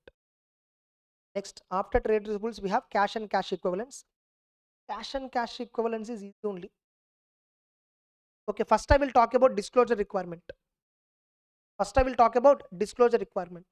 Just 2 minutes, I'll continue. Like Pushpa and all, I can't sing. I don't have that bass voice. Dance எல்லாம் எனக்கு வராதுப்பா. நீங்க முடியாதுல, உங்களால முடியாதுல அங்க dance பண்றது, அதனால. ஓ செலியா நான் பிரிய சக்கேனோ, like there is a song. No, not this. A.R. Rahman. ஓ செலியா நான் Priya. You know this song? என்னவளை அது என்னவளை. You know this? Yeah. I'll sing in Telugu. Actual Tamil I don't know. I'll pronounce it wrong. You sing in Tamil, I'll sing in Telugu. Shall we? You all know, right? I'm trying for the first time, okay? Don't tease me. Yeah, ready. 1, 2, 3. Or else Tamil should I? Tamil ana, I only know 1 or 2 lines. Fulla theriyadu. Telugu itself I don't know lyrics. Okay, fine. Telugu lyrics. Okay, fine, I'll read. 1, 2, 3. ఓ చెలియా నా ప్రియ సఖియా చే తారెను నా మనసే ఏ చోట అది జారినదో అడే మరచితినే నీ అందెలలో చిక్కుకుంది నీ పదములు చేరితి ప్రేమంటే ఎన్ని అగచాట్లో మన కలయిక తెలిపినదే నా గుండెలలో ప్రేమ పరవశమై ఇరు కన్నులు సోలెనులే ఓ చెలియా. Actually my voice became husky. இல்ல ஆக்சுவலா ரொம்ப ஹஸ்கி ஆயிடுச்சு, அதனால. இல்லைன்னா இன்னும் ஸ்ட்ராங்கா வரும். மெகாஸ்டார் சாங் எல்லாம் எனக்கு வராது பாவல. ஆக்சுவலி சின்ன வயசுலேருந்து எனக்கு have this dream of learning Carnatic music. But ஆனால் சின்ன வயசுலேருந்து when I mean to say 2011 where I have started articleship. So that time I got that strong feeling of learning Carnatic and even attended for 3 days. Where they are making me sit with kids. So he is a very professional Carnatic singer. Okay, he's in Hyderabad. They are making me sit with kids. I attended this in 2016, 2017 time. And the kids are singing super fantastic than me. And I am unable to compete with them. So then I withdraw. And again, now I'm setting right my routine. Once it is done, I'll start again this Carnatic music learning. But probably maybe my son, I will join him next year. Probably next year I'll join my son into this Carnatic music. Once he crossed 2.5 years of age, he can start. So that time I will also go. I'll see if it works.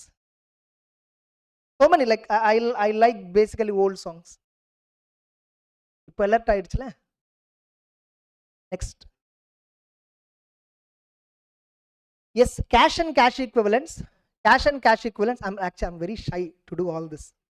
இப்போதான் போகுது. Only after coming to Chennai only I'm just like connecting to people more. Earlier I used to be very shy. Class I don't have any problem. Stage where I don't have any issue. Thank you. Next. So cash and cash equivalents audit. So what I will have to verify in cash and cash equivalents? First we should check existence in cash and cash equivalents. No, for existence and completeness put together they gave at one place only. How do we check cash and cash existence? How do we check? There is only one way: physical verification. What is it? Physical verification. The only way how we can verify cash and cash equivalents is physical verification. How we do physical verification? No, surprise check. How we do surprise check? Yeah, it is going on. I'm always conscious, man. So cash and cash equivalents, we generally do surprise checks. By doing surprise check, like how it is, like as on 31st March, some cash balance is there. But I am doing audit somewhere in April or May. I don't know whether 31st March cash balance is really there or not. That's why what we do is we suddenly plan surprise check somewhere on June 10th. As on the day, if cash balance is matching with the records, physical cash is matching with the records, I assume that 31st March also it could have been matching. Because 31st March also, whatever balance physical is there only, they would have been shown in the books, right? How do I convince that that is matching on the day? Because today when I suddenly went and saw, it is matching. So that's why in audit, the assurance we get is always reasonable, but not absolute, because we only convince. Based on the given facts, we convince that it is happened. So special care, the first point itself is given regarding surprise check. The special care is necessary for cash balance. Unless they are checked by surprise, there is no certainty that cash produced for inspection was held by custodian. Like suppose if I tell tomorrow, like if I tell them tomorrow I'll come and verify cash balance, your books of account shows 5 lakhs balance, please keep it. Obviously he'll keep it. Yes or no? He'll keep it. Generally today, with the advancement in UPI, all this digital payments and all, cash balances maintenance become very not that popular. Olden days it was very huge. But cash verification is very important in banking companies, because in banks still today, cash is the main thing. Yes or no? Suppose if there are cash balances at more than one place in the company, means petty cash is there at multiple departments. Cash balance verification should be done at all the places simultaneously. It is desirable for the cashier to be present while cash is being counted. Yes, 100%. You should not take the cash locker and go to room, lock the room, and then do not that and all, not required. Cashier has to be there. Otherwise, what happens? If some cash is missing, no, I don't know, sir. I gave you. You only took inside the room. What you did, I don't know. Yes or no? That point is told. He should be made to sign the statement prepared. If he is absent at the time of cash is verified, he may hold the auditor responsible for shortage. Then that's it.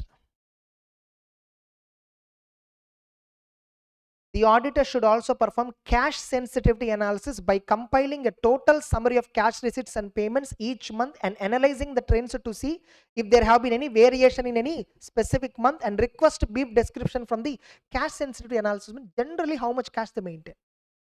Cash sensitivity analysis means what? Generally, how much cash they maintain. Like what is generally, how much is the cash inflows, how much is the cash outflows. That analysis we should perform to determine average cash balance. Now, as on surprise visit, when we go, no, suddenly huge cash balance is there. Why it is there? The auditor should ensure that BRS is signed by, remember, cash and cash equivalents means what? By the way, what are all comes under cash and cash equivalents? Balances with banks, checks and drafts on hand. Draft means DDs, demand draft. Cash on hand and others. Any other liquid items. Liquid like stamps. Stamps and all we consider it as cash. Earmarked balances with banks like unpaid dividend account, CSR account, special account, CSR special account, excess application money received. That all that we should keep in separate bank account, right? It may be liable for refund, or some of them may be available for spending at a future date. But these are all amounts which are kept in special accounts, earmarked funds we call it as. Balances with banks to the extent held as margin money or security against borrowings guarantees.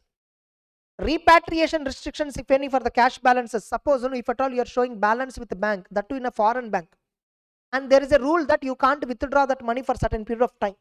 That repatriation restrictions, we call it as what? Repatriation means bringing cash from outside India to in India.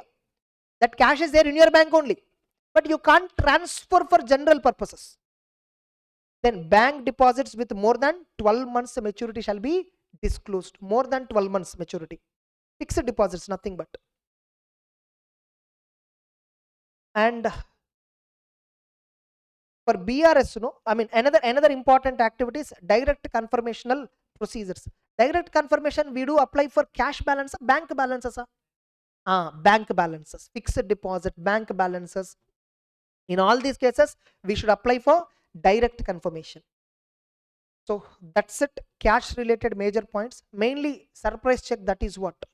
Existence and completeness of cash is there, na? That is important.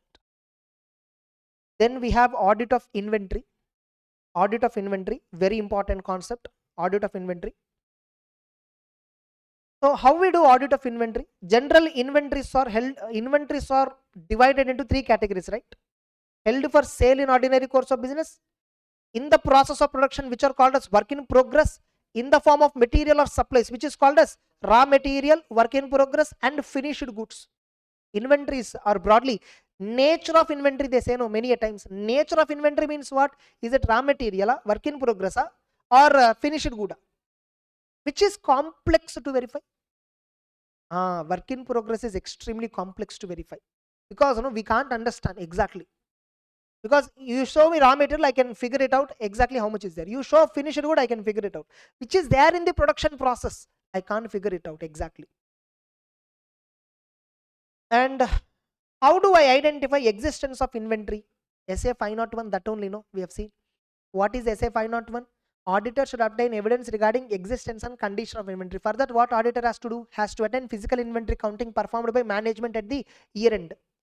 Reviews entities plan for inventory count, and whether consigned goods are being separately segregated. Why? Because any goods that we received on consignment basis, they are not our goods. They should be kept separately. Same way, any goods we received on sale or return basis, where we have not yet given approval, they were not our own inventory, they should not be added in the inventory valuation, correct? They should be kept aside. And auditor should participate in inventory counting with the management. Test counting of inventory by auditor should include. So when auditor is attending inventory counting, what auditor should verify? Observe how employees are counting.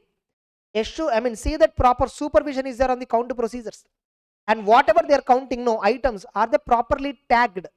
Tagging, like inventory tagging, will be there. In costing, you will understand this. You have materials chapter, right?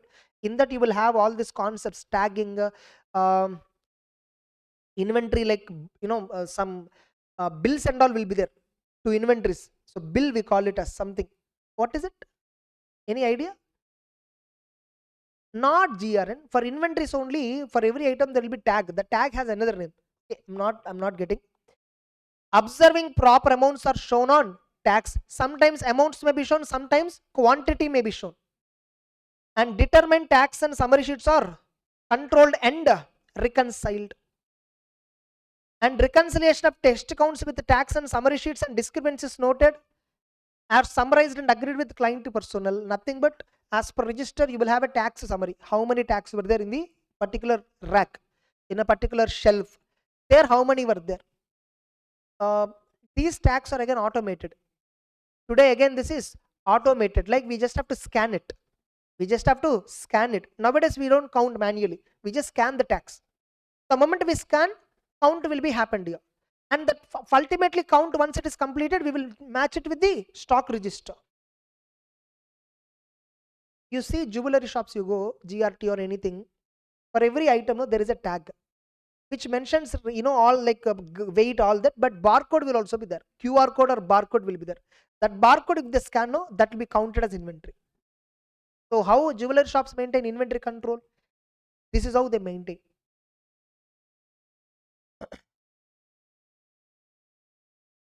And exclusion of third party stock and damaged and obsolete stock in the physical inventory counting. Generally we will exclude them in physical inventory counting. And if any significant differences were there, we will investigate. And when the entity is using periodic inventory system, periodically they are updating inventory records, which is very dangerous. It should be undertaken at the end of the period. Physical verification you must attend at the end of the period, because we don't know exactly what is the stock as on 31st March. If it is perpetual inventory system, every day how many they received, how many they delivered, everything will be pakka known. So on any day you can conduct physical verification and reconcile it to 31st March. But periodical inventory system, it is always advisory, recommendatory, in fact compulsory to attend physical inventory counting on 31st March only.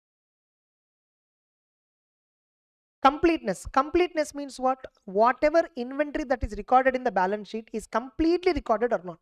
Means entire inventory belonging to the entity recorded or not. Whatever purchases we have made, completed, are they all recorded or not? Cut off and all we apply here. Purchase audit also is linked here. Inventory audit, whenever closing stock of inventory, when we are checking, no, purchase and sales, all these are interlinked. Examine non-financial information such as weights and other measurements. Perform purchase and sales cutoff. When you perform rightly the purchase and sales cutoff, inventory values you will correctly calculate. With respect to tagged inventory, perform test for omitted transactions, if any. Reconcile physical inventory records with perpetual records. Reconcile physical count with general ledger control. This is generally not there now. General ledger control is not there, but this is there. Goods received on consignment basis have been properly segregated. That's a common thing. Here, no. Existence, any 4 points. Completeness also, any 4 points. You know, in exam they'll ask you this question. It was tested once for 3 or 4 marks question. Write about analytical procedure for inventory. Write about analytical procedure for inventory. Perform analytical procedure like compute inventory turnover ratio, vertical analysis, budgetary. Compare budget versus actuals. Vertical analysis means what? Inventory to asset ratio. Generally, how much assets, how much inventory the entity generally maintains. So like that. Vertical analysis we call it as. And we should also check ownership rights. Ownership rights, how do we check? Purchase invoices. Inventory, whether the entity is owner or not. How do we know? Purchase document will be there. So whether for whatever the inventory that is there in the go down, for that see purchase invoice is there or not. Suppose some inventory will be there which is not our own. We received it on a job work basis. So that we need to check whether it is included in the valuation of inventory. It should be excluded because it is not our own. Then whether inventories were valued appropriately as per GAAP.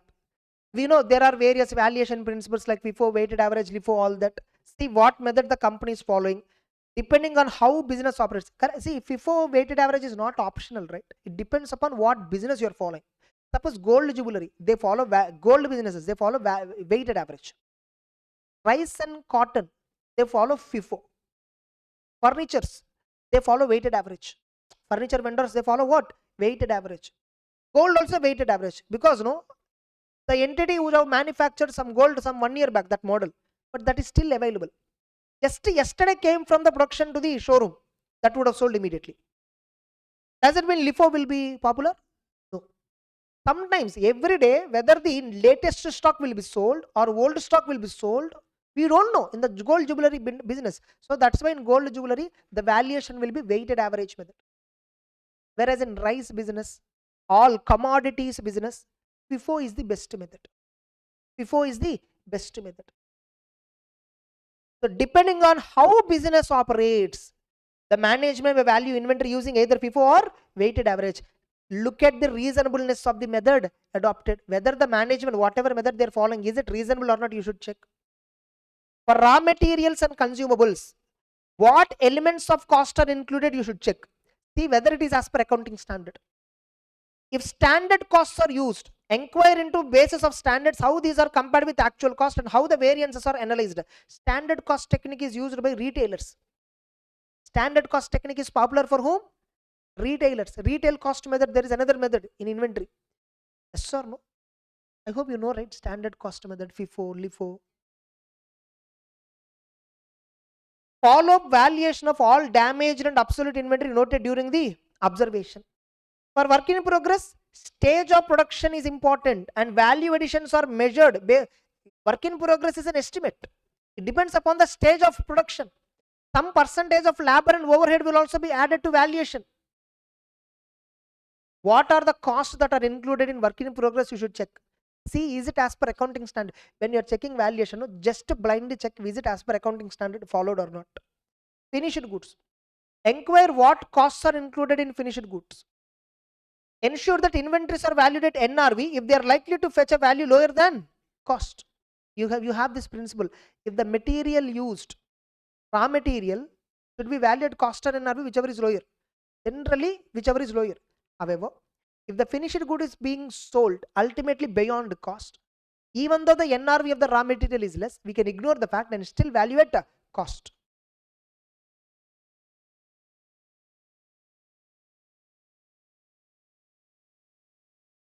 Then disclosure requirements. Whether inventory is properly classified as raw material, work in progress, finished goods. These are all manufactured by you. Stock in trade means we acquired from somebody else and then selling it. Stores and spares, loose tools and others.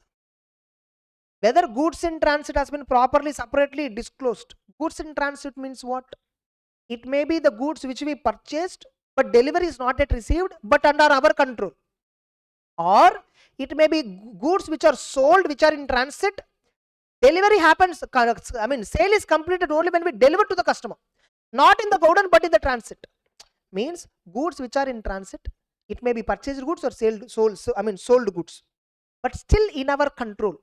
They are only called as goods in transit. So goods in transit may be because of the purchases it might be there, or because of the sales might be there, but they are in transit. Risk and reward is still with us only. Clear? Some customers know they will accept risk and reward only once we deliver the goods at their premises. Until we deliver the goods in their premises, risk is not transferred. Means the goods which are in transit, the risk is with us. Sometimes purchases, we purchase at so and so Maharashtra, we receive delivery there itself. I will take care in my own transport. Now goods are in transport as on 31st March. Purchased goods which are in transport as on 31st March. Now this transit will appear in my records because risk is already transferred to me. Suppose I am selling the goods. Goods are in transit. Is delivery over to the customer or not? Check out. If delivery is not over, risk is not transferred, then that goods in transit shall appear in my books of accounts. Next. So that's about inventory. I'm only explaining briefly, which is depth of possible, not possible. Maximum, totally, including the next session, we are totally conducting for 24 hours. 23 hours of approximate recording has come, which is very productive. We did very productively the revision. Okay, fine. So we'll take a break and get back. My watch also saying almost there. You get up and move. Okay. So we'll begin the audit of property, plant and equipment. Audit of PPE. So here they have given that an introduction related to accounting, recognition criteria for PPE. Remember, sometimes this itself can be asked as a question, because though it's an accounting related question, it can be tested in auditing because the text is there. Because it is given in the auditing book, it can also be tested. Frequently I'm observing in auditing papers, accounting related questions are also they're asking. Concept oriented, accounting standard related questions are also they're asking. Items of financial statements is one chapter where accounting standards are covered. Schedule 3 is covered. Audit procedures of those items is also covered. So lengthy chapter.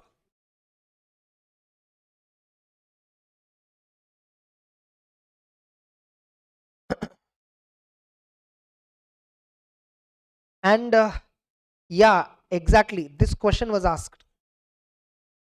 Not this. 7th one was asked. May attempt. Yes. I told this last time. Last time also in the marathon I told this can be asked as a question. And exactly in the May attempt it was asked. What? See. So, see, there is no exception. It's not that I told only this. I would have told in this entire standard, entire chapter, so many points which you don't observe at all. They can be tested in exam. This one exactly asked. What are the examples of cost that are not included in PPE?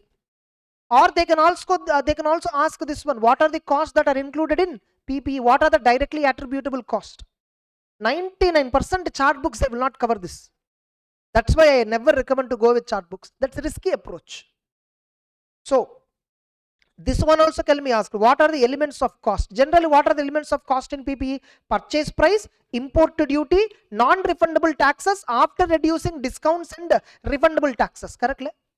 Import duty, generally we can't claim input tax. Customs duty, nothing but customs duty. Whereas GST, whatever we pay, no.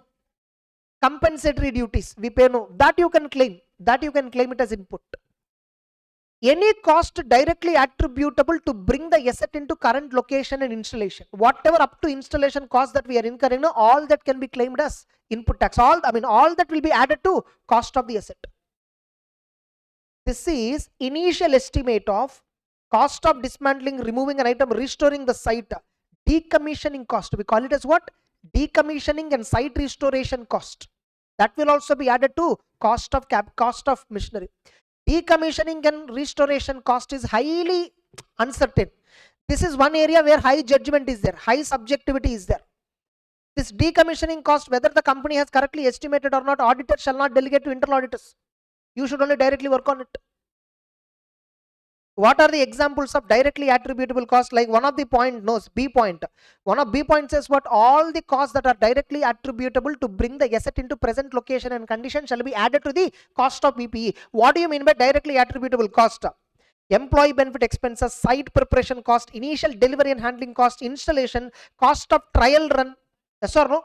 Professional fees in order to install that, whatever professional fee that we are paying to the engineer, all this up to installation time, whatever cost you spend that is not recoverable from that asset, you will capitalize. What is not included? Inauguration cost. Suppose you are opening a factory and celebrating with all, calling some brand ambassadors and all, that cannot be called as capital expenditure.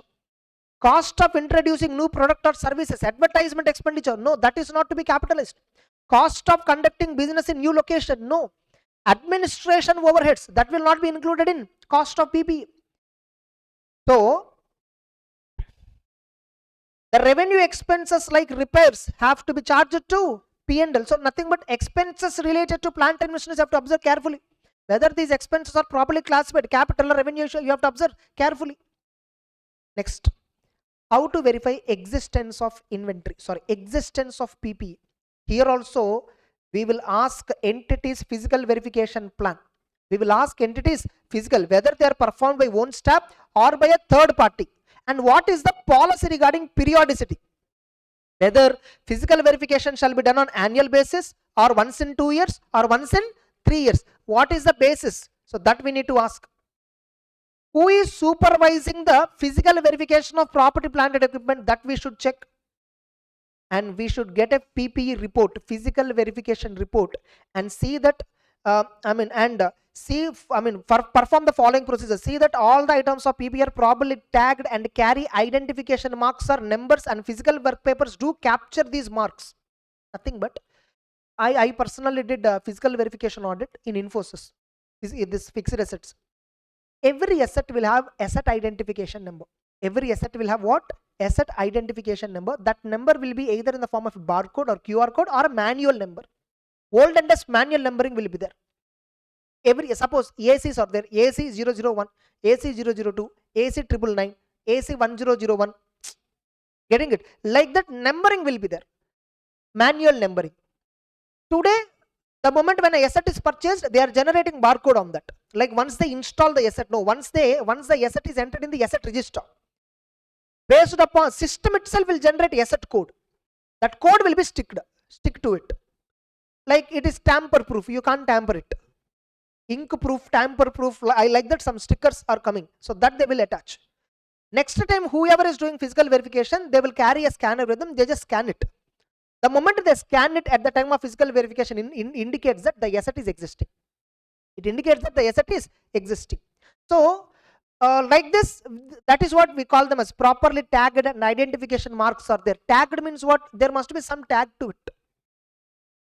Reconciliation of items of PPE physically verified with register, and see the discrepancies noted, and whether the discrepancies are properly dealt in books of accounts or not, we should check. This itself is enough, the answer. So this can be asked as a 4 marks question. Write about existence. Once again, I'm reminding you, don't only think that only the matter inside the box can be tested in exam. High possibilities for the matter outside the box. Less possibility for the matter inside the box. Outside the box, whatever is there, no matter, you can't write on your own, because there are specific points. Items inside the box, you can at least write in your own. Getting judgmental points, these are. How do you verify completeness? Whether all the assets that are owned by the entity are correctly accounted or not. How do you verify that? Movement in the PPE schedule, you see. Movement means asset register.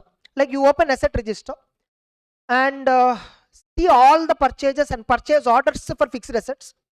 Whether all the purchase orders that we raised for purchasing fixed assets, are they all accounted or not? Check it out. If at all order is there, but accounting is not yet happened, why? Delivery not received. What is the reason? You need to ask the management. Absolute number of assets that are there in the entity, that number will be there. 10,495 assets are there right now. The breakup might be different. Chairs this many, computers this many, ACs this many, printers this many. Breakup will be different. Physical verification audit, no, how we do is, like, physical verification, how we should do. Like, we will take first register, go and see the item and tick it here. This is the correct approach. Or forget first about the register. First, let me go directly to each and every room, each and every part of the campus. Put whatever I see. Suppose I saw laptop, one laptop is there. I saw another laptop is there. So I will verify like this and come back and reconcile with the record. Which is best? Second method is the best method. Second method is what? The best method. How do you find the excess inventory, excess material? How do you find excess plant and machinery that are not recorded in books? How do you find fixed assets which are there physically purchased but not recorded in asset register? Suppose if it is there, suppose you do in the first method, no, I will take, suppose the moment 10 items I found, I will assume that everything is matching, but there is 11th item. You didn't observe. Whatever is there, you are just checking. And once it is matches, you are recording, you are coming back. So shortage alone you will find in this way. Excess items you cannot find in this way. Second method, you will find shortage as well as excess. Why? First I am not looking at register. I will now go and count all the ACs available. And I will count and come back. 49 I got. How many were there? 52. Shortage I found. Suppose physical I found 55. How many is there in the record? 52. Means 3 excess are there. Why? So excess and shortage, both if you have to find, you should not map from record to physical, but physical to record. Understood? That's the right method of physical verification. And see the arithmetical accuracy of the movement in PP. Like today, the PP register is electronic register, completely electronic. You can't delete any item, you can't add just like that any item. In the PP, entry comes automatic. It is not manually, we don't add, manually we don't remove. Suppose you recorded sale of an asset. Asset identification number system will ask. The moment you select and pass the sale entry, it is removed automatically in the register. Suppose you purchased a fixed asset, created a new asset ID. It will be added in the fixed asset register. Fixed asset register will contain all these details like asset identification number, date of purchase, from whom it was purchased, customer care number, all that will be there. Customer care number will be there. At what price it was purchased, duty how much is paid, capitalized cost how much, directly attributable cost how much, where the asset was installed exactly, like 7th building, 4th floor, right wing. Okay, there it was installed. So like that we will have it location marks also. See, Caro, situation of fixed asset also should contain in the fixed asset register. Fixed asset register should contain quantitative details as well as situation details. Situation means what? Where it is installed. That's it. For additions during the period, get a list of all the additions from the management and perform the following. For all material additions, means for all big value items, verify whether such expenditure meet recognition criteria. These costs include so and so cost. Verify that cost of an item is as per AS 10. Items such as spare parts, standby equipment are recognized in accordance with AS 10 when they meet definition of PB. Otherwise, these items are classified as inventory. Test the purchase invoice, installation certificate, report or other items, all that. Verify whether PB have been properly approved. Whatever purchases, no, whether are they approved by the management.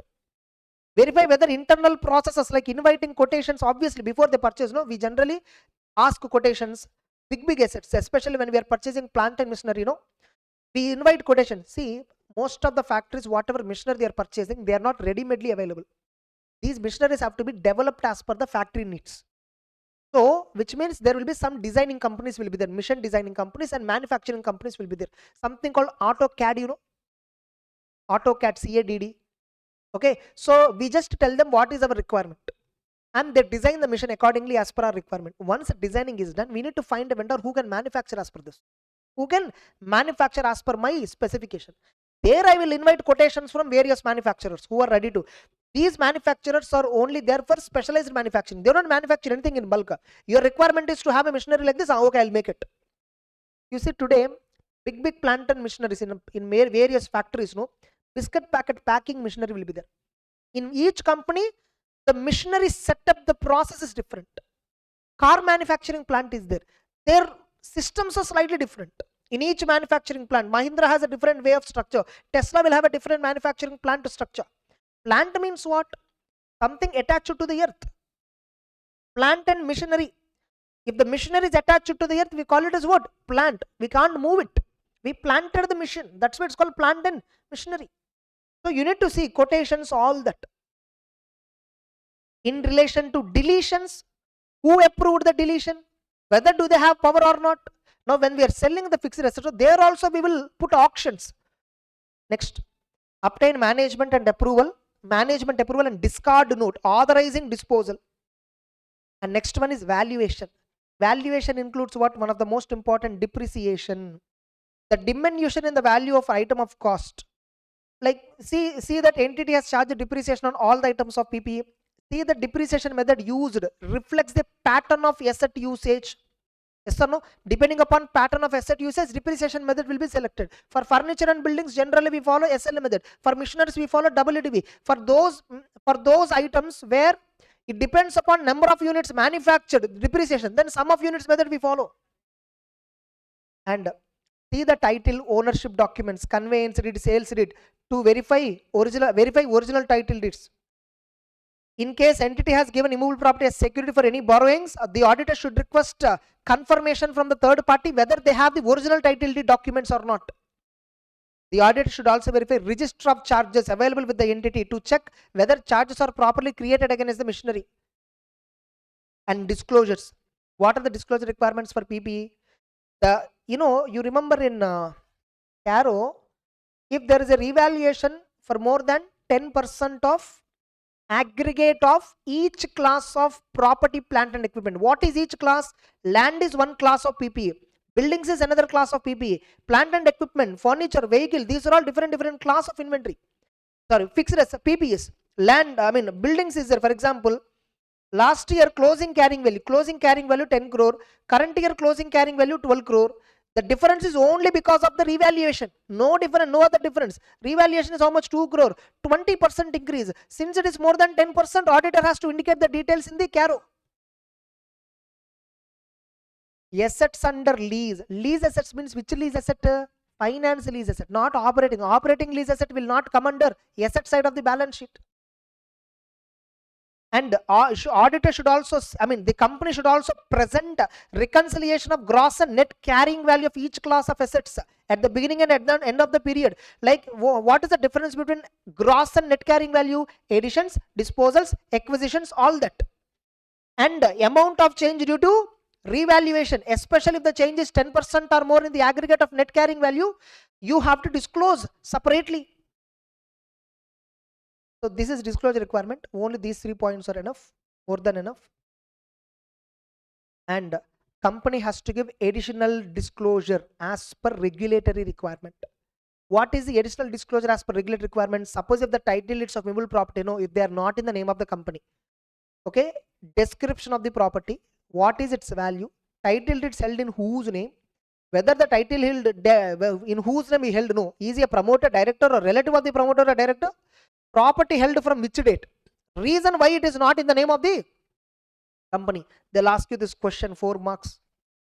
What are the disclosure requirements under Schedule 3 as a part of additional regulatory requirement when the title deeds of immovable property are not in the name of the company? You will by mistake write CARO answer. No, you should write this answer only. Understood? Where company has revalued its PPE, whether the property revaluation is based on a registered valuer, company has to disclose that. And auditor should verify this and comment in CARO also. And capital work in progress, aging schedule has to be given like this. For capital work in progress, the company has to give aging analysis like this.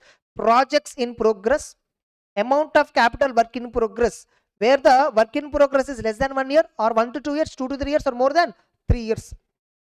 You can open Tata Motors annual report, financial statement standalone. You will find all these disclosure requirements. You will get an idea like how are they showing. Like this is what capital work in progress, aging schedule, and you should also give capital work in progress for overdue projects. Suppose company started constructing some factory. Initially they thought of constructing it within 3 years. If that is the case, Original up to 3 years, you can show like this. If it is beyond 3 years, you should show like this, project wise, when you are going to complete. It's already overdue. It's already overdue. Within how much time you are going to complete? You should clearly mention the amount. So that's about PPE. Intangible assets is more or less similar to PPE. Okay, intangible assets, because the recognition criteria is same for intangible assets and property, plant and equipment, more or less same.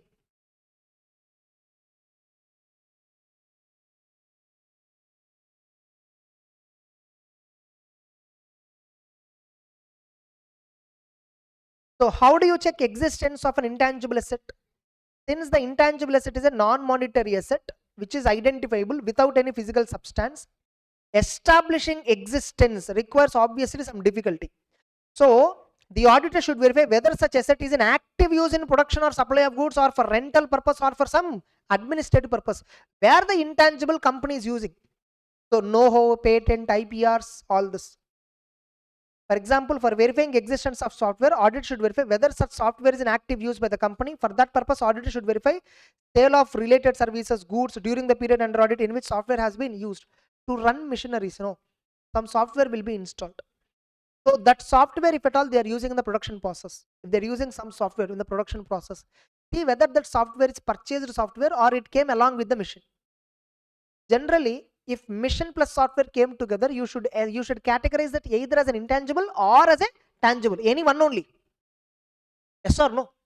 Suppose if a software on a mission can be run independently, like I can change the software, I can buy another software and implement this and then change it, then software can be recognized as a separate asset. Suppose software cannot be changed, software plus mission both put together we purchased. Machinery is the main predominant value, software is only to run the mission. If software has the least importance, we classify it as a PPE. If software is the only thing which is main, in that physical substance is very less, minor, then we classify it as intangible.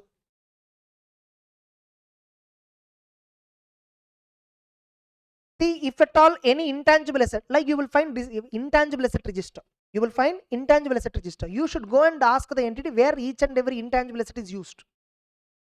Where each and every intangible asset is used, you should go and ask the entity. If at all they are not in active use, deletion should have been recorded in the books. If at all they have not yet deleted, why they have not yet deleted? Then this completeness is exactly like PPE. Okay, please, this you read on your own. And intangibles valuation is also exactly like PPE. Entire intangibles audit is similar to PPE, no much differences. Disclosure is also same like PPE. Gross carrying value, net carrying value, all that you have to show, revaluation, everything is same. Even intangibles also, it's actually not capital work in progress, it's what? Intangibles asset under development. We don't use the word CWIP, we use the word intangibles under development. If any intangible asset whose completion is overdue, same like for tangible work in progress, how we give, same for intangible also we should give the same disclosure requirement. Now audit of trade payable. Audit of trade payable. Now for this, first we should finish purchases. Then we should come back and discuss trade payables.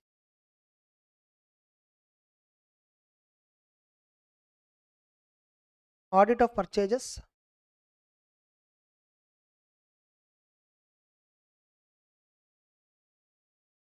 First, auditor should obtain an understanding of organization and its production centers to know what kind of goods they are dealing with. So for that, what auditor has to understand? Type of services or products they procure that are used in production, sources of procurement, whether domestic or overseas, general availability of these items, and terms and conditions, who are the major suppliers, what is the credit period, what quality checks the company is doing, what are the terms and conditions for these purchases, are they similar to sales or not? Same similar points were there in sales also. In sales we look for what are the types of sale, goods and services the company sell or render, who are the major customers, whether overseas customer is there or domestic customer is there, and credit period, what is the credit period, all the same points. What are the sale terms and conditions for credit or cash on delivery, what? Further, for purchases, auditor needs to identify control points.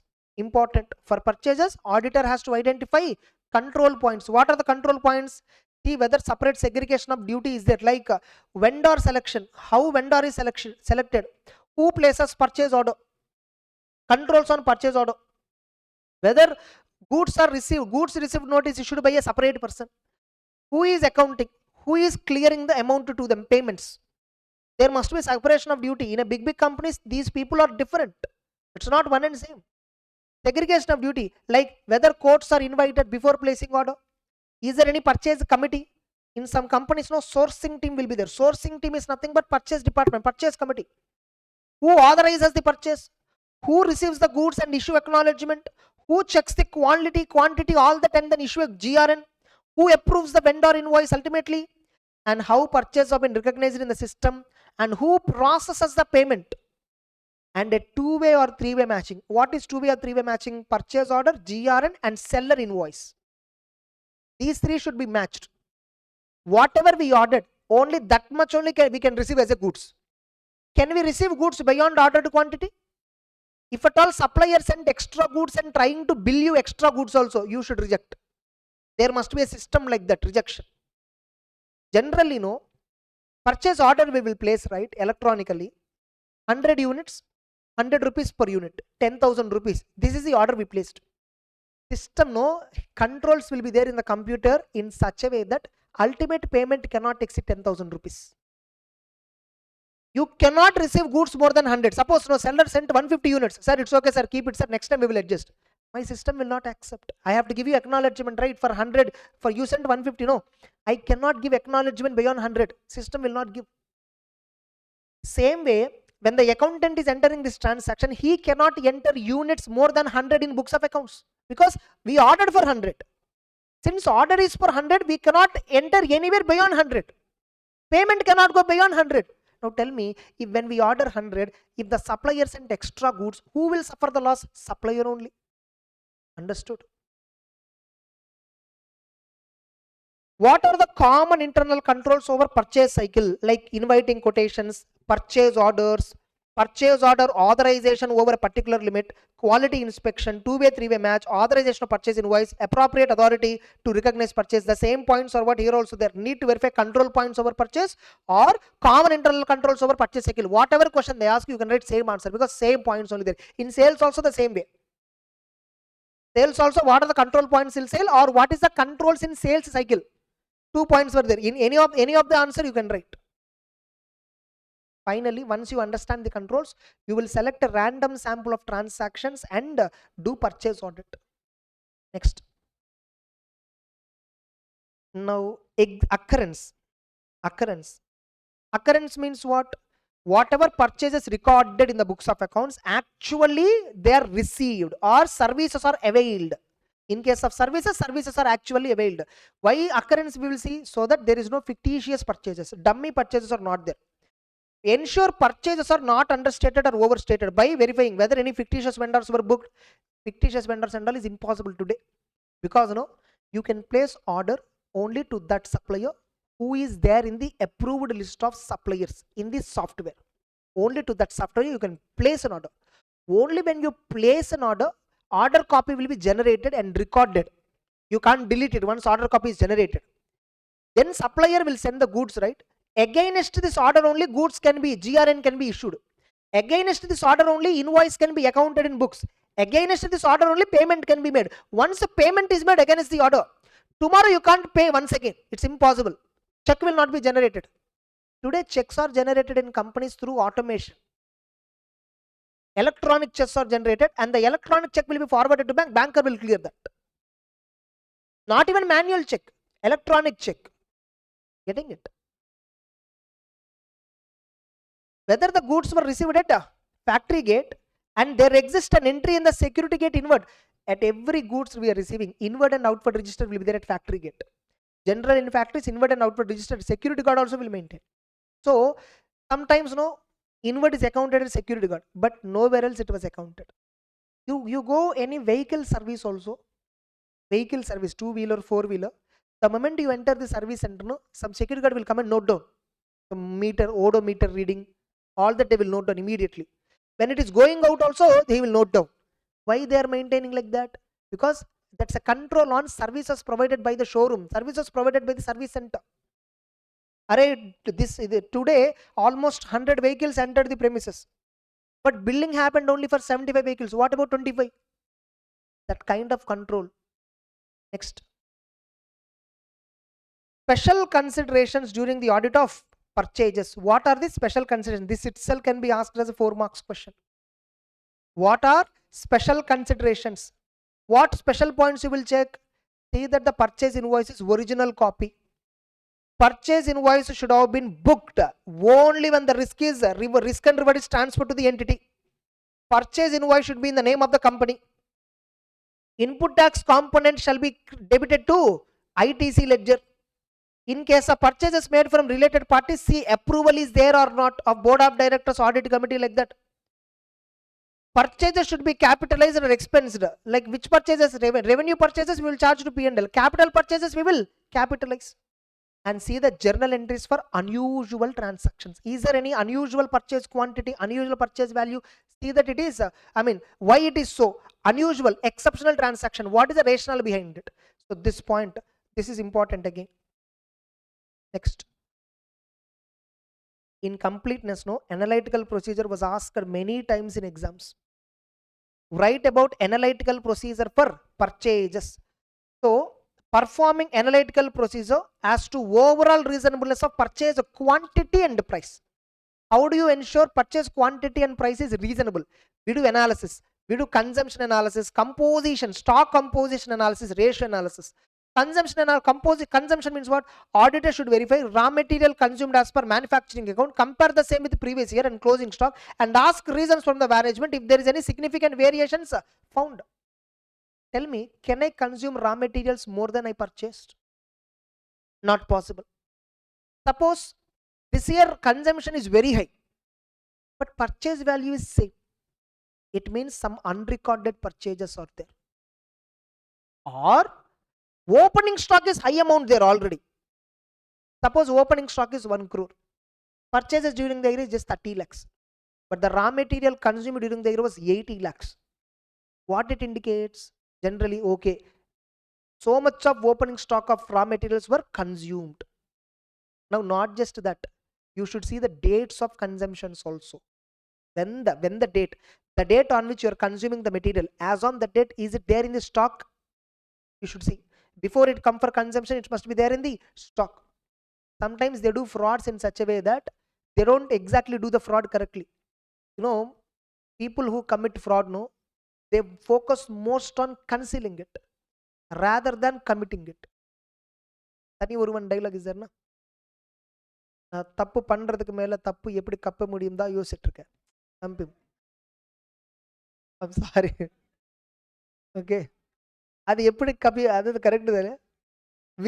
You know, they hey, என்னப்பா, you have to encourage me. Okay. In fact, I'm speaking best Tamil. Yeah, it's okay. Thank you. So people focus, whoever is committing fraud, they should focus more on how to conceal it rather on conducting it. Yes or no? I need to watch that scene again. I need to mug up that dialogue then. Fine. You recollected that dialogue? This one, yarodu ivrdu, Arvind Swami odu, the dialogue. Tani one movie pa, J.M. Ravi movie. Repeat vena, enakku thiruppi andha sentence varadu. Fine. Auditor should compare creditors turnover ratios and stock turnover ratio. Ratio analysis you should see. Creditor turnover ratio means what? Generally how much turnover we have and how much creditors outstanding we have. What is the ratio? Last year how much it was and this year how much it was. If there is a huge variation, is there a change in business like this? That we need to see. Analytical procedure is always logical evaluating how the business is happening. Suppose if sales increased, purchase also increased, profit should increase, right? Suppose if profit increased compared to last year, cash flow, operating cash flow should increase, right? Suppose if there is a reverse direction in cash flow, it indicates that some bad debts are there. Suppose sales are increased, this year. Profit also increased as per P&L, but when I see cash flow statement, operating cash flows, no, it is reduced. It indicates that there is a high amount of bad debt, or it indicates that there is a slow collections from debtors. Debtor turnover ratio, why should I see? Suppose company, no, during the year the sales are 100 crore. Debtor is 20 crore outstanding right now, balance sheet date. 20 crore divided by 100 crore, 100 by 20 is equal to 5. 365 by 5 is equal to some 60 days. Credit period is what? 60 days. I will see company credit period policy, 30 days it is there. If I apply as per numerics, I am getting 60 days credit period. Why for you 30 days is coming as per the policy, which means there are so many customers who have not paid on due date. That is why debtors balance accumulated. That is one of the way to find out provision, defaulting debtors. Same with creditors also. So this is very important, consumption analysis. And auditor also should collect the reports from management for composition of stock. Raw material as a percentage of total stock, compare the same with the previous year and ask the reasons. What is the raw material as a percentage of total closing stock value? What is work in progress as a percentage of total closing stock? What is finished good as a percentage of total closing stock? For last year how it is, this year how it is. If there is a huge variation, suppose last year 100 crore is the inventory closing stock value, out of that 70 crore is raw material only. This year it is only 10 crore. Earlier closing stock contains 70% raw material. This year closing stock contains only 10%. Means this year manufacturing would have happened so much. This means why manufacturing happened, sales would have been increased. See, sales increased or not? Understood. If there is no such a trend, sales not increased, then why? Sir, no sir, last time in the March only we purchased in bulk quantity the material because we got a bulk discount. That's why we purchased. That is why last time it was high raw material composition compared to overall stock. This year again there is no such kind of discount, sir. That raw material we used already in the production and all. Sale is same only. Generally every time we will have a raw material enough for the next 1 month. Last time, no, March month we purchased 6 months worth of raw material. That's why you see, sir, April to September you will not find any purchases much. Logically the records and all are giving me that clarity. Understood. For any unusual deviation, you should inquire why there is so. Analytical procedure is the best method to discover frauds. Analytical procedure is the best method to discover frauds. And disclosures. Ensure whether the following disclosures were made. Whether purchase of stock in trade have been specifically disclosed. Whether changes in inventory of finished goods, all that has been specifically disclosed. Whether the transactions with related parties are properly disclosed. That's a disclosure requirement for purchases. In the notes accounts you should give this. Purchases in P&L, no much. Purchases amount will be there. Changes in inventory will be there. These two only. Breakup and all you should give in the below. From whom you purchase, related parties, unrelated parties, all that. Generally, for purchases, the disclosure requirement is minimal compared to sales. Now we will go to trade payables. So trade payables. In trade payables, one of the important point is MSME point.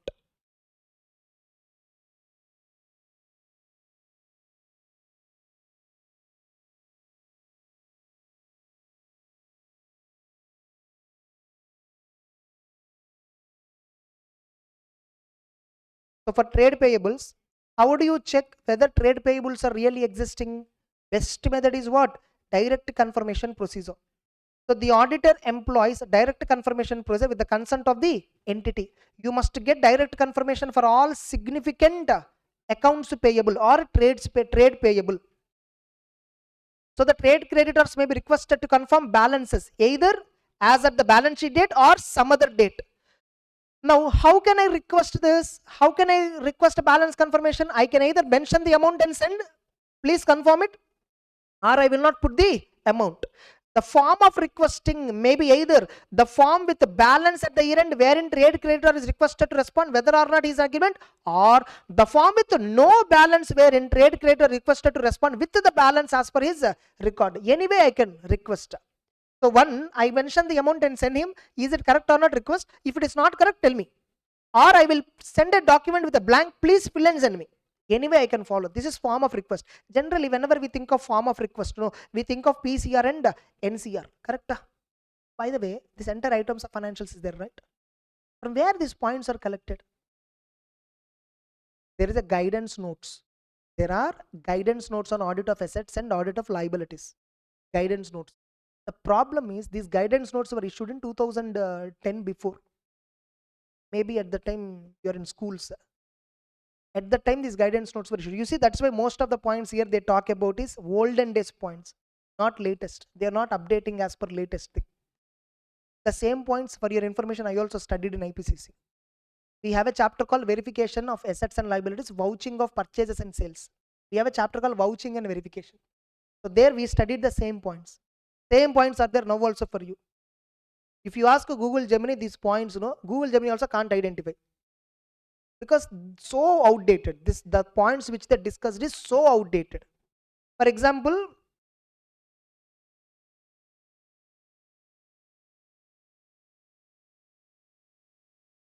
the method of selection. For example, you say this point itself. How do you select rate? By the way, will you do direct confirmation for all the creditors? No, we do on a sample basis. Sample here, what they're saying, the method of selection of creditors should not be revealed to the company until trial balance of the trade payable ledger is handed over to the auditor. What trial balance? Today I have access to system. I don't even have to go to the client premises. Client is giving me user ID password for auditor's purpose. I log in into the software and I can see the trial balance immediately. What handovering? This and all there 15-20 years ago, not now. You can find in ICA website guidance notes on assets and liabilities. You can just search in Google also guidance notes on assets and liabilities. You will find documents which are based on old. They are not updated yet. You have a guidance note on CARO. You have a guidance note on internal financial controls. If you want to have that expert knowledge, you can read them.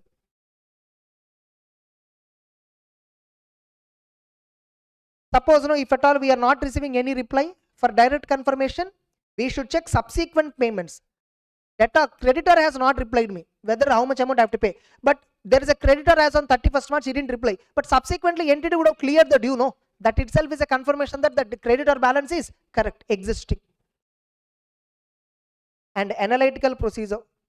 Analytical procedure for trade payable, the answer is different. Analytical procedure for purchases is different. Analytical procedure for purchases is what? Consumption analysis, composition analysis, ratio analysis. Yes or no? Whereas here, prepare a detailed analysis of balance, ensuring it consists of transactions and confirming that these purchase expenses are actually occurred. Nothing but open a creditor ledger. All the credits you see, generally creditor ledger credits will be what? Purchases. They are all purchases. Debits will be what? Discounts given, discounts received by us, or payments made by us. Item by item you see. Is there any related party? Is there any related party payable? If so, review whether they are properly authorized or not. Review a trend line of purchases and accounts payable. A comparison of the comparison of the two, like purchases and accounts payable. You have to compare the trend. See, are there any unusual trends? Make inquiries about reasons for changes in trends. Like we do this analysis. Stock composition analysis is there, right? Like for which product to which creditor it is outstanding. Last year as on closing date, we are outstanding. We have outstanding creditors. These creditors are multiple categories. For some creditors I purchase raw material. For some creditors I purchase loose tools. For some creditors I'll purchase something else. Now don't just focus on the outstanding amount and confirmation. Which balance is outstanding now more? Last year which creditor account was outstanding more? Which category of creditor outstanding was more? Last year outstanding amount to the total creditor outstanding is some 10 crore. Raw material related creditor is 3 crore. This year what is the raw material creditor outstanding amount to the total creditor outstanding? What is the ratio? Like that you analyze. If there is any variation, this year as on 31st March, though no raw material outstanding is there. There is no raw material outstanding related creditor, for example. Why there is no raw material outstanding? Which means there is no purchases happened in the March month or February month probably. See whether is there any purchases that are accounted in March or February which are credit purchases. Clear? Different ways you can analyze. There is a subject called data analytics. Data analytics, there is a subject. What is data analytics? Nothing but analyzing the given data in multiple ways. You give me purchases data, give me just the following items. Date of purchase, from whom it was purchased, what you purchased, amount. 4 items you give me. I will analyze and tell you who are your major customers, who are your major suppliers, in which month you are purchasing the most, in which quarter you are purchasing the most, which material you are purchasing the most, in which month, in which month you purchased the most. I will give you all the analysis, and accordingly we can take a decision.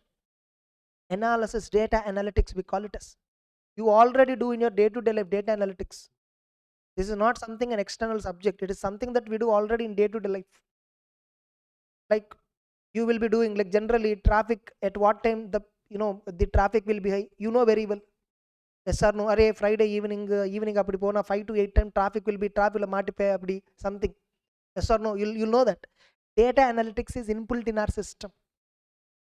Companies, they use it for analyzing financial data, non-financial data, trends, all that. You will be shocked to know in how many ways consumer behavior is analyzed by the companies, FMCG companies. You know, Instagram, no? That is scrolling. Suppose a product advertisement came, you stopped. You didn't click on shop, no, but you're stopping and seeing the images. The other person, no, that can see that how many of the persons have stopped scrolling and observing the product. How many clicked shop now button, and how many clicked shop now immediately closed, or how many clicked shop now and so go through that entire page. So how many after opening this have seen it? For example, I'll show you in the YouTube itself data analytics how it works.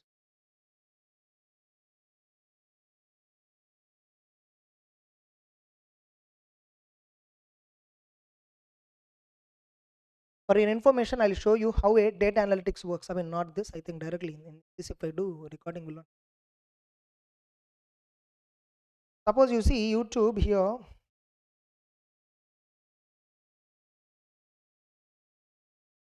Just for an idea, you will get how data analytics will be working.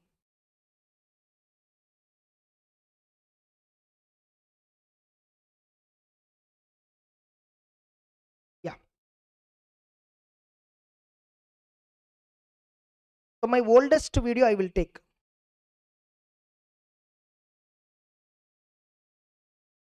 Most viewed video I'll take. So there is one of my marathon, okay, which has 5.25 lakh views, for example. Analytics.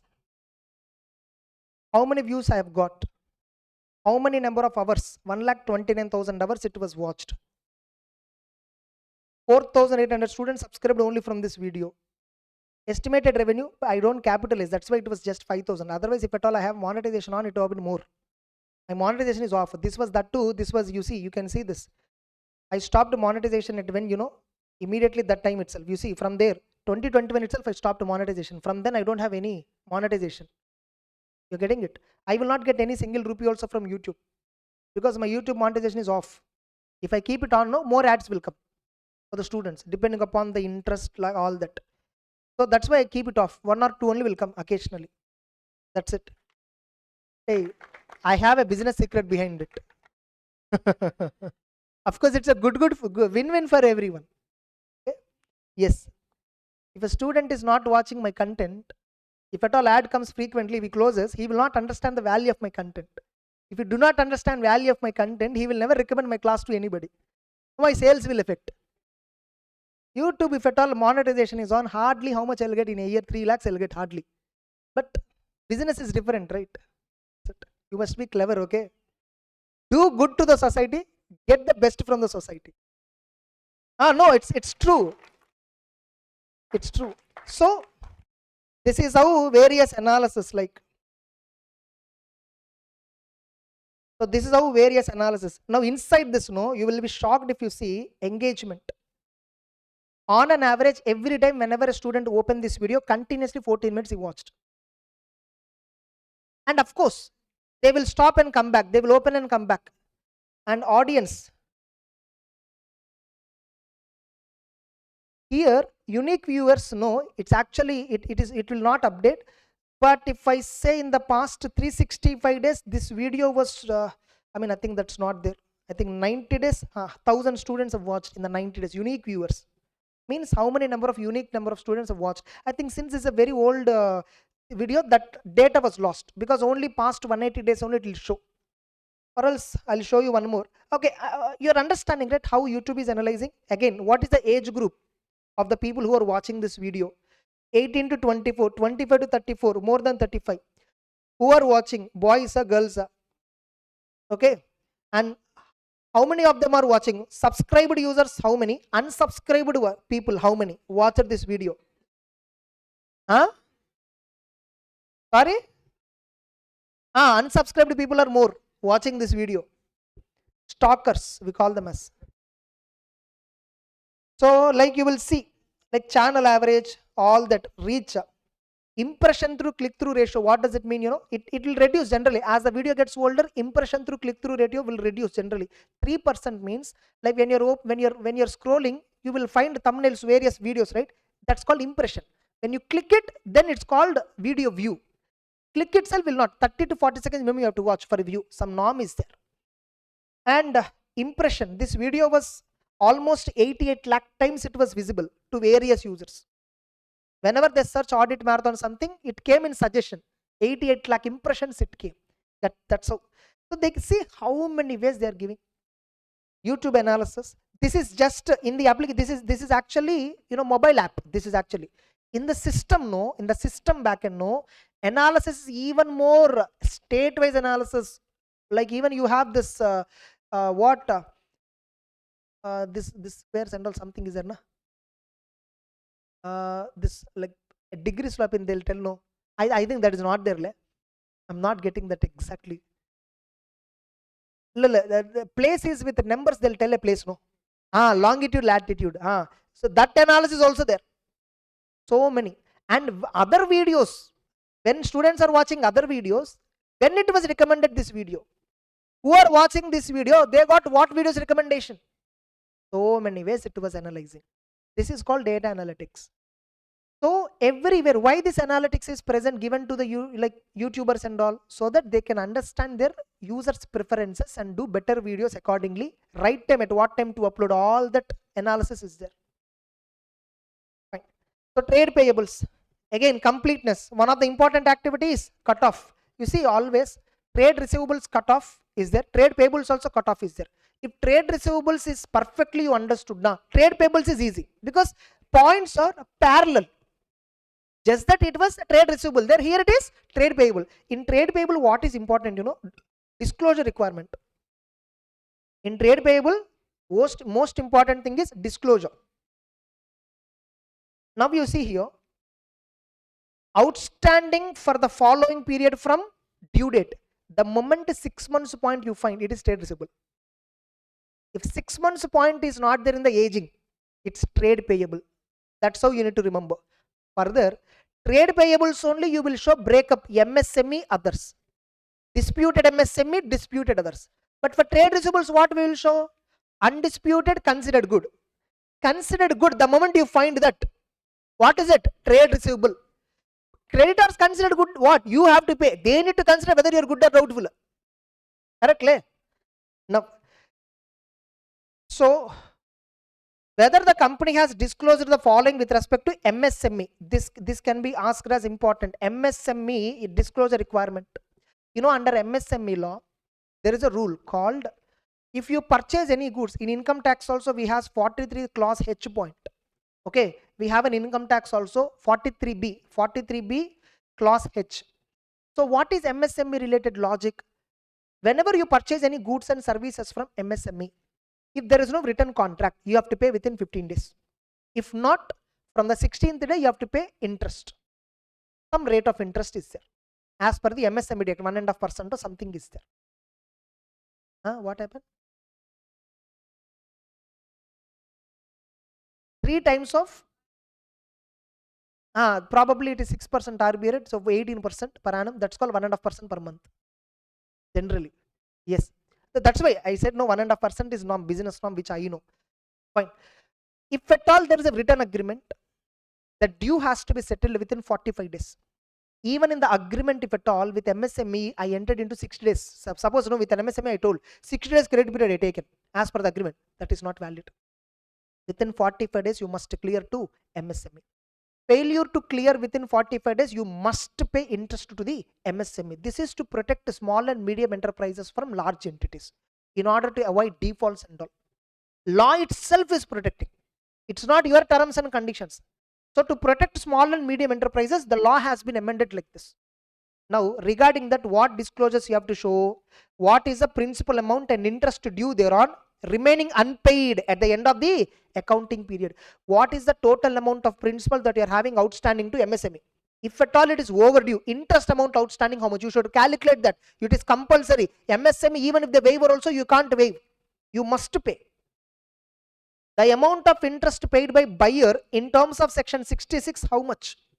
Total interest paid, how much? The amount of interest due and payable means total interest accrued and still you have to pay. How much? The amount of interest accrued and remaining unpaid at the end of each year. And the amount of further interest remaining due and payable even in the succeeding years. This you will have to listen in the schedule 3 class. Very detailedly they would have been discussed in advanced accounting schedule 3 discussion. We are actually launching a video from advanced accounting schedule 3 explanation because many students I find they are not understanding items of financial statements, especially disclosure requirements, because they don't have the knowledge of schedule 3. So we are making a schedule 3 video, may not be now for the September attempt, but we will do a schedule 3 video, standard one schedule 3 video, full-fledged 4 to 5 hours. If you understand the schedule 3 video, whatever we are going to upload, you will have a very good knowledge on various subjects like as accounting and audit. You will have a very good understanding. Standards, you will have a very good understanding. With that knowledge, if you read standards, you will get a better understanding. So that's about trade payables. That's about trade payables.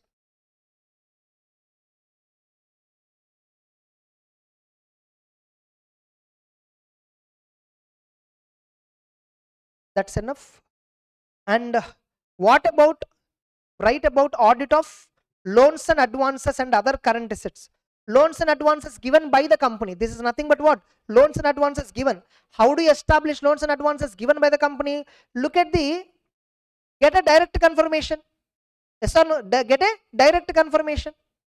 And how do you know whether all the loans and advances are properly recorded? You get direct confirmation for existence, right? Look at the ledger movement. What are all loans company given? There will be a loans register. So look at that loans register and verify the loan agreements and acknowledgements. In addition, the auditor should confirm the loans and advances were within the competence of the person who has given the same, who approved these loans. So check that. Inspect the minutes of the board of directors to confirm all the big loans were approved by board resolution. And if there is any related party loans, review whether they were properly authorized and the value of such transaction is at arm's length. Transaction at arm's length price means what? Rate of interest. Nothing but what? Rate of interest. And you know, with respect to loans and advances given, we have CARO requirement 3rd class. We have 143 subsection 1 duty to inquire loans and advances. Whether the terms and conditions are reasonable or not, you need to check.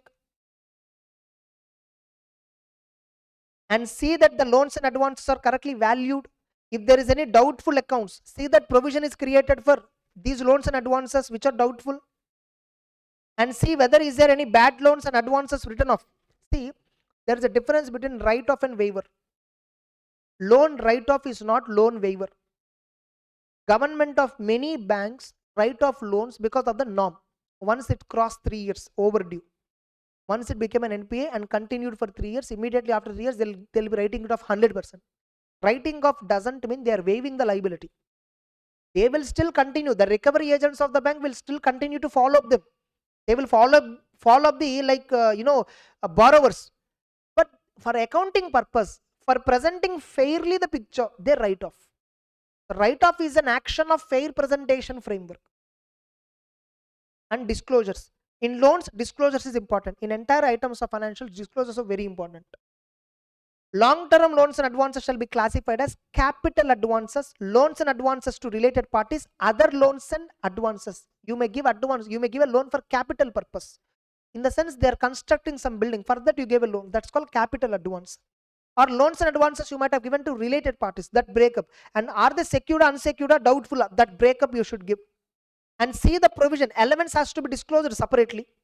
And loans and advances due from directors and firms or companies where these directors are interested, that you should give, you should show separate breakup. Short term loans also same. For long term loans, whatever disclosure requirements were there, short term also the same disclosure requirements will be there. And additional regulatory information. Additional regulatory information. This is important. Following disclosure shall be made where loans and advances are granted to promoters, director, KMCs and related parties, which are repayable on demand or without specifying repayment period. Like we gave a loan without any repayment period, or they are repayable on demand, especially when the loan are given to promoters, directors, key managerial person, related parties. How much amount is outstanding, percentage to the total loans outstanding, this has to be reported. The same is there in, and the same is there in not this, I think clause number 3. Clause number 3, loans and advances which are repayable on demand or which are where there is no repayment period mentioned, that details has to be given. How much is the total amount of such loan given, what is the percentage of that loan to total loans given during that year. In Caro, auditor has to report. That information auditor can get from schedule 3 itself. Whatever in Caro today we are reporting, most of that were already supposed to be disclosed by the company. They are supposed to be disclosed by the company in schedule 3. Suppose if the company is not disclosing this, what we will do? We will give a modified opinion. We will give a modified opinion because this is additional regulatory information.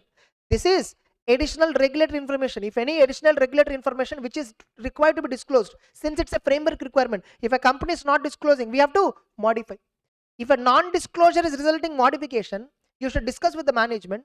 Whatever they have omitted, you should try to put it in the audit report if it is practicable. If it is not practicable, you will say that it is not practicable. Where you will mention all this in basis for qualified or adverse opinion section.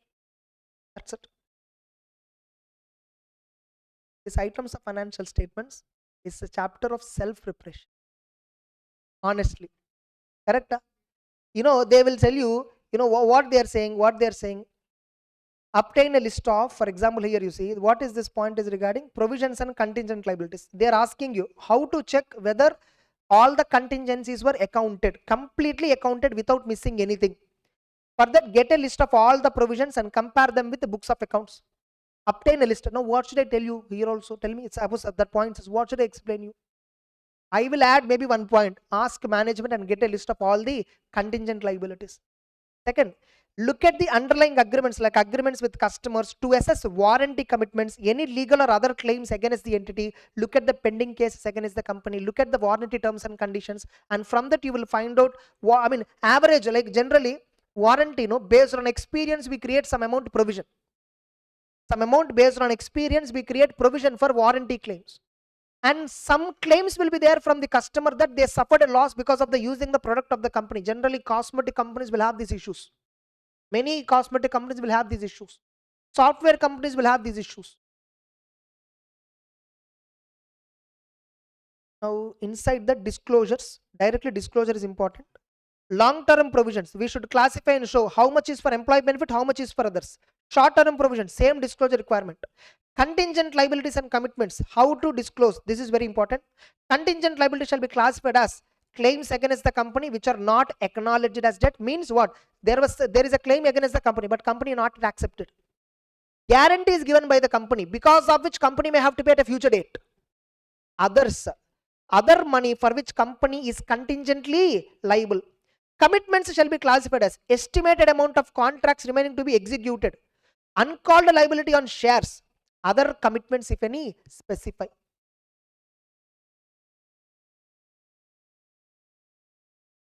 For each class of provision, you must disclose the carrying amount at the beginning and at the end of the period. Additional provision made and including increase to existing provisions. Amounts appropriated from the provision, that's what used. Unused amounts reversed during the period. So much is there, na? Regulatory information. Details of Binami property held. Contingent liability means what? Some court case, something is going on. Binami property proceedings is also resulting into contingent liability. In Caro, we have the 5th subclause in the fixed assets. Whether any Binami proceedings are pending against the company or initiated against the company. If so, whether they are required to be disclosed as per applicable framework, or they disclosed or not, you need to check and report in the Caro. If it is disclosed in the financial statements correctly, then you can say that it is correctly disclosed. What they need to disclose? where any proceedings have been initiated or pending against the company shall disclose on which property proceedings were initiated, how much is the amount involved, who are the beneficiaries of those properties. If the property is in the books, then reference to item in the balance sheet. If the property is not in the books, what is the reason why it is not in the books? Where the proceedings are against the company under this law as a beneficiary or as a transferor, like either the company will be a beneficiary of a property or the company would be a transferor of the property. Some binami. Binami means what? It will not be in my name, but it's my own asset. The asset is mine, but it will not be in my name. How I will create that asset? I will directly purchase and keep it in somebody else's name, or I will transfer to their name, but I will be enjoying the benefit. Private sector, you will find these transactions. Private sectors. Why even recent Hindenburg report is an Adani issue? They're saying the same. Binami properties are there outside India. That is what they're blaming. And what is the nature of the proceeding, status, and same, and what is the company view on the same? And relationship with the struck off companies. Like some company names will be struck off by the ROC, removal of name. We call it as what? Removal of name because of some non-compliances. Is there any outstanding amount or some transactions that you dealt with the struck off companies? If so, give the details. Name of the struck off company, what transaction you did, have you invested in them, or are they liable to pay you, or you are liable to pay them, or is it regarding shares or any other outstanding balance? Give the outstanding balance. What is the relationship? Is it subsidiary, associate, or just a buyer creditor, like that? Important ratios has to be disclosed. Key ratios has to be disclosed. They'll give you a question. They have given once. What are the important ratios to be disclosed? They have given 4 marks question. Current ratio, debt equity ratio, return on equity, inventory turnover ratio, net profit ratio, ROCE. 5-6 points you can easily rate. This is important ratios. Not only giving ratios, the company shall also disclose why there is a change in the ratio from previous year to current year more than 25%.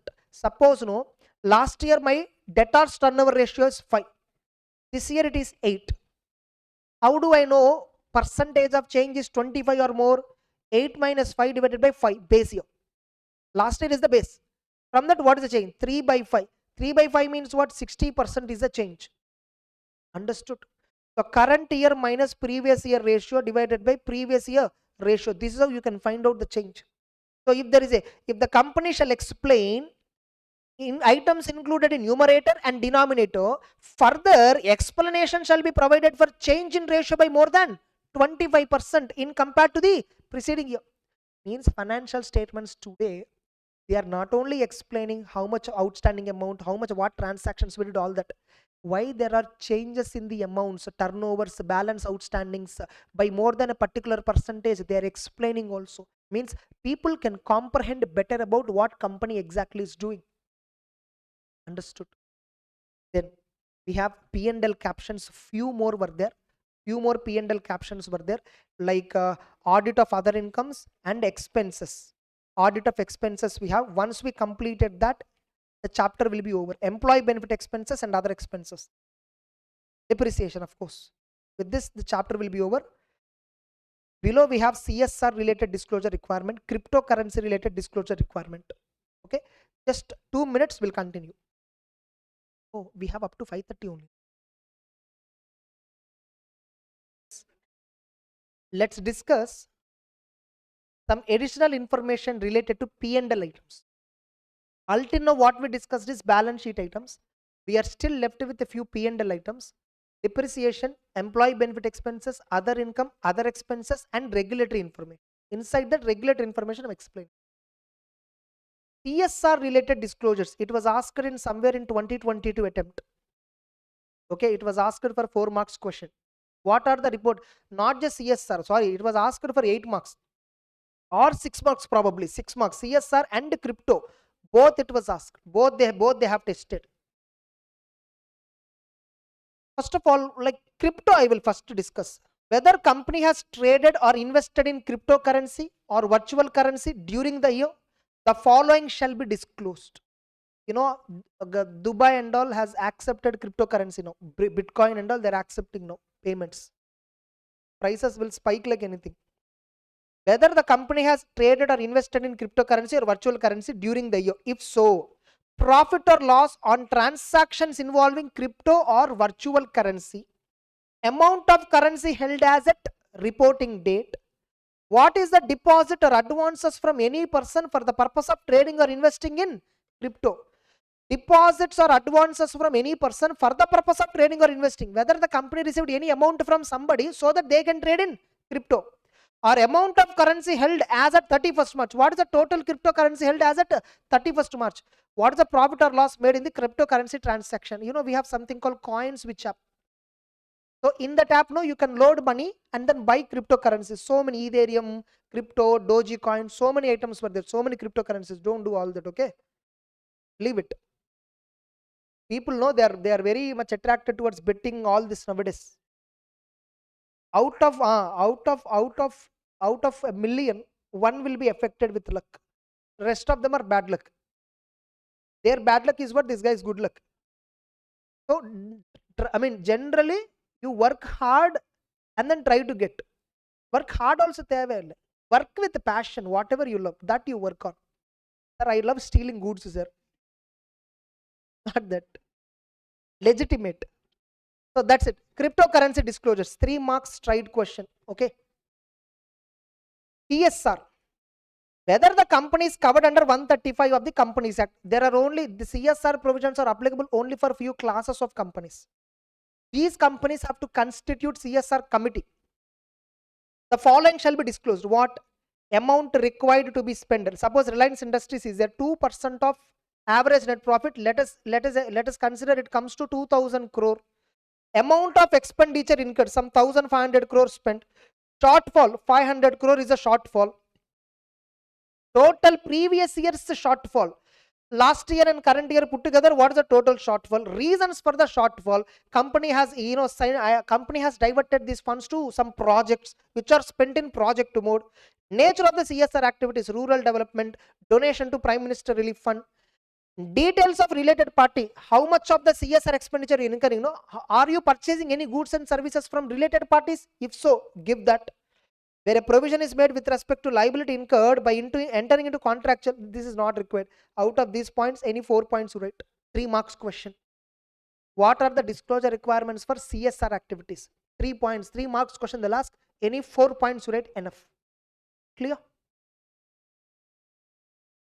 Almost you see throughout entire discussion, I'm telling you how a question can be asked in exams. You don't require to go and see question banks also. But still I have given question bank. PDF is free. Some students are asking hard copy available or not. Question bank alone, if you buy hard copy, the courier cost itself will be the book printing cost. So that's the reason I tell them very clearly, don't directly take printout. Hardly 287 pages it is there.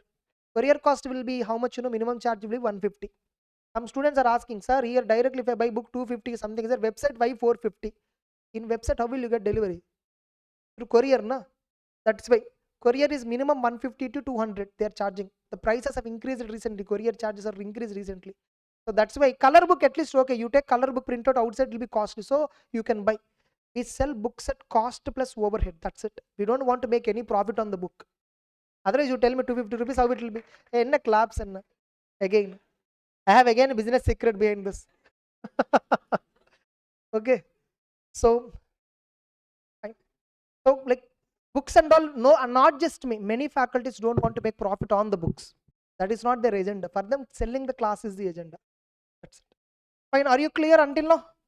So we'll continue in the next session. The remaining topic: bank audit, audit strategy, SQC and 220. That's it.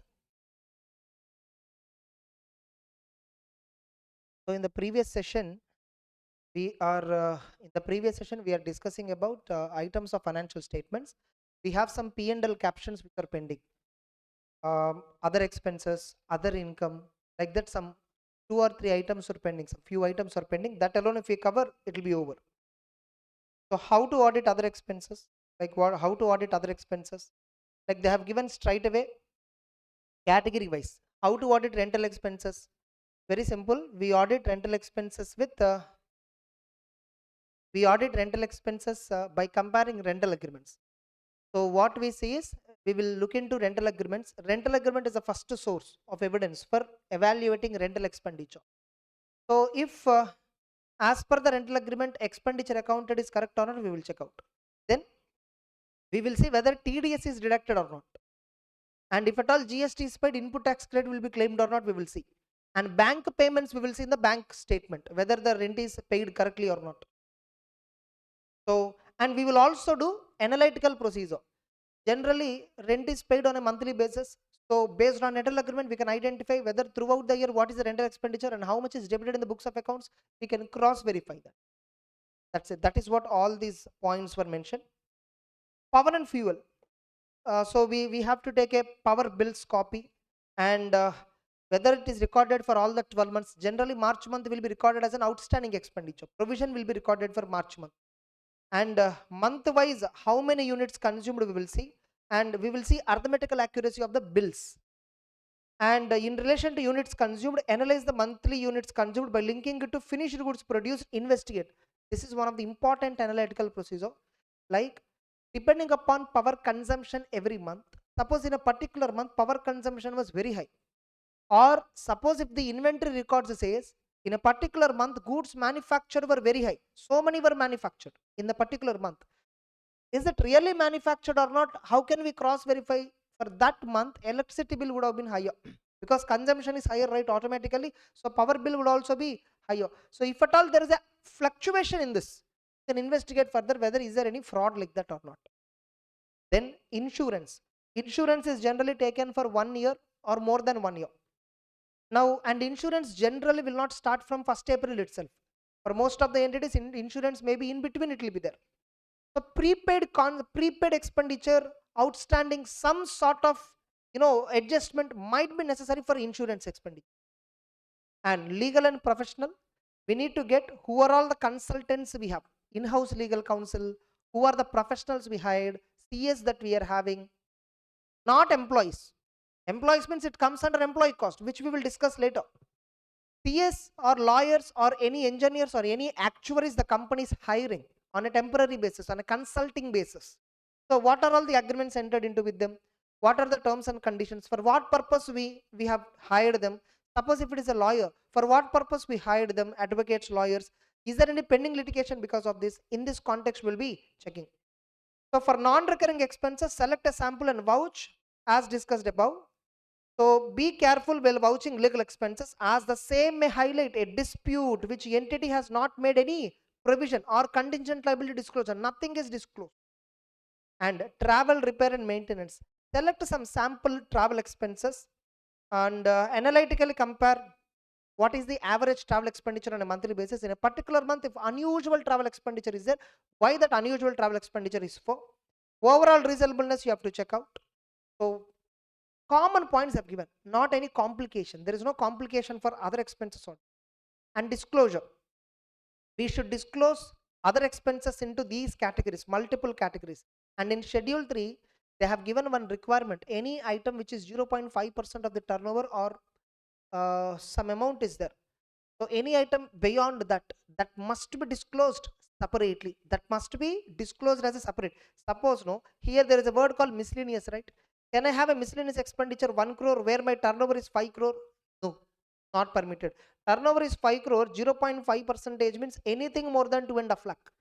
Anything more than 2.5 lakh. I must specifically name it. Is it for repairs and maintenance? Is it for telephone expense? Is it for printing? What exactly it is? You should name it. So there is a schedule 3 requirement like that. Anything which is more than 0.5% of turnover, some number is there, or some amount, whichever is higher. Getting it? Some 1.5 lakh, some number is a monetary number. So 0.5% of the turnover is the main criteria. Any expenditure which is 0.5% of turnover is a material expenditure. That must be given a specific name. You cannot merge it under miscellaneous expenses, other expenses, unidentifiable name you should not give. That's it. With this, other expenses is completed. It's a very basic thing. Again, I'm telling you, items of financial statements is a self-preparation chapter. Technically, even first timers, repeater, it doesn't matter. Basically, a self-preparation topic. So normally on your own you have to read. When you're reading, first don't always read what is there here and then analyze. No, first analyze normally. Generally, how do you verify sales? How do you verify expenses? How generally you verify? Just you think of the answer what that you're getting. Then read here. Most of the points that you are getting will be there here, and two or three more additional points will also be there. Whenever you are revising, this is how the approach should be. While now this point, this is something which is mainly asked in this. Many times from other expenses, what is tested is only this one. What are they? While auditor may choose to analyze monthly trends for expenses like rent, and an auditor generally prefers to vouch other expenses for verifying the following attributes. So though analytical procedure is enough for verifying other expenses, we need to vouch other expenses for verifying certain attribute. What are they? Whether are they belonging to current period? Is it really a revenue expenditure or capital expenditure? Only through vouching we will understand. Whether supporting documents, supporting bills and all were properly there. Is it classified under correct expenditure head? Is if it is printing and paper related cost, printing and stationery. If some telecommunication cost, telephone expenses. Whether the expenditure is authorized as per the delegation authority. Whether is it related to the entity business or not. It should not be personal expenditure of the directors. These attributes we will check. When we are doing audit of other expenses, though we observe analytically why these are spent, what is the monthly trend, all that. In addition to that, we verify these attributes. Are they pertaining to the entity? Are they pertaining to this year? Are they revenue or capital expenditure? Are they classified under right head? Are they authorized by this respective management? These attributes we should mainly check for other expenses. And beyond this, analytical procedure also we should perform.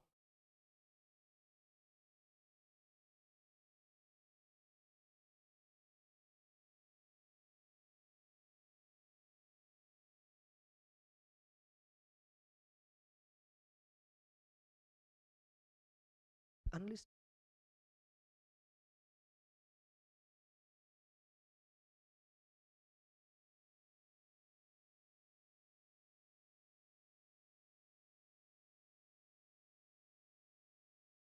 yes, got it. Now, how to verify depreciation expenditure? Don't read here and then analyze. First, let's analyze. How to verify depreciation expenditure? How do you verify that? First of all, do the entity has a asset register?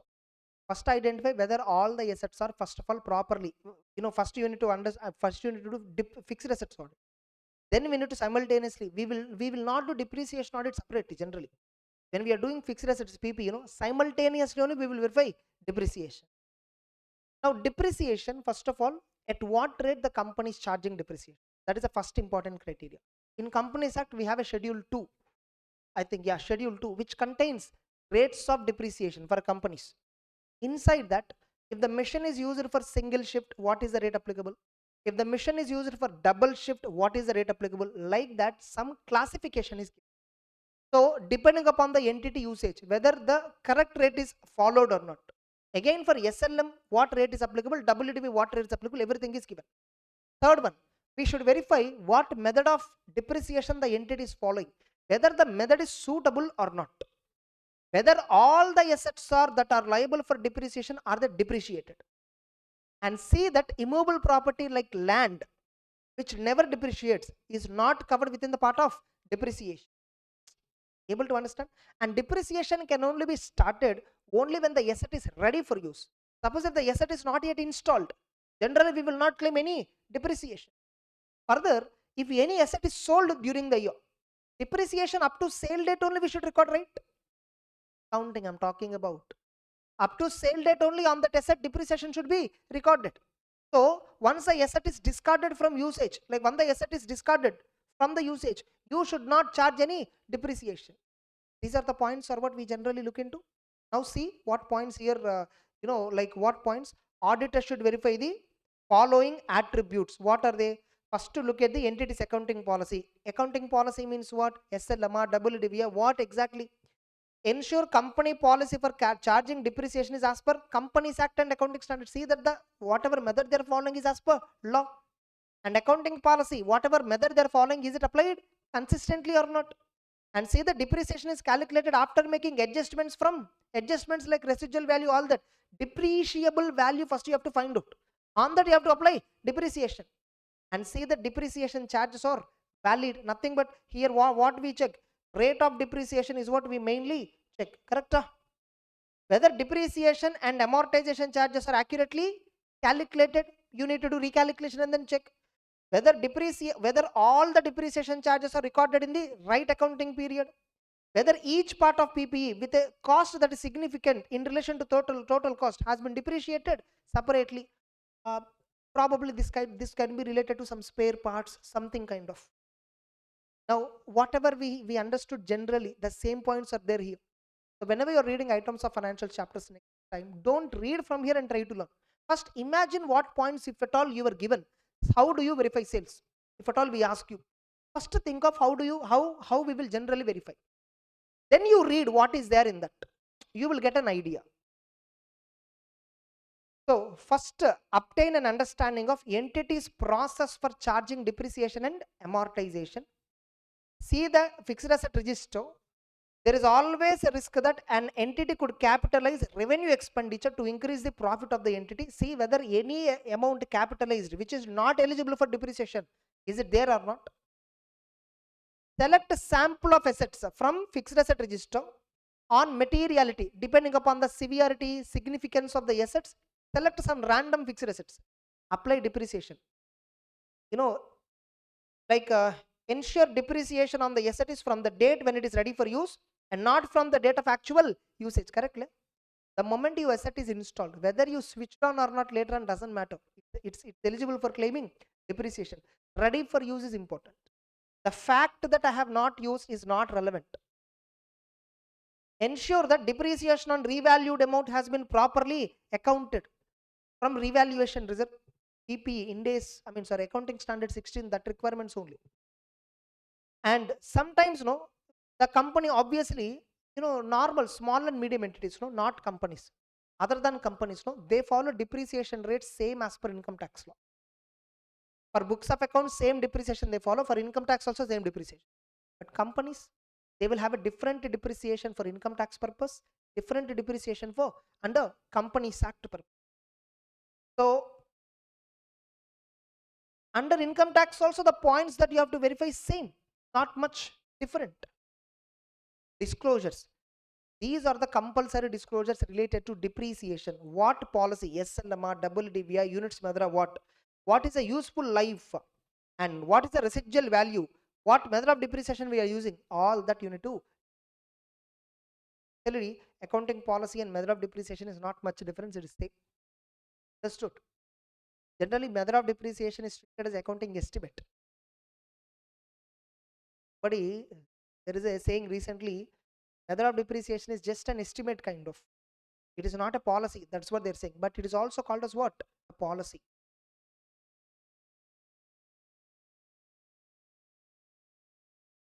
Then we have employee benefit expense. Now tell me, without looking at the answers, how do we check employee benefit expenses? The company is there. It has some 1,000 employees. How will you check? First of all, is the company maintaining a register of employees or not? First we need. When a new recruited, like if a newly recruited person, company recruited, what is the recruitment process you should study, right? You don't study how company will recruit and how a company will start working in the company and how the salary is paid to him.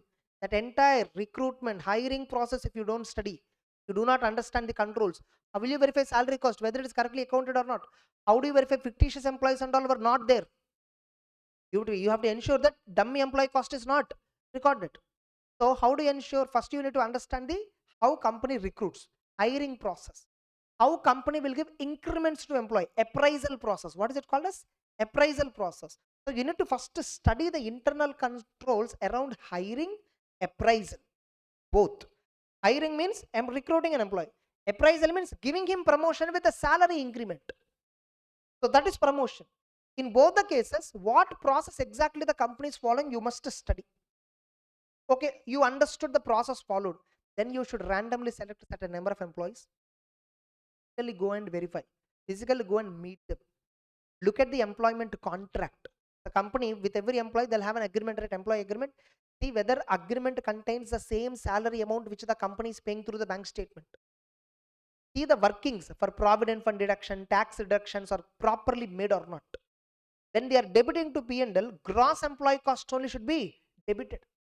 And for employees, many companies have to give certain retirement benefits like gratuity and all.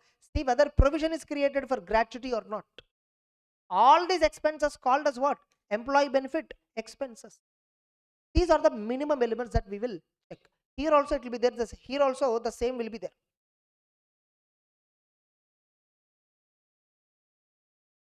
You see, an auditor need to obtain a clear understanding about organization and its hiring, appraisal, and how an employee is leaving the company, how the settlement happened at the time of retirement.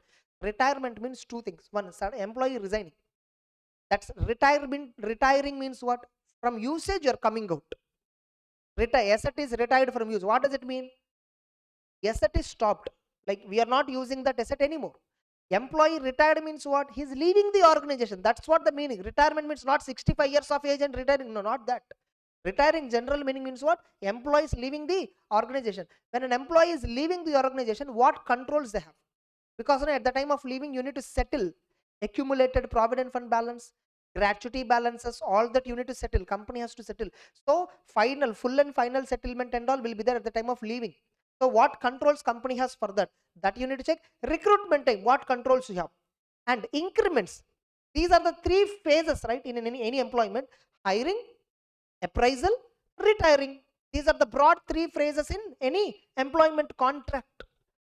Now, so this was asked many times as a question, 4 marks question. The auditor should understand hiring, appraisal, and retirement process in the following manner. Like what are they? An auditor tests the controls the entity has set for employee benefit payment process to determine how effective they are. What controls company has? How a company will hire an employee? How that name of the employee will be entered in the payroll? In the payroll, salary details will be entered, right? Who will enter that salary details? What controls company have so that the salary amount cannot be modified unauthorizedly? Clear? See, automatically payroll register they will take. Attendance automatically comes through electronic attendance, all that. Payroll, monthly salary is automatically calculated. Just electronic check gets prepared. The concerned person will authorize the check. Automatically payments will go to lakhs of employees. Imagine Tata Consultancy, who is having 7 lakh employees. How are they paying salary to all the 7 lakhs employees monthly? There is a software which they use to pay salaries, to calculate how much salary we have to pay to that employee for that month. There must be control that salary will be paid only from the date of joining till the month end. But all employee joined in between, only from the date of join salary should be counted. Suppose if an employee is leaving the organization in between a month, for that month full salary will not be paid, only for the proportionate salary should be paid. Like that, controls should be there. How company is capturing attendance of the employee, all that controls you should study. So auditor should test controls the entity has set. The auditor should test the controls the entity has set for employee benefit payment. If at all they're effective, you can reduce substantive, actual testing you can reduce, but you will not eliminate. Common controls over employee benefit payment cycle. What are the controls for employee benefit expenses generally? One is attendance register. Employee master contains list of employees. Authorization and approval of payroll process, monthly payroll process. So monthly, what is the salary to be paid? For that, there will be a department. Payroll department will be there. HR department is different. Payroll department. Employee master will be maintained by HR department. Payroll will be maintained by payroll department. And how disbursement happen? How whether computations like deductions, provident fund, ESI, are they correctly done or not? Accrual of benefits like gratuity, whether company is creating provision for gratuity, leave encashment, all that or not. These are all controls these are all processes we need to study when you are studying employee benefit expense. And then finally, we will select a random sample of transactions and examine related employment letters, promotion letters, attendance records, HR policy and employee master, and check whether the salary paid to so and so random number of employees is correctly made or not. And fifth one not required. This third and fourth point are very important. Again, 4. Next. So how do we verify whether employee cost is really occurred? Means there are no fictitious employee. And how do we verify that all the employees are properly accounted? and whether the accounting is at right amount. All the 3 points put together, all the 3 assertions put together, they have been a common answer. That alone we can read. First, get an understanding of the process of capturing attendance. How the entity is capturing attendance. Is it through biometric or is it through Google Meet logins? How are they? Zoom meeting logins? How? Because work from home employees, how attendance will be gathered? Through Zoom meeting attendance. And there is a risk that an entity could record expense for fictitious employees, obviously. To address this risk, auditor may meet the employees in person on a sample basis. Correct? On a sample basis, you select employees and go and try to meet them. Get a list of employees as at the period end, along with the movement split, monthly movement split. Every month, how many new people have joined? Every month, how many left? So that's called movement split. We call it as. For a sample of new hires, like whoever were newly hired, look at the employment letter. Verify the salary for first month and subsequent month processed as per the agreed terms. For a sample of resigned employees, get full and final computation and verify all the dues. Yes or no? Whether full and final settlement is properly happened or not. Whatever with common sense we apply and thought. The same were there. Na? Maybe 1 or 2 points extra will be there, but whatever we are discussing will always be there. Yeah. Get monthly salary register for all the 12 months. Compile a monthly payroll cost. Look at the computation of monthly payroll. By calculating average salary per month per employee, this average concept and all we may not follow. No, it's outdated. And verify provision has been made for all obligations like bonus, gratuity, leave, encashment. In this, no, any 4 points, if you write, that's more than enough in exam. That's more than enough. Perform analytical procedure to get overall resemblance of employee benefit expenses. Like what, suppose, employee cost of last year is 10 crore. This year it is 25 crore employee cost. But when I see the sales of the company, no much change. 5 to 10% only there is a change in sales. Purchase is also same. Production is also same. No much variation. Then how come employee cost has increased by 150%? There is a high possibility of dummy employees. Company would have recorded dummy employees cost. Thinking auditor and all will not trace out. But when I analytically observe, sales are same, purchases are same, production is same. How come employee cost can be like 150-200% increase? What is happening? I can investigate. I can find out where and all sudden spike in cost happened. I can find out dummy employees cost you. Our company might have said, no sir, we have recruited in the quarter 4. Huge number of employees we recruited. Until last year we have only 100 employees. Now we have 500 employees. Why sir? Next year we are going to start a very big project. Already the project got approved for us. So we are training them now only. Since we are training for that upcoming project, whatever it is, we have to pay the salary cost, right? Last 3 months, 400 extra employees were there. 400 employees, extra employees cost. Suddenly that's the reason why there is a huge increase in salary cost. Okay, show me all the related information. They showed me. Then I will convince. There is no reasonable basis for sudden increase in salary cost year on year basis. I will have a doubt. I will have to investigate whether any fraud is there or not. Required disclosures. Like what is the disclosure requirement? Employee benefit expenses we must show with a breakup like salary and wages how much, provident fund and other welfare funds how much, ESOP how much, staff welfare expenses how much. Like this in 4 components we must show disclosure. This itself can be asked as a 3 marks question. Next. Then we have other income, right? I think if this other income is completed, the items of financials is completed. We spent close to 3.5 hours, more than that. Items of financials, we spend more than 3.5 hours. A regular class itself is 7 to 8 hours. But in regular also, I'll be little more detailed, but I'll be showing that employment contract. We'll be discussing that. We'll be discussing a comprehensive example. That's the only difference. But items of financials is something, no matter even if I sit and explain 20 hours, you will have the same clarity. It won't increase unless you visualize and read and try to sync with your understanding. Otherwise, there is no use. You can't understand this chapter. Observe what are all types of questions that can be asked in this chapter. That is very important. Many students don't pay attention to what kind of questions in items of financials can arise. That many don't pay attention. If you want, you can use my question bank. I gave a question bank, right? PDF it is there. You can take a print of it happily. Instead of ordering, taking print is best. So you can take a print of it. In items of financials, all the questions that were tested in the past 6 or 7 attempts, RTPs, MTPs, question papers we have given. So you will get an idea.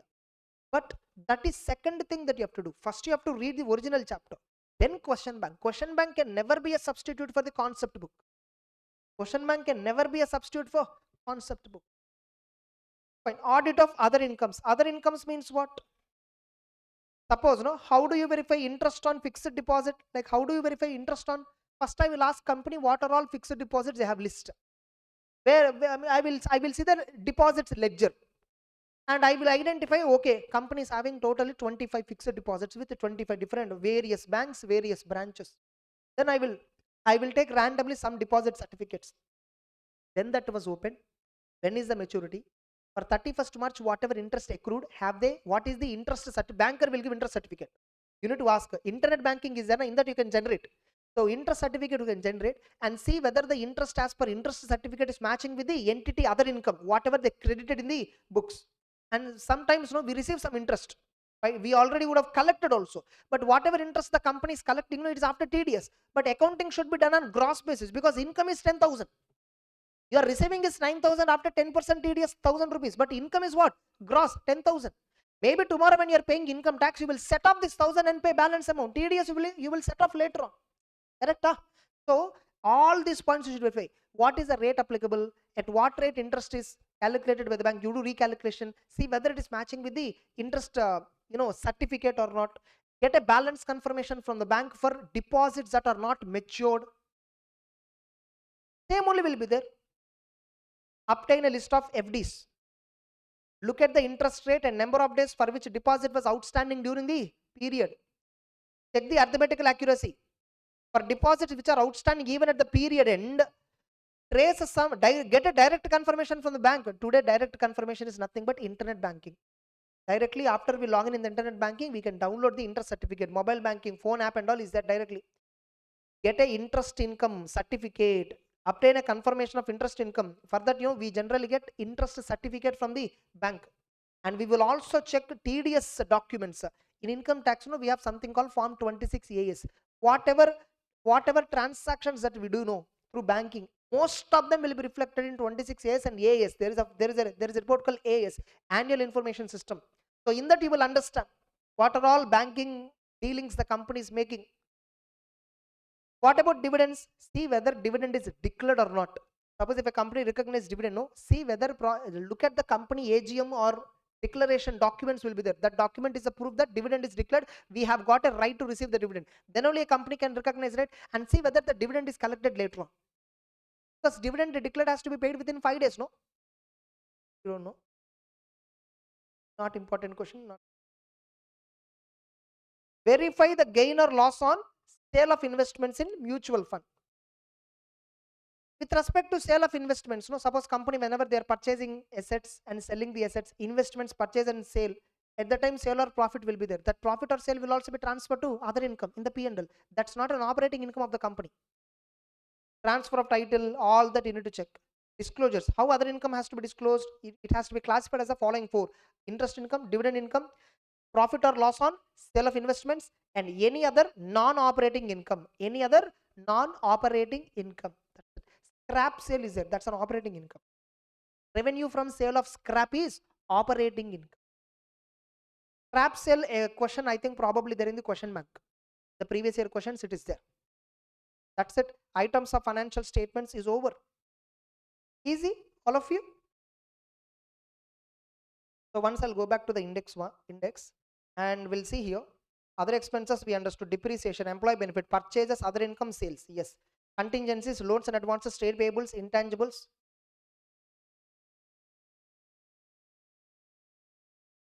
So intangibles, PPE, inventory, cash and cash equivalent, trade receivable, borrowing and reserves and surplus, everything is over. Correct?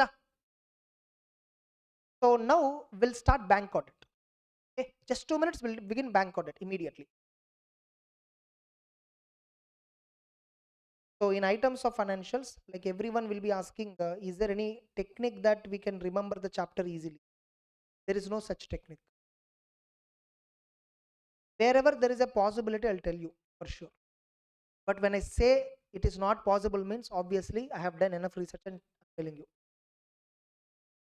You can trust me in that, because kind of clarity I have on auditing, or for that matter, any other subject, whatever I take, I do enough research on it. I do a proper research on it. That's the reason why I speak very clearly on anything. And when I know that technique will not work, it will not work. I can tell you, I can say, like for every some keyword, no, I can design a keyword. I can design some mnemonic and then give you, but that will not work. The probability that they fail is 90%. Very 10% only they will succeed. 90% will fail. Because in our school, no, like generally in our school and various other courses, no, they will have important questions. Suppose if they have 500 questions in the syllabus, their important questions are 50, 50. Means whether they study remaining 450 or not, they go write exam, they can qualify by just studying those 50. For those 50, they will give shortcuts to remember, that will work. But how come you remember for 500? Auditing CA Inter audit, we have close to 400 to 450, 400 questions easily. If I have to summarize, that was a conservatively, not even conservatively, beyond aggressively. If I have to conservatively list out all the questions in CA Inter audit, no, various ways how a question can come, it can easily go more than 450 and may even touch to 500. And for you, you don't only have audit subject, you have SM, project management, which will again have some 250 questions minimum. All the concepts, how institute will test no questions. That way, if I have to split the entire SM syllabus, 250. 750 codes if at all you design, how do you remember 7? At all you are able to remember 750 codes, that particular codes and all. You can participate in American competitions and all. You will be getting for sure Guinness Book, because the people who remember these particular codes, shortcuts, and they tell right, they generally remember 350 to 400, not more than. You will be the most like what honorable memory master you will be. At all you remember 500. Impossible. You can remember for sure, but you may have to spend 300-400 hours to remember all of them, because cumulatively you have to revise them. By then you can study entire audit, no? Right from scratch to that, you can score 80 plus. So it will not work. And as I told you, chart books and all also, many of them are not covering the corner questions. Last exam, that before last exam, that before last exam also, you see. Many chart books will not contain reference to the questions which were tested in the last three. Many chart books. So I hope you observed, especially in this chapter, the moment when I pick up this chapter, I know very well that I can't give you 100% satisfaction like I gave for standards, various other chapters. But still I spent huge amount of time just to point out how different ways a question can come from this chapter. So that is what very important. Now when you're consciously reading like this, you can somewhat better than others. The reason why people are not able to score is only because of this. They are somehow going for shortcut, not studying, thinking that the shortcut will work, and go and do a trial and error method in exam. They just go and do a trial and error method. If it works, it works. Else it will not work. So with a 50-50 probability, not even 50-50, failure probability is 70%, success probability is 30%. That probability they are going and writing. Maybe if they qualify, they'll qualify. I'm not saying they'll not qualify, because 30% probability is then a success probability. So they'll qualify. The probability of failure is. So take extra stress now itself and reduce the probability of failure. Increase the probability of success by working little extra now itself. Why working little now and failing, again working that little in the next attempt, again working little in that next attempt? You're totally spending, you're actually doing the hardest route, you're actually choosing the hardest route. So apply that now itself. Okay? So don't believe if somebody says there is a shortcut for this chapter. I bet if at all somebody gave you that, you have a chance to test them. They themselves will fail. They themselves will. Okay. So now let's begin bank audit. So now let's begin quality control topic.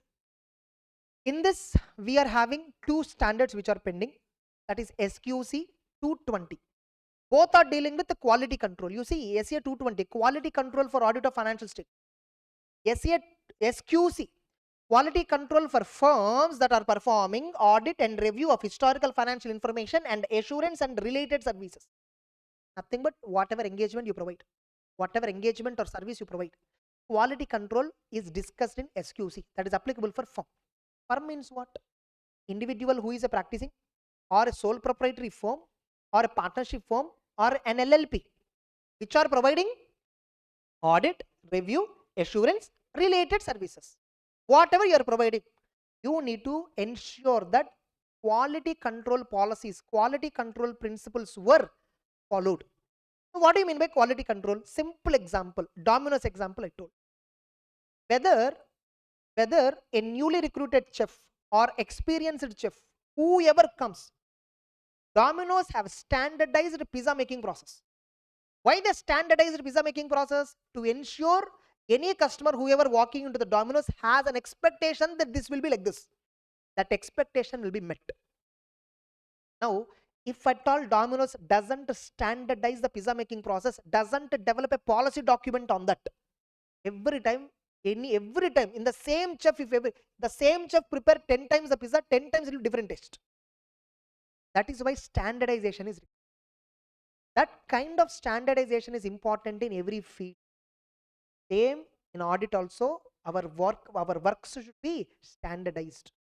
What are the points that we should verify in purchases? What are the points that we should verify in sales? Irrespective of organization, minimum some elements will be there. Na? How to verify purchases, how to verify sales, how to verify expenses, how to verify salary cost, how to verify depreciation. We will have some minimum, for sure certain elements will be there, na? Common elements. Keep all those common elements in mind and put policy documents. Develop policies and procedures. You see, SQC entirely, what it says, you see, leadership responsibilities, establish policies and procedures. Ethical requirements, establish policies and procedures. Acceptance, in this also they actually have established policies and procedures.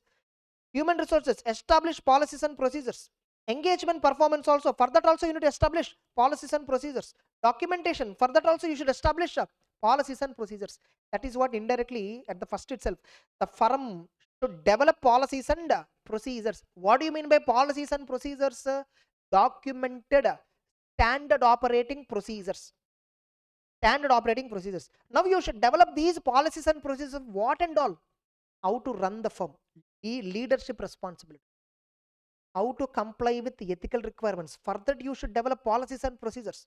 You should develop policies and procedures on how to accept a new client, whether to continue with an existing client or not. You should develop policies and procedures on how to recruit, how to train, how to make sure the team that we have, members we have, are competent. We should develop policies on how to perform the audits, how to perform the reviews. We should develop policies on how to monitor our works. These are all various elements of quality control. Quality control in audit firm. What? Quality control in audit firm is where we should apply. You should apply quality control policy. You should develop quality control policies for leadership responsibilities. You should develop quality control policies for ethical requirements. The firm should have quality control policies for accepting the clients, continuing with the clients.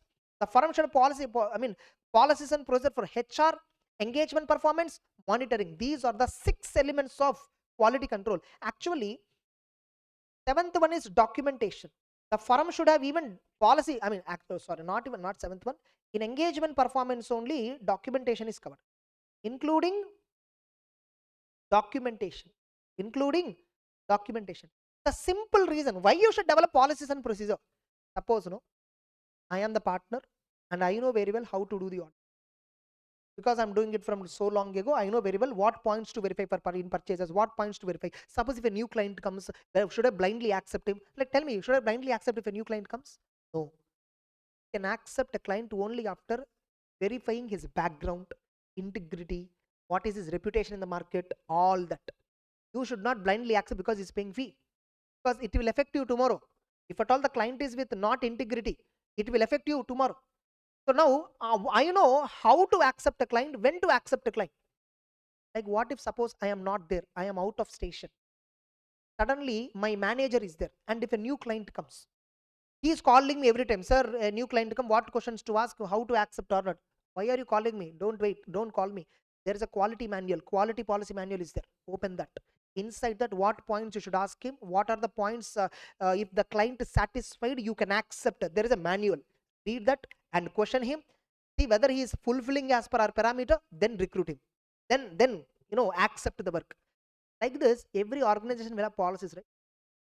Like this, you see, like A to B Anand Bhavan is there, Adyar Anand Bhavan, restaurant is there. Do you think each and every employee is interviewed by the director of the company? No. So as that local staff itself will interview and then recruit them. How? They were given already guidelines on what parameters you can recruit an employee, what points you should tell him, all that. So that is why these are all called as what? Quality control policies and they're all called as what? Quality control policies and same in audit also. So now quality control policies will be there for what and all? Leadership responsibility. What do you mean by leadership responsibility? The standard requires every firm to establish policies to promote an internal culture based on recognition that quality is essential in performing the audit. So you must develop a structure, you must develop a discipline that everybody, the moment they join in this office, they should think that quality is essential. In that way, leadership responsibility should exhibit. Such policies and procedures should require firm's top management, CEO, to assume ultimate responsibility. Tell me who is ultimately responsible for quality of audits? The firm's main partners, CEO or partners. The example set by firm leadership encourages inner culture that recognizes high audit quality. If top management are discussing the audit quality, if they're discussing in audit quality terms, articles also will discuss in the same way. If the partners themselves doesn't have any discipline on this, articles also will not listen. Persons assigned with operational responsibilities for quality control should have sufficient appropriate experience. Nothing but generally in firm, no. There will be some separate staff, 3 or 4 members. They are the one who will be working on quality control, policies and procedures for quality control development. They should be given sufficient authority. They must have sufficient experience. They must have ability and authority so that they can develop policies and procedures. They can enforce implementation on others. Next. Now, the same thing is parallel there in 220 also. In 220, there what are they talking about? Audits. In 220, what are they talking about? Audit. Which audit? All the audits are? No. Specific audit for a particular client. Am I fulfilling? See, 2 SQC says establish policies. 220 says when you're rendering audit, when you're providing audit, whatever firm has established in policies, follow that. 220 says follow quality control policies and procedures that are established by SQC. SQC talks about firms. Whereas all standards on auditing we should implement for audits when we are performing a specific audit. Understood? So here you see leadership responsibility. Leadership responsibility of an engagement partner is to take responsibility for overall quality on the audit engagement. The actions of engagement partner in taking responsibility on each audit engagement emphasize, this was asked many times, the actions of engagement partner on audit quality should emphasize what? The importance to audit quality of performing the work that complies with standards, complying with the firm's quality. You see, that's what I'm telling. You should comply. What the standard 210 says? It says very simple. Whatever quality control policy is established, just have to comply with that. Who should ensure that they are complied? Engagement partner. His behavior, his actions, his questions, everything should be directed towards compliance with the quality control policies, conducting audits as per standards, issuing the audit reports that are appropriate. The engagement team's ability to raise concerns without any fear. Engagement partners should create an atmosphere in audit so that the senior article manager, they can easily raise questions to the partner without any fear. All these points engagement partner should keep in mind. He is ultimately responsible for the audit he is performing. He is the one who is signing the audit report. Engagement partner means who? The one who is signing the audit report. So he is signing the audit report. He is ultimately responsible for the opinion that he is expressing. He is responsible to ensure that audit performed is satisfying professional standards. He is responsible to ensure that quality control policies and procedures of the firm are implemented in this audit. He is responsible to ensure that the report he is issuing is appropriate. He is responsible to maintain an atmosphere where team members can easily share the issues. These and all actions, engagement partners should show in action that I am ready to receive any issues from you. Audit report issued must be appropriate. Standards must be complied. Quality control policies must be complied. Like this, engagement partner should exhibit to team members. In the audit process, it must exhibit. The actions of engagement partner should emphasize importance to audit quality, and the action should emphasize the fact that quality is essential in performance of the audit. Engaged partner himself is saying, that's okay, that and all vitted, you come and do like this. You leave all that, it's okay, no problem. Purchases 4 points, you verify, over and leave it. Whether purchases are verified as per the firm policy, whether sales are verified by the team members as per the firm policy, whether communication with those charged with the governance as per 260, the format, firm has already told in which format you should discuss, is it followed or not, partner should ensure. Whether audit, whether SEP 501, litigations and claims, what are all procedure standard says, have we completed or not, partner is responsible to ensure that. Articles are not responsible for audits they perform unless they are involved in frauds. Unless they colluded with the client and did a fraud, then engagement partner, if at all he proved that is a fraud, partner will be relieved, article will be caught. You're more than 18 years, obviously. So all entire criminal code procedure, civil code procedure, everything is equally applicable to everyone. Relevant ethical requirement. I mean, that is actually leadership responsibility. So leadership responsibilities here they are talking in the audit context. Whereas in SQC, what are they saying? In SQC, firm's top management should ensure that the quality control is designed and implemented. Firm top management is responsible for assigning quality control works to so and so people who are having necessary competence, necessary ability, necessary authority. So firm top management is responsible to design quality control. Partner is responsible to implement the quality control when he is performing the audit. That's the relation between SQC and 220. You're all listening? The reaction illa adanalda. Ethical requirements. Second one is what? Ethical requirements. The firm should establish policies and procedures in such a way that all the ethical requirements in whatever the work that you are performing, ethical requirements are complied with. Ethical requirements means what? Actually, ethical requirements itself include this point also. Though they gave it a separate point, acceptance and continuation of client relationship is also one of the ethical requirement only. Whether can you accept a client? You should check. Inside this, you see, inside this one point is there. Compliance with ethical requirements. Acceptance and continuation of client relationship. What is acceptance and continuation of client relationship? In this, no, they will use some words. Accepting new client, acceptance and continuation of. Accepting new client, where he is giving you new engagement. New client and engagement is also new for me for the first time, that engagement is. Or continuing with existing client, or existing engagement, or existing client is asking for new engagement. What does it mean? Suppose a company ABC Limited approached me for one audit for stat audit. So this is a new engagement from new client. Already I have an existing client called A and Co. Some firm is there, where I'm already doing stat audit, existing engagement. Now the client impressed with my work. Now he is asking me, please do tax audit also. So client is existing already, but new engagement, tax audit. From him it is new work. Existing engagement is already I'm doing work on audit. That's existing engagement with existing client. New client, new engagement.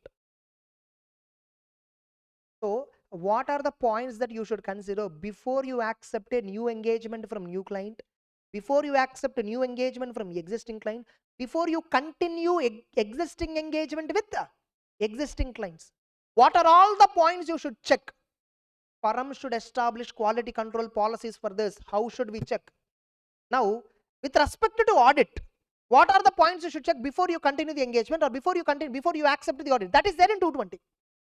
That is there in where? 220. What 220 says, before you accept a new audit from new engagement, new client, or before you say continue, before you agree for continuing existing audit engagement with the existing clients, what points you should verify? Quality control policy document is there, that you should verify. That is what 220 says. You see, have you studied this standard earlier? No. No, right? Compulsory question it will come always. Compulsory question means it's not that it is compulsory. If you don't write, they will not value your paper. There for choice. What the meaning? A firm, before accepting an engagement, should get information about the client. This information will help the firm to decide about integrity of the client, competence to perform the engagement. Tell me, can I blindly accept any audit that they proposed me? No. I should check first client honesty. Then I should check my competence, whether can I perform that work. Third one, am I ethically fit for that company? Ethically means what? Companies Act disqualifications, all that I will see. Code of ethics from ICI I will see. Whether can I do that audit or not, all that I will see. Then the firm should obtain such information as it considered in the circumstances before accepting the engagement with a new client, or when deciding to continue an existing engagement or accepting new engagement with an existing client. If issues are identified, suppose some issues are identified, like whether can I accept or not, a dilemma comes. The firm decides to accept or continue, and the firm know whatever, when some issues arise, how you resolve the issues and accepted the work. That issues you should document, and how you resolved also you should document. Now, especially with regard to integrity of the client, this is important question.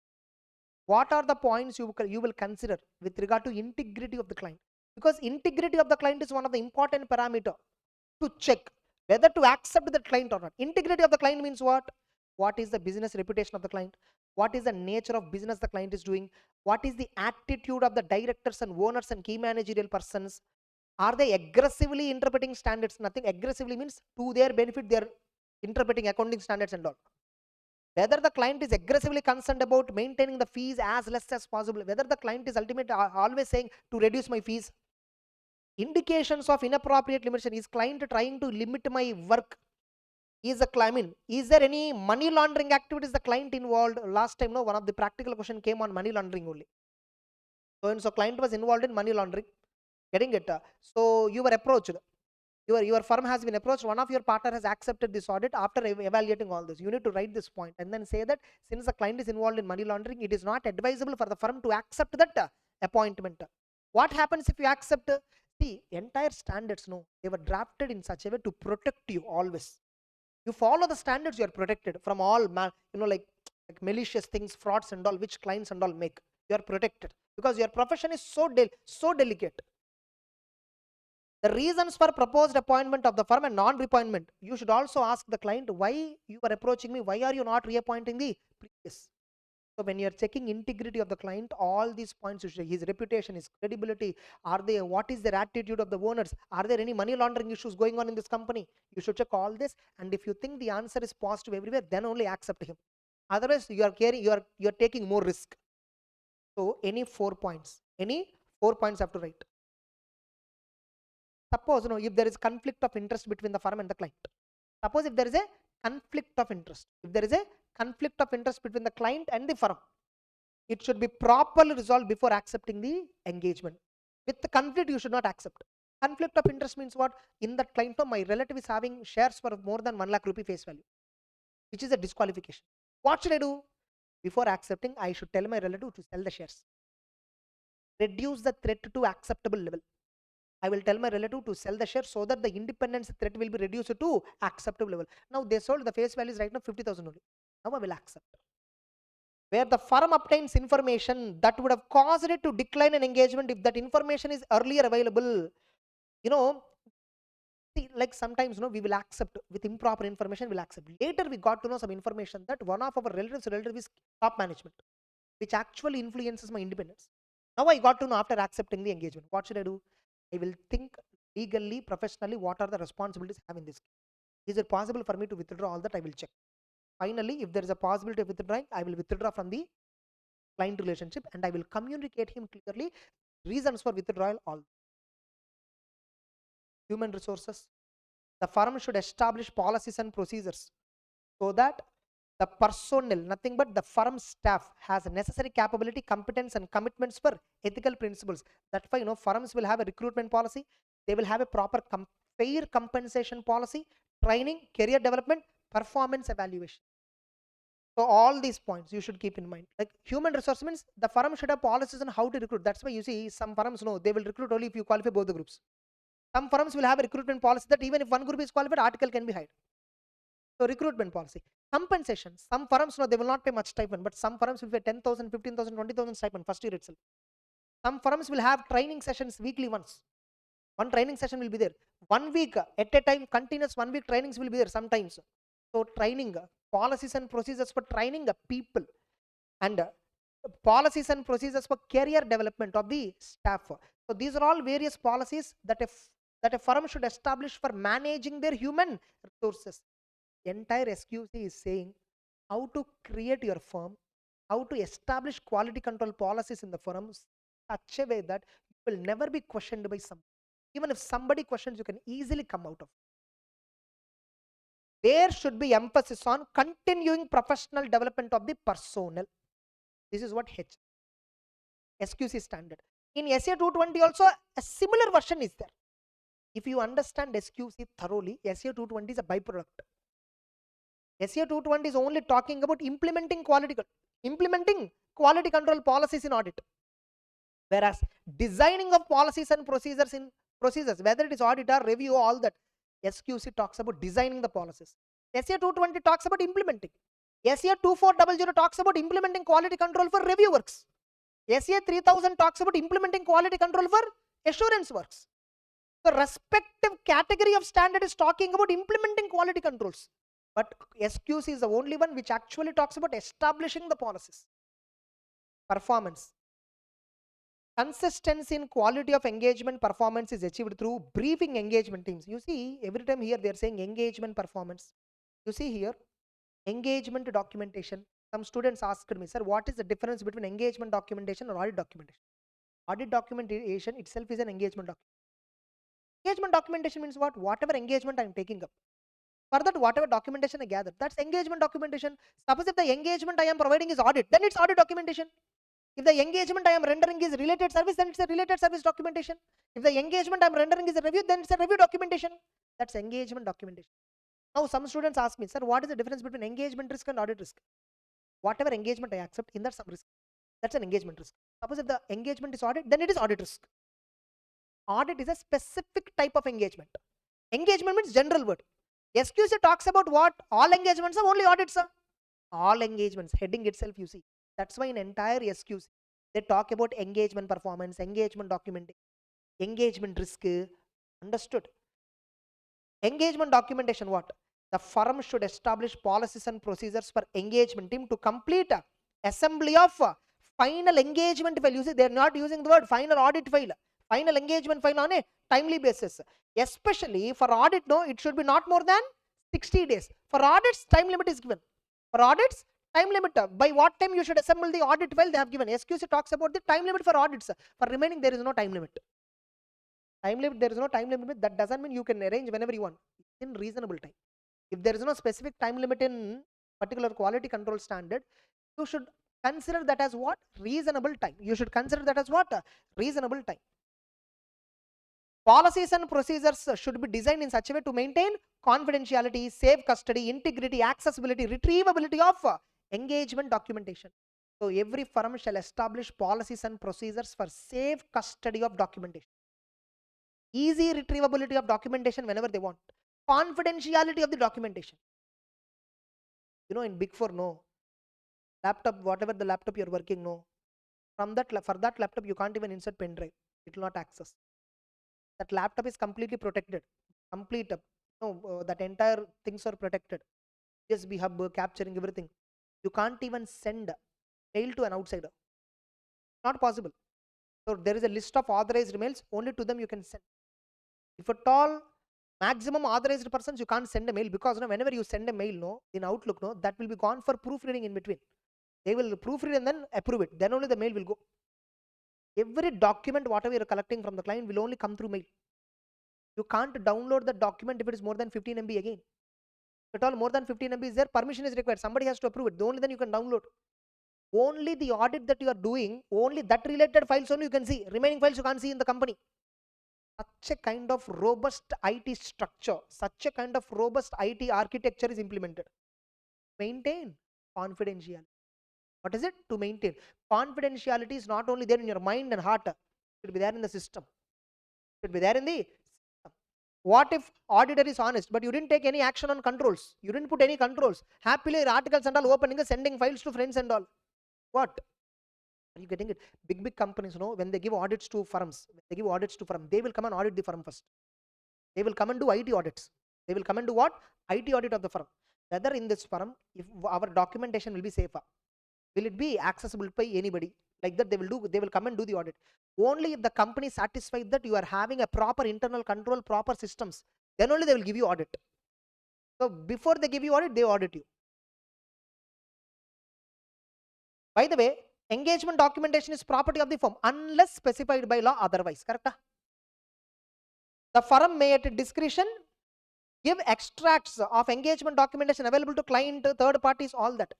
Engagement documentation has to be retained for a period time sufficient to permit for performing monitoring procedure. What is monitoring? What is monitoring? No, in many firms, once audits and all are completed, they will have a separate department called monitoring department. They will separately have a department called monitoring department. What they do, or whatever works which are already completed, they select those works and they check those works whether these all works are complied, these all works are performed in compliance with quality control standard of the firm. Are they performed as per professional ethical standards, technical standards? Professional, technical, ethical standards are nothing but for us auditing standards, guidance notes, code of ethics. Ethical standards means code of ethics. Technical standards means guidance note and all. Professional standards means auditing standards. We call that as PTE standards, professional, technical, ethical standards. So monitoring will be done internally. There is another concept of monitoring called engagement quality control review. What is it? Engagement quality control review. Engagement quality control review is like what? Suppose I accepted some work from a client and one partner was assigned to it, some team was assigned to it.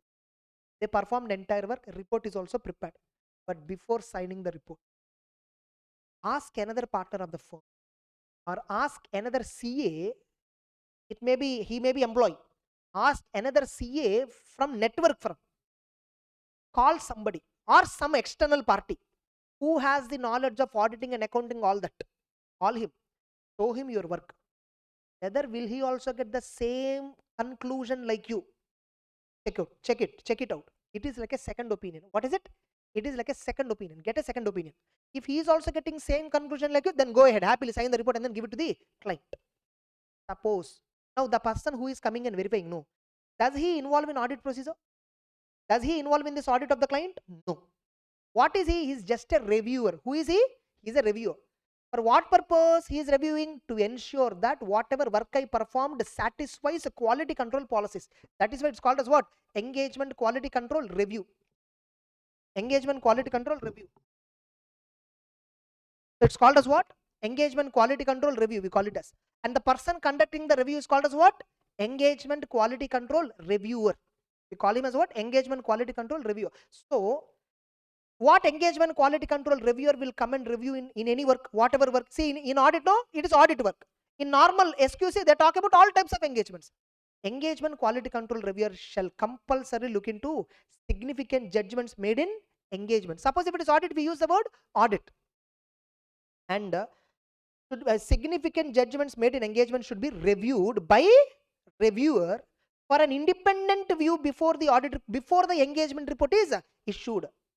Now tell me, engagement quality control reviewer, no, he should review, right? To what extent? How much time? It depends upon the complexity of the engagement. Engagement quality control review is mandatory for all audits of listed entities. For listed entity audits, only audits, engagement quality control review is mandatory. What about other works? Non-listed entities, audit or review or related services, what about them? Is engagement quality control review compulsory for them also? Not compulsory. For them it is not compulsory. It is firm's choice. In respect of other engagements, the firm should devise criteria to determine cases requiring performance of engagement quality control review. For other engagements, for audit engagement of listed entity, every firm should have a quality control review mechanism before the report is issued. Somebody should come. Who is an engagement quality control reviewer? Who is a reviewer? Reviewer meaning is not given. I think in SA 220 it is given. Once. Reviewer meaning is definition there.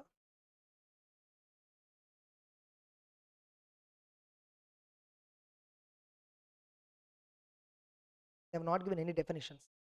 Engagement quality control reviewer is nothing but the partner of the firm or another professional accountant or an accountant from another firm belonging to the same network or a suitably qualified external person. What is it? Suitably qualified external person. Suitably qualified external person means what? He is also like you, qualified only. Who can understand auditing, all the standards, accounting, all that. For audits, compulsorily review should be conducted. For audits, compulsorily review should be conducted. For remaining, the firm will have a choice. What are all, like suppose firm is providing review services. Whether EQCR is compulsory or not, that's the firm choice. But for audit of listed entities, EQCR is mandatory. What in listed entities EQCR will be, what he will verify in the listed entities? In SA 220, that answer is.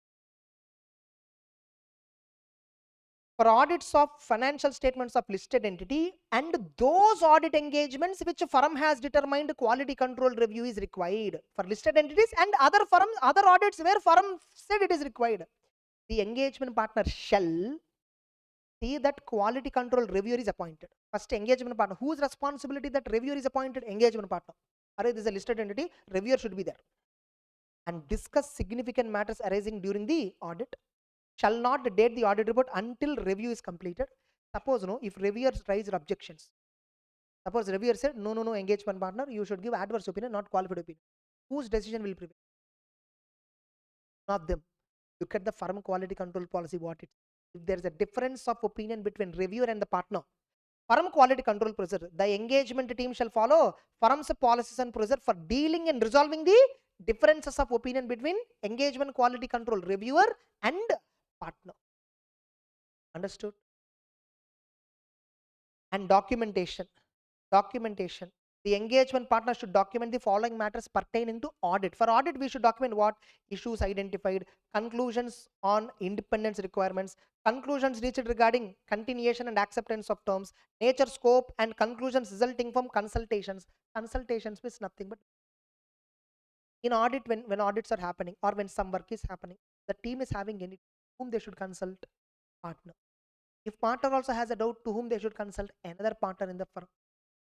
Can the engagement team consult quality control reviewer? Yes. Make sure that quality control reviewer is not taking decisions of the audit. Consultation should be at a minimal level. It should not be at such a way that reviewer is participating in audit, because reviewer must be independent from the audit. Reviewer, no, he is reviewing how you did audit, means he must not perform the audit. Correct? So that is called consultation. So consultation point is also there in SQ. Consultation point is also there in SQ. The consultation, they may ask you this question only, write about consultation. Consultation should take place in all difficult and complex matter, contentious means complex, pertaining to an engagement. Consultation include discussions at appropriate professional level with individuals within the firm or outside the firm who have specialized expertise to resolve the difficult or complex matter. A firm needing to consult externally, a firm without appropriate interest may take advantage of advisory services provided by other firms. If at all a firm felt a need to contact external parties, they may take that. Not an issue. Major quality control standard related discussion is over. Major discussion is over. Important from exam point of view, I've covered. That enough. Technically speaking, it is enough. Sometimes I'll ask you a straight question. What are the elements of quality control? What are the elements? Leadership responsibilities for the firms, ethical requirements. Firm shall establish policies and procedures for leadership quality. 2. Ethical requirements. 3. Acceptance and continuation of client relationship. 4. Human resources. 5. Engagement performance. 6. Monitoring. Engagement performance itself includes documentation related thing. Engagement performance, what? Performing the work you accepted. How to perform the work that you have accepted. For that also you should develop quality control policies. SQC says firm is responsible for developing quality control policies. Firm's CEO and the top management partners, they are responsible. SA 220 says for audit of financial statements, the partner is ultimately responsible. With this understanding right now, whatever you got, you have to read the standards both later. Okay. They are not that easy, bit complex. They are not that easy. Understood now until now? Now let's look into audit strategy overview. I will just discuss overview of the audit strategy. In audit strategy chapter, Technically, I tell students not to study until earlier also. Risk assessment, audit strategy, 530, 520, 450, 265. And in the last exam only, from all these topics, maximum weightage came with 30, 32 or 33. Getting it? Till, which means 85 marks are in your hand. That was the highest possibility that you will get. Strategy chapter right now, if you see, some students know, they say quality control, both the standards are very confusing. Like, more than that, strategy chapter is confusing. Most confusing chapter. In audit strategy, okay, I'll record it as a separate video. Yes, 1 minute. Let us begin audit strategy, planning and program.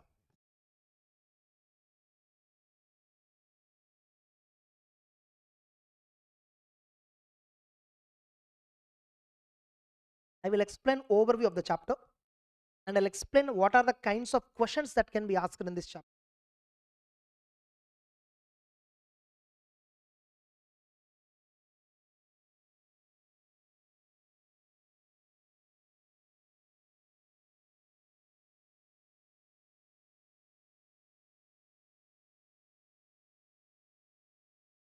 See, if you see the chapter, it is just a 10 pages chapter.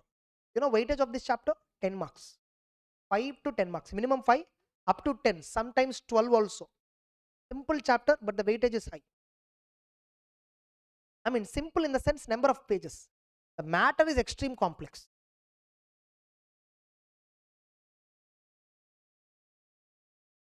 So there are 3 terms in this chapter if you observe: audit strategy, audit planning, audit program.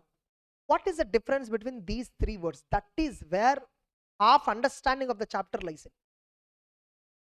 Suppose if at all I'm doing audit of Amazon, how Amazon maintains internal controls and all, manually or electronically? Entire Amazon works in an automated environment. Banks works in completely automated environment. Whereas if you look at some smaller medium organization, they will not have that much of automation. They will not have that much of automation. For example, you take Saravana stores, DMart, their automation will not be that much. There it's a mixed elements, manual and automated. But Amazon is something completely automated, right from order taking from the customer until dispatching also. Robots are being used in Amazon warehouse. Getting it? Even dispatching, everything will have some barcoding numbers. Such a beautiful internal controls. Amazon, Flipkart, all big entities. Online e-commerce giants. Complete environment is automated. Now, in automated environment, what kind of strategy we follow, Risk-based audit strategy. Like, we study the entire system. We study the entire how they are processing the transactions. We mainly focus on controls testing, least focus on transaction testing. Least focus on what? Transaction testing. Actual transactions, actual samples and all, we will not test much. Suppose in Amazon, through Amazon in this year, close to 5 crore sales happened. Close to 5 crore sales. Amazon is what? So many sellers will list, buyers will list on this particular app. Buyer will place an order through to some seller. Amazon is the mediator, aggregator. Amazon, what income they'll get on every sale? They'll get some commission. This is the revenue of the Amazon. Now, should I actually verify commission? Is it really booked or not? Array, not required. Look at the controls on when the commission is booked. For cancelled order, whether the commission is reversed as per the agreements. That is what you need to see, right?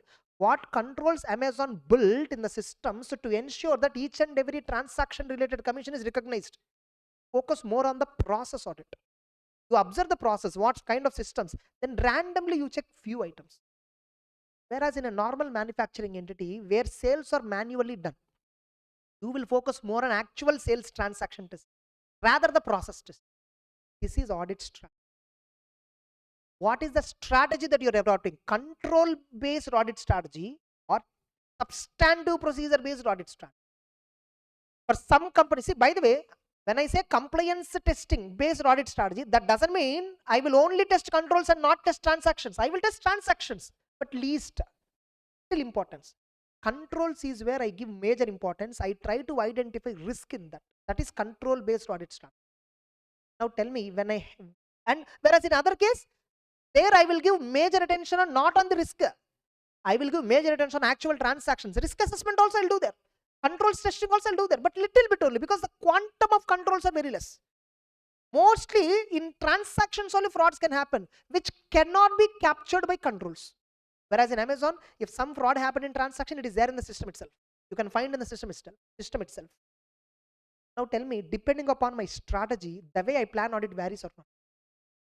That is why audit planning is developed based on audit strategy. Once you understand, once you establish the strategy, you plan the audit. How to plan the audit? Okay, how many members of team I have, how many team members I have, and what are the areas in this entity I have to verify. Each member, I showed audit plan, remember? That is audit plan. What is audit program, Suppose purchases, my senior article, Mr. Sundaram, I have allocated. I have allocated to Sundar, for example. Purchases verification to my Sundar, example, senior article. I allocated to him the duty. What in purchases you should verify? I gave a list of items, instructions I gave. You verify invoice, you verify GRN, you match e-way bill, you match 3-way check-in, you see stock register. Like that I gave instructions also in purchases. What is it actually called as? Program. Now tell me, program is a detailed set of instructions. Program contains detailed set of instructions for whatever the planned audit procedures, correct? Planning will contain what? Nature, timing, extent of risk assessment procedure, further audit procedure. What are all the risk assessment procedure you have to perform? You need to plan. What are all the further audit procedure? Control testing, substantive testing, you will plan. How do you plan is influenced by the audit strategy you want to follow. So that is a strategy. In strategy, we think about scope, timing, direction of the audit. In strategy, we think about scope, timing, direction. Scope means what? What company we are doing audit? For which year we are doing audit? What are the branches that we are going to cover? Timing, from when we are going to start the audit, when we are going to complete. For this audit, how many members I require? Only to that extent I will think at a broad level. Whereas in planning, I understood what company it is, what branches I want to verify, what transactions I want to verify. I briefly understood. Now let me plan, allocate the works to my team. Allocation of works and all will happen when in planning stage. Whatever work I allocated, my team has to start executing the work, right? How to execute, instructions will be given. That's proof. Now in this chapter, you have 6 questions. How to develop the strategy? What are the advantages? How to develop the plan? What are the advantages? How to develop the program? What are the advantages? 6 questions will be there like. For example, you see question number 1, planning benefits. Question number 2, it's a normal thing. What they're saying is planning is not a one-time process. No, tell me, once you prepare the plan, will you freeze it? Later, if any changes, sudden exceptional circumstances found, will you say my plan is already over? Planning is a continuous process, not a discrete phase of an audit. It is a continuous process, iterative, repetitive process. That is what they're saying. Now planning, when you're planning, what points you will consider? I will consider all these when I'm planning. Then tell me, when you're planning, can an audit partner, engagement partner, can he plan without discussing with the team and management?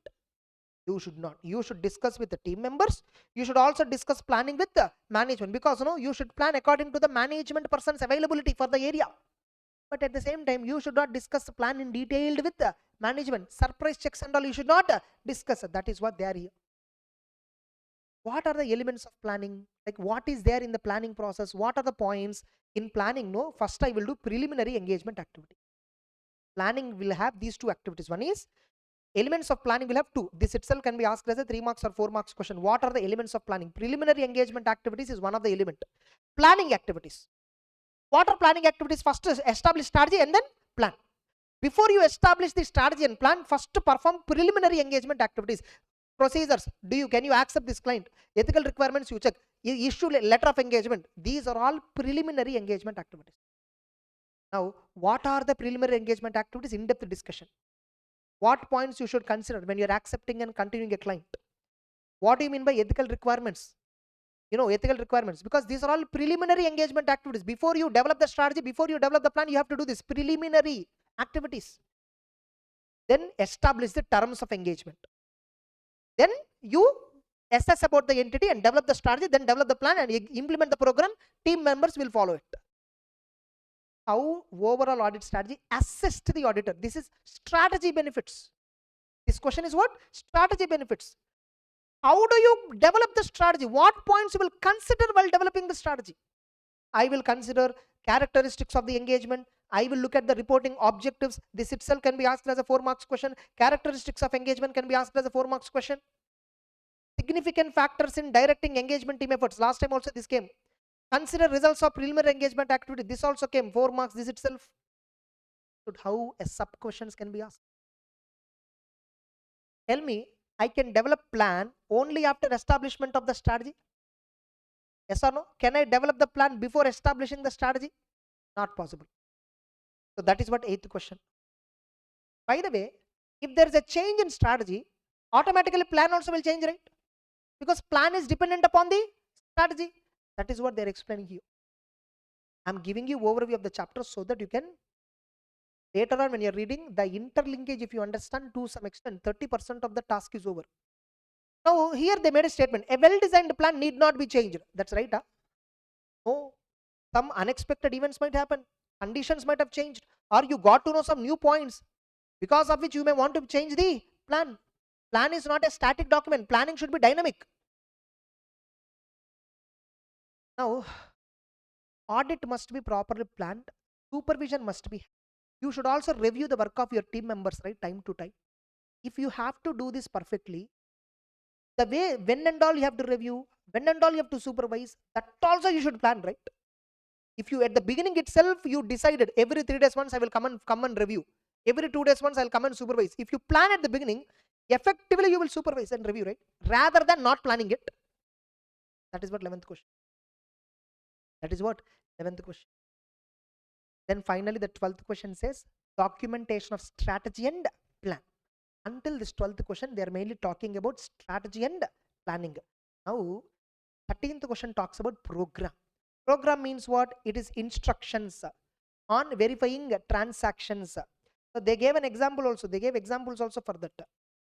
Now tell me, is designing one program practicable for all clients? No, we can have a one standard program, but the program has to be modified according to the requirements of the client. Because Amazon, how to verify turnover? Common points will be there for Amazon as well as DMart, but not exactly same. Then, now tell me, I should tell my team members to keep an open mind. If they find some new circumstance that is not covered in my program instruction, they should come and tell me so that I can update my program. This is what 14th question. 15th question. The program has to be reviewed periodically, to know whether it is still usable in this organization. I will not give one program or follow exactly same. I should periodically say, is this program sufficient for this audit? I should discuss with my team. If at all the program is not updated as per the client requirement, I will have to update the program. And now what points you will keep in mind while developing the program? So initially, until now what they said, what is a program? What is a program? Program cannot be static. You should tell your team members to be alert for various changes. All that we are saying. Now how should we develop this program? Then we have advantages. This is one example of how programs can be developed. Then we have advantages and disadvantages. In the last exam, precautions question also asked. Now, because of program, there are some disadvantages. Like in program, I clearly tell him what are all to verify. Suppose if something else extra is there in the client, my article will not verify and say that it is not there in the list, sir, so I didn't verify. Like that, some disadvantages are there. How to overcome these disadvantages? Precautions to overcome the disadvantages. This was asked many times for 3 or 4 marks. This audit strategy chapter overview is complete. Understood? This is the composition of the. So in this chapter, what are they saying? How to develop a strategy? What are the advantages? How to develop a plan? What are the advantages? And planning is a continuous process. A plan may require changes as it go further. And in the planning itself, review supervision shall also be planned. And before developing this engagement team, you must make a discussion with management. You must make a discussion, and finally documenting this. And there is a message that when there is a change in strategy, there is a change in plan also. 12 questions. Program. What is a program? And engagement team must keep an open mind to bring situations of any circumstances not covered in the program. What are the advantages and disadvantages and precautions? What points you consider while developing the program? All this. Correct? This is a composition of the chapter. So you have to read it later. So will you? Okay, you please cover it. And as I already told, Until now, whatever I have covered is part 2. Until now, whatever is covered. So in the part 2, I have covered some standards in audit evidence chapter, some standards, completion and review chapter. Then I have covered bank audit, items of financial statements, and audit strategy chapter. Brief overview. And in the next part, you will find, you will find this one. Risk assessment 450, 265, 530, 520. Whereas 530, 520, whatever the revision class I'm uploading, no, whatever the revision video, you will find timestamps under will be there clearly. In part 2 and part 3, these are all topics will be there. I have used my black and white material for one of the chapter. For sampling, I have used my previous version of color book, but the content is exactly same. This one and that one content is, so you can trust it absolutely. Materiality 320 standard also I'm uploading. Typically, 95% of the syllabus I'm giving you in the form of marathon. Physically, I took 75% plus balance 1/4 I'm taking in YouTube. Clear? That's it. The marathon is completed.